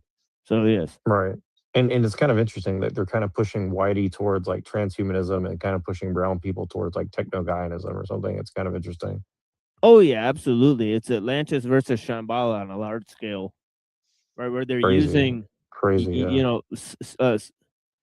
This idea of, nature worship on the one end, and then accelerationism on the other end. So they want the right to follow accelerationism. They want the left to follow this nature worship ideal. This is what I believe, at least, or what Yeah, they've for been sure. pushing, Well, the greater idea that they're pushing and, for. and both have truth in them, but it's like they're just purposefully like trying to tell everybody discard your Yeah. discard your beliefs on the way out on the way in. So it's like, Yeah. okay. Yeah, it's like, you know, in a sense, you know, a whole entire thing.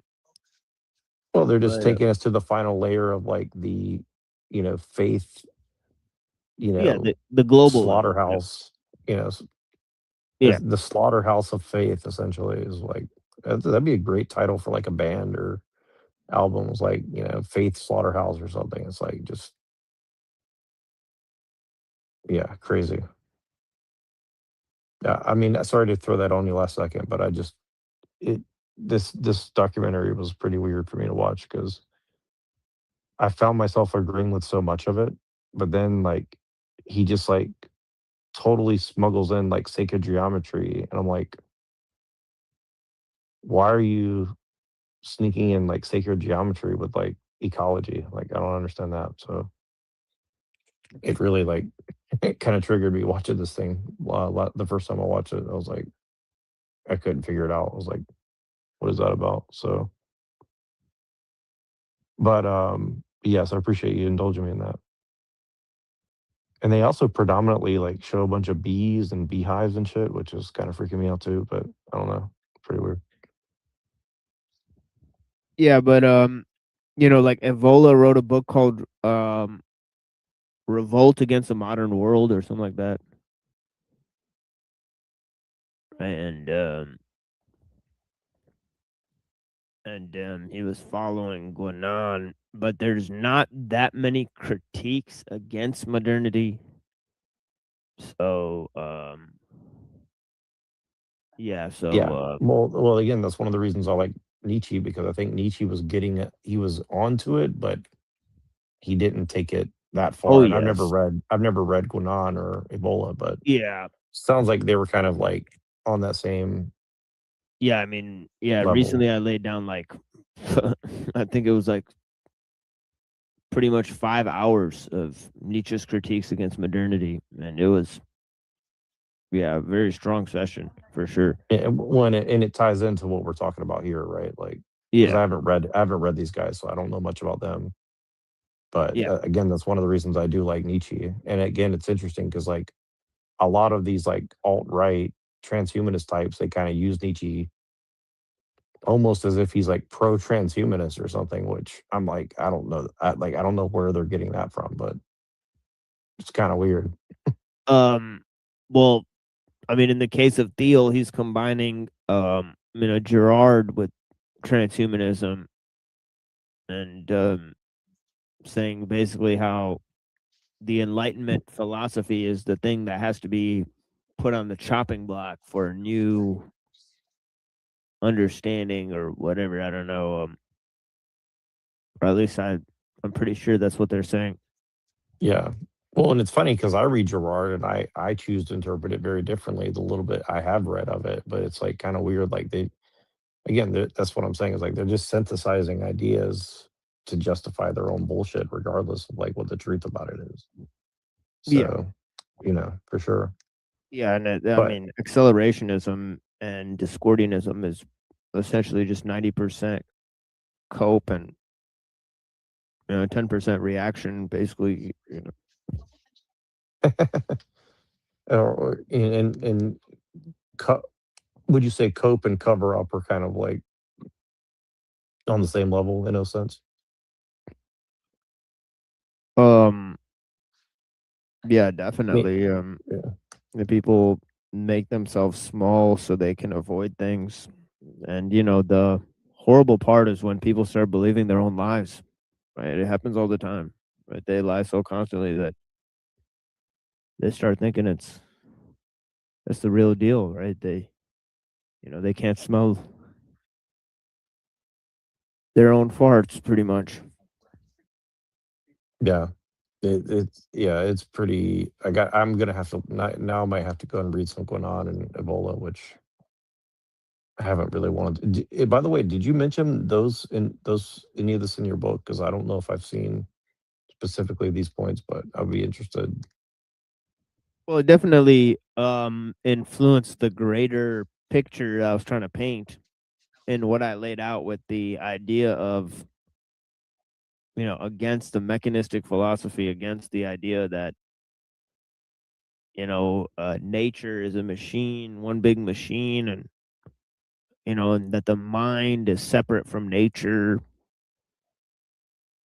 I think that these things are pretty much old ideas that have, led to this notion of universalism. They flattened out man. So I think Guanan and Evola made some good points about that. That we've sacrificed being for this debased existence, right? But yeah, Yeah, no, it's pretty interesting.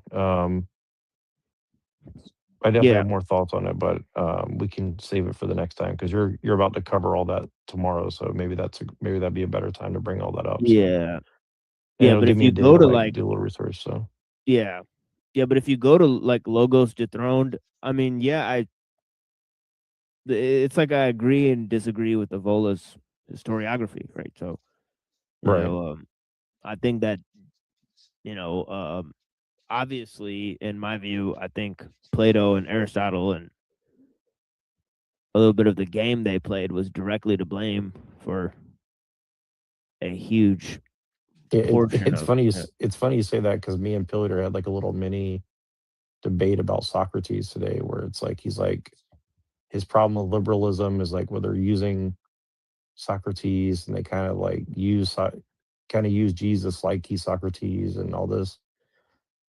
And I kind of defended Socrates in that sense a little bit and said like, yeah, but like he's kind of telling the truth, but then the psyop is that they use Socrates to make everybody think that like, well, I'll just tell the truth and that's enough. And it's like, well, it's going to just usually just end up getting you killed because, it's not really enough, and then Jesus comes along and says like, well, I'm going to get killed for all of humanity for telling the truth. But, and so it's like this whole like dialectic. And again, it just reminds me of all that propaganda we're seeing of like Catholics and the Romans and the pagans and the Jews it's kind of weird how they're kind of like shifting in and out of like, is Plato good? Is Plato evil? Is Socrates good? Is Socrates evil? And then they ignore Aristotelian logic and all this stuff and its consequences, and sidestep some of that, So yeah, I don't know. Because you are one of the only people that consistently bring up Aristotle, which is and your points about it have been largely ignored, by the way, which is kind of interesting as well. So because like I do use Aristotelian logic, but like I'm also like aware that it's a trap, So yeah, it's pretty interesting.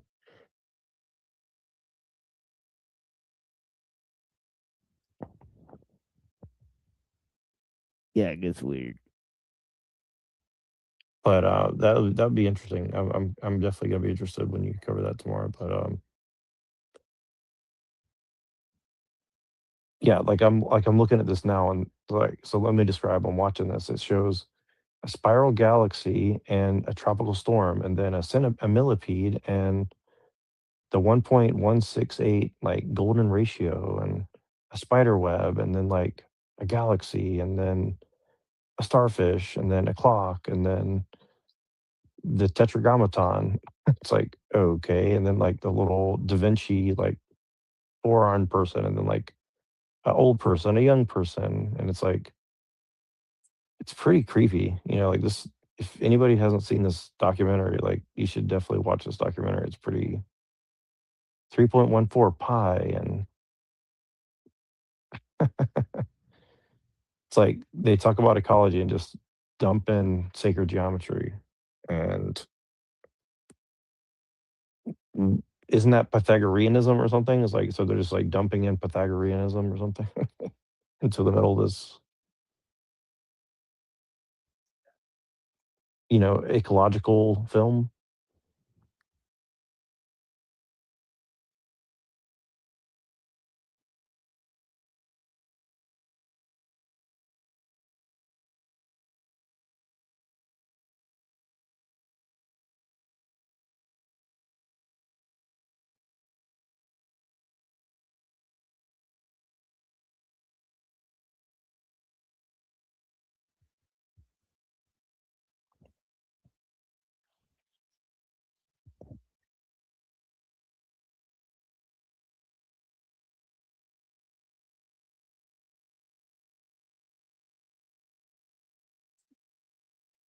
Yeah, I'm just tripping out watching this documentary. It's like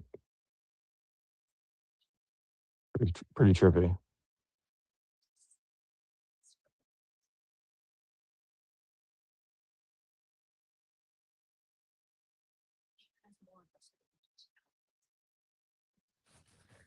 Oh shit! Somebody's in the back. Oh, it's you. That's Yeah, it pretty looked weird. like fell out of the thing. Yeah. But yeah, I don't know if you heard what I said. I was just saying it's pretty weird. Like they're just like showing all this sacred geometry shit. Like it's like ecology, and then it's like sacred geometry, and it's like hit you with all this like Right, which is imagery. not ecology. It's like it's Yeah, it's literally like some abstract shit that's like it's like Pythagorean describes shit the or something, spiritual realm. Rosicrucian or Yeah. something. That's why I was saying is like I don't want to see. That's what I'm saying. Is like, are they trying to straw man like Guénon, Rene Guénon or something with like Christ consciousness or some shit? I don't know what the fuck. Like sacred geometry, like isn't that Pythagoreanism or some? I don't know, but like isn't that? I don't know how far back you want to take it, but like you know,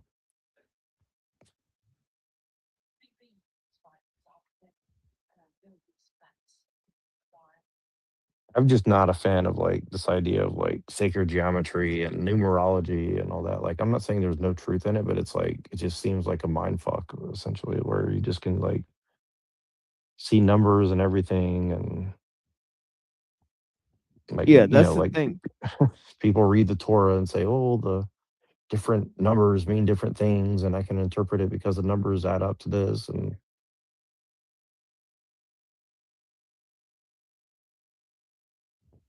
Yeah, I mean, I'm not gonna like like here's the thing is like the universe is a lot more strange than we think it is, and obviously,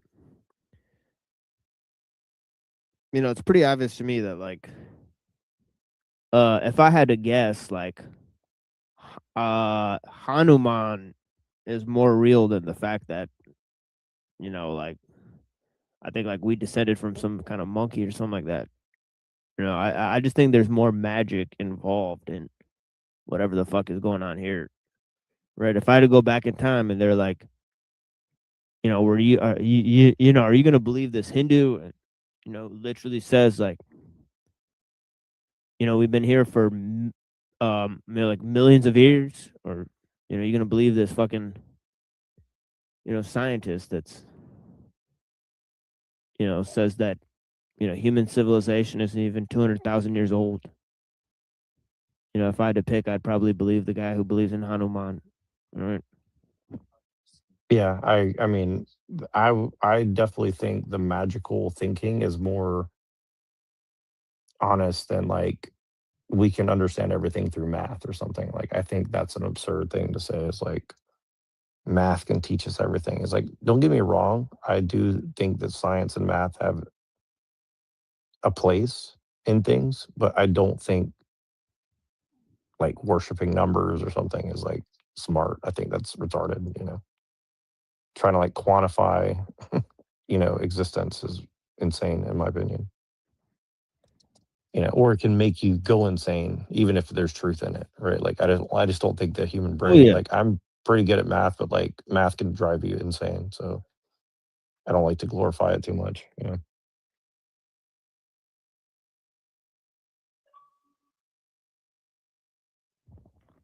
Yeah, I mean, Ghazali said, you could get obsessed with math, and he said it's forbidden, right? If you become obsessed with math, it's like you become obsessed with a game. It's forbidden. Right. It's a vice. It's Yeah, it's a vice. Yeah. for sure. Yeah, and that's kind of like one of my big things. Like, I mean, honestly, it's one thing that I really hated about trying to get into biochemistry is like they want you to like worship these math equations without questioning like why you're doing them.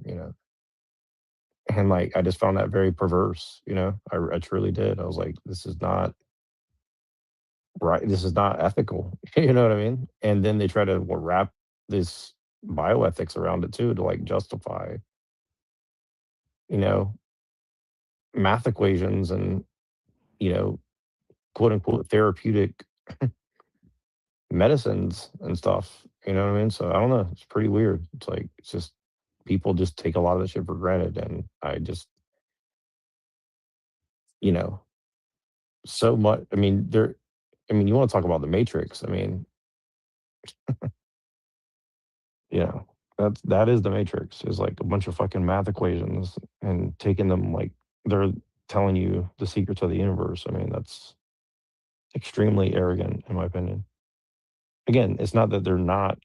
It's not that there's no truth in it. It's like it'll make you an insane psychopath looking at the world that way, you know,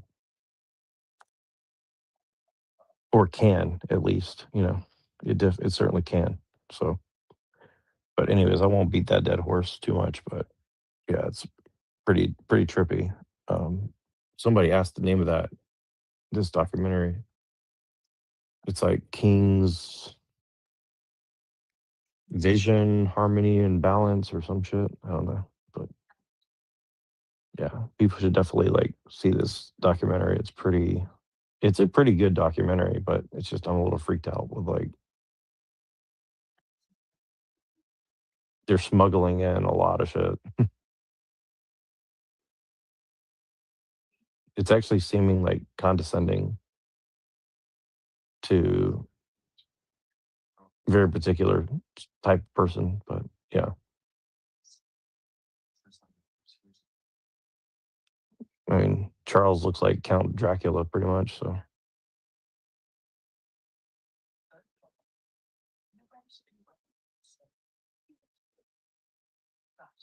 He's kind of based, and like I kind of do agree a lot with what he's saying, and you know, like in a general principle. And then see, it's weird. Then they bring up Afghanistan, so like talking about nature, and then like Afghanistan's been in a war.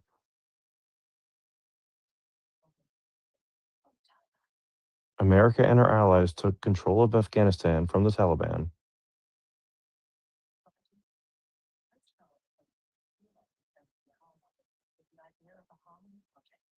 So he sold to President Karzai the idea of the Harmony Project in Afghanistan.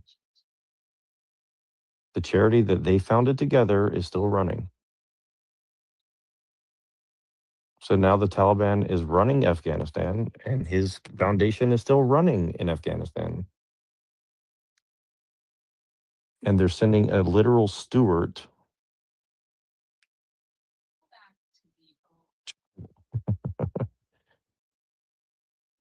Afghanistan was the center of the world. I agree.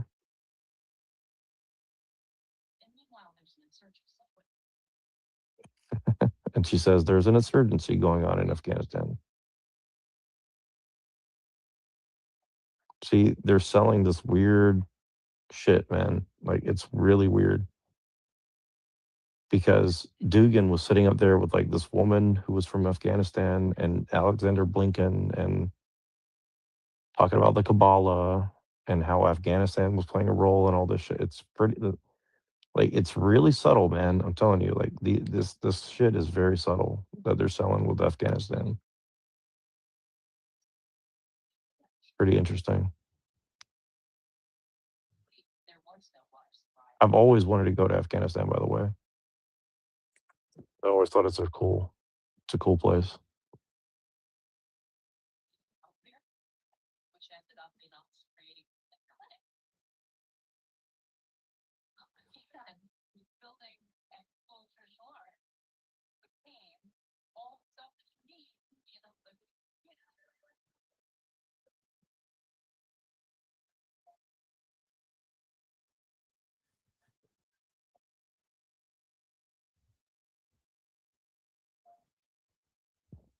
Yeah, it's weird as fuck. In 2010, Prince Charles came for himself to see the progress of his foundation in Afghanistan.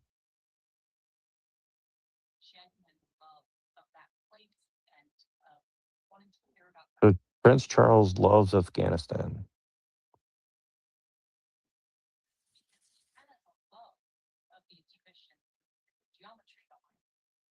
He says he has a great appreciation for the sacred geometry of Afghanistan. And he's showing like all these like silk carpets and stuff.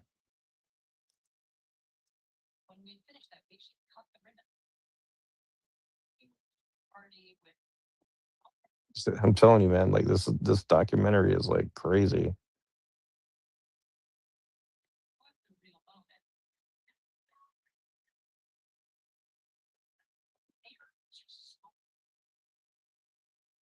I don't know.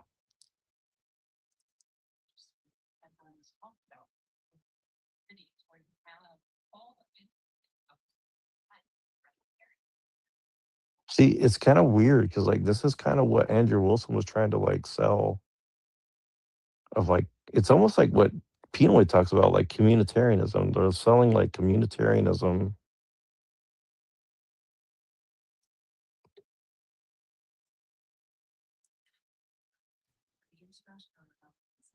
It's pretty weird. And then they say, "Oh, see the terrorist people come and ruin the party for everybody."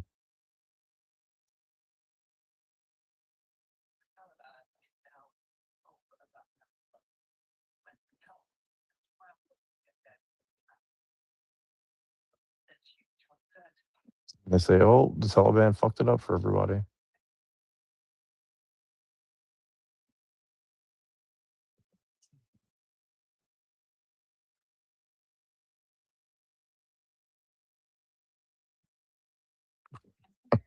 Rocky's comments are funny. All right, I won't beat a dead horse anymore. I go ahead and end this now, but I appreciate you, bro. Let me know when you're going live tomorrow. I want to watch the traditionalism stuff now. I'm pretty now my interest is pretty high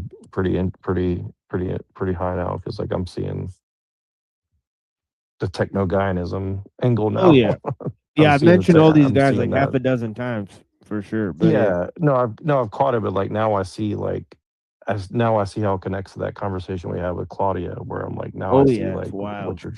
I see what you're getting at now. Like I knew I Yeah, kind of saw it, but like now I see where you're getting at it, where it's like yeah. yeah, It's it's like pretty interesting.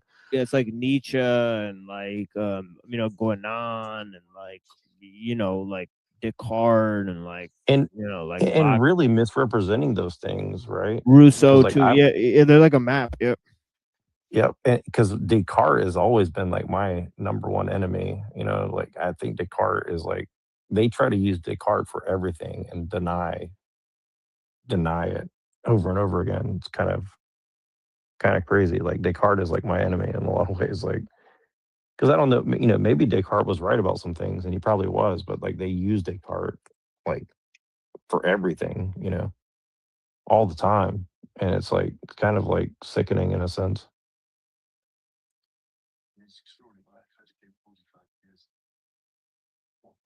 The Cartesian demon.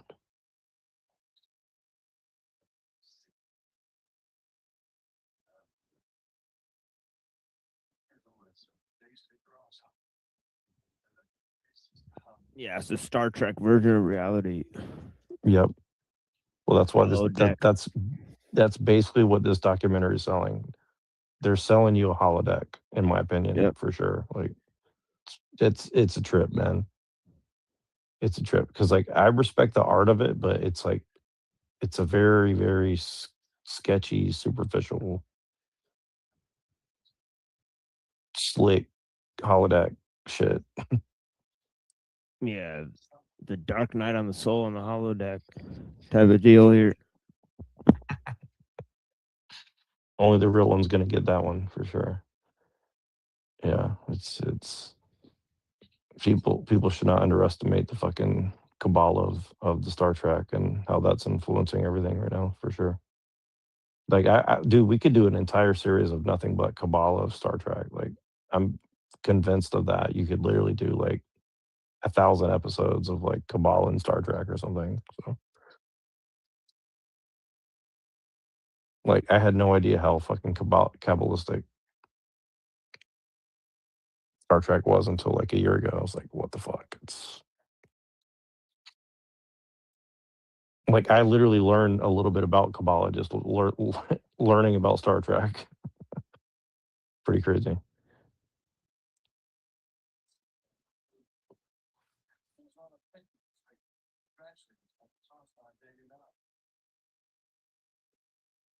But anyways, I'll get off of here. I appreciate everybody being here. Sorry for boring everybody to death, but somebody's got to do it.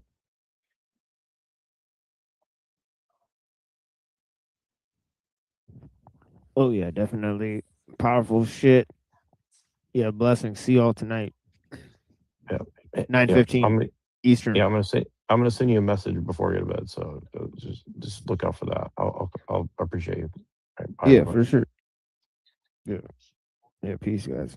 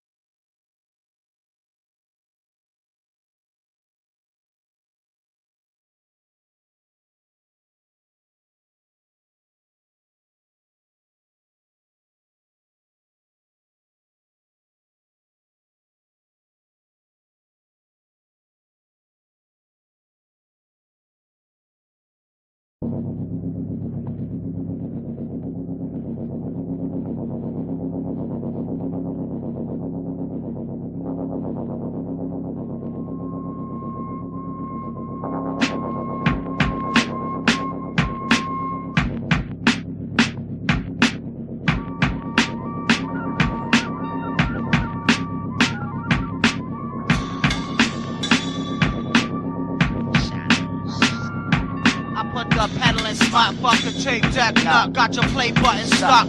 My eyes wide shut, coming out my face on stage, put lumps in your throat. Like I hung you off the roof from 6 feet of rope. I'll give away rhymes for you to battle me with. While I do MCs like Yugoslav intelligence. So deflect back to sharp in the planet of beats. You open a barrel of worms, and the atmosphere reeks. A little kids with dreams and rhymes they wanna tell. Some pedophile labels come molest them with cells. Big shot producers, Pelican MCs. Stand by watching in the breeze. This world's a commercial. I can't change the channel every day. Try and kill it, but there's no ammo. And television heads is feds that wanna hurt you. I found a way out, but ain't nowhere to murk to. This world's a commercial. I can't change the channel every day. Try and kill it, but there's no ammo. And television heads is feds that wanna hurt you. I found a way out, but ain't nowhere to murk to. In the flesh, I stress the day-to-day vision. Go on the card dub. Now I'm sponsored by Trojan. Walking polo ad, rap fat, MTV, grab every face of the nation. My optical examination. Feeding you, bleeding you through media, brain leaving ya. Touch the magazine and deceiving ya. So I train on PlayStation and Army of Paraland. Get lost in the TV screen like Caroline. Scan my finger for the credit. Discount and don't forget it. There's a pair of white horse in town and everybody fed it. Sky's black, my eyes crack, I think I'm asleep. I cleanse my thoughts when courtships are leak. This world's a commercial. I can't change the channel every day, try and kill it, but there's no ammo. And television heads is feds that wanna hurt you. I found a way out, but ain't nowhere to murk to. This world's a commercial. I can't change the channel every day, try and kill it, but there's no ammo. And television heads is feds that wanna hurt you. I found a way out, but ain't nowhere to murk to.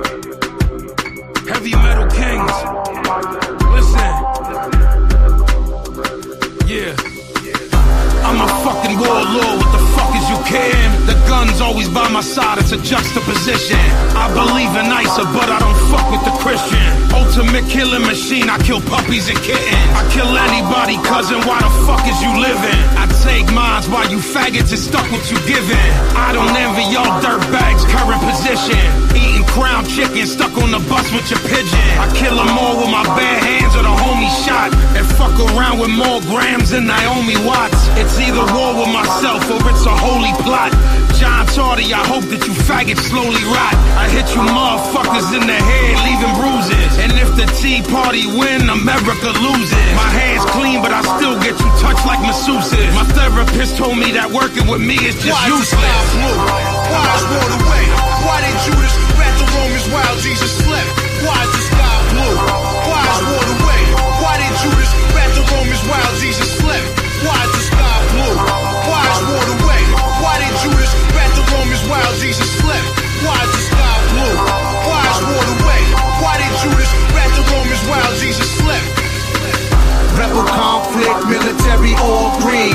Glenwood Projects, 5714. Money buys life for death. The best surgeons are the death merchants. Depressed urges lead to confessed murders. My whole family was in the projects. Paint chips we didn't have to eat cause Ruthie got wrecked.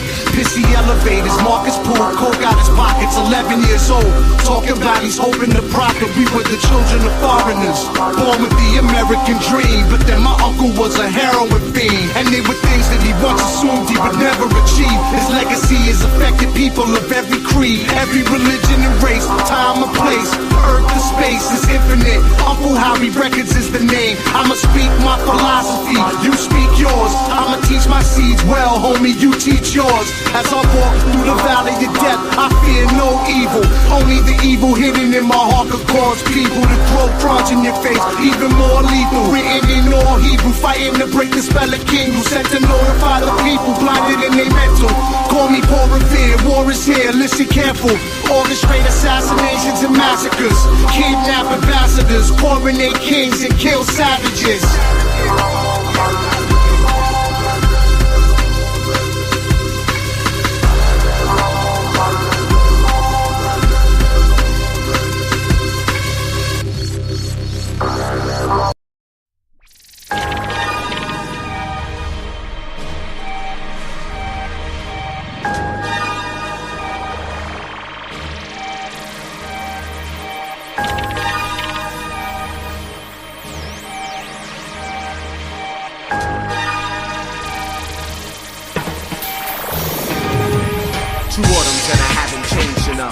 September 12th and the sky is falling, the sun is risen. A city built of 5 dimensions undergoing circumcision. 8 days under Judaic law. Dear diary, I'm fiery, divine winds my friend. Took me back to the beginning when I swore it was the end. From the fiery depths, found the ocean within. My penmanship seals it straight through my lips. I'm hip to your games, hip to the science of war. Propaganda make me fight, but what am I fighting for? My way of life, needs and rights, give or take less or more. See through the eyes of the poor, plus I'm black to the core. Ignorance is on tour, booking stadiums and more. The days of Hitler painting pictures patriotic with gore. You raise a flag on the land, touch a board eagle's claw. That's the symbol on your currency to finance your war. I'm saying no, not in my name, not in my life, not by my hands. That ain't my fight, not in my name. You wage a war against terrorists and violence and try to wave your guns to fear us all in the silence. I'm saying no, not in my name, not in my life, not by my hands. That ain't my fight, not in my name. You built your empire with niggas and slaves, like the truth will resurrect, wage a war from its grave. We got brothers on the sideline, ready for the front line. Tell me when it's my time, won't you tell me? We got women on the sideline, ready for the front line. Tell me when it's my time, won't you tell me? You won't put it in your headline, people are in that line. Do we need a headline, do we really? We only see what they want us to see, we'll only be what they want us to be. Fighting in their army. We pledge resistance. We pledge to defend civil liberties against social and political repression. We pledge alliance with those who have come under attack for voicing opposition to the war. We pledge to make common cause in the people of the world, to bring about justice, freedom, and peace. Another world is possible, and we pledge to make it real. No, not in my name, not in my life, not by my hands. That ain't my fight, not in my name. You wage a war against terrorists and violence and trying to wave your guns to fear us all into silence. No, not in my name, not in my life, not by my hands. That ain't my fight, not in my name. You built your empire with niggas and slaves, like the truth will resurrect, wage a war from its grave.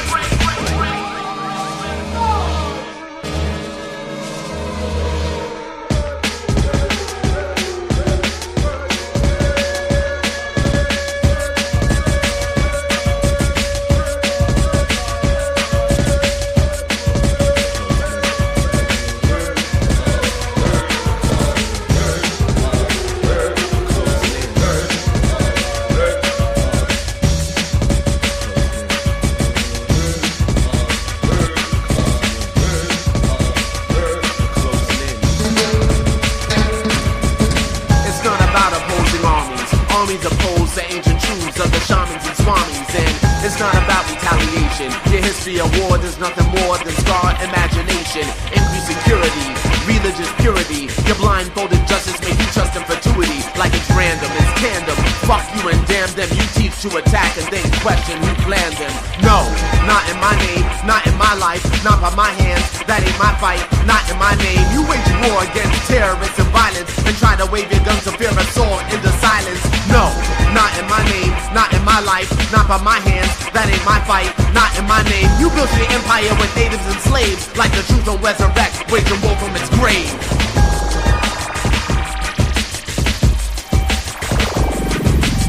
You wanna put me on your blacklist, you can use my blood for ink, your communion to drink, in remembrance of a nation that forgot how to think. Hypnotized by your lies with not even a blink. What? You wanna put me on your blacklist, you can use my blood for ink, your communion to drink, in remembrance of the all-I-seeing Big Brother, R.I.P. to the powers that be, overcome by the powers of being.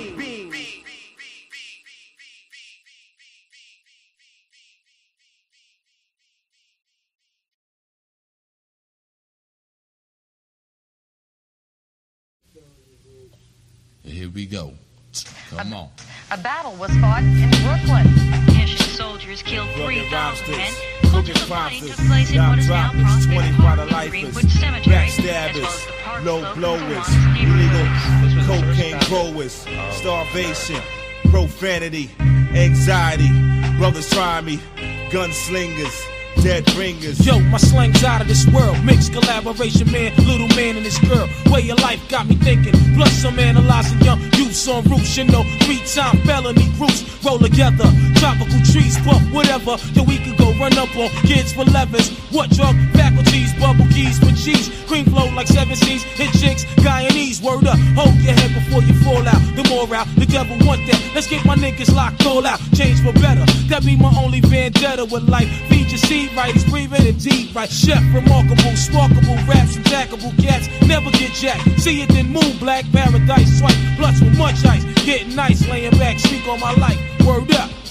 Black nations, dime smokers, vow carriers, mocha tokers, burned buildings, brothers building, save the children, investigative reports. Calling all cars, ghetto psychos, often dangerous, leaving mass scars on those who were found, bound, gagged, and shot when they blast the spot. Victims took off like astronauts. Get with this, even your best can't. Come on down. You're the next contestant. Get your pockets dug from all your chemical bankings. Caught them at the red light on Putnam Avenue in Franklin. They used to heat up the cipher with a shot that was hyper than your average JFK sniper. He just came home to Sparfit, rolling like Kaufman, and laid that ass out like carpet. Stop the stuttering, boys. Take the planks for the 5-0. Then praise the God. Bow. They release shots and premeditate to grab. And then they jet back to the lab. And then remain in Shallon and endangered Allen. Shorties lose blood by the gallons. Crack patients, dime smokers, vow carriers, mocha tokers, burned buildings, brothers building, save the children, investigative reports. Yo, I grabbed a pen for revenge and let Lucy, like Muslims standing on the block rocking the kufi. The $100 kick, rocking kids back for more, starring gun wars with black Reeboks and velours. Jungle way of life, living villain, packed with visions, copywritten, throwing bread to pigeons. Christ has risen, King elegant, slang master jacket, Spencer noodle hats in '69. Old timers, time to brother sock crafts, the baggy blue guest jeans. Push things off in Palm Springs, I'm locked in the Bing. Rocky ring label, rap king, the corner emperor. The go to D's play the benches. Rednecks be hanging big niggas down in Memphis. Back in LY, hit the bullseye with loaded nines. Life is like Tarzan, swinging from a thin vine. Shattered dreams and mirrors don't lead to press spirals. Aim at the white shadows with big barrels. The Moedas, the ballheaders milking armorettas. Who fear none, crushing all personal vendettas. Yo, they use guns while we angrily shot arrows. You better keep your eye on the sparrow. Rugged robsters, cooking cropsters, dime droppers, 25 lifers, backstabbers, low blowers, illegal cocaine growers, starvation, profanity, anxiety, brothers try me, gunslingers, dead ringers, investigative reports. Investigative reports. And integrated enough cops, judges, and investigative report. The Industrial Revolution and its consequences have been a disaster for the human race. They have greatly increased the life expectancy of those of us who live in advanced countries, but they have destabilized society, have made life unfulfilling, have subjected human beings to indignities, have led to widespread psychological suffering, in the third world to physical suffering as well, and have inflicted severe damage on the natural world. The continued development of technology will worsen the situation. It will certainly subject human beings to greater indignities and inflict greater damage on the natural world. It will probably lead to greater social disruption and psychological suffering, and it may even lead to increased physical suffering, even in advanced countries. The industrial technological system may survive or it may break down. If it survives, it may eventually achieve a low level of physical and psychological suffering, but only after it passes through a long and very painful period of adjustment, and only at the cost of permanently reducing human beings and many other living organisms to engineered products and mere cogs in the social machine. Furthermore, if the system survives, the consequences will be inevitable. There is no way of reforming it or modifying the system so as to prevent it from depriving people of dignity and autonomy. If the system breaks down, the consequences will still be very painful, but the bigger the system grows, the more disastrous the results of its breakdown will be. So if it is to break down, it had best break down sooner rather than later. We therefore advocate a revolution against the industrial system. This revolution may or may not make use of violence. It may be sudden, or it may be a relatively gradual process spanning a few decades. We can't predict any of that. We do outline in a very general way the measures that those who hate the industrial system should take in order to prepare the way for a revolution against that form of society. This is not to be a political revolution. Its object will be to overthrow not governments, but the economic and technological basis of the present society. In this article, we give attention to only some of the negative developments that have grown out of this industrial technological system. Other such developments we mention only briefly or ignore altogether. This does not mean we regard these other developments as unimportant. For practical reasons, we have to confine our discussion to areas that have received insufficient public attention or in which we have something new to say. For example, since there are well-developed environmental and wilderness movements, we have written very little about environmental degradation or the destruction of wild nature, even though we consider these to be highly important. The psychology of modern leftism. Almost everyone will agree that we live in a deeply troubled society. One of the most widespread manifestations of the craziness of our world is leftism, so a discussion of the psychology of leftism can serve as an introduction to the discussion of the problems of modern society in general. But what is leftism? During the first half of the 20th century, leftism could have been practically identified with socialism. Today, the movement is fragmented, and it is not clear who can properly be called a leftist. When we speak of leftists in this article, we have in mind mainly socialists, collectivists, politically correct types, feminists, gay and disability activists, animal rights activists, and the like. But not everyone who is associated with one of these movements is a leftist. What we are trying to get at in discussing leftism is not so much movement or an ideology as a psychological type, or rather a collection of related types. Thus, what we mean by leftism will emerge more clearly in the course of our discussion of leftist psychology. Even so, our conception of leftism will remain a good deal less clear than we would wish.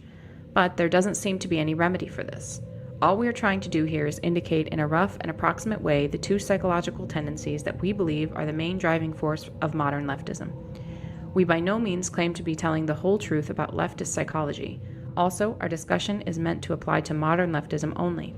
We leave open the question of the extent to which the discussion could be applied to the leftists of the 19th and early 20th centuries. The two psychological tendencies that underlie modern leftism we call feelings of inferiority and over-socialization. Feelings of inferiority are characteristic of modern leftism as a whole, while over-socialization is characteristic only of a certain segment of modern leftism. But this segment is highly influential. Feelings of inferiority. By feelings of inferiority, we mean not only inferiority feelings in the strict sense, but as a whole spectrum of related traits: low self-esteem, feelings of powerlessness, depressive tendencies, defeatism, guilt, self-hatred, etc. We argue that modern leftists tend to have some such feelings, possibly more or less repressed, and that these feelings are decisive in determining the direction of modern leftism. When someone interprets as derogatory almost anything that is said about him or about groups with whom he identifies, we conclude that he has inferiority feelings or low self-esteem. This tendency is pronounced among minority rights activists, whether or not they belong to the minority groups whose rights they defend. They are hypersensitive about the words used to designate minorities and about anything that is said concerning minorities. The term Negro, Oriental, handicapped, or chick for an African, an Asian, a disabled person, or a woman originally had no derogatory connotation. Broad and chick were merely the feminine equivalents of guy, dude, or fellow. The negative connotations have been attached to these terms by the activists themselves. Some animal rights activists have gone so far as to reject the word pet and insist on replacement by animal companion. Leftish anthropologists go to great lengths to avoid saying anything about primitive peoples that could conceivably be interpreted as negative. They want to replace the word primitive by non-literate. They may seem almost paranoid about anything that might suggest that primitive culture is inferior to ours.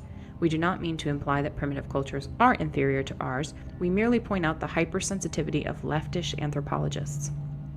Those who are most sensitive about politically incorrect terminology are not the average black ghetto dweller, Asian immigrant, abused woman, or disabled person, but a minority of activists, many whom do not even belong to any oppressed group, but come from a privileged strata of society. Political correctness has a stronghold among university professors who have secure employment with comfortable salaries, and the majority of whom are heterosexual white males from middle to upper middle class families. Many leftists have an intense identifications with the problems of groups that have an image of being weak, women, defeated, American Indians, repellent, homosexuals, or otherwise inferior. The leftists themselves feel that these groups are inferior. They would never admit to themselves that they have such feelings, but it is precisely because they do see these groups as inferior that they identify with their problems. We do not mean to suggest that women, Indians, etc. are inferior. We are only making a point about leftist psychology. Feminists are desperately anxious to prove that women are as strong and as capable as men.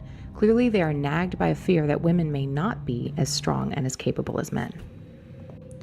Leftists tend to hate anything that has an image of being strong, good, and successful. They hate America, they hate Western civilization, they hate white males, they hate rationality. The reasons that leftists give for hating the West, etc., clearly do not correspond with their real motives.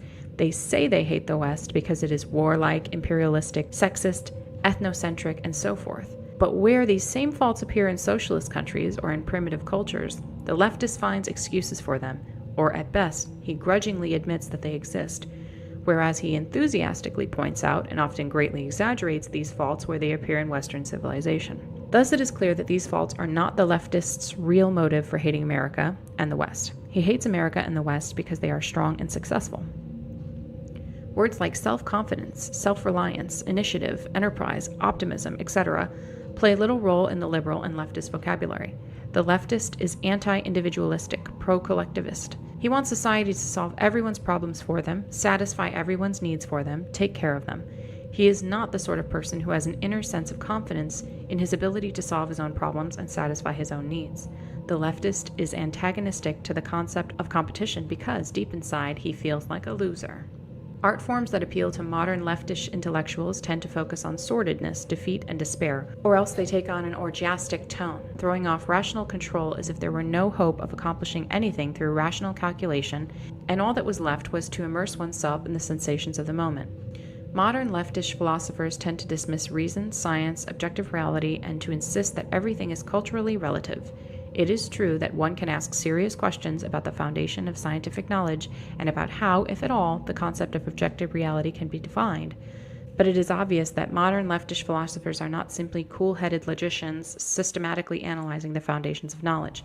They are deeply involved emotionally with their attack on truth and reality. They attack these concepts because of their own psychological needs. For one thing, their attack is an outlet for hostility, and to the extent that it is successful, it satisfies the drive for power. More importantly, the leftist hates science and rationality because they classify certain beliefs as true, i.e., successful, superior, and other beliefs as false, i.e., failed, inferior. The leftist's feelings of inferiority run so deep that he cannot tolerate any classification of some things as successful or superior and other things as failed or inferior. This also underlies the rejection of many leftists of the concept of mental illness and of the utility of IQ tests. Leftists are antagonistic to genetic explanations of human abilities or behavior because such explanations tend to make some persons appear superior or inferior to others. Leftists prefer to give society the credit or blame for an individual's ability or lack of it. If a person is inferior, it is not his fault, but society's, because he has not been brought up properly. The leftist is not typically the kind of person whose feelings of inferiority make him a braggart, an egotist, a bully, self-promoter, or ruthless competitor. This kind of person has not wholly lost faith in himself. He has a deficit in his sense of power and self-worth, but he can still conceive of himself as having the capacity to be strong, and his efforts to make himself strong produce his unpleasant behavior. But the leftist is gone too far for that. His feelings of inferiority are so ingrained that he cannot conceive of himself as individually strong and valuable, hence the collectivism of the left. He can feel strong only as a member of a large organization or mass movement with which he identifies himself. Notice the masochistic tendency of leftist tactics. Leftists protest by lying down in front of vehicles. They intentionally provoke police or racists to abuse them, etc. These tactics may often be effective, but many leftists use them not as means to an end, but because they prefer masochistic tactics. Self-hatred is a leftist trait. Leftists may claim that their activism is motivated by compassion or moral principles, and moral principle does play a role for the leftists of the over-socialized type. But compassion and moral principle cannot be the main motives for leftist activism. Hostility is too prominent a component of leftist behavior, so is the drive for power. Moreover, much leftist behavior is not rationally calculated to be of benefit to the people whom the leftists claim to be trying to help. For example, if one believes that affirmative action is good for black people, does it make sense to demand affirmative action in hostile or dogmatic terms? Obviously, it would be more productive to take a diplomatic and conciliatory approach that would make at least verbal and symbolic concessions to white people who think that affirmative action discriminates against them. But leftist activists do not take such an approach because it would not satisfy their emotional needs. Helping black people is not their real goal. Instead, race problems serve as an excuse for them to express their own hostility and frustrated need for power. In doing so, they actually harm black people because the activist hostile attitude toward the white majority tends to intensify race hatred. If our society had no social problems at all, leftists would have to invent problems in order to provide themselves with an excuse for making a fuss. We emphasize that the foregoing does not pretend to be an accurate description of everyone who might be considered a leftist. It is only a rough indication of a general tendency of leftism. Over-socialization. Psychologists use the term socialization to designate the process by which children are trained to think and act as society demands. A person is said to be well socialized if he believes in and obeys the moral code of his society and fits in well as a functioning part of that society. It may seem senseless to say that many leftists are over-socialized, since the leftist is perceived as a rebel. Nevertheless, the position can be defended. Many leftists are not such rebels as they seem. The moral code of our society is so demanding that no one can think, feel, and act in a completely moral way. For example, we are not supposed to hate anyone, yet almost everyone hates somebody at some time or another, whether he admits it to himself or not. Some people are so highly socialized that the attempt to think, feel, and act morally imposes a severe burden on them. In order to avoid feelings of guilt, they continually have to deceive themselves about their own motives and find moral explanations for feelings and actions that in reality have a non-moral origin. We use the term over-socialized to describe such people. Over-socialization can lead to low self-esteem, a sense of powerlessness, defeatism, guilt, etc. One of the most important means by which our society socializes children is by making them feel ashamed of behavior or speech that is contrary to society's expectations. If this is overdone, or if a particular child is especially susceptible to such feelings, he ends by feeling ashamed of himself. Moreover, the thought and behavior of the over-socialized person are more restricted by society's expectation than are those of the lightly socialized person. The majority of people engage in a significant amount of naughty behavior. They lie, they commit petty thefts, they break traffic laws, they goof off at work, they hate someone, they say spiteful things, or they use some underhanded trick to get ahead of the other guy. The over-socialized person cannot do these things, or if he does do them, he generates in himself a sense of shame and self-hatred. The over-socialized person cannot even experience without guilt thoughts or feelings that are contrary to the accepted morality. He cannot think unclean thoughts. And socialization is not just a matter of morality. We are socialized to conform to many norms of behavior that do not fall under the heading of morality. Thus, the over-socialized person is kept on a psychological leash and spends his life running on trails that society has laid down for him. In many over-socialized people, this results in a sense of constraint and powerlessness that can be a severe hardship. We suggest that over-socialization is among the more serious cruelties that human beings inflict on one another. We argue that a very important and influential segment of the modern left is over-socialized, and that their over-socialization is of great importance in determining the direction of modern leftism. Leftists of the over-socialized type tend to be intellectuals or members of the upper middle class. Notice that university intellectuals constitute the most highly socialized segment of our society and also the most left-wing segment. The leftist of the over-socialized type tries to get off his psychological leash and assert his autonomy by rebelling. But usually he is not strong enough to rebel against the most basic values of society. Generally speaking, the goals of today's leftists are not in conflict with the accepted morality. On the contrary, the left takes an accepted moral principle, adopts it as its own, and then accuses mainstream society of violating that principle. Examples: racial equality, equality of the sexes, helping poor people, peace as opposed to war, nonviolence generally, freedom of expression, kindness to animals. More fundamentally, the duty of the individual to serve society and the duty of society to take care of the individual. All these have been deeply rooted values of our society, or at least of its middle and upper classes, for a long time. These values are explicitly or implicitly expressed or presupposed in most of the material presented to us by mainstream communications media and the educational system.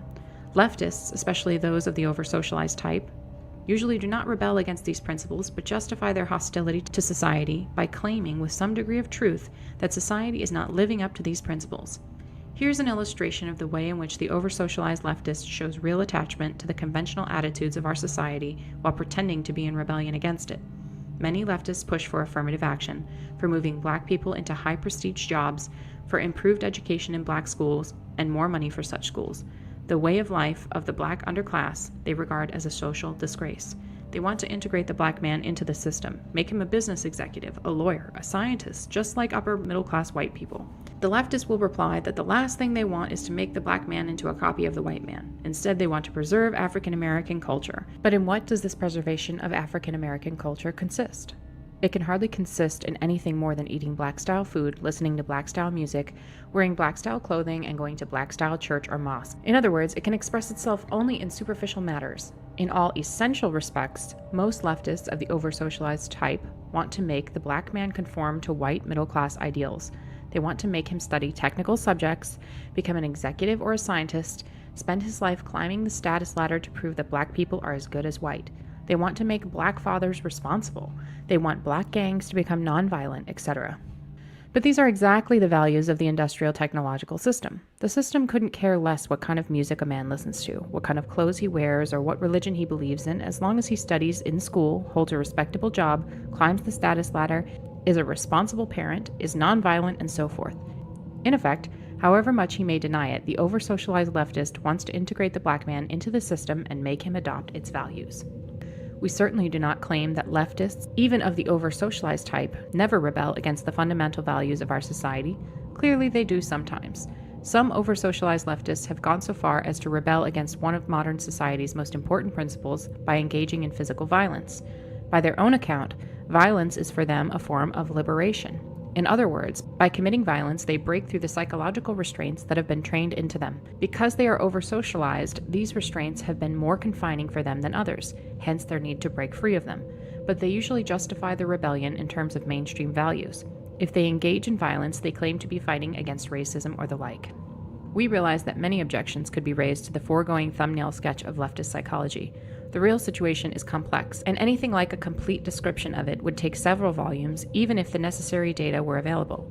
We claim only to have indicated very roughly the two most important tendencies of the psychology of modern leftism. The problems of the leftist are indicative of the problems of our society as a whole. Low self-esteem, depressive tendencies, and defeatism are not restricted to the left. Though they are especially noticeable in the left, they are widespread in our society. And today's society tries to socialize us to a greater extent than any previous society. We are even told by experts how to eat, how to exercise, how to make love, how to raise our kids, and so forth. The power process. Human beings have a need, probably based in biology, for something that we will call the power process. This is closely related to the need for power, which is widely recognized, but it is not quite the same thing. The three most clear-cut of these we call goal, effort, and attainment of goal. Everyone needs to have goals whose attainment requires effort and needs to succeed in attaining at least some of his goals. The fourth element is more difficult to define and may not be necessary for everyone. We call it autonomy, and we'll discuss it later. Consider the hypothetical case of a man who can have anything he wants just by wishing for it. Such a man has power, but he will develop serious psychological problems. At first, he will have a lot of fun, but by and by, he will become acutely bored and demoralized. Eventually, he may become clinically depressed. History shows that leisured aristocracies tend to become decadent. This is not true of fighting aristocracies that have to struggle to maintain their power, but leisured, secure aristocracies that have no need to exert themselves usually become bored, hedonistic, and demoralized, even though they have power. This shows that power is not enough. One must have goals toward which to exercise one's power. Everyone has goals, if nothing else, to obtain the physical necessities of life. Food, water, and whatever clothing and shelter are made necessary by the climate. But the leisured aristocrat obtains these things without effort, hence his boredom and demoralization. Non-attainment of important goals results in death if the goals are physical necessities, and in frustration if non-attainment of the goals is compatible with survival. Consistent failure to attain goals throughout life results in defeatism, low self-esteem, or depression. Thus, in order to avoid serious psychological problems, a human being needs goals whose attainment requires effort, and he must have a reasonable rate of success in attaining his goals. Surrogate activities. But not every leisured aristocrat becomes bored and demoralized. For example, the Emperor Hirohito, instead of sinking into decadent hedonism, devoted himself to marine biology, a field in which he became distinguished. When people do not have to exert themselves to satisfy their physical needs, they often set up artificial goals for themselves. In many cases, they then pursue these goals with the same energy and emotional involvement that they otherwise would have put into the search for physical necessities. Thus, the aristocrats of the Roman Empire had their literary pretensions. Many European aristocrats a few centuries ago invested tremendous time and energy in hunting, though they certainly didn't need the meat. Other aristocracies have competed for status through elaborate displays of wealth, and few aristocrats like Hirohito have turned to science. We use the term surrogate activity to designate an activity that is directed toward an artificial goal that people set up for themselves merely in order to have some goal to work toward, or let us say merely for the sake of the fulfillment that they get from pursuing the goal. Here's a rule of thumb for the identification of surrogate activities. Given a person who devotes much time and energy to the pursuit of goal X, ask yourself this: if he had to devote most of his time and energy to satisfying his biological needs, and if that effort required him to use his physical and mental faculties in a varied and interesting way, would he feel seriously deprived because he did not attain goal X? If the answer is no, then the person's pursuit of goal X is a surrogate activity. Hirohito's studies in marine biology clearly constituted a surrogate activity, since it is pretty certain that if Hirohito had had to spend his time working at interesting, non-scientific tasks in order to obtain the necessities of life, he would not have felt deprived because he didn't know all about the anatomy and life cycles of marine animals. On the other hand, the pursuit of sex and love, for example, is not a surrogate activity because most people, even if their existence were otherwise satisfactory, would feel deprived if they passed their lives without ever having a relationship with a member of the opposite sex. But pursuit of an excessive amount of sex, more than one really needs, can be a surrogate activity. In modern industrial society, only minimal effort is necessary to satisfy one's physical needs. It is enough to go through a training program to acquire some petty technical skill, then come to work on time and exert the very modest effort needed to hold a job. The only requirements are a moderate amount of intelligence, and most of all, simple obedience. If one has those, society takes care of one from cradle to grave. Yes, there is an underclass that cannot take the physical necessities for granted, but we are speaking here of mainstream society. Thus, it is not surprising that modern society is full of surrogate activities. These include scientific work, athletic achievement, humanitarian work, artistic and literary creation, climbing the corporate ladder, acquisition of money and material goods far beyond the point at which they cease to give any additional physical satisfaction, and social activism when it addresses issues that are not important for the activist personally, as in the case of white activists who work for the rights of non-white minorities. These are not always pure surrogate activities, since for many people they may be motivated in part by needs other than the need to have some goal to pursue. Scientific work may be motivated in part by a drive for prestige, artistic creation by a need to express feelings, militant social activism by hostility. But for most people who pursue them, these activities are in large part surrogate activities. For example, the majority of scientists will probably agree that the fulfillment they get from their work is more important than the money and the prestige they earn. For many, if not most people, surrogate activities are less satisfying than the pursuit of real goals, that is, goals that people would want to attain even if their need for the power process were already fulfilled. One indication of this is the fact that in many or most cases, people who are deeply involved in surrogate activities are never satisfied, never at rest. Thus, the moneymaker constantly strives for more and more wealth. The scientist no sooner solves one problem than he moves on to the next. The long-distance runner drives himself to run always further and faster. Many people who pursue surrogate activities will say that they get far more fulfillment from these activities than they do from the mundane business of satisfying their biological needs. But that is because in our society, the effort needed to satisfy the biological needs has been reduced to triviality. More importantly, in our society, people do not satisfy their biological needs autonomously, but by functioning as parts of an immense social machine. In contrast, people generally have a great deal of autonomy in pursuing their surrogate activities. Autonomy. Autonomy as part of the power process may not be necessary for every individual, but most people need a greater or lesser degree of autonomy in working toward their goals. Their effort must be undertaken on their own initiative and must be under their own direction and control. Yet most people do not have to exert this initiative, direction, and control as single individuals. It is usually enough to act as a member of a small group. Thus, if half a dozen people discuss a goal among themselves and make a successful joint effort to attain that goal, their need for the power process will be served. But if they work under rigid orders handed down from above that leave them no room for autonomous decision and initiative, then their need for the power process will not be served. The same is true when decisions are made on a collective basis if the group making the collective decision is so large that the role of each individual is insignificant. It is true that some individuals seem to have little need for autonomy. Either their drive for power is weak or they satisfy it by identifying themselves with some powerful organization to which they belong. And then there are unthinking animal types who seem to be satisfied with a purely physical sense of power, the good combat soldier who gets his sense of power by developing fighting skills that he is quite content to use in blind obedience to his superiors. But for most people, it is through the power process, having a goal, making an autonomous effort, and attaining the goal, that self-esteem, self-confidence, and a sense of power are acquired. When one does not have adequate opportunity to go through the power process, the consequences are, depending on the individual and on the way the power process is disrupted, boredom, demoralization, low self-esteem, inferiority feelings, defeatism, depression, anxiety, guilt, frustration, hostility, spouse or child abuse, insatiable hedonism, abnormal sexual behavior, sleep disorders, eating disorders, etc. Sources of social problems.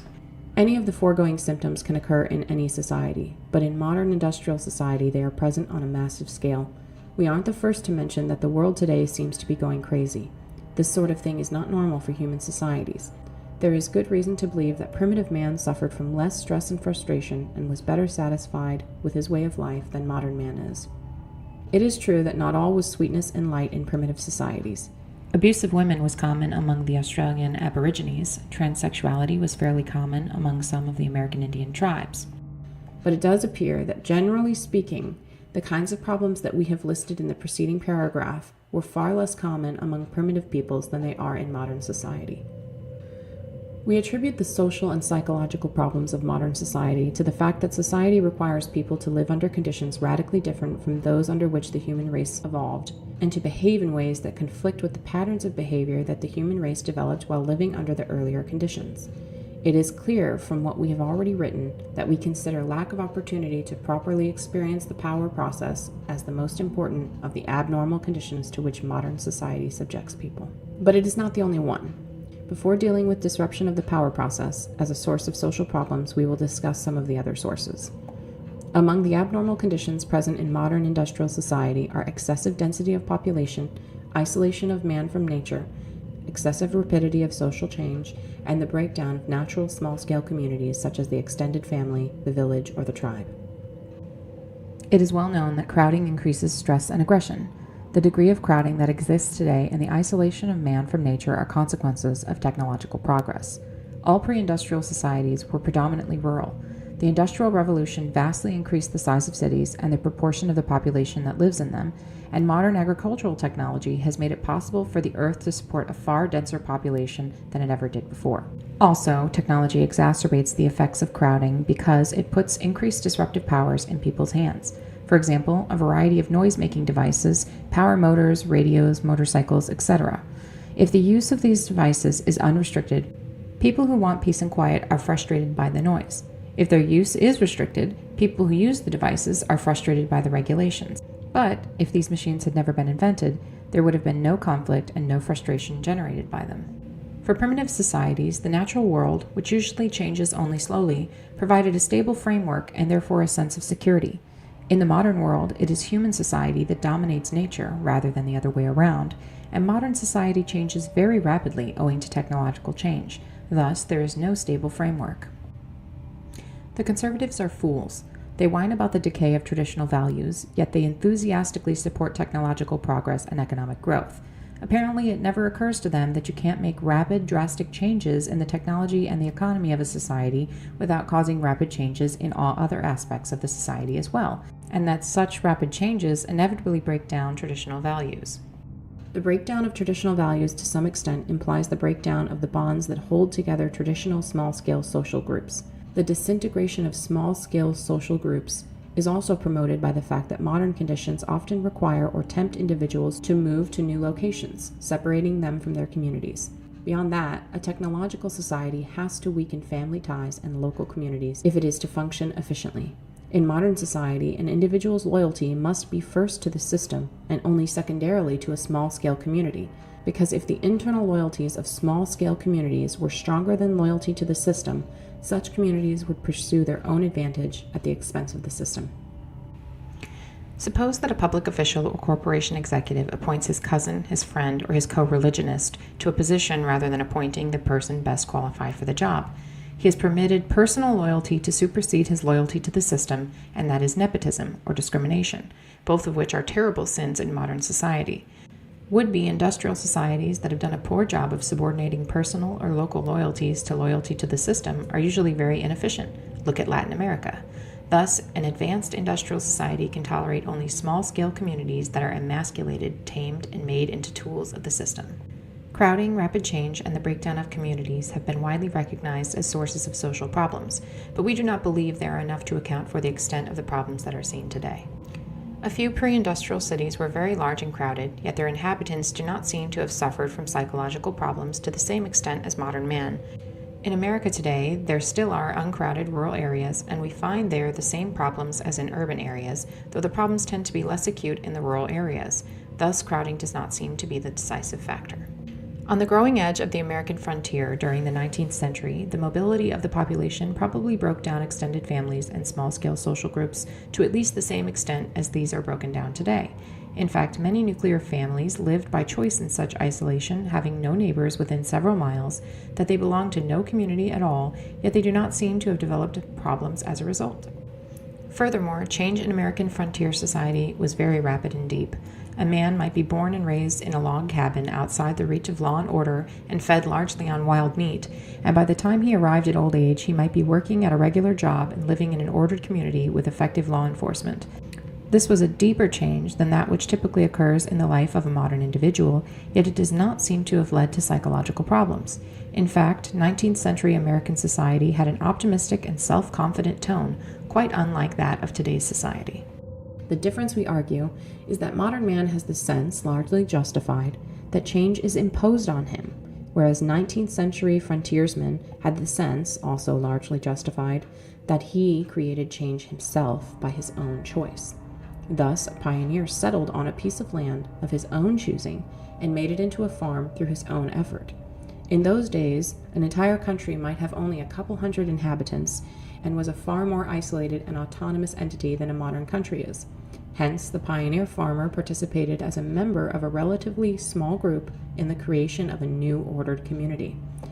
One may well question whether the creation of this community was an improvement, but at any rate, it satisfied the pioneer's need for the power process. Disruption of the power process in modern society. It would be possible to give other examples of societies in which there has been rapid change and/or lack of close community ties without the kind of massive behavioral aberration that is seen in today's industrial society. We contend that the most important cause of social and psychological problems in modern society is the fact that people have insufficient opportunity to go through the power process in a normal way. We don't mean to say that modern society is the only one in which the power process has been disrupted. Probably most, if not all, civilized societies have interfered with the power process to a greater or lesser extent. But in modern industrial society, the problem has become particularly acute. Leftism, at least in its recent mid to late 20th century form, is in part a symptom of deprivation with respect to the power process. We divide human drives into three groups. 1, those drives that can be satisfied with minimal effort. 2, those that can be satisfied but only at the cost of serious effort. 3, those that cannot be adequately satisfied no matter how much effort one makes. The power process is the process of satisfying the drives of the second group.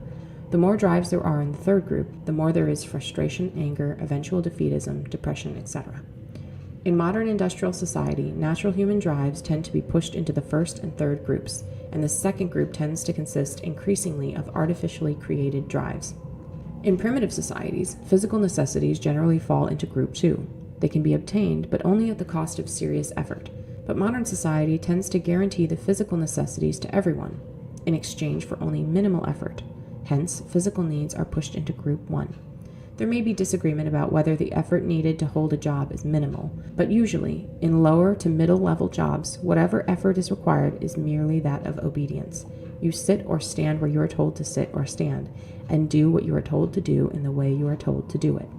Seldom do you have to exert yourself seriously, and in any case, you have hardly any autonomy in work, so the need for the power process is not well served. Social needs such as sex, love, and status often remain in Group 2 in modern society, depending on the situation of the individual. But, except for people who have a particularly strong drive for status, the effort required to fulfill the social drives is insufficient to satisfy adequately the need for the power process. So certain artificial needs have been created that fall into Group 2, hence serve the need for the power process. Advertising and marketing techniques have been developed that make many people feel they need things that their grandparents never desired or even dreamed of. It requires serious effort to earn enough money to satisfy these artificial needs, hence they fall into Group 2. Modern man must satisfy his need for the power process, largely through a pursuit of the artificial needs created by the advertising and marketing industry and through surrogate activities. It seems that for many people, maybe the majority, these artificial forms of the power process are insufficient. A theme that appears repeatedly in the writings of the social critics of the second half of the 20th century is the sense of purposelessness that afflicts many people in modern society. This purposelessness is often called by other names, such as anomie or middle-class vacuity.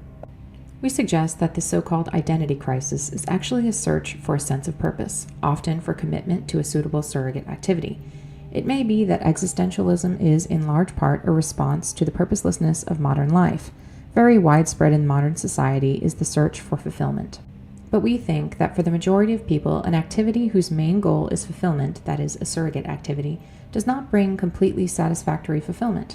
In other words, it does not fully satisfy the need for the power process. That need can be satisfied only through activities that have some external goal, such as physical necessities, sex, love, status, revenge, etc.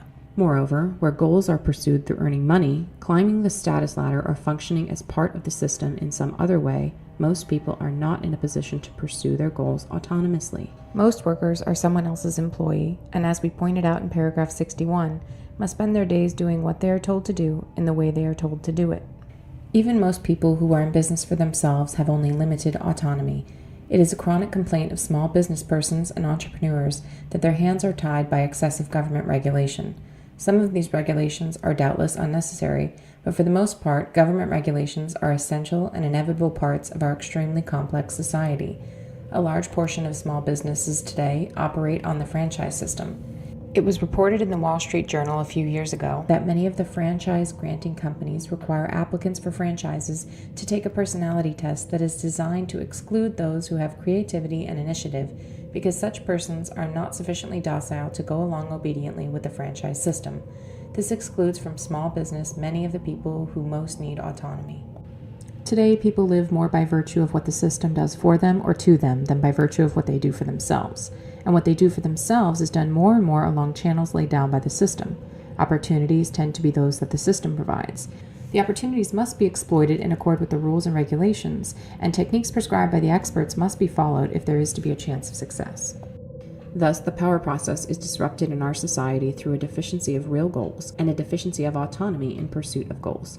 But it is also disrupted because of those human drives that fall into Group 3. The drives that one cannot adequately satisfy no matter how much effort one makes. One of these drives is the need for security. Our lives depend on decisions made by other people.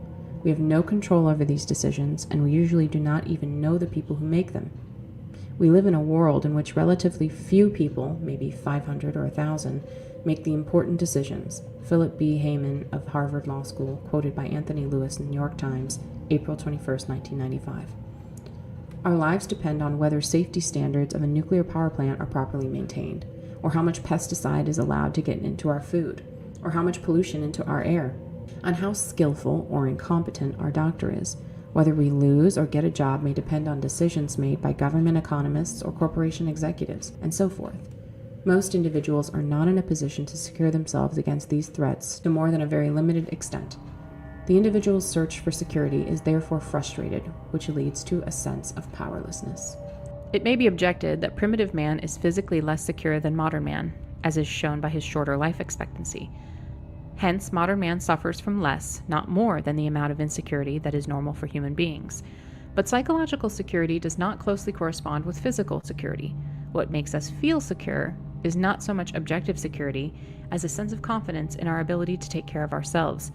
Primitive man, threatened by a fierce animal or by hunger, can fight in self-defense or travel in search of food. He has no certainty of success in these efforts, but he is by no means helpless against the things that threaten him. The modern individual, on the other hand, is threatened by many things against which he is helpless.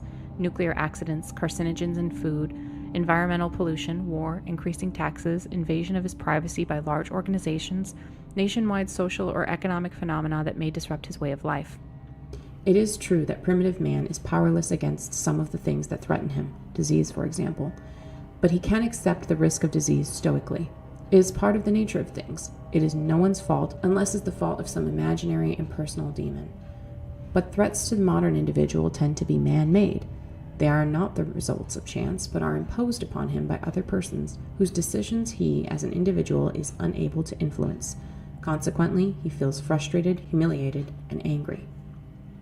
Thus, primitive man, for the most part, has his security in his own hands, either as an individual or a member of a small group, whereas the security of modern man is in the hands of persons or organizations that are too remote or too large for him to be able to personally influence them.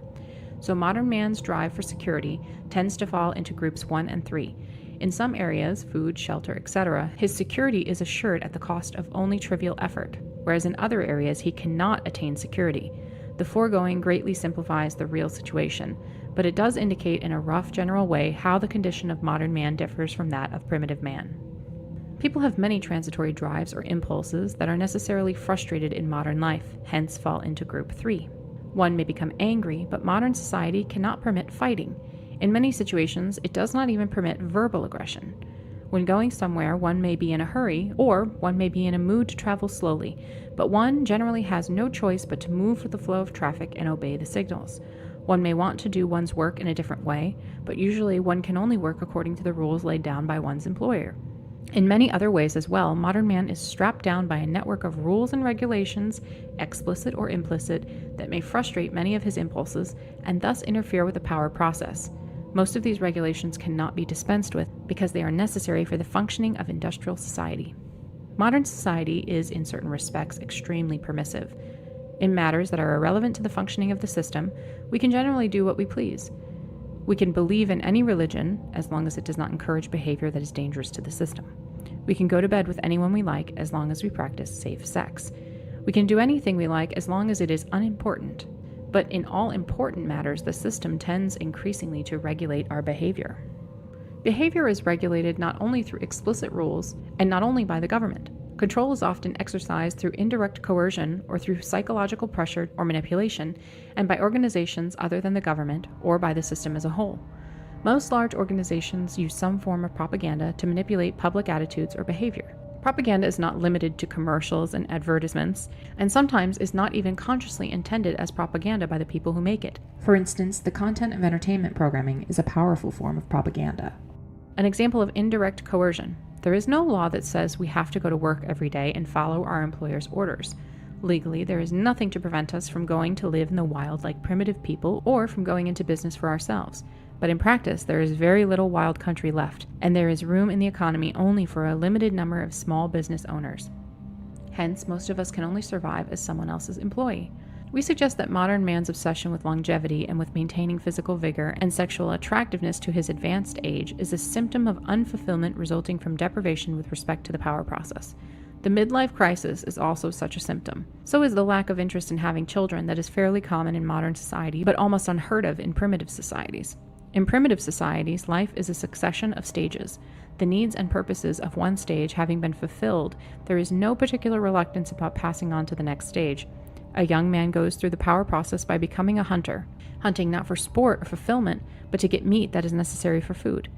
In young women, the process is more complex with greater emphasis on social power. We won't discuss that here.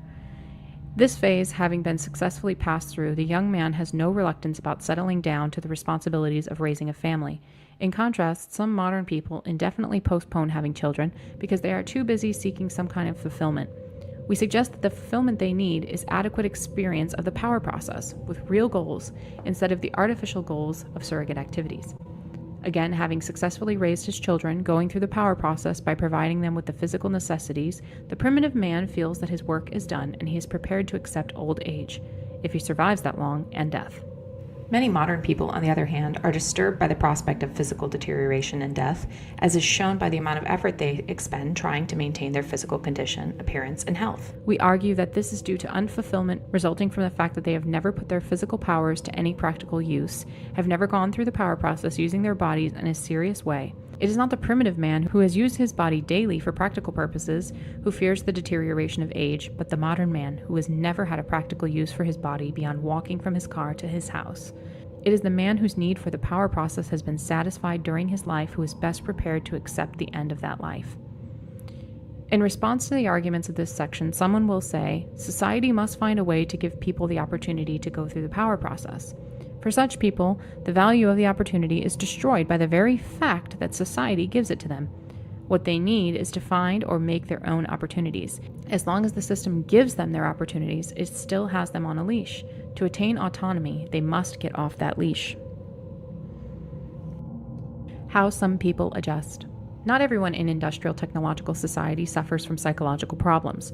Some people even profess to be quite satisfied with society as it is. We now discuss some of the reasons why people differ so greatly in their response to modern society. First, there doubtless are differences in the strength of the drive for power. Individuals with a weak drive for power may have relatively little need to go through the power process, or at least relatively little need for autonomy in the power process. These are docile types, who would have been happy as plantation darkies in the Old South. We don't mean to sneer at the plantation darkies of the Old South. To their credit, most of the slaves were not content with their servitude. We do sneer at people who are content with their servitude. Some people may have some exceptional drive in pursuing which they satisfy their needs for the power process. For example, those who have an unusually strong drive for social status may spend their whole lives climbing the status ladder without ever getting bored of that game.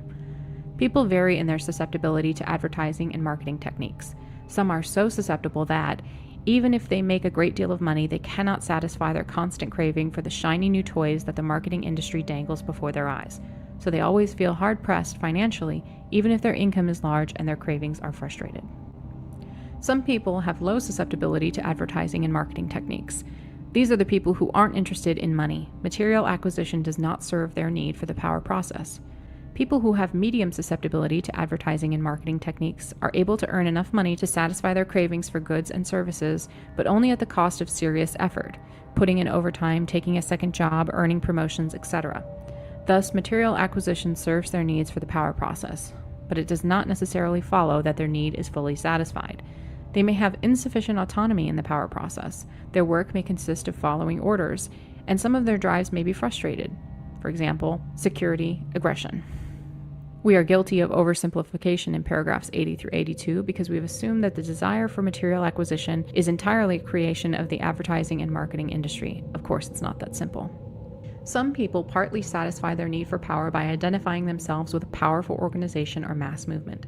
An individual lacking goals or power joins a movement or organization, adopts its goals as his own, then works towards those goals. When some of the goals are attained, the individual, even though his personal efforts have played only an insignificant part in the attainment of the goals, feels, through his identification with the movement and organization, as if he had gone through the power process. This phenomenon was exploited by the fascists, Nazis, and communists.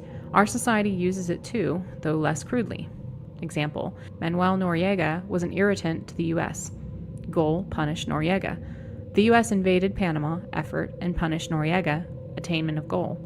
Thus, the U.S. went through the power process, and many Americans, because of their identification with the U.S., experienced the power process vicariously, hence the widespread public approval of the Panama invasion.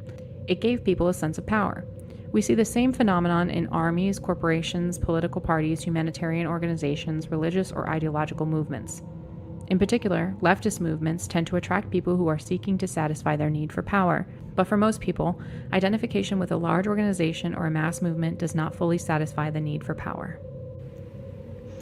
Another way in which people satisfy their need for the power process is through surrogate activities. As we explained in paragraphs 38 through 40, a surrogate activity is an activity that is directed toward an artificial goal that the individual pursues for the sake of the fulfillment that he gets from pursuing the goal, not because he needs to attain the goal itself. For instance, there is no practical motive for building enormous muscles, hitting a little ball into a hole, or acquiring a complete series of postage stamps. Yet many people in our society devote themselves with passion to bodybuilding, golf, or stamp collecting. Some people are more other-directed than others, and therefore will more readily attach importance to a surrogate activity simply because the people around them treat it as important or because society tells them it is important. That is why some people get very serious about essentially trivial activities such as sports or bridge or chess or arcane scholarly pursuits, whereas others who are more clearly sighted never see these things as anything but the surrogate activities that they are, and consequently never attach enough importance to them to satisfy their need for the power process in that way. It only remains to point out that in many cases a person's way of earning a living is also a surrogate activity. Not a pure surrogate activity, since part of the motive for the activity is to gain the physical necessities and, for some people, social status and the luxuries that advertising makes them want. But many people put into their work far more effort than is necessary to earn whatever money and status they require. And this extra effort constitutes a surrogate activity. This extra effort, together with the emotional investment that accompanies it, is one of the most potent forces acting toward the continual development and perfecting of the system, with negative consequences for individual freedom. Especially for the most creative scientists and engineers, work tends to be largely a surrogate activity. This point is so important that it deserves a separate discussion, which we shall give in a moment. In this section, we have explained how many people in modern society do satisfy their need for the power process to a greater or lesser extent, but we think that for the majority of people, the need for the power process is not fully satisfied. In the first place, those who have an insatiable drive for status, or those who get firmly hooked on a surrogate activity, or who identify strongly enough with a movement or organization to satisfy their need for power in that way, are exceptional personalities. Others are not fully satisfied with surrogate activities or by identification with an organization.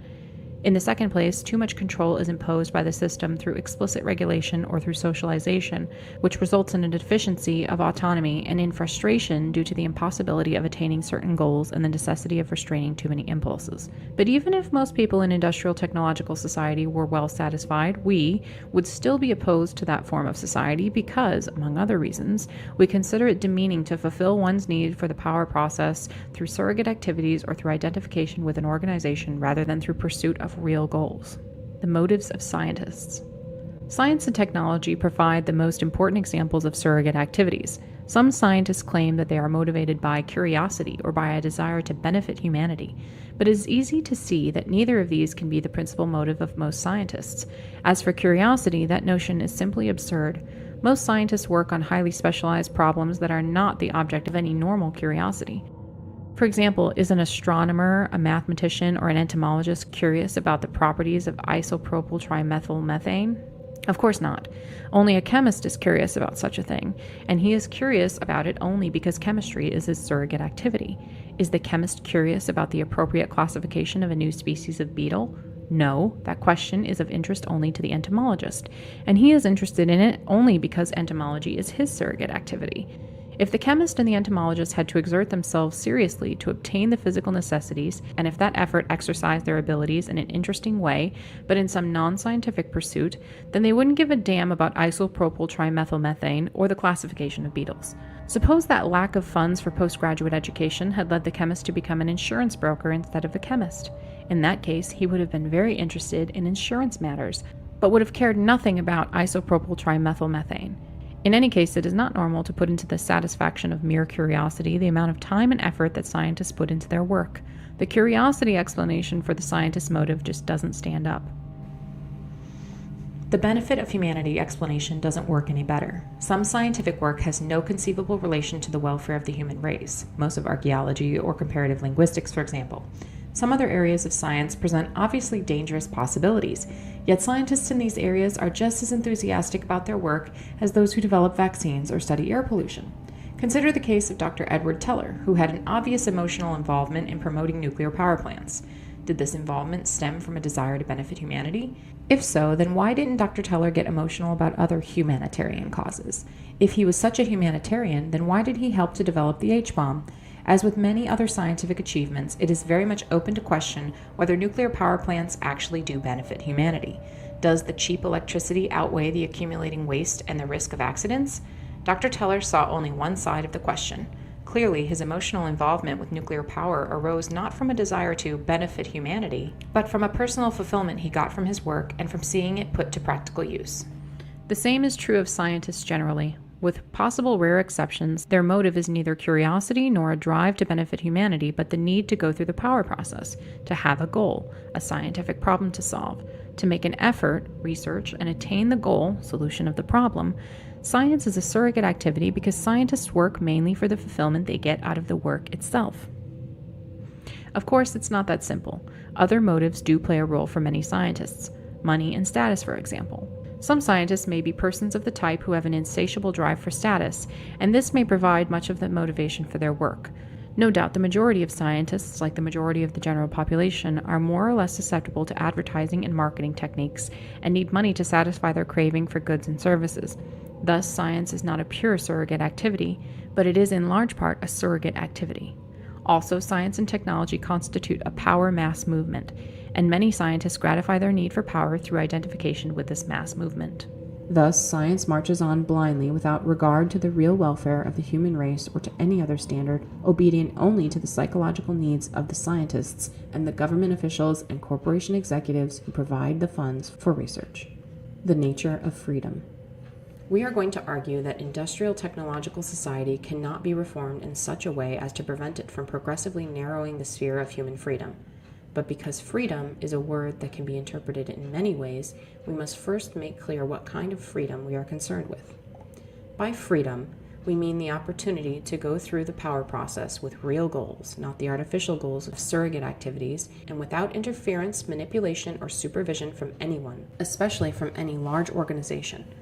Freedom means being in control, either as an individual or as a member of a small group, of the life and death issues of one's existence. Food, clothing, shelter, and defense against whatever threats there may be in one's environment. Freedom means having power, not the power to control other people, but the power to control the circumstances of one's own life. One does not have freedom if anyone else, especially a large organization, has power over one, no matter how benevolently, tolerantly, and permissively that power may be exercised.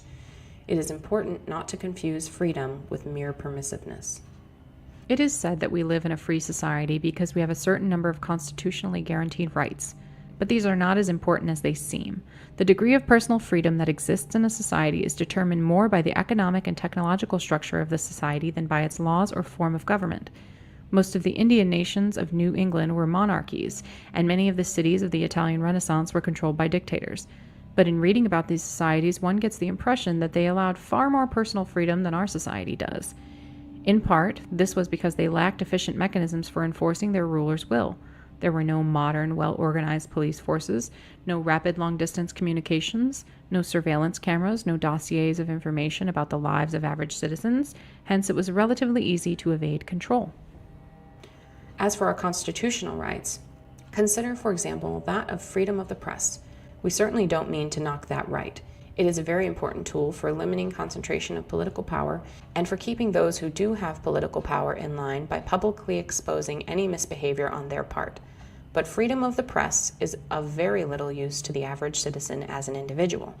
The mass media are mostly under the control of large organizations that are integrated into the system. Anyone who has a little money can have something printed and can distribute it on the internet or in some way. But what he has to say will be swamped by the vast volume of material put out by the media. Hence, it will have no practical effect. To make an impression on society with words is therefore almost impossible for most individuals and small groups. Take us, for example. If we had never done anything violent and had submitted the present writings to a publisher, they probably would not have been accepted. If they had been accepted and published, they probably would not have attracted many readers, because it's more fun to watch the entertainment put out by the media than to read a sober essay. Even if these writings had many readers, most of these readers would soon have forgotten what they had read as their minds were flooded by the mass of material to which the media exposed them. In order to get our message before the public with some chance of making a lasting impression, we've had to kill people. Constitutional rights are useful up to a point, but they do not serve to guarantee much more than what might be called the bourgeois conception of freedom. According to the bourgeois conception, a free man is essentially an element of a social machine and has only a certain set of prescribed and delimited freedoms that are designed to serve the needs of the social machine more than those of the individual. Thus, the bourgeois free man has economic freedom because that promotes growth and progress. He has freedom of the press because public criticism restrains misbehavior by political leaders. He has a right to a fair trial because imprisonment at the whim of the powerful will be bad. This was clearly the attitude of Simon Bolivar. To him, people deserved liberty only if they used it to promote progress as conceived by the bourgeois. Other bourgeois thinkers have taken a similar view of freedom as a mere means to a collective ends. Chester C. Tan, Chinese Political Thought in the 20th Century, page 202, explains the philosophy of the Kuomintang leader Hu Han-min. An individual is granted rights because he is a member of society, and his community life requires such rights. By community, Hu meant the whole society of the nation. And on page 259, Tan states that according to Carson Chang Chen-mai, head of the State Socialist Party in China, freedom had to be used in the interest of the state and of the people as a whole. But what kind of freedom does one have if one can use it only as someone else prescribes? FC's conception of freedom is not that of Bolivar, Hu, Chang, or any other bourgeois theorists. The trouble with such theorists is that they have made the development and application of social theories their surrogate activity. Consequently, the theories are designed to serve the needs of the theorists more than the needs of any people who may be unlucky enough to live in a society on which the theories are imposed. One more point to be made in this section. It should not be assumed that a person has enough freedom just because he says he has enough. Freedom is restricted in part by psychological controls of which people are conscious, and moreover, many people's ideas of what constitutes freedom are governed more by social convention than by their real needs. For example, it's likely that many leftists of the over-socialized type would say that most people, including themselves, are socialized too little rather than too much. Yet the over-socialized leftist pays a heavy psychological price for his high level of socialization. Some principles of history. Think of history as being the sum of two components: an erratic component that consists of unpredictable events that follow no discernible pattern, and a regular component that consists of long-term historical trends. Here we are concerned with the long-term trends. First principle: if a small change is made that affects a long-term historical trend, then the effect of that change will almost always be transitory. The trend will soon revert to its original state. Example: a reform movement designed to clean up political corruption in a society rarely has more than a short-term effect.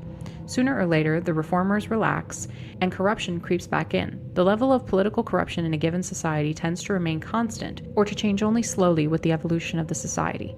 Normally, a political cleanup will be permanent only if accompanied by widespread social changes. A small change in the society won't be enough. If small change in a long-term historical trend appears to be permanent, it is only because the change acts in the direction in which the trend is already moving, so that the trend is not altered but only pushed a step ahead. The first principle is almost a tautology. If a trend were not stable with respect to small changes, it would wander at random rather than following a definite direction. In other words, it would not be a long-term trend at all. Second principle: if a change is made that is sufficiently large to alter a permanently long-term historical trend, then it will alter society as a whole. In other words, society is a system in which all parts are interrelated, and you can't permanently change any important part without changing the other parts as well.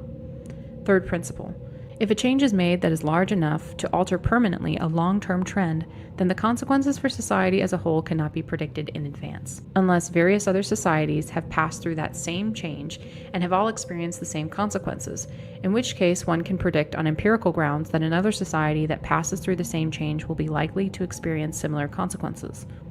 Fourth principle: a new kind of society cannot be designed on paper. That is, you cannot plan out a new form of society in advance, then set it up and expect it to function as it was designed to do. The third and fourth principles result from the complexity of human societies. A change in human behavior will affect the economy of a society and its physical environment.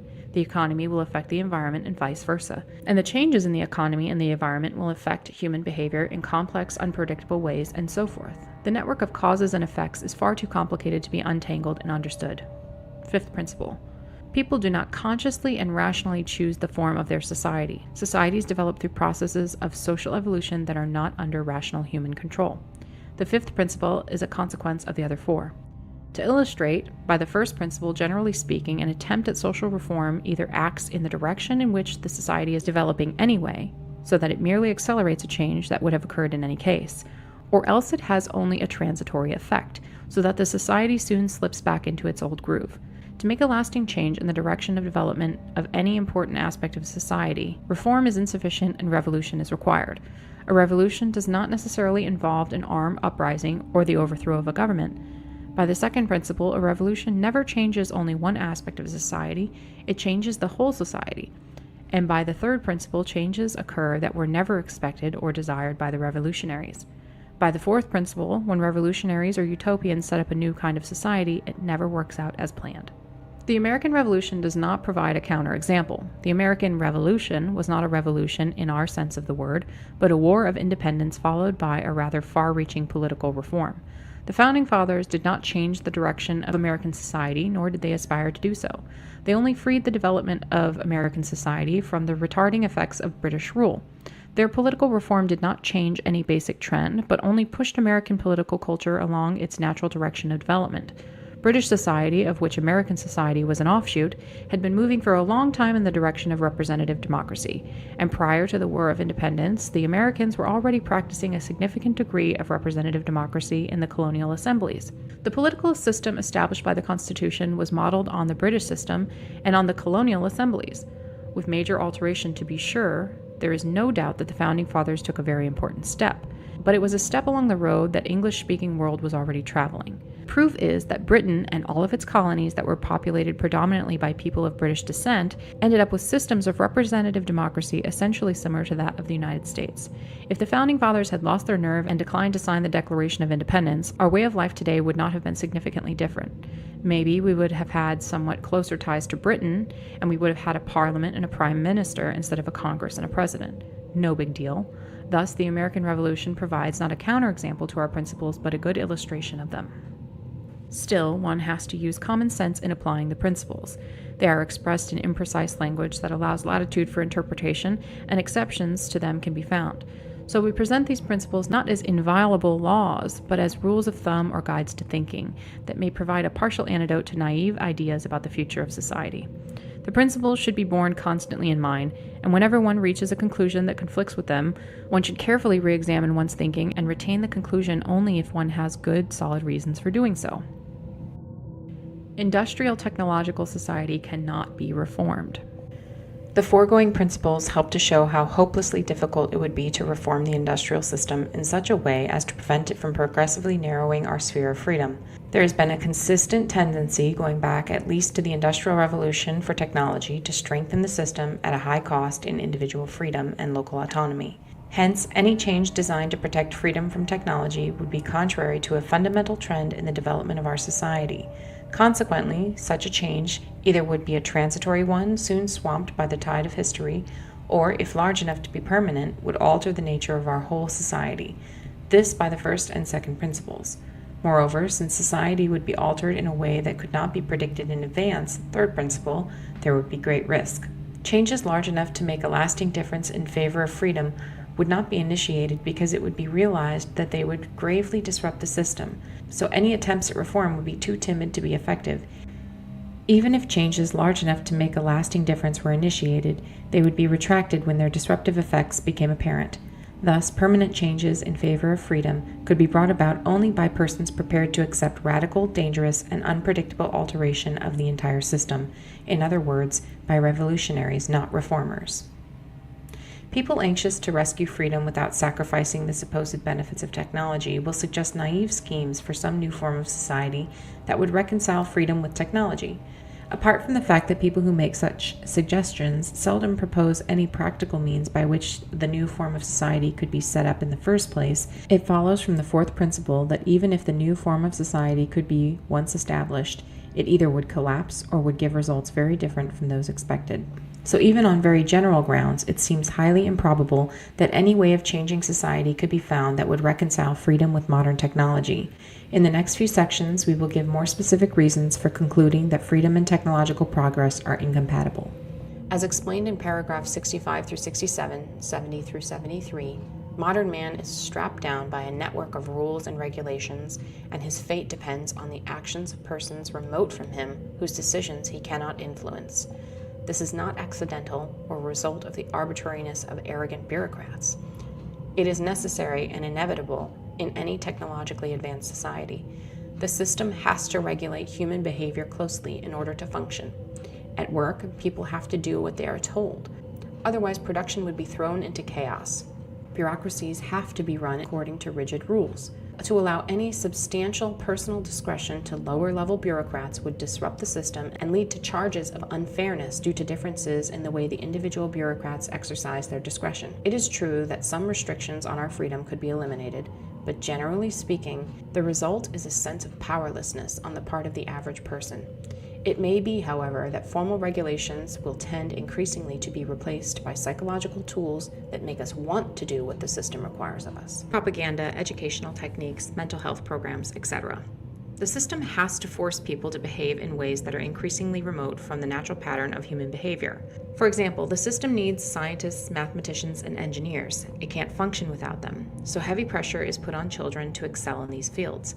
It isn't natural for an adolescent human being to spend the bulk of his time sitting at a desk absorbed in study.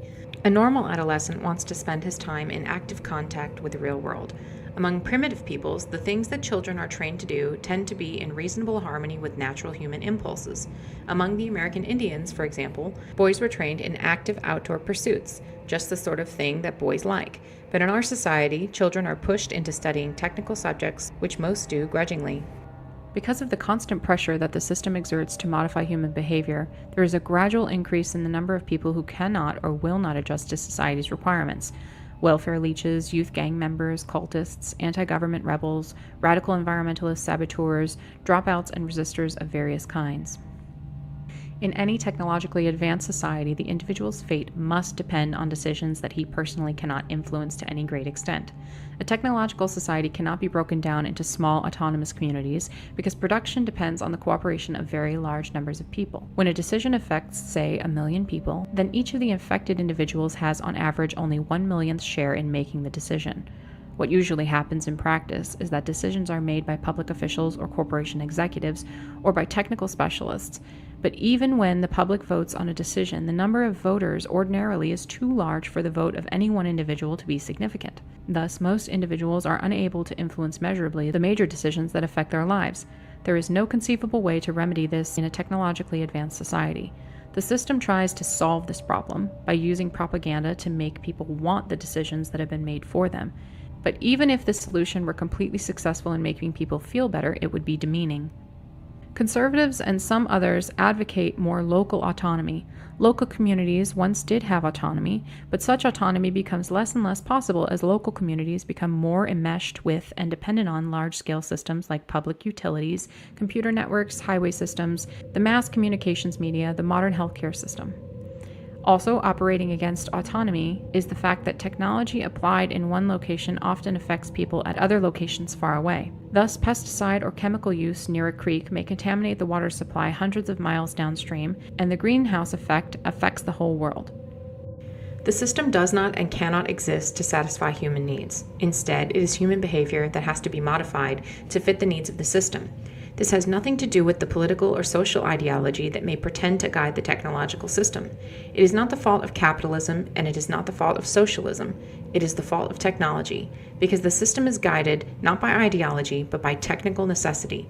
Of course, the system does satisfy many human needs, but generally speaking, it does this only to the extent that it is to the advantage of the system to do so. It is the needs of the system that are paramount, not those of the human being. For example, the system provides people with food because the system couldn't function if everyone starved. It attends to people's psychological needs whenever it can conveniently do so because it couldn't function if too many people became depressed or rebellious. But the system, for good, solid, practical reasons, must exert constant pressure on people to mold their behavior to the needs of the system. Too much waste accumulating? The government, the media, the educational system, environmentalists, everyone inundates us with a mass of propaganda about recycling. Need more technical personnel? A chorus of voices exhorts kids to study science. No one stops to ask whether it is inhumane to force adolescents to spend the bulk of their time studying subjects most of them hate. When skilled workers are put out of a job by technical advances and have to undergo retraining, no one asks whether it's humiliating for them to be pushed around in this way. Efforts to make room for a sense of purpose and for autonomy within the system are no better than a joke. For example, one company, instead of having each of its employees assemble only one section of the catalog, had each assemble a whole catalog, and this was supposed to give them a sense of purpose and achievement. Some companies have tried to give their employees more autonomy in their work, but for practical reasons, this usually can be done only to a very limited extent, and in any case, employees are never given autonomy as to their ultimate goals. Their autonomous efforts can never be directed toward goals that they select personally, but only towards their employer's goals, such as the survival and growth of the company. Any company would soon go out of business if it permitted its employees to act otherwise. Similarly, in any enterprise within a socialist system, workers must direct their efforts toward the goals of the enterprise. Otherwise, the enterprise will not serve its purpose as a part of the system. Once again, for purely technical reasons, it is not possible for most individuals or small groups to have much autonomy in industrial society. Even the small business owner commonly has only limited autonomy. Apart from the necessity of government regulation, he is restricted by the fact that he must fit into the economic system and conform to its requirements. For instance, when someone develops a new technology, the small business person often has to use that technology whether he wants to or not in order to remain competitive. The bad parts of technology cannot be separated from the good parts. A further reason why industrial society cannot be reformed in favor of freedom is that modern technology is a unified system in which all parts are dependent on one another. You can't get rid of the bad parts of technology and retain only the good parts. Take modern medicine, for example. Progress in medical science depends on progress in chemistry, physics, biology, computer science, and other fields. Advanced medical treatments require expensive, high-tech equipment that can be made available only by a technologically progressive, economically rich society. Clearly, you can't have much progress in medicine without the whole technological system and everything that goes with it. Even if medical progress could be maintained without the rest of the technological system, it would by itself bring certain evils. Suppose, for example, that a cure for diabetes is discovered. People with a genetic tendency to diabetes would then be able to survive and reproduce as well as anyone else. Natural selection against genes for diabetes will cease, and such genes will spread throughout the population. This may be occurring to some extent already, since diabetes, while not curable, can be controlled through use of insulin. The same thing will happen with many other diseases, susceptibility to which is affected by genetic degradation of the population. The only solution will be some sort of eugenics program or extensive genetic engineering of human beings, so that man in the future will no longer be a creation of nature or of chance or of God, depending on your religious or philosophical opinions, but a manufactured product. If you think that big government interferes in your life too much now, just wait till the government starts regulating the genetic constitution of your children. Such regulation will inevitably follow the introduction of genetic engineering of human beings, because the consequences of unregulated genetic engineering would be disastrous. The usual response to such concerns is to talk about medical ethics, but a code of ethics would not serve to protect freedom in the face of medical progress. It would only make matters worse. A code of ethics applicable to genetic engineering would be in effect a means of regulating the genetic constitution of human beings. Somebody, probably the upper middle class mostly, would decide that such and such applications of genetic engineering were ethical, and others were not, so that in effect they would be imposing their own values on the genetic constitution of the population at large. Even if a code of ethics were chosen on a completely democratic basis, the majority would be imposing their own values on any minorities who might have a different idea of what constituted an ethical use of genetic engineering. The only code of ethics that would truly protect freedom would be one that prohibited any genetic engineering of human beings, and you can be sure that no such code will ever be applied in a technological society. No code that reduced genetic engineering to a minor role would stand up for long, because the temptation presented by the immense power of biotechnology would be irresistible, especially since to the majority of people many of its applications will seem obviously and unequivocally good, eliminating physical and mental diseases, giving people the abilities they need to get along in today's world. Inevitably, genetic engineering will be used extensively, but only in ways consistent with the needs of the industrial technological system. Technology is a more powerful social force than the aspiration for freedom. It is not possible to make a lasting compromise between technology and freedom, because technology is by far the more powerful social force and continually encroaches on freedom through repeated compromises. Imagine the case of two neighbors, each of whom at the outset owns the same amount of land, but one of whom is more powerful than the other. The powerful one demands a piece of the other's land. The weak one refuses. The powerful one says, "Okay, let's compromise. Give me half of what I asked." The weak one has little choice but to give in. Sometime later, the powerful neighbor demands another piece of land. Again, there is a compromise, and so forth. By forcing a long series of compromises on the weaker man, the powerful one eventually gets all of his land. So it goes in the conflict between technology and freedom. Let us explain why technology is a more powerful social force than the aspiration for freedom. A technological advance that appears not to threaten freedom often turns out to threaten it very seriously later on. For example, consider motorized transport. A walking man formerly could go where he pleased, go at his own pace without observing any traffic regulations, and was independent of technological support systems. When motor vehicles were introduced, they appeared to increase man's freedom. They took no freedom away from the walking man. No one had to have an automobile if he didn't want one, and anyone who did choose to buy an automobile could travel much faster and further than a walking man. But the introduction of motorized transport soon changed society in such a way as to restrict greatly man's freedom of locomotion. When automobiles became numerous, it became necessary to regulate their use extensively. In a car, especially in densely populated areas, one cannot just go where one likes at one's own pace. One's movement is governed by the flow of traffic and by various traffic laws. One is tied down by various obligations, license requirements, driver test, renewing registration, insurance, maintenance required for safety, monthly payments on purchase price. Moreover, the use of motorized transport is no longer optional.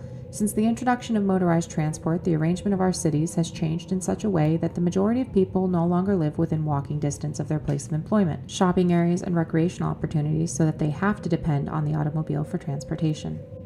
Or else they must use public transportation, in which case they have even less control over their own movement than when driving a car. Even the walker's freedom is now greatly restricted.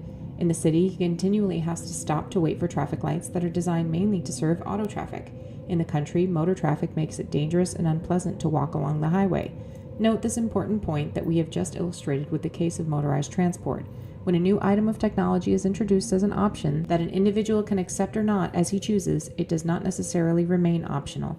In many cases, the new technology changes society in such a way that people eventually find themselves forced to use it. Another reason why technology is such a powerful social force is that, within the context of a given society, technological progress marches in only one direction. It can never be reversed. Once a technical innovation has been introduced, people usually become dependent on it, so that they can never again do without it, unless it is replaced by some still more advanced innovation. Not only do people become dependent as individuals on a new item of technology, but, even more, the system as a whole becomes dependent on it. Imagine what would happen to the system today if computers, for example, were eliminated. Thus, the system can move in only one direction, toward greater technologization. Technology repeatedly forces freedom to take a step back, but technology can never take a step back, short of the overthrow of the whole technological system. Technology advances with great rapidity and threatens freedom at many different points at the same time. Crowding, rules and regulations, increasing dependence of individuals on large organizations, propaganda and other psychological techniques, genetic engineering, invasion of privacy through surveillance devices and computers, etc. To hold back any one of the threats to freedom would require a long and difficult social struggle. Those who want to protect freedom are overwhelmed by the sheer number of new attacks and the rapidity with which they develop. Hence, they become apathetic and no longer resist. To fight each of the threats separately would be futile. Success can be hoped for only by fighting the technological system as a whole, but that is revolution, not reform. Technicians, we use this term in its broad sense to describe all those who perform a specialized task that requires training, tend to be so involved in their work, their surrogate activity, that when a conflict arises between their technical work and their freedom, they almost always decide in favor of their technical work. This is obvious in the case of scientists, but it also appears elsewhere. Educators, humanitarian groups, conservation organizations do not hesitate to use propaganda or other psychological techniques to help them achieve their laudable ends. Corporations and government agencies, when they find it useful, do not hesitate to collect information about individuals without regard to their privacy. Law enforcement agencies are frequently inconvenienced by the constitutional rights of suspects, and often of completely innocent persons, and they do whatever they can do legally, or sometimes illegally, to restrict or circumvent those rights. Most of these educators, government officials, and law officers believe in freedom, privacy, and constitutional rights, but when these conflict with their work, they usually feel that their work is more important. It is well known that people generally work better and more persistently when striving for a reward than when attempting to avoid punishment or a negative outcome. Scientists and other technicians are motivated mainly by the rewards they get through their work, but those who oppose technological invasions of freedom are working to avoid a negative outcome. Consequently, there are few who work persistently and well at this discouraging task. If reformers ever achieved a signal victory that seemed to set up a solid barrier against further erosion of freedom through technical progress, most would tend to relax and turn their attention to more agreeable pursuits. But the scientists would remain busy in their laboratories, and technology, as it progresses, would find ways, in spite of any barriers, to exert more and more control over individuals and make them always more dependent on the system. No social arrangements, whether laws, institutions, customs, or ethical codes, can provide permanent protection against technology. History shows that all social arrangements are transitory. They all change or break down eventually, but technological advances are permanent within the context of a given civilization. Suppose, for example, that it were possible to arrive at some social arrangements that would prevent genetic engineering from being applied to human beings, or prevent it from being applied in such a way as to threaten freedom and dignity. Still, the technology would remain waiting. Sooner or later, the social arrangement would break down. probably sooner given the pace of change in our society. Then genetic engineering would begin to invade our sphere of freedom, and this invasion would be irreversible, short of a breakdown of technological civilization itself. Any illusions about achieving anything permanent through social arrangements should be dispelled by what is currently happening with environmental legislation. A few years ago, it seemed that there were secure legal barriers preventing at least some of the worst forms of environmental degradation. A change in the political wind, and those barriers begin to crumble. For all the foregoing reasons, technology is a more powerful social force than the aspiration for freedom. But this statement requires an important qualification. It appears that during the next several decades, the industrial technological system will be undergoing severe stresses due to economic and environmental problems, and especially due to problems of human behavior, alienation, rebellion, hostility, a variety of social and psychological difficulties. We hope that the stresses through which the system is likely to pass will cause it to break down, or at least will weaken it sufficiently so that a revolution against it becomes possible. If such a revolution occurs and is successful, then at that particular moment the aspiration for freedom will have proved more powerful than technology. In paragraph 125, you used an analogy of a weak neighbor who is left destitute by a strong neighbor who takes all his land by forcing him on a series of compromises. But suppose now that the strong neighbor gets sick so that he is unable to defend himself. The weak neighbor can force the strong one to give him his land back, or he can kill him. If he lets the strong man survive and only forces him to give the land back, he is a fool, because when the strong man gets well again, he will take all the land for himself. The only sensible alternative for the weaker man is to kill the strong one while he has the chance. In the same way, while the industrial system is sick, we must destroy it. If we compromise with it and let it recover from its sickness, it will eventually wipe out all of our freedom. Simpler social problems have proved intractable. If anyone still imagines that it would be possible to reform the system in such a way as to protect freedom from technology, let him consider how clumsily and for the most part unsuccessfully our society has dealt with other social problems that are far more simple and straightforward.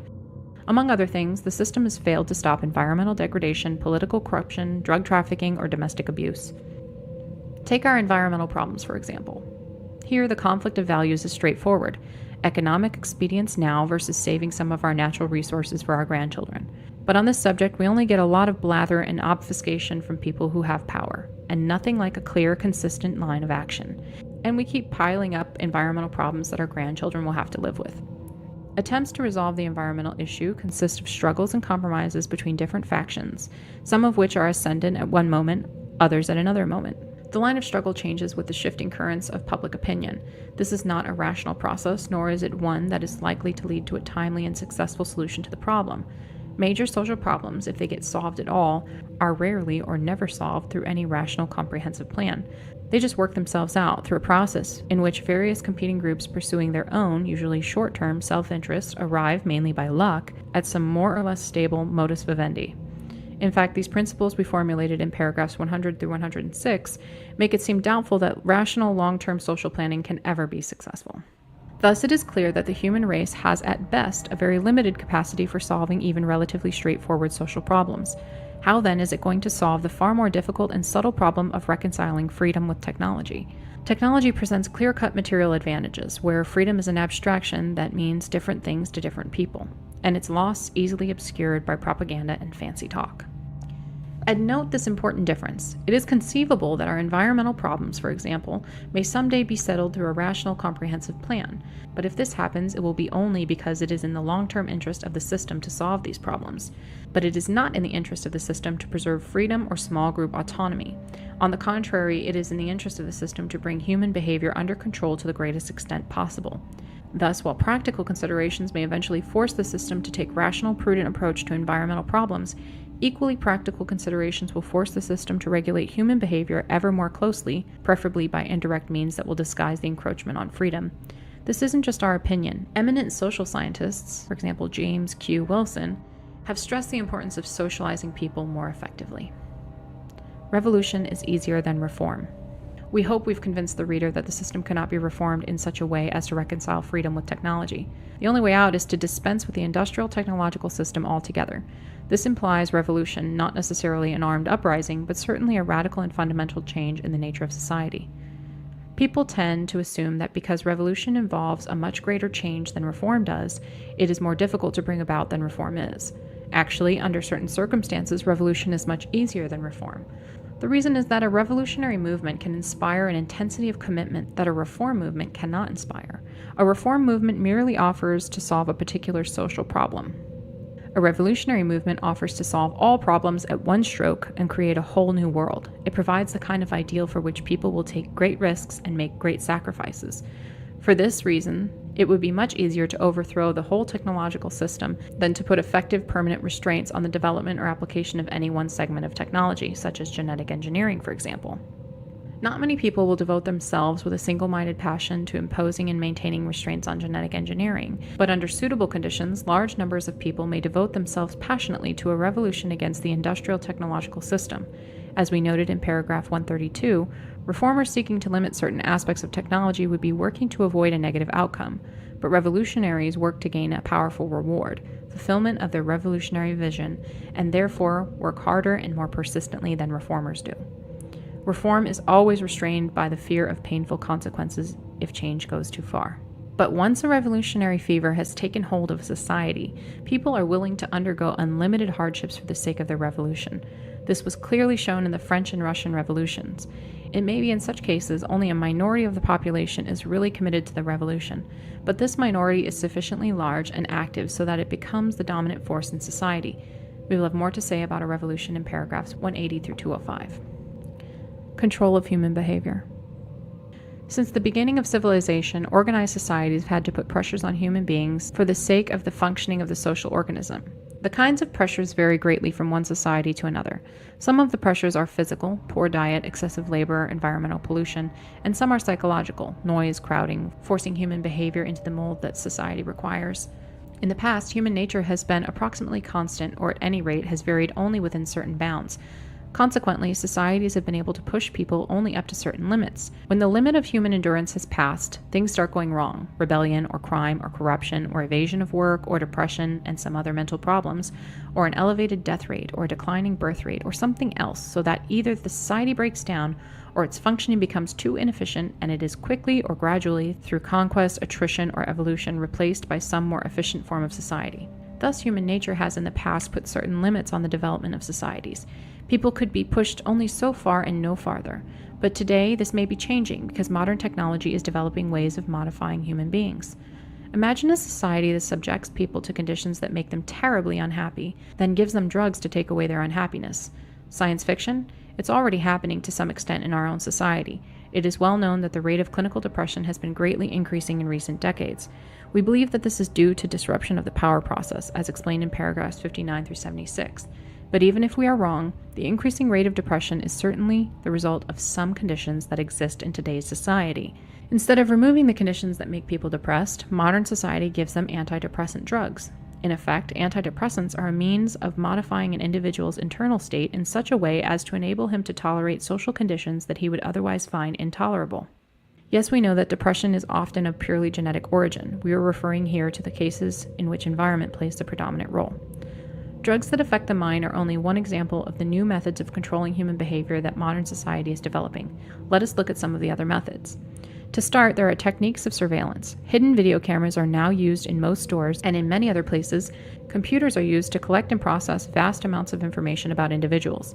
Information so obtained greatly increases the effectiveness of physical coercion, in other words, law enforcement. Then there are methods of propaganda for which the mass communication media provide effective vehicles. Efficient techniques have been developed for winning elections, selling products, influencing public opinion. The entertainment industry serves as an important psychological tool of the system, possibly even when it is dishing out large amounts of sex and violence. Entertainment provides modern man with an essential means of escape. While absorbed in television, videos, etc., he can forget stress, anxiety, frustration, dissatisfaction. Many primitive peoples, when they don't have work to do, are quite content to sit for hours at a time doing nothing at all because they are at peace with themselves and their world. But most modern people must be constantly occupied or entertained, otherwise they get bored. In other words, they get fidgety, uneasy, irritable. Other techniques strike deeper than the foregoing. Education is no longer a simple affair of paddling a kid's behind when he doesn't know his lessons and patting him on the head when he does know them. It is becoming a scientific technique for controlling the child's development. Sylvan Learning Centers, for example, have had great success in motivating children to study, and psychological techniques are also used with more or less success in many conventional schools. Parenting techniques that are taught to parents are designed to make children accept fundamental values of the system and behave in ways that the system finds desirable. Mental health programs, intervention techniques, psychotherapy, and so forth are ostensibly designed to benefit individuals, but in practice, they usually serve as methods for inducing individuals to think and behave as the system requires. There is no contradiction here. An individual whose attitudes or behavior bring him into conflict with the system is up against a force that is too powerful for him to conquer or escape from. Hence, he is likely to suffer from stress, frustration, defeat. His path will be much easier if he thinks and behaves as the system requires. In that sense, the system is acting for the benefit of the individual when it brainwashes him into conformity. Child abuse, in its gross and obvious forms, is disapproved in most, if not all, cultures. Tormenting a child for trivial reasons, or no reason at all, is something that appalls almost everyone. But many psychologists interpret the concept of abuse much more broadly. Is spanking, when used as a part of rational, consistent system of discipline, a form of abuse? The question will ultimately be decided by whether or not spanking tends to produce behavior that makes a person fit in well with the existing system of society. In practice, the word abuse tends to be interpreted to include any method of child rearing that produces behavior inconvenient for the system. Thus, when they go beyond the prevention of obvious senseless cruelty, programs for preventing child abuse are directed toward the control of human behavior on behalf of the system. Presumably, research will continue to increase the effectiveness of psychological techniques for controlling human behavior, but we think it is unlikely that psychological techniques alone will be sufficient to adjust human beings to the kind of society that technology is creating. Biological methods probably will have to be used. We have already mentioned the use of drugs in this connection. Neurology may provide other avenues for modifying the human mind.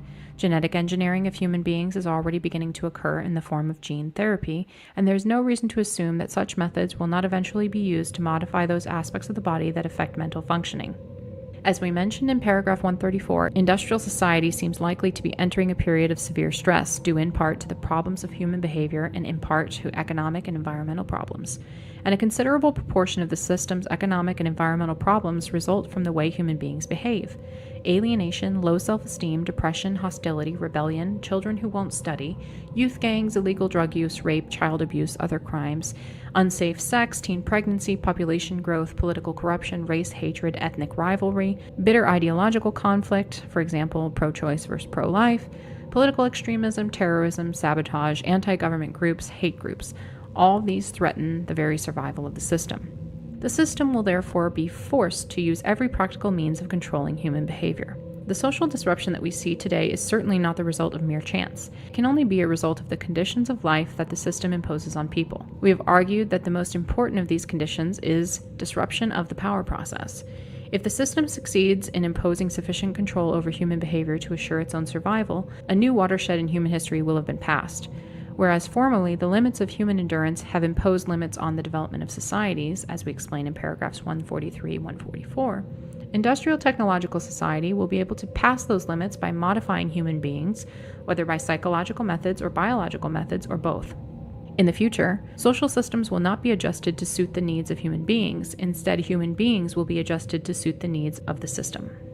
Generally speaking, technological control over human behavior will probably not be introduced with a totalitarian intention or even through a conscious desire to restrict human freedom. Each new step in the assertion of control over the human mind will be taken as a rational response to a problem that faces society, such as curing alcoholism, reducing the crime rate, or inducing young people to study science and engineering. In many cases, there will be a humanitarian justification.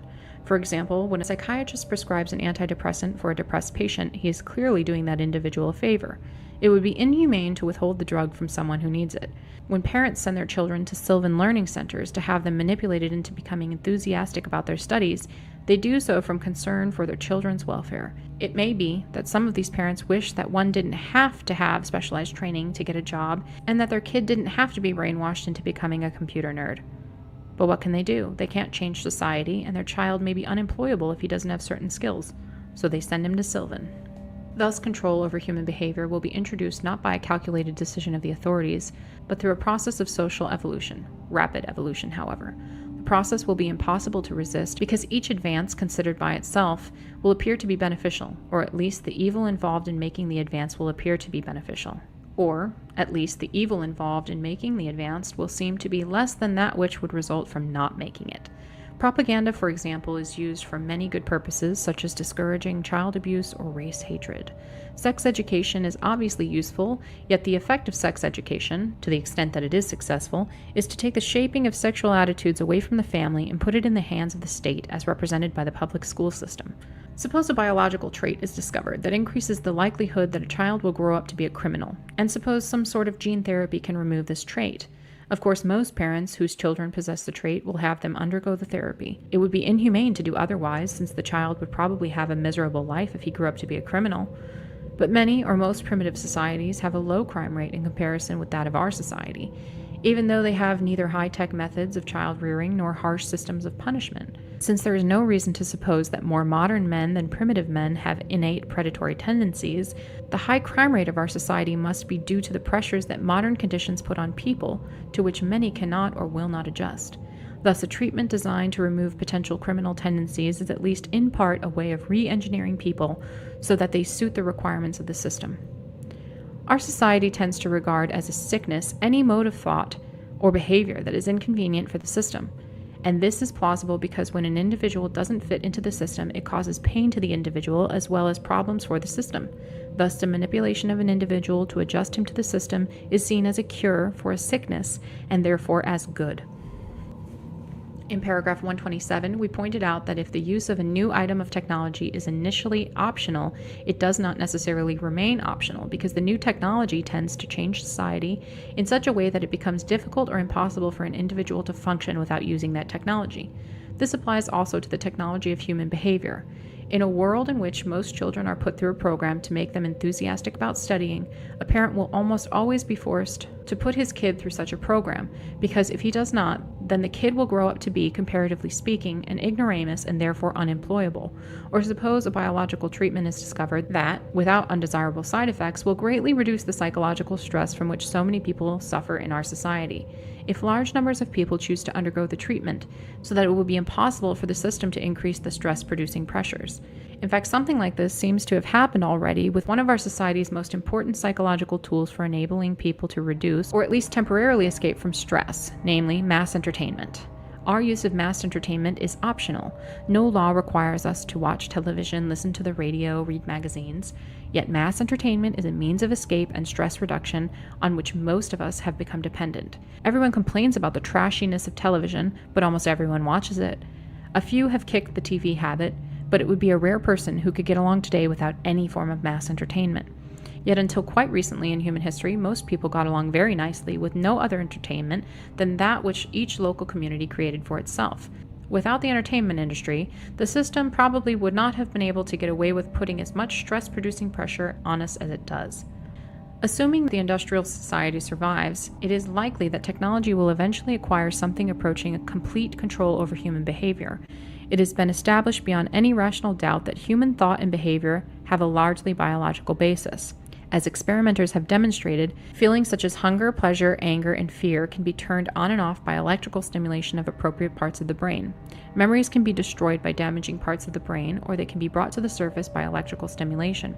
Hallucinations can be induced or moods changed by drugs. There may or may not be an immaterial human soul, but if there is one, it is clearly less powerful than the biological mechanisms of human behavior.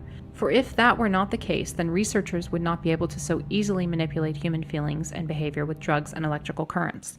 It presumably would be impractical for all people to have electrodes inserted into their heads so that they could be controlled by the authorities.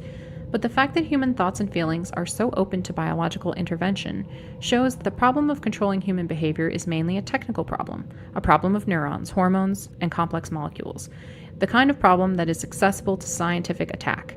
Given the outstanding record of our society in solving technical problems, it is overwhelmingly probable that great advances will be made in the control of human behavior.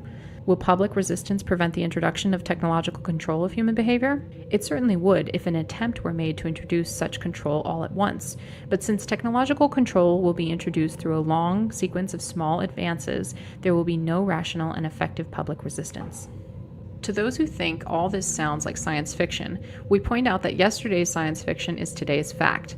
The Industrial Revolution has radically altered man's environment and way of life, and it is only to be expected that as technology is increasingly applied to the human body and mind, man himself will be altered as radically as his environment and way of life have been. Human race at a crossroads. But we have gotten ahead of our story. It is one thing to develop in the laboratory a series of psychological or biological techniques for manipulating human behavior, and quite another to integrate these techniques into a functioning social system. The latter problem is the more difficult of the two. For example, while the techniques of educational psychology doubtless work quite well in the lab schools where they were developed, it is not necessarily easy to apply them effectively throughout our educational system. We all know what many of our schools are like. The teachers are too busy taking knives and guns away from the kids to subject them to the latest techniques for making them into computer nerds. Thus, in spite of all its technical advances relating to human behavior, the system to date has not been impressively successful in controlling human beings.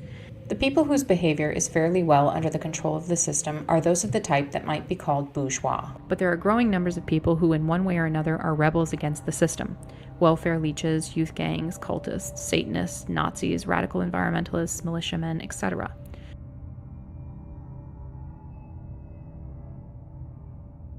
The system is currently engaged in a desperate struggle to overcome certain problems that threaten its survival, among which the problems of human behavior are the most important. If the system succeeds in acquiring sufficient control over human behavior quickly enough, it will probably survive. Otherwise, it will break down. We think the issue will most likely be resolved in the next several decades, say 40 to 100 years. Suppose the system survives the crisis of the next several decades. By that time, it will have to have solved, or at least brought under control, the principal problems that confront it, in particular that of socializing human beings. That is, making people sufficiently docile so that their behavior no longer threatens the system.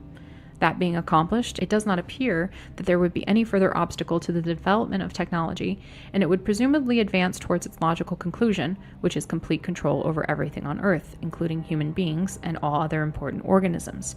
The system may become a unitary monolithic organization, or it may be more or less fragmented and consist of a number of organizations coexisting in a relationship that includes elements of both cooperation and competition, just as today the government, the corporations, and other large organizations both cooperate and compete with one another. Human freedom will mostly have vanished because individuals and small groups will be impotent vis-a-vis large organizations armed with super technology and an arsenal of advanced psychological and biological tools for manipulating human beings, besides instruments of surveillance and physical coercion. Only a small number of people will have any real power, and even these probably will have only very limited freedom, because their behavior too will be regulated. Just as today, our politicians and corporation executives can retain their positions of power only as long as their behavior remains within fairly narrow limits. Don't imagine that the systems will stop developing further techniques for controlling human beings and nature once the crisis of the next few decades is over and increasing control is no longer necessary for the system's survival.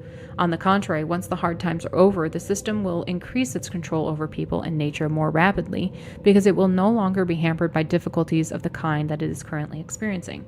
Survival is not the principal motive for extending control. As we explained in paragraphs 87 through 90, technicians and scientists carry on their work largely as a surrogate activity. That is, they satisfy their need for power by solving technical problems.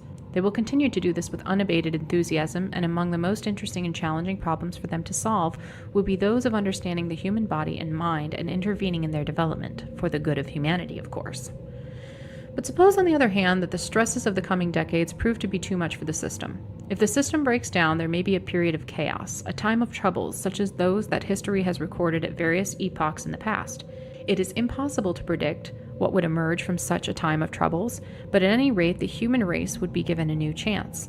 The greatest danger is that the industrial society may begin to reconstitute itself within the first few years after the breakdown. Certainly there will be many people, power-hungry types especially, who will be anxious to get the factories running again. Therefore, two tasks confront those who hate the servitude to which the industrial system is reducing the human race. First, we must work to heighten the social stresses within the system so as to increase the likelihood that it will break down or be weakened sufficiently so that a revolution against it becomes possible. Second, it is necessary to develop and propagate an ideology that opposes technology and the industrial society if and when the system becomes sufficiently weakened. And such an ideology will help to assure that if and when industrial society breaks down, its remnants will be smashed beyond repair so that the system cannot be reconstituted. The factories should be destroyed, technical books burned, etc. Human suffering. The industrial system will not break down purely as a result of revolutionary action. It will not be vulnerable to revolutionary attack unless its own internal problems of development lead it into very serious difficulties. So if the system breaks down, it will do so either spontaneously or through a process that is in part spontaneous, but helped along by revolutionaries. If the breakdown is sudden, many people will die, since the world's population has become so overgrown that it cannot even feed itself any longer without advanced technology. Even if the breakdown is gradual enough so that the reduction of the population can occur more through lowering of the birth rate than through elevations of the death rate, the process of deindustrialization probably will be very chaotic and involve much suffering. It is naive to think it likely that technology can be phased out in a smooth, managed, orderly way, especially since the technophiles will fight stubbornly at every step. Is it therefore cruel to work for the breakdown of the system? Maybe, but maybe not. In the first place, revolutionaries will not be able to break the system down unless it is already in enough trouble so that there will be a good chance of its eventually breaking down by itself anyway. And the bigger the system grows, the more disastrous the consequences of its breakdown will be. So it may be that revolutionaries, by hastening the onset of the breakdown, will be reducing the extent of the disaster. In the second place, one has to balance struggle and death against the loss of freedom and dignity. To many of us, freedom and dignity are more important than a long life or avoidance of physical pain. Besides, we all have to die sometime, and it may be better to die fighting for survival for a cause than to live a long but empty and purposeless life. In the third place, it is not certain that the survival of the system will lead to less suffering than the breakdown of the system would. The system has already caused and is continuing to cause immense suffering all over the world. Ancient cultures that for hundreds of years gave people a satisfactory relationship with each other and with their environment have been shattered by contact with the industrial society, and the result has been a whole catalog of economic, environmental, social, and psychological problems. One of the effects of the intrusion of industrial society has been that over much of the world, traditional controls on population have been thrown out of balance. Hence the population explosion with all that implies. Then there is the psychological suffering that is widespread throughout the supposedly fortunate countries of the West. No one knows what will happen as a result of ozone depletion, the greenhouse effect, and other environmental problems that cannot yet be foreseen.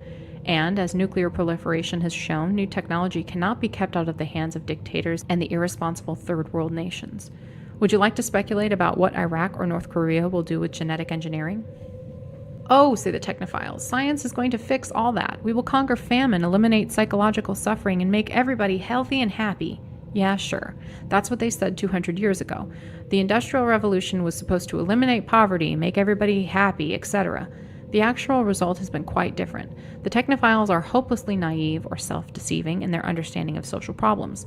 They are unaware or choose to ignore the fact that when large changes, even seemingly beneficial ones, are introduced into society, they lead to a long consequence of other changes, most of which are impossible to predict.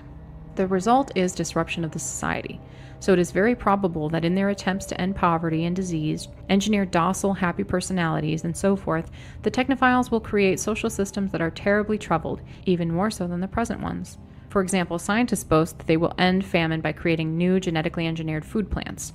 But this will allow the human population to keep expanding indefinitely, and it is well known that crowding leads to increased stress and aggression. This is merely one example of the predictable problems that will arise. We emphasize that, as past experience has shown, technical progress will lead to other new problems that cannot be predicted in advance.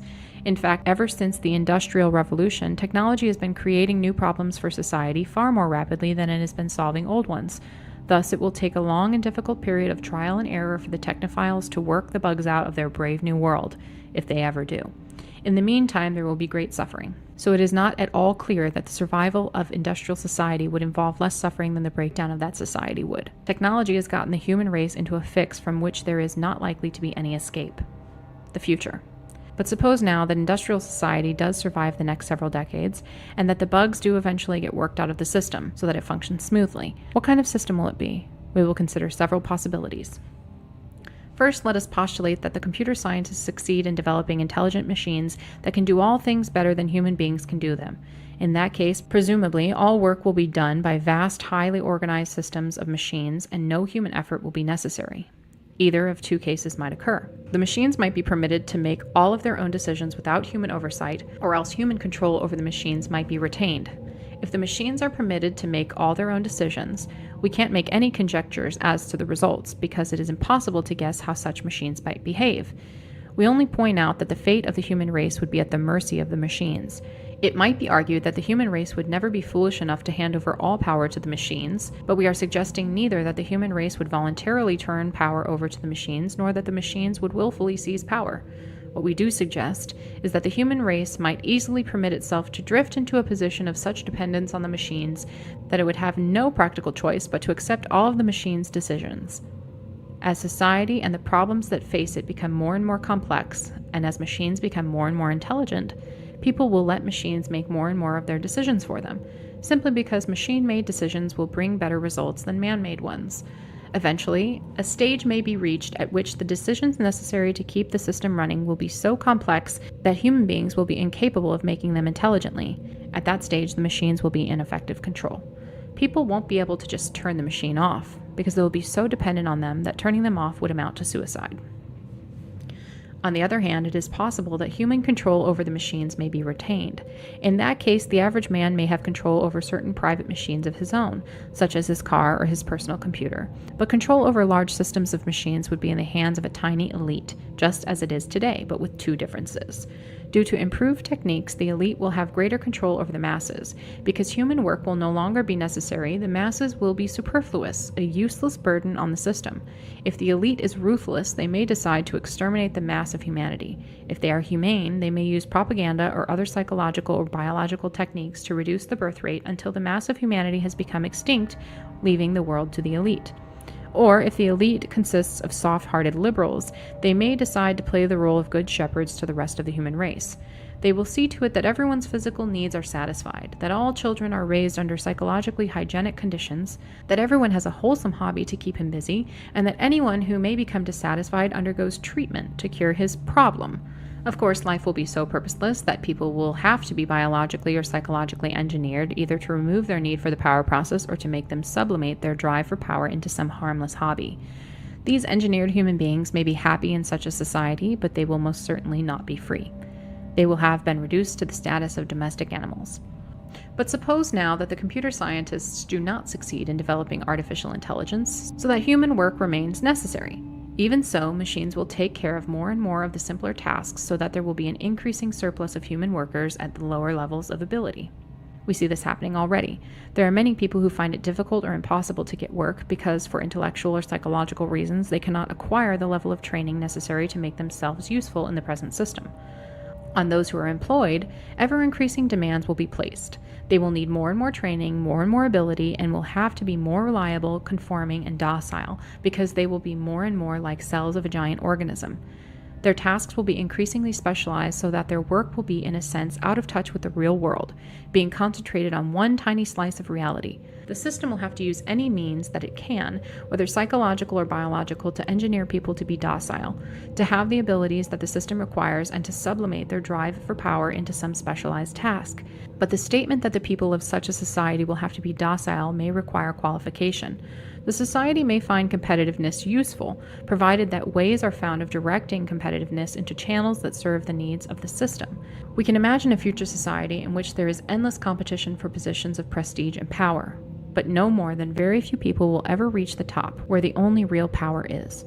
Very repellent is a society in which a person can satisfy his need for power only by pushing large numbers of other people out of the way and depriving them of their opportunity for power. One can envision scenarios that incorporate aspects of more than one of the possibilities that we have just discussed.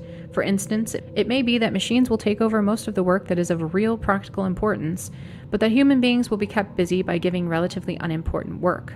It has been suggested, for example, that a great development of the service industries might provide work for human beings. Thus, people would spend their time shining each other's shoes, driving each other around in taxicabs, making handicrafts for one another, waiting on each other's tables, etc. This seems to us a thoroughly contemptible way for the human race to end up, and we doubt that many people would find fulfilling lives in such pointless busy work. They would seek other dangerous outlets, drugs, crime, cults, hate groups, unless they were biologically or psychologically engineered to adapt them to such a way of life. Needless to say, the scenarios outlined above do not exhaust all the possibilities. They only indicate the kinds of outcomes that seem to us most likely. But we can envision no plausible scenarios that are any more palatable than the ones we've just described. It is overwhelmingly probable that if the industrial technological system survives the next 40 to 100 years, it will by that time have developed certain general characteristics. Individuals, at least those of the bourgeois type who are integrated into the system and make it run, and who therefore have all the power, will be more dependent than ever on large organizations. They will become more socialized than ever, and their physical and mental qualities, to a significant extent, possibly to a very great extent, will be those that are engineered into them rather than being the result of chance or God's will or whatever. And whatever may be left of wild nature will be reduced to remnants preserved for scientific study and kept under the supervision and management of scientists. Hence, it will no longer be truly wild. In the long run, say a few centuries from now, it is likely that neither the human race nor any other important organisms will exist as we know them today, because once you start modifying organisms through genetic engineering, there is no reason to stop at any particular point, so that the modifications will probably continue until man and other organisms have been utterly transformed. Whatever else may be the case, it is certain that technology is creating for human beings a new physical and social environment radically different from the spectrum of environments to which natural selection has adapted the human race physically and psychologically. If man is not adjusted to this new environment by being artificially re-engineered, then he will be adapted to it through a long and painful process of natural selection. The former is far more likely than the latter. It would be better to dump the whole stinking system and take the consequences. Strategy. The technophiles are taking us all on an utterly reckless ride into the unknown. Many people understand something of what technological progress is doing to us, yet take a passive attitude towards it because they think it is inevitable. But we don't think it is inevitable. We think it can be stopped, and we will give here some indications of how to go about stopping it. As we stated in paragraph 166, the two main tasks for the present are to promote social stress and instability in industrial society and to develop and propagate an ideology that opposes technology and the industrial system. When the system becomes sufficiently stressed and unstable, a revolution against technology may be possible. The pattern would be similar to that of the French and Russian revolutions. French society and Russian society, for several decades prior to their respective revolutions, showed increasing signs of stress and weakness. Meanwhile, ideologies were being developed that offered a new worldview that was quite different from the old one. In the Russian case, revolutionaries were actively working to undermine the old order. Then, when the old system was put under sufficient additional stress by financial crisis in France, by military defeat in Russia, it was swept away by revolution. What we propose is something along the same lines. It will be objected that the French and Russian revolutions were failures, but most revolutions have two goals. One is to destroy an old form of society, and the other is to set up a new form of society envisioned by the revolutionaries.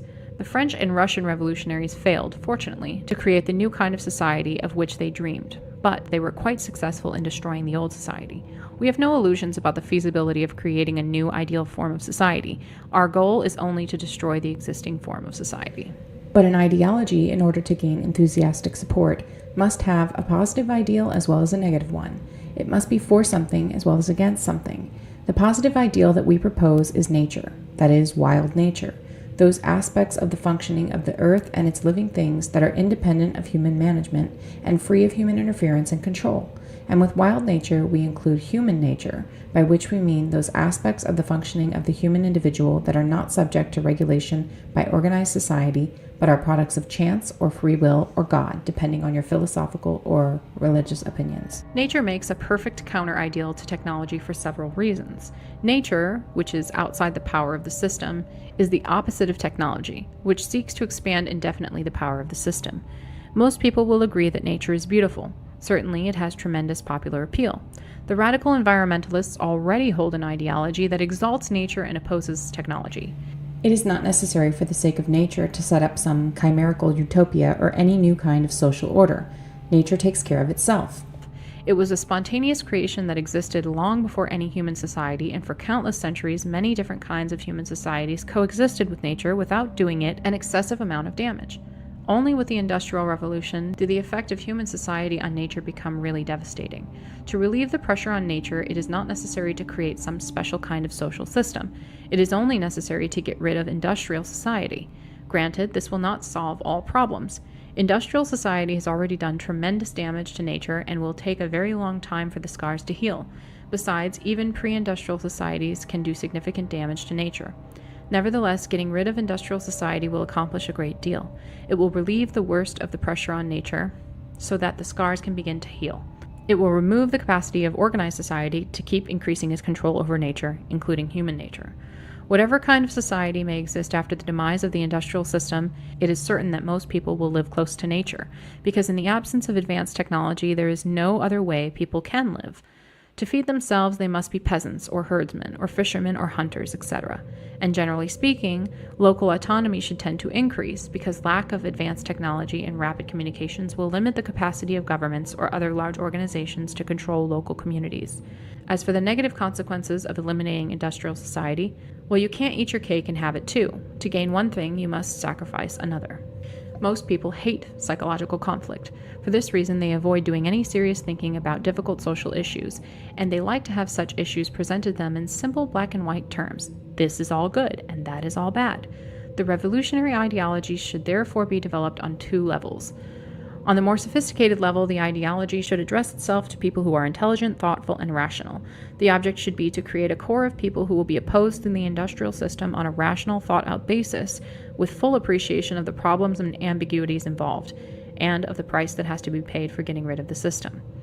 It is particularly important to attract people of this type, as they are capable people and will be instrumental in influencing others.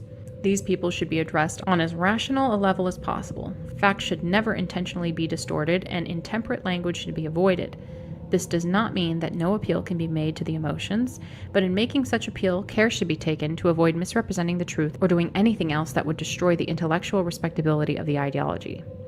On a second level, the ideology should be propagated in a simplified form that will enable the unthinking majority to see the conflict of technology versus nature in unambiguous terms. But even on the second level, the ideology should not be expressed in language that is so cheap, intemperate, or irrational that it alienates people from the thoughtful and rational type.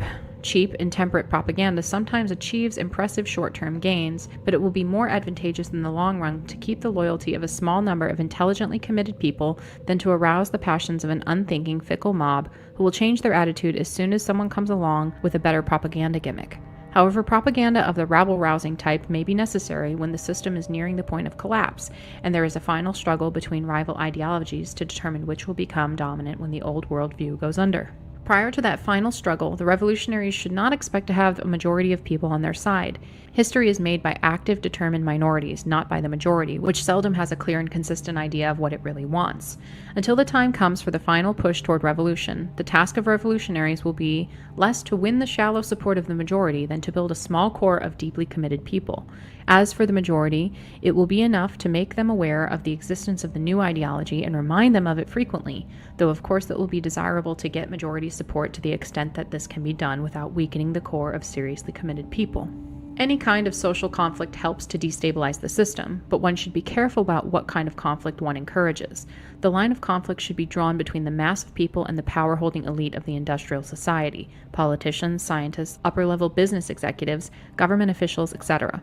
It should not be drawn between the revolutionaries and the mass of the people. For example, it would be a bad strategy for the revolutionaries to condemn Americans for their habits of consumption. Instead, the average American should be portrayed as a victim of the advertising and marketing industry, which has suckered him into buying a lot of junk that he doesn't need and that is very poor compensation for his lost freedom.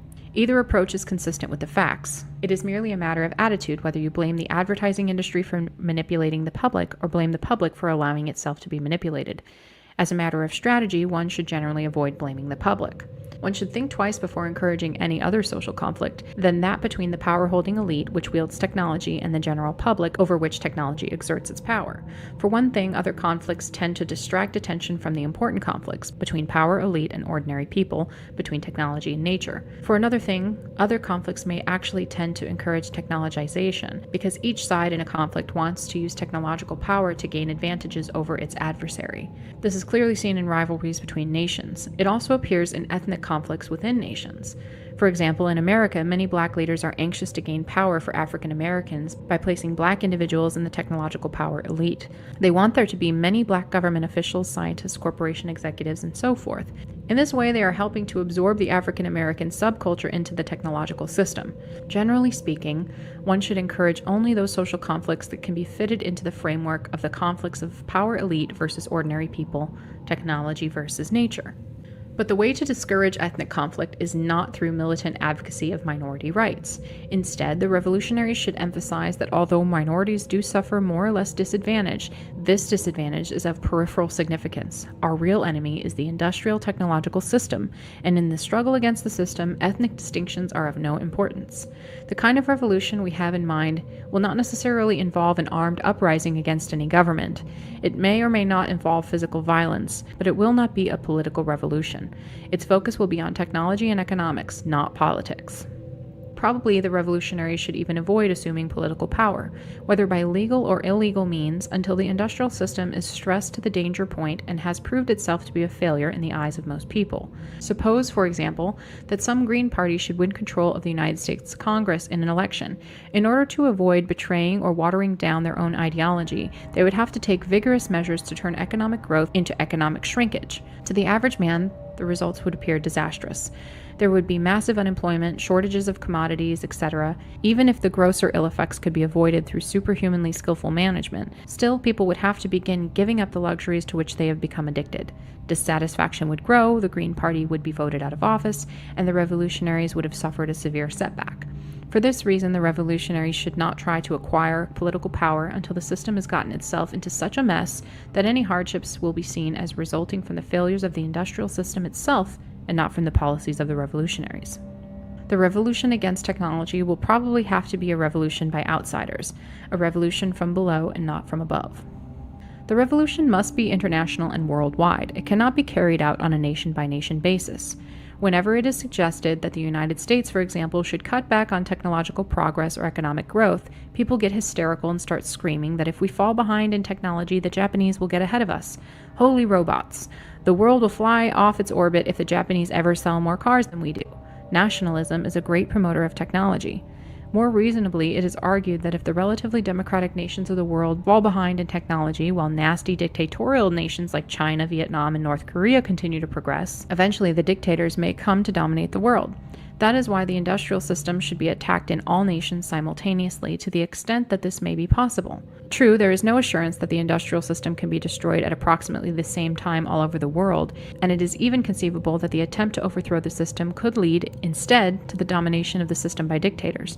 That is a risk that has to be taken, and it is worth taking, since the difference between a democratic industrial system and one controlled by dictators is small compared with the difference between an industrial system and a non-industrial one. It might even be argued that an industrial system controlled by dictators would be preferable, because dictator-controlled systems usually have proved inefficient, hence they are presumably more likely to break down. Look at Cuba. Some people take the line that modern man has too much power, too much control over nature. They argue for a more passive attitude on the part of the human race. At best, these people are expressing themselves unclearly because they fail to distinguish between power for large organizations and power for individuals and small groups. It is a mistake to argue for powerlessness and passivity because people need power.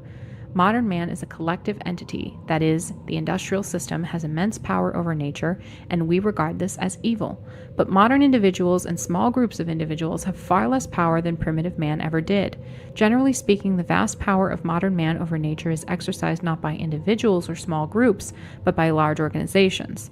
To the extent that the average modern individual can wield the power of technology, he is permitted to do so only within narrow limits and only under the supervision and control of the system. You need a license for everything, and with the license comes rules and regulations. The individual has only those technological powers in which the system chooses to provide him. His personal power over nature is slight. Primitive individuals and small groups actually had considerable power over nature, or maybe it would be better to say power within nature. When primitive man needed food, he knew how to find it and prepare edible roots, how to track game and take it with homemade weapons. He knew how to protect himself from heat, cold, rain, dangerous animals, etc. But primitive man did relatively little damage to nature because the collective power of primitive society was negligible compared to the collective power of industrial society. Instead of arguing for powerlessness and passivity, one should argue that the power of the industrial system should be broken, and that this will greatly increase the power and freedom of individuals and small groups. Until the industrial system has been thoroughly wrecked, the destruction of that system must be the revolutionaries' only goal. Other goals would distract attention and energy from the main goal. More importantly, if the revolutionaries permit themselves to have any other goal than the destruction of technology, they will be tempted to use technology as a tool for reaching that other goal. If they give in to that temptation, they will fall right back into the technological trap, because modern technology is a unified, tightly organized system, so that in order to retain some technology, one finds oneself obliged to retain most technology. Hence, one ends up sacrificing only token amounts of technology. Suppose, for example, that the revolutionaries took social justice as a human goal. Human nature being what it is, social justice would not come about spontaneously. It would have to be enforced. In order to enforce it, the revolutionaries would have to retain central organization and control. For that, they would need rapid, long-distance transportation and communication, and therefore all the technology needed to support the transportation and communication systems. To feed and clothe poor people, they would have to use agricultural and manufacturing technology, and so forth. So that the attempt to ensure social justice would force them to retain most parts of the technological system. Not that we have anything against social justice, but it must not be allowed to interfere with the effort to get rid of the technological system. It would be hopeless for revolutionaries to try and attack the system without using some modern technology.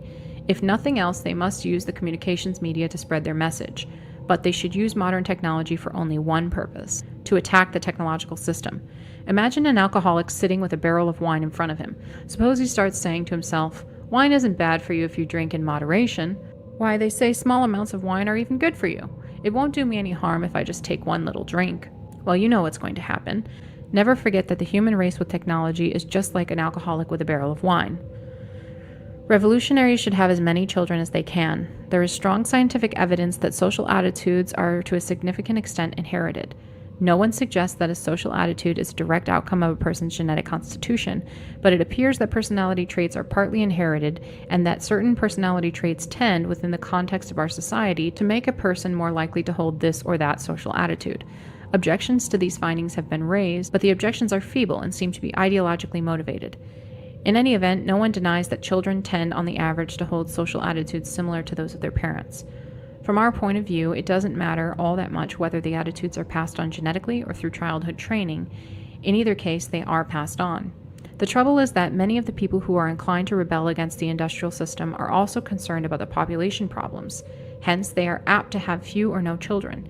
In this way, they may be handing the world over to the sort of people who support or at least accept the industrial system. To ensure the strength of the next generation of revolutionaries, the present generation should reproduce itself abundantly. In doing so, they will be worsening the population problem only slightly. And the important problem is to get rid of the industrial system, because once the industrial system is gone, the world's population necessarily will decrease. Whereas if the industrial system survives, it will continue developing new techniques of food production that may enable the world's population to keep increasing almost indefinitely. With regard to revolutionary strategy, the only points on which we absolutely insist are that the single overriding goal must be the elimination of modern technology, and that no other goal can be allowed to compete with this one. For the rest, revolutionaries should take an empirical approach. If experience indicates that some of the recommendations made in the foregoing paragraphs are not going to give good results, then those recommendations should be discarded. Two kinds of technology. An argument likely to be raised against our proposed revolution is that it is bound to fail because, it is claimed, throughout history technology has always progressed, never regressed. Hence, technological regression is impossible, but this claim is false. We distinguish between two kinds of technology, which we will call small-scale technology and organization-dependent technology. Small-scale technology is technology that can be used by small-scale communities without outside assistance. Organization-dependent technology is technology that is dependent on large-scale social organization.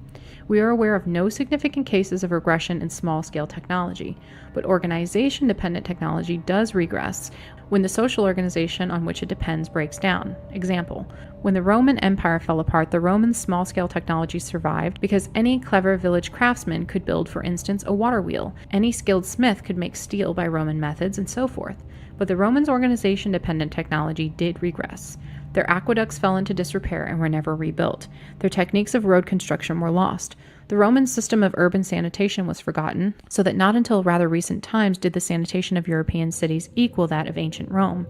The reason why technology has always seemed to progress is that until perhaps a century or two before the Industrial Revolution, most technology was small-scale technology. But most of the technology developed since the Industrial Revolution is organization-dependent technology. Take the refrigerator, for example. Without factory-made parts or the facilities of a post-industrial machine shop, it would be virtually impossible for a handful of local craftsmen to build a refrigerator. If by some miracle they did succeed in building one, it would be useless to them without a reliable source of electric power. So they would have to dam a stream and build a generator. Generators require large amounts of copper wire. Imagine trying to make that wire without modern machinery. And where would they get gas suitable for refrigeration? It would be much easier to build an ice house or preserve food by drying or picking, as was done before the invention of the refrigerator. So it is clear that if the industrial system were once thoroughly broken down, refrigeration technology would quickly be lost. The same is true of other organization-dependent technology. And once this technology had been lost for a generation or so, it would take centuries to rebuild it, just as it took centuries to build it the first time around.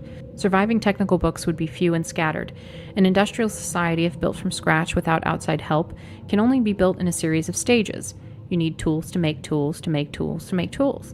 A long process of economic development and social organization is required. And, even in the absence of an ideology opposed to technology, there is no reason to believe that anyone would be interested in rebuilding industrial society. The enthusiasm for progress is a phenomenon peculiar to the modern form of society, and it seems not to have existed prior to the 17th century or thereabouts. In the late Middle Ages, there were four main civilizations that were about equally advanced: Europe, the Islamic world, India, and the Far East, China, Japan, Korea.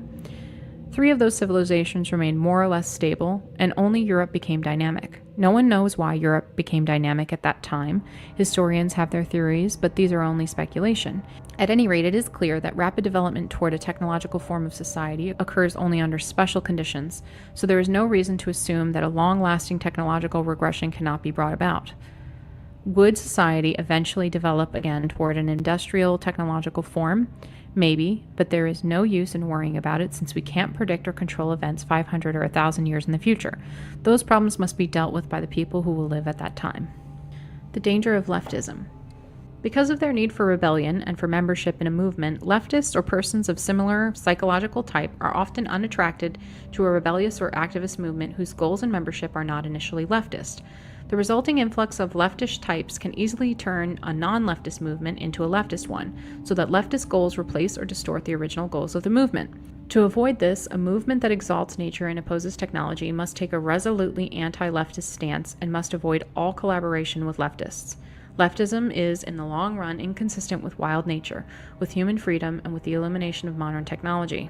Leftism is collectivist. It seeks to bind together the entire world, both nature and the human race, into a unified whole. But this implies management of nature and of human life by organized society, and it requires advanced technology. You can't have a united world without rapid transportation and communication. You can't make all people love one another without sophisticated psychological techniques.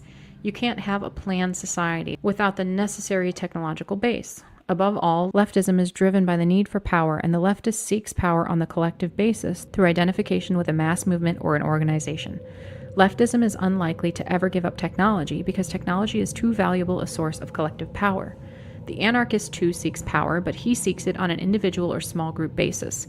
He wants individual and small groups to be able to control the circumstances of their own lives. He opposes technology because it makes small groups dependent on large organizations.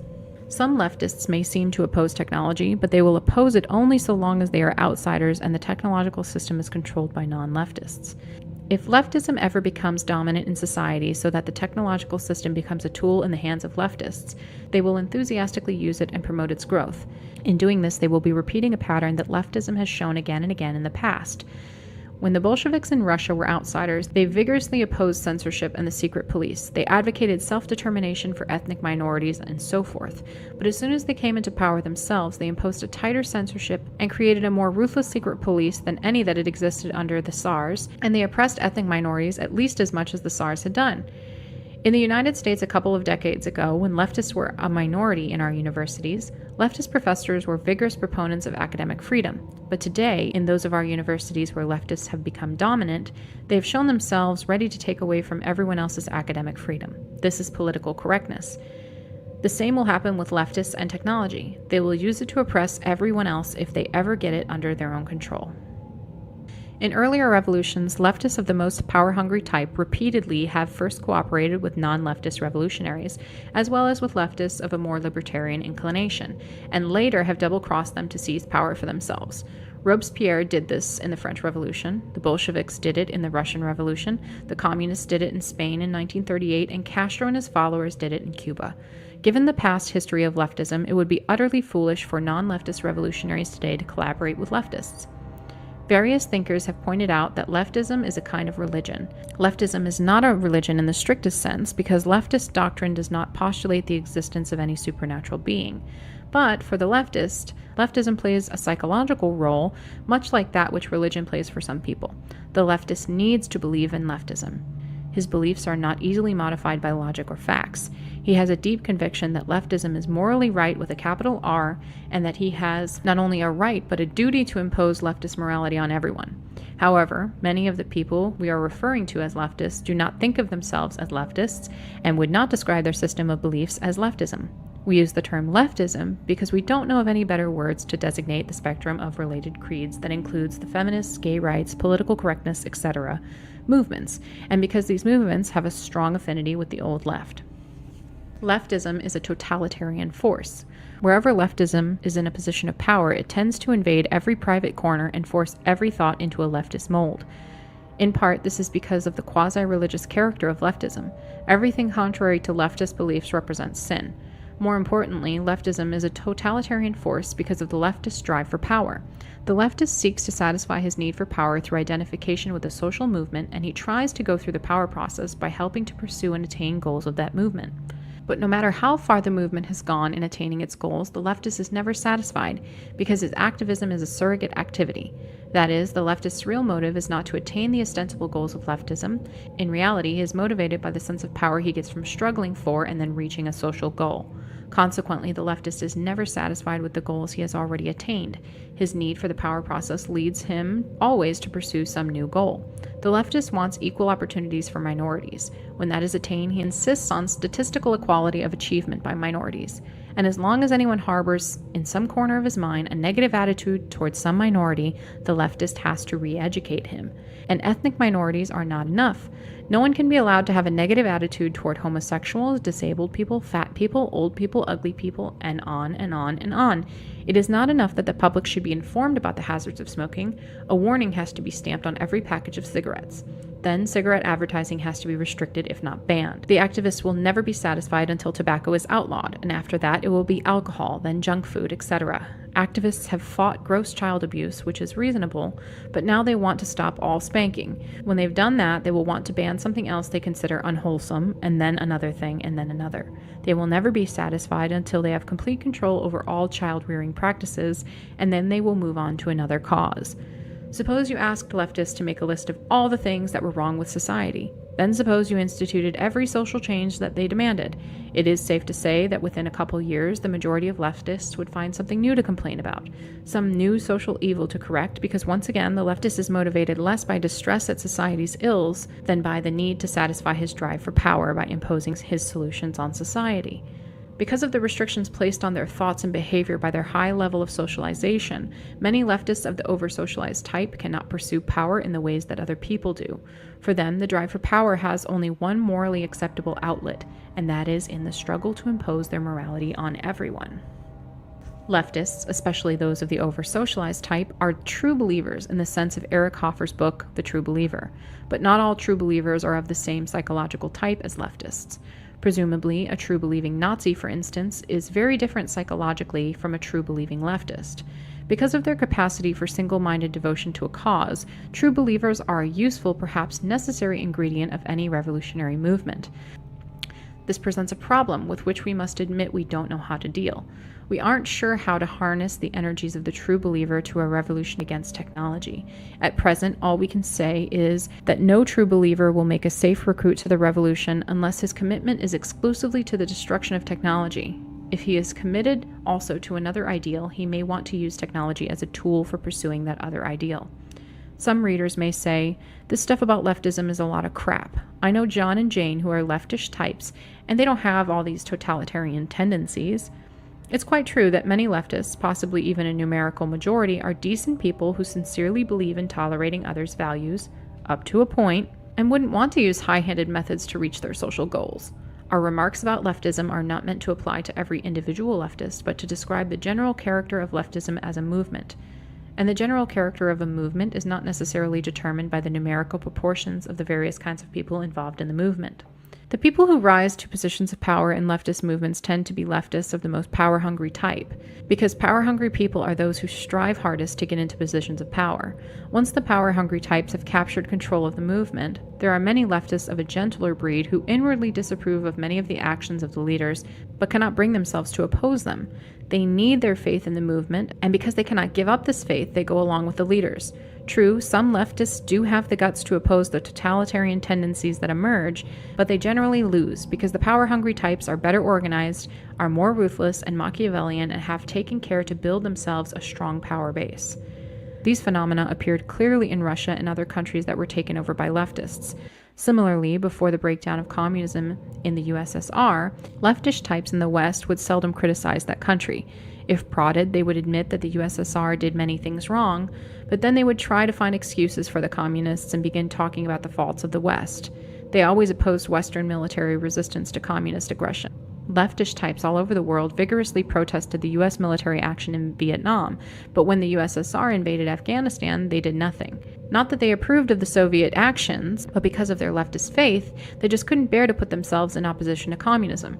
Today, in those of our universities where political correctness has become dominant, there are probably many leftish types who privately disapprove of the suppression of academic freedom, but they go along with it anyway. Thus, the fact that many individual leftists are personally mild and fairly tolerant people by no means prevents leftism as a whole from having a totalitarian tendency. Our discussion of leftism has a serious weakness. It is still far from clear what we mean by the word leftist. There doesn't seem to be much we can do about this. Today, leftism is fragmented into a whole spectrum of activist movements, yet not all activist movements are leftist, and some activist movements, for example, radical environmentalism, seem to include both personalities of the leftist type and personalities of thoroughly unleftist types who ought to know better than to collaborate with leftists. Varieties of leftists fade out gradually into varieties of non-leftists, and we ourselves would often be hard-pressed to decide whether a given individual is a leftist or not a leftist. To the extent that it is defined at all, our conception of leftism is defined by the discussion of it that we have given in this article, and we can only advise the reader to use his own judgment in deciding who is a leftist. But it will be helpful to list some criteria for diagnosing leftism. These criteria cannot be applied in a cut-and-dried manner. Some individuals may meet some criteria without being leftists, and some leftists may not meet any of the criteria. Again, you just have to use your judgment. The leftist is oriented towards large-scale collectivism. He emphasizes the duty of the individual to serve society and the duty of society to take care of the individual. He has a negative attitude toward individualism. He often takes a moralistic tone. He tends to be for gun control, for sex education and other psychologically enlightened educational methods, for social planning, for affirmative action, for multiculturalism. He tends to identify with victims. He tends to be against competition and against violence, but he often finds excuses for those leftists who do commit violence. He is fond of using the common catchphrases of the left like racism, sexism, homophobia, capitalism, imperialism, neocolonialism, genocide, social change, social justice, social responsibility. Maybe the best diagnostic trait of the leftist is his tendency to sympathize with the following movements: feminism, gay rights, ethnic rights, disability rights, animal rights, political correctness. Anyone who strongly sympathizes with all of these movements is most certainly a leftist. The more dangerous leftists, that is, those who are most power-hungry, are often characterized by arrogance or a dogmatic approach to ideology. However, the most dangerous leftists of all may be certain over-socialized types who avoid irritating displays of aggressiveness and refrain from advertising their leftism, but work quietly and unobtrusively to promote collectivist values, enlightened psychological techniques for socializing children, dependence of the individual on the system, and so forth. These crypto-leftists, as we may call them, approximate certain bourgeois types as far as practical action is concerned, but differ from them in psychology, ideology, and motivation. The ordinary bourgeois tries to bring people under the control of the system in order to protect his way of life, or he does so simply because his attitudes are conventional. The crypto-leftist tries to bring people under control of the system because he is a true believer in a collectivist ideology. The crypto-leftist is differentiated from the average leftist of the over-socialized type by the fact that his rebellious impulse is weaker and he is more securely socialized. He is differentiated from the ordinary well-socialized bourgeois by the fact that there is some deep lack within him that makes it necessary for him to devote himself to a cause and immerse himself in a collectivity. And maybe his well-sublimated drive for power is stronger than that of the average bourgeois. Final note. Throughout this article, we've made imprecise statements, and statements that ought to have had all sorts of qualifications and reservations attached to them. And some of our statements may be flatly false. Lack of sufficient information and the need for brevity made it impossible for us to formulate our assertions more precisely or add all the necessary qualifications. And of course, in a discussion of this kind, one must rely heavily on intuitive judgment, and that can sometimes be wrong. So we don't claim that this article expresses more than a crude approximation of the truth. All the same, we are reasonably confident that the general outlines of the picture we have painted here are roughly correct. Just one weak point needs to be mentioned. We have portrayed leftism in its modern form as a phenomenon peculiar to our time and as a symptom of the disruption of the power process. But we might possibly be wrong about this. Over-socialized types who try to satisfy their drive for power by imposing their morality on everyone have certainly been around for a long time. But we think that the decisive role played by feelings of inferiority, low self-esteem, powerlessness, identification with victims by people who are not themselves victims, is a peculiarity of modern leftism. Identification with victims by people not themselves victims can be seen to some extent in 19th century leftism and in early Christianity, but as far as we can make out, symptoms of low self-esteem, etc., were not nearly so evident in these movements or in any other movements as they are in modern leftism. But we are not in a position to assert confidently that no such movements have existed prior to modern leftism. This is a significant question to which historians ought to give their attention. Be sure to check out Syllogism Podcast Episode 5 for our analysis on this manuscript. And if you enjoyed this reading, do me a solid, like and subscribe.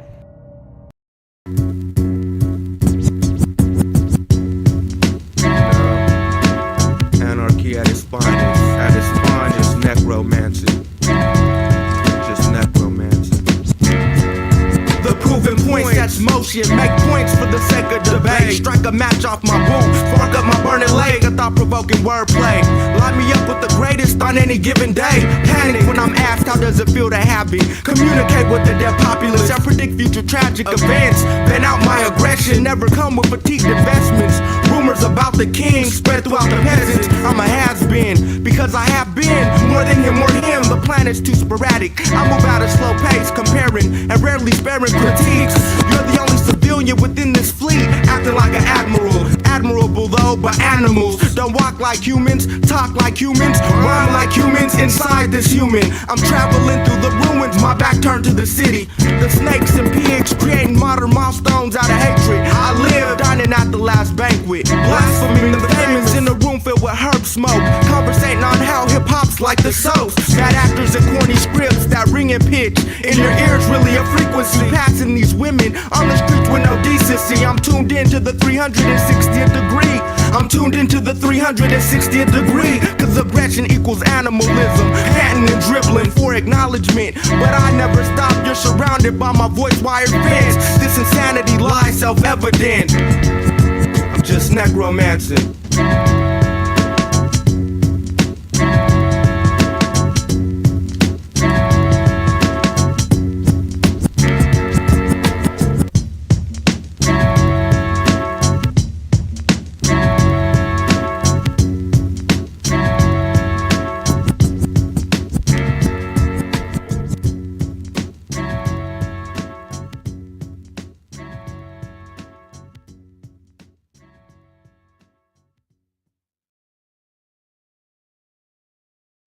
Yo, in my historical oracle, I blast metaphorical editorials, educating in my territorial get torn. Heavily armed with 70 bombs that'll blast divine like the heavenly song. Your men will be gone if they explore my deepest thought. I read hearts in two, then axe demons for chalk. I'm dreaming to stalk MCs in the dark. I walk blindfolded, the mind's golden. Watch how you talk, my style is an art. Recognize lyrical purity, all hell breaks loose like a mall with no security. The dopest vocalist, with my third eye I focus where I proceed. Flow with the speed of an indie motorist. There's more to this than wasted. Shiny chains and bracelets. I hear tracks, my tongue wait for the brains to blaze it. Amazing, angelic, tell it to your people. No mic, and my mic, come on, yo. Philadelphia's like the sun, cause we shine with rhymes. The underground is like the moon, you only see us at times. And at times, we're like skies where the stars recline. Jedi mind out of space, coincide and combine. Philadelphia's like the sun, cause we shine with rhymes. Underground is like the moon, you only see us at times. And at times, we're like skies where the stars recline. Jedi mind out of space, coincide and combine. Raw poems, bury your body in catacombs. Rip your soul from your limbs like brims from Jim Jones. In the twilight zone, we disperse cowards, vampires that stalk Earth on reverse hours. Night calls, we talk at your facade. My latitude is guard. Darts out my jaws, leave eternal scars.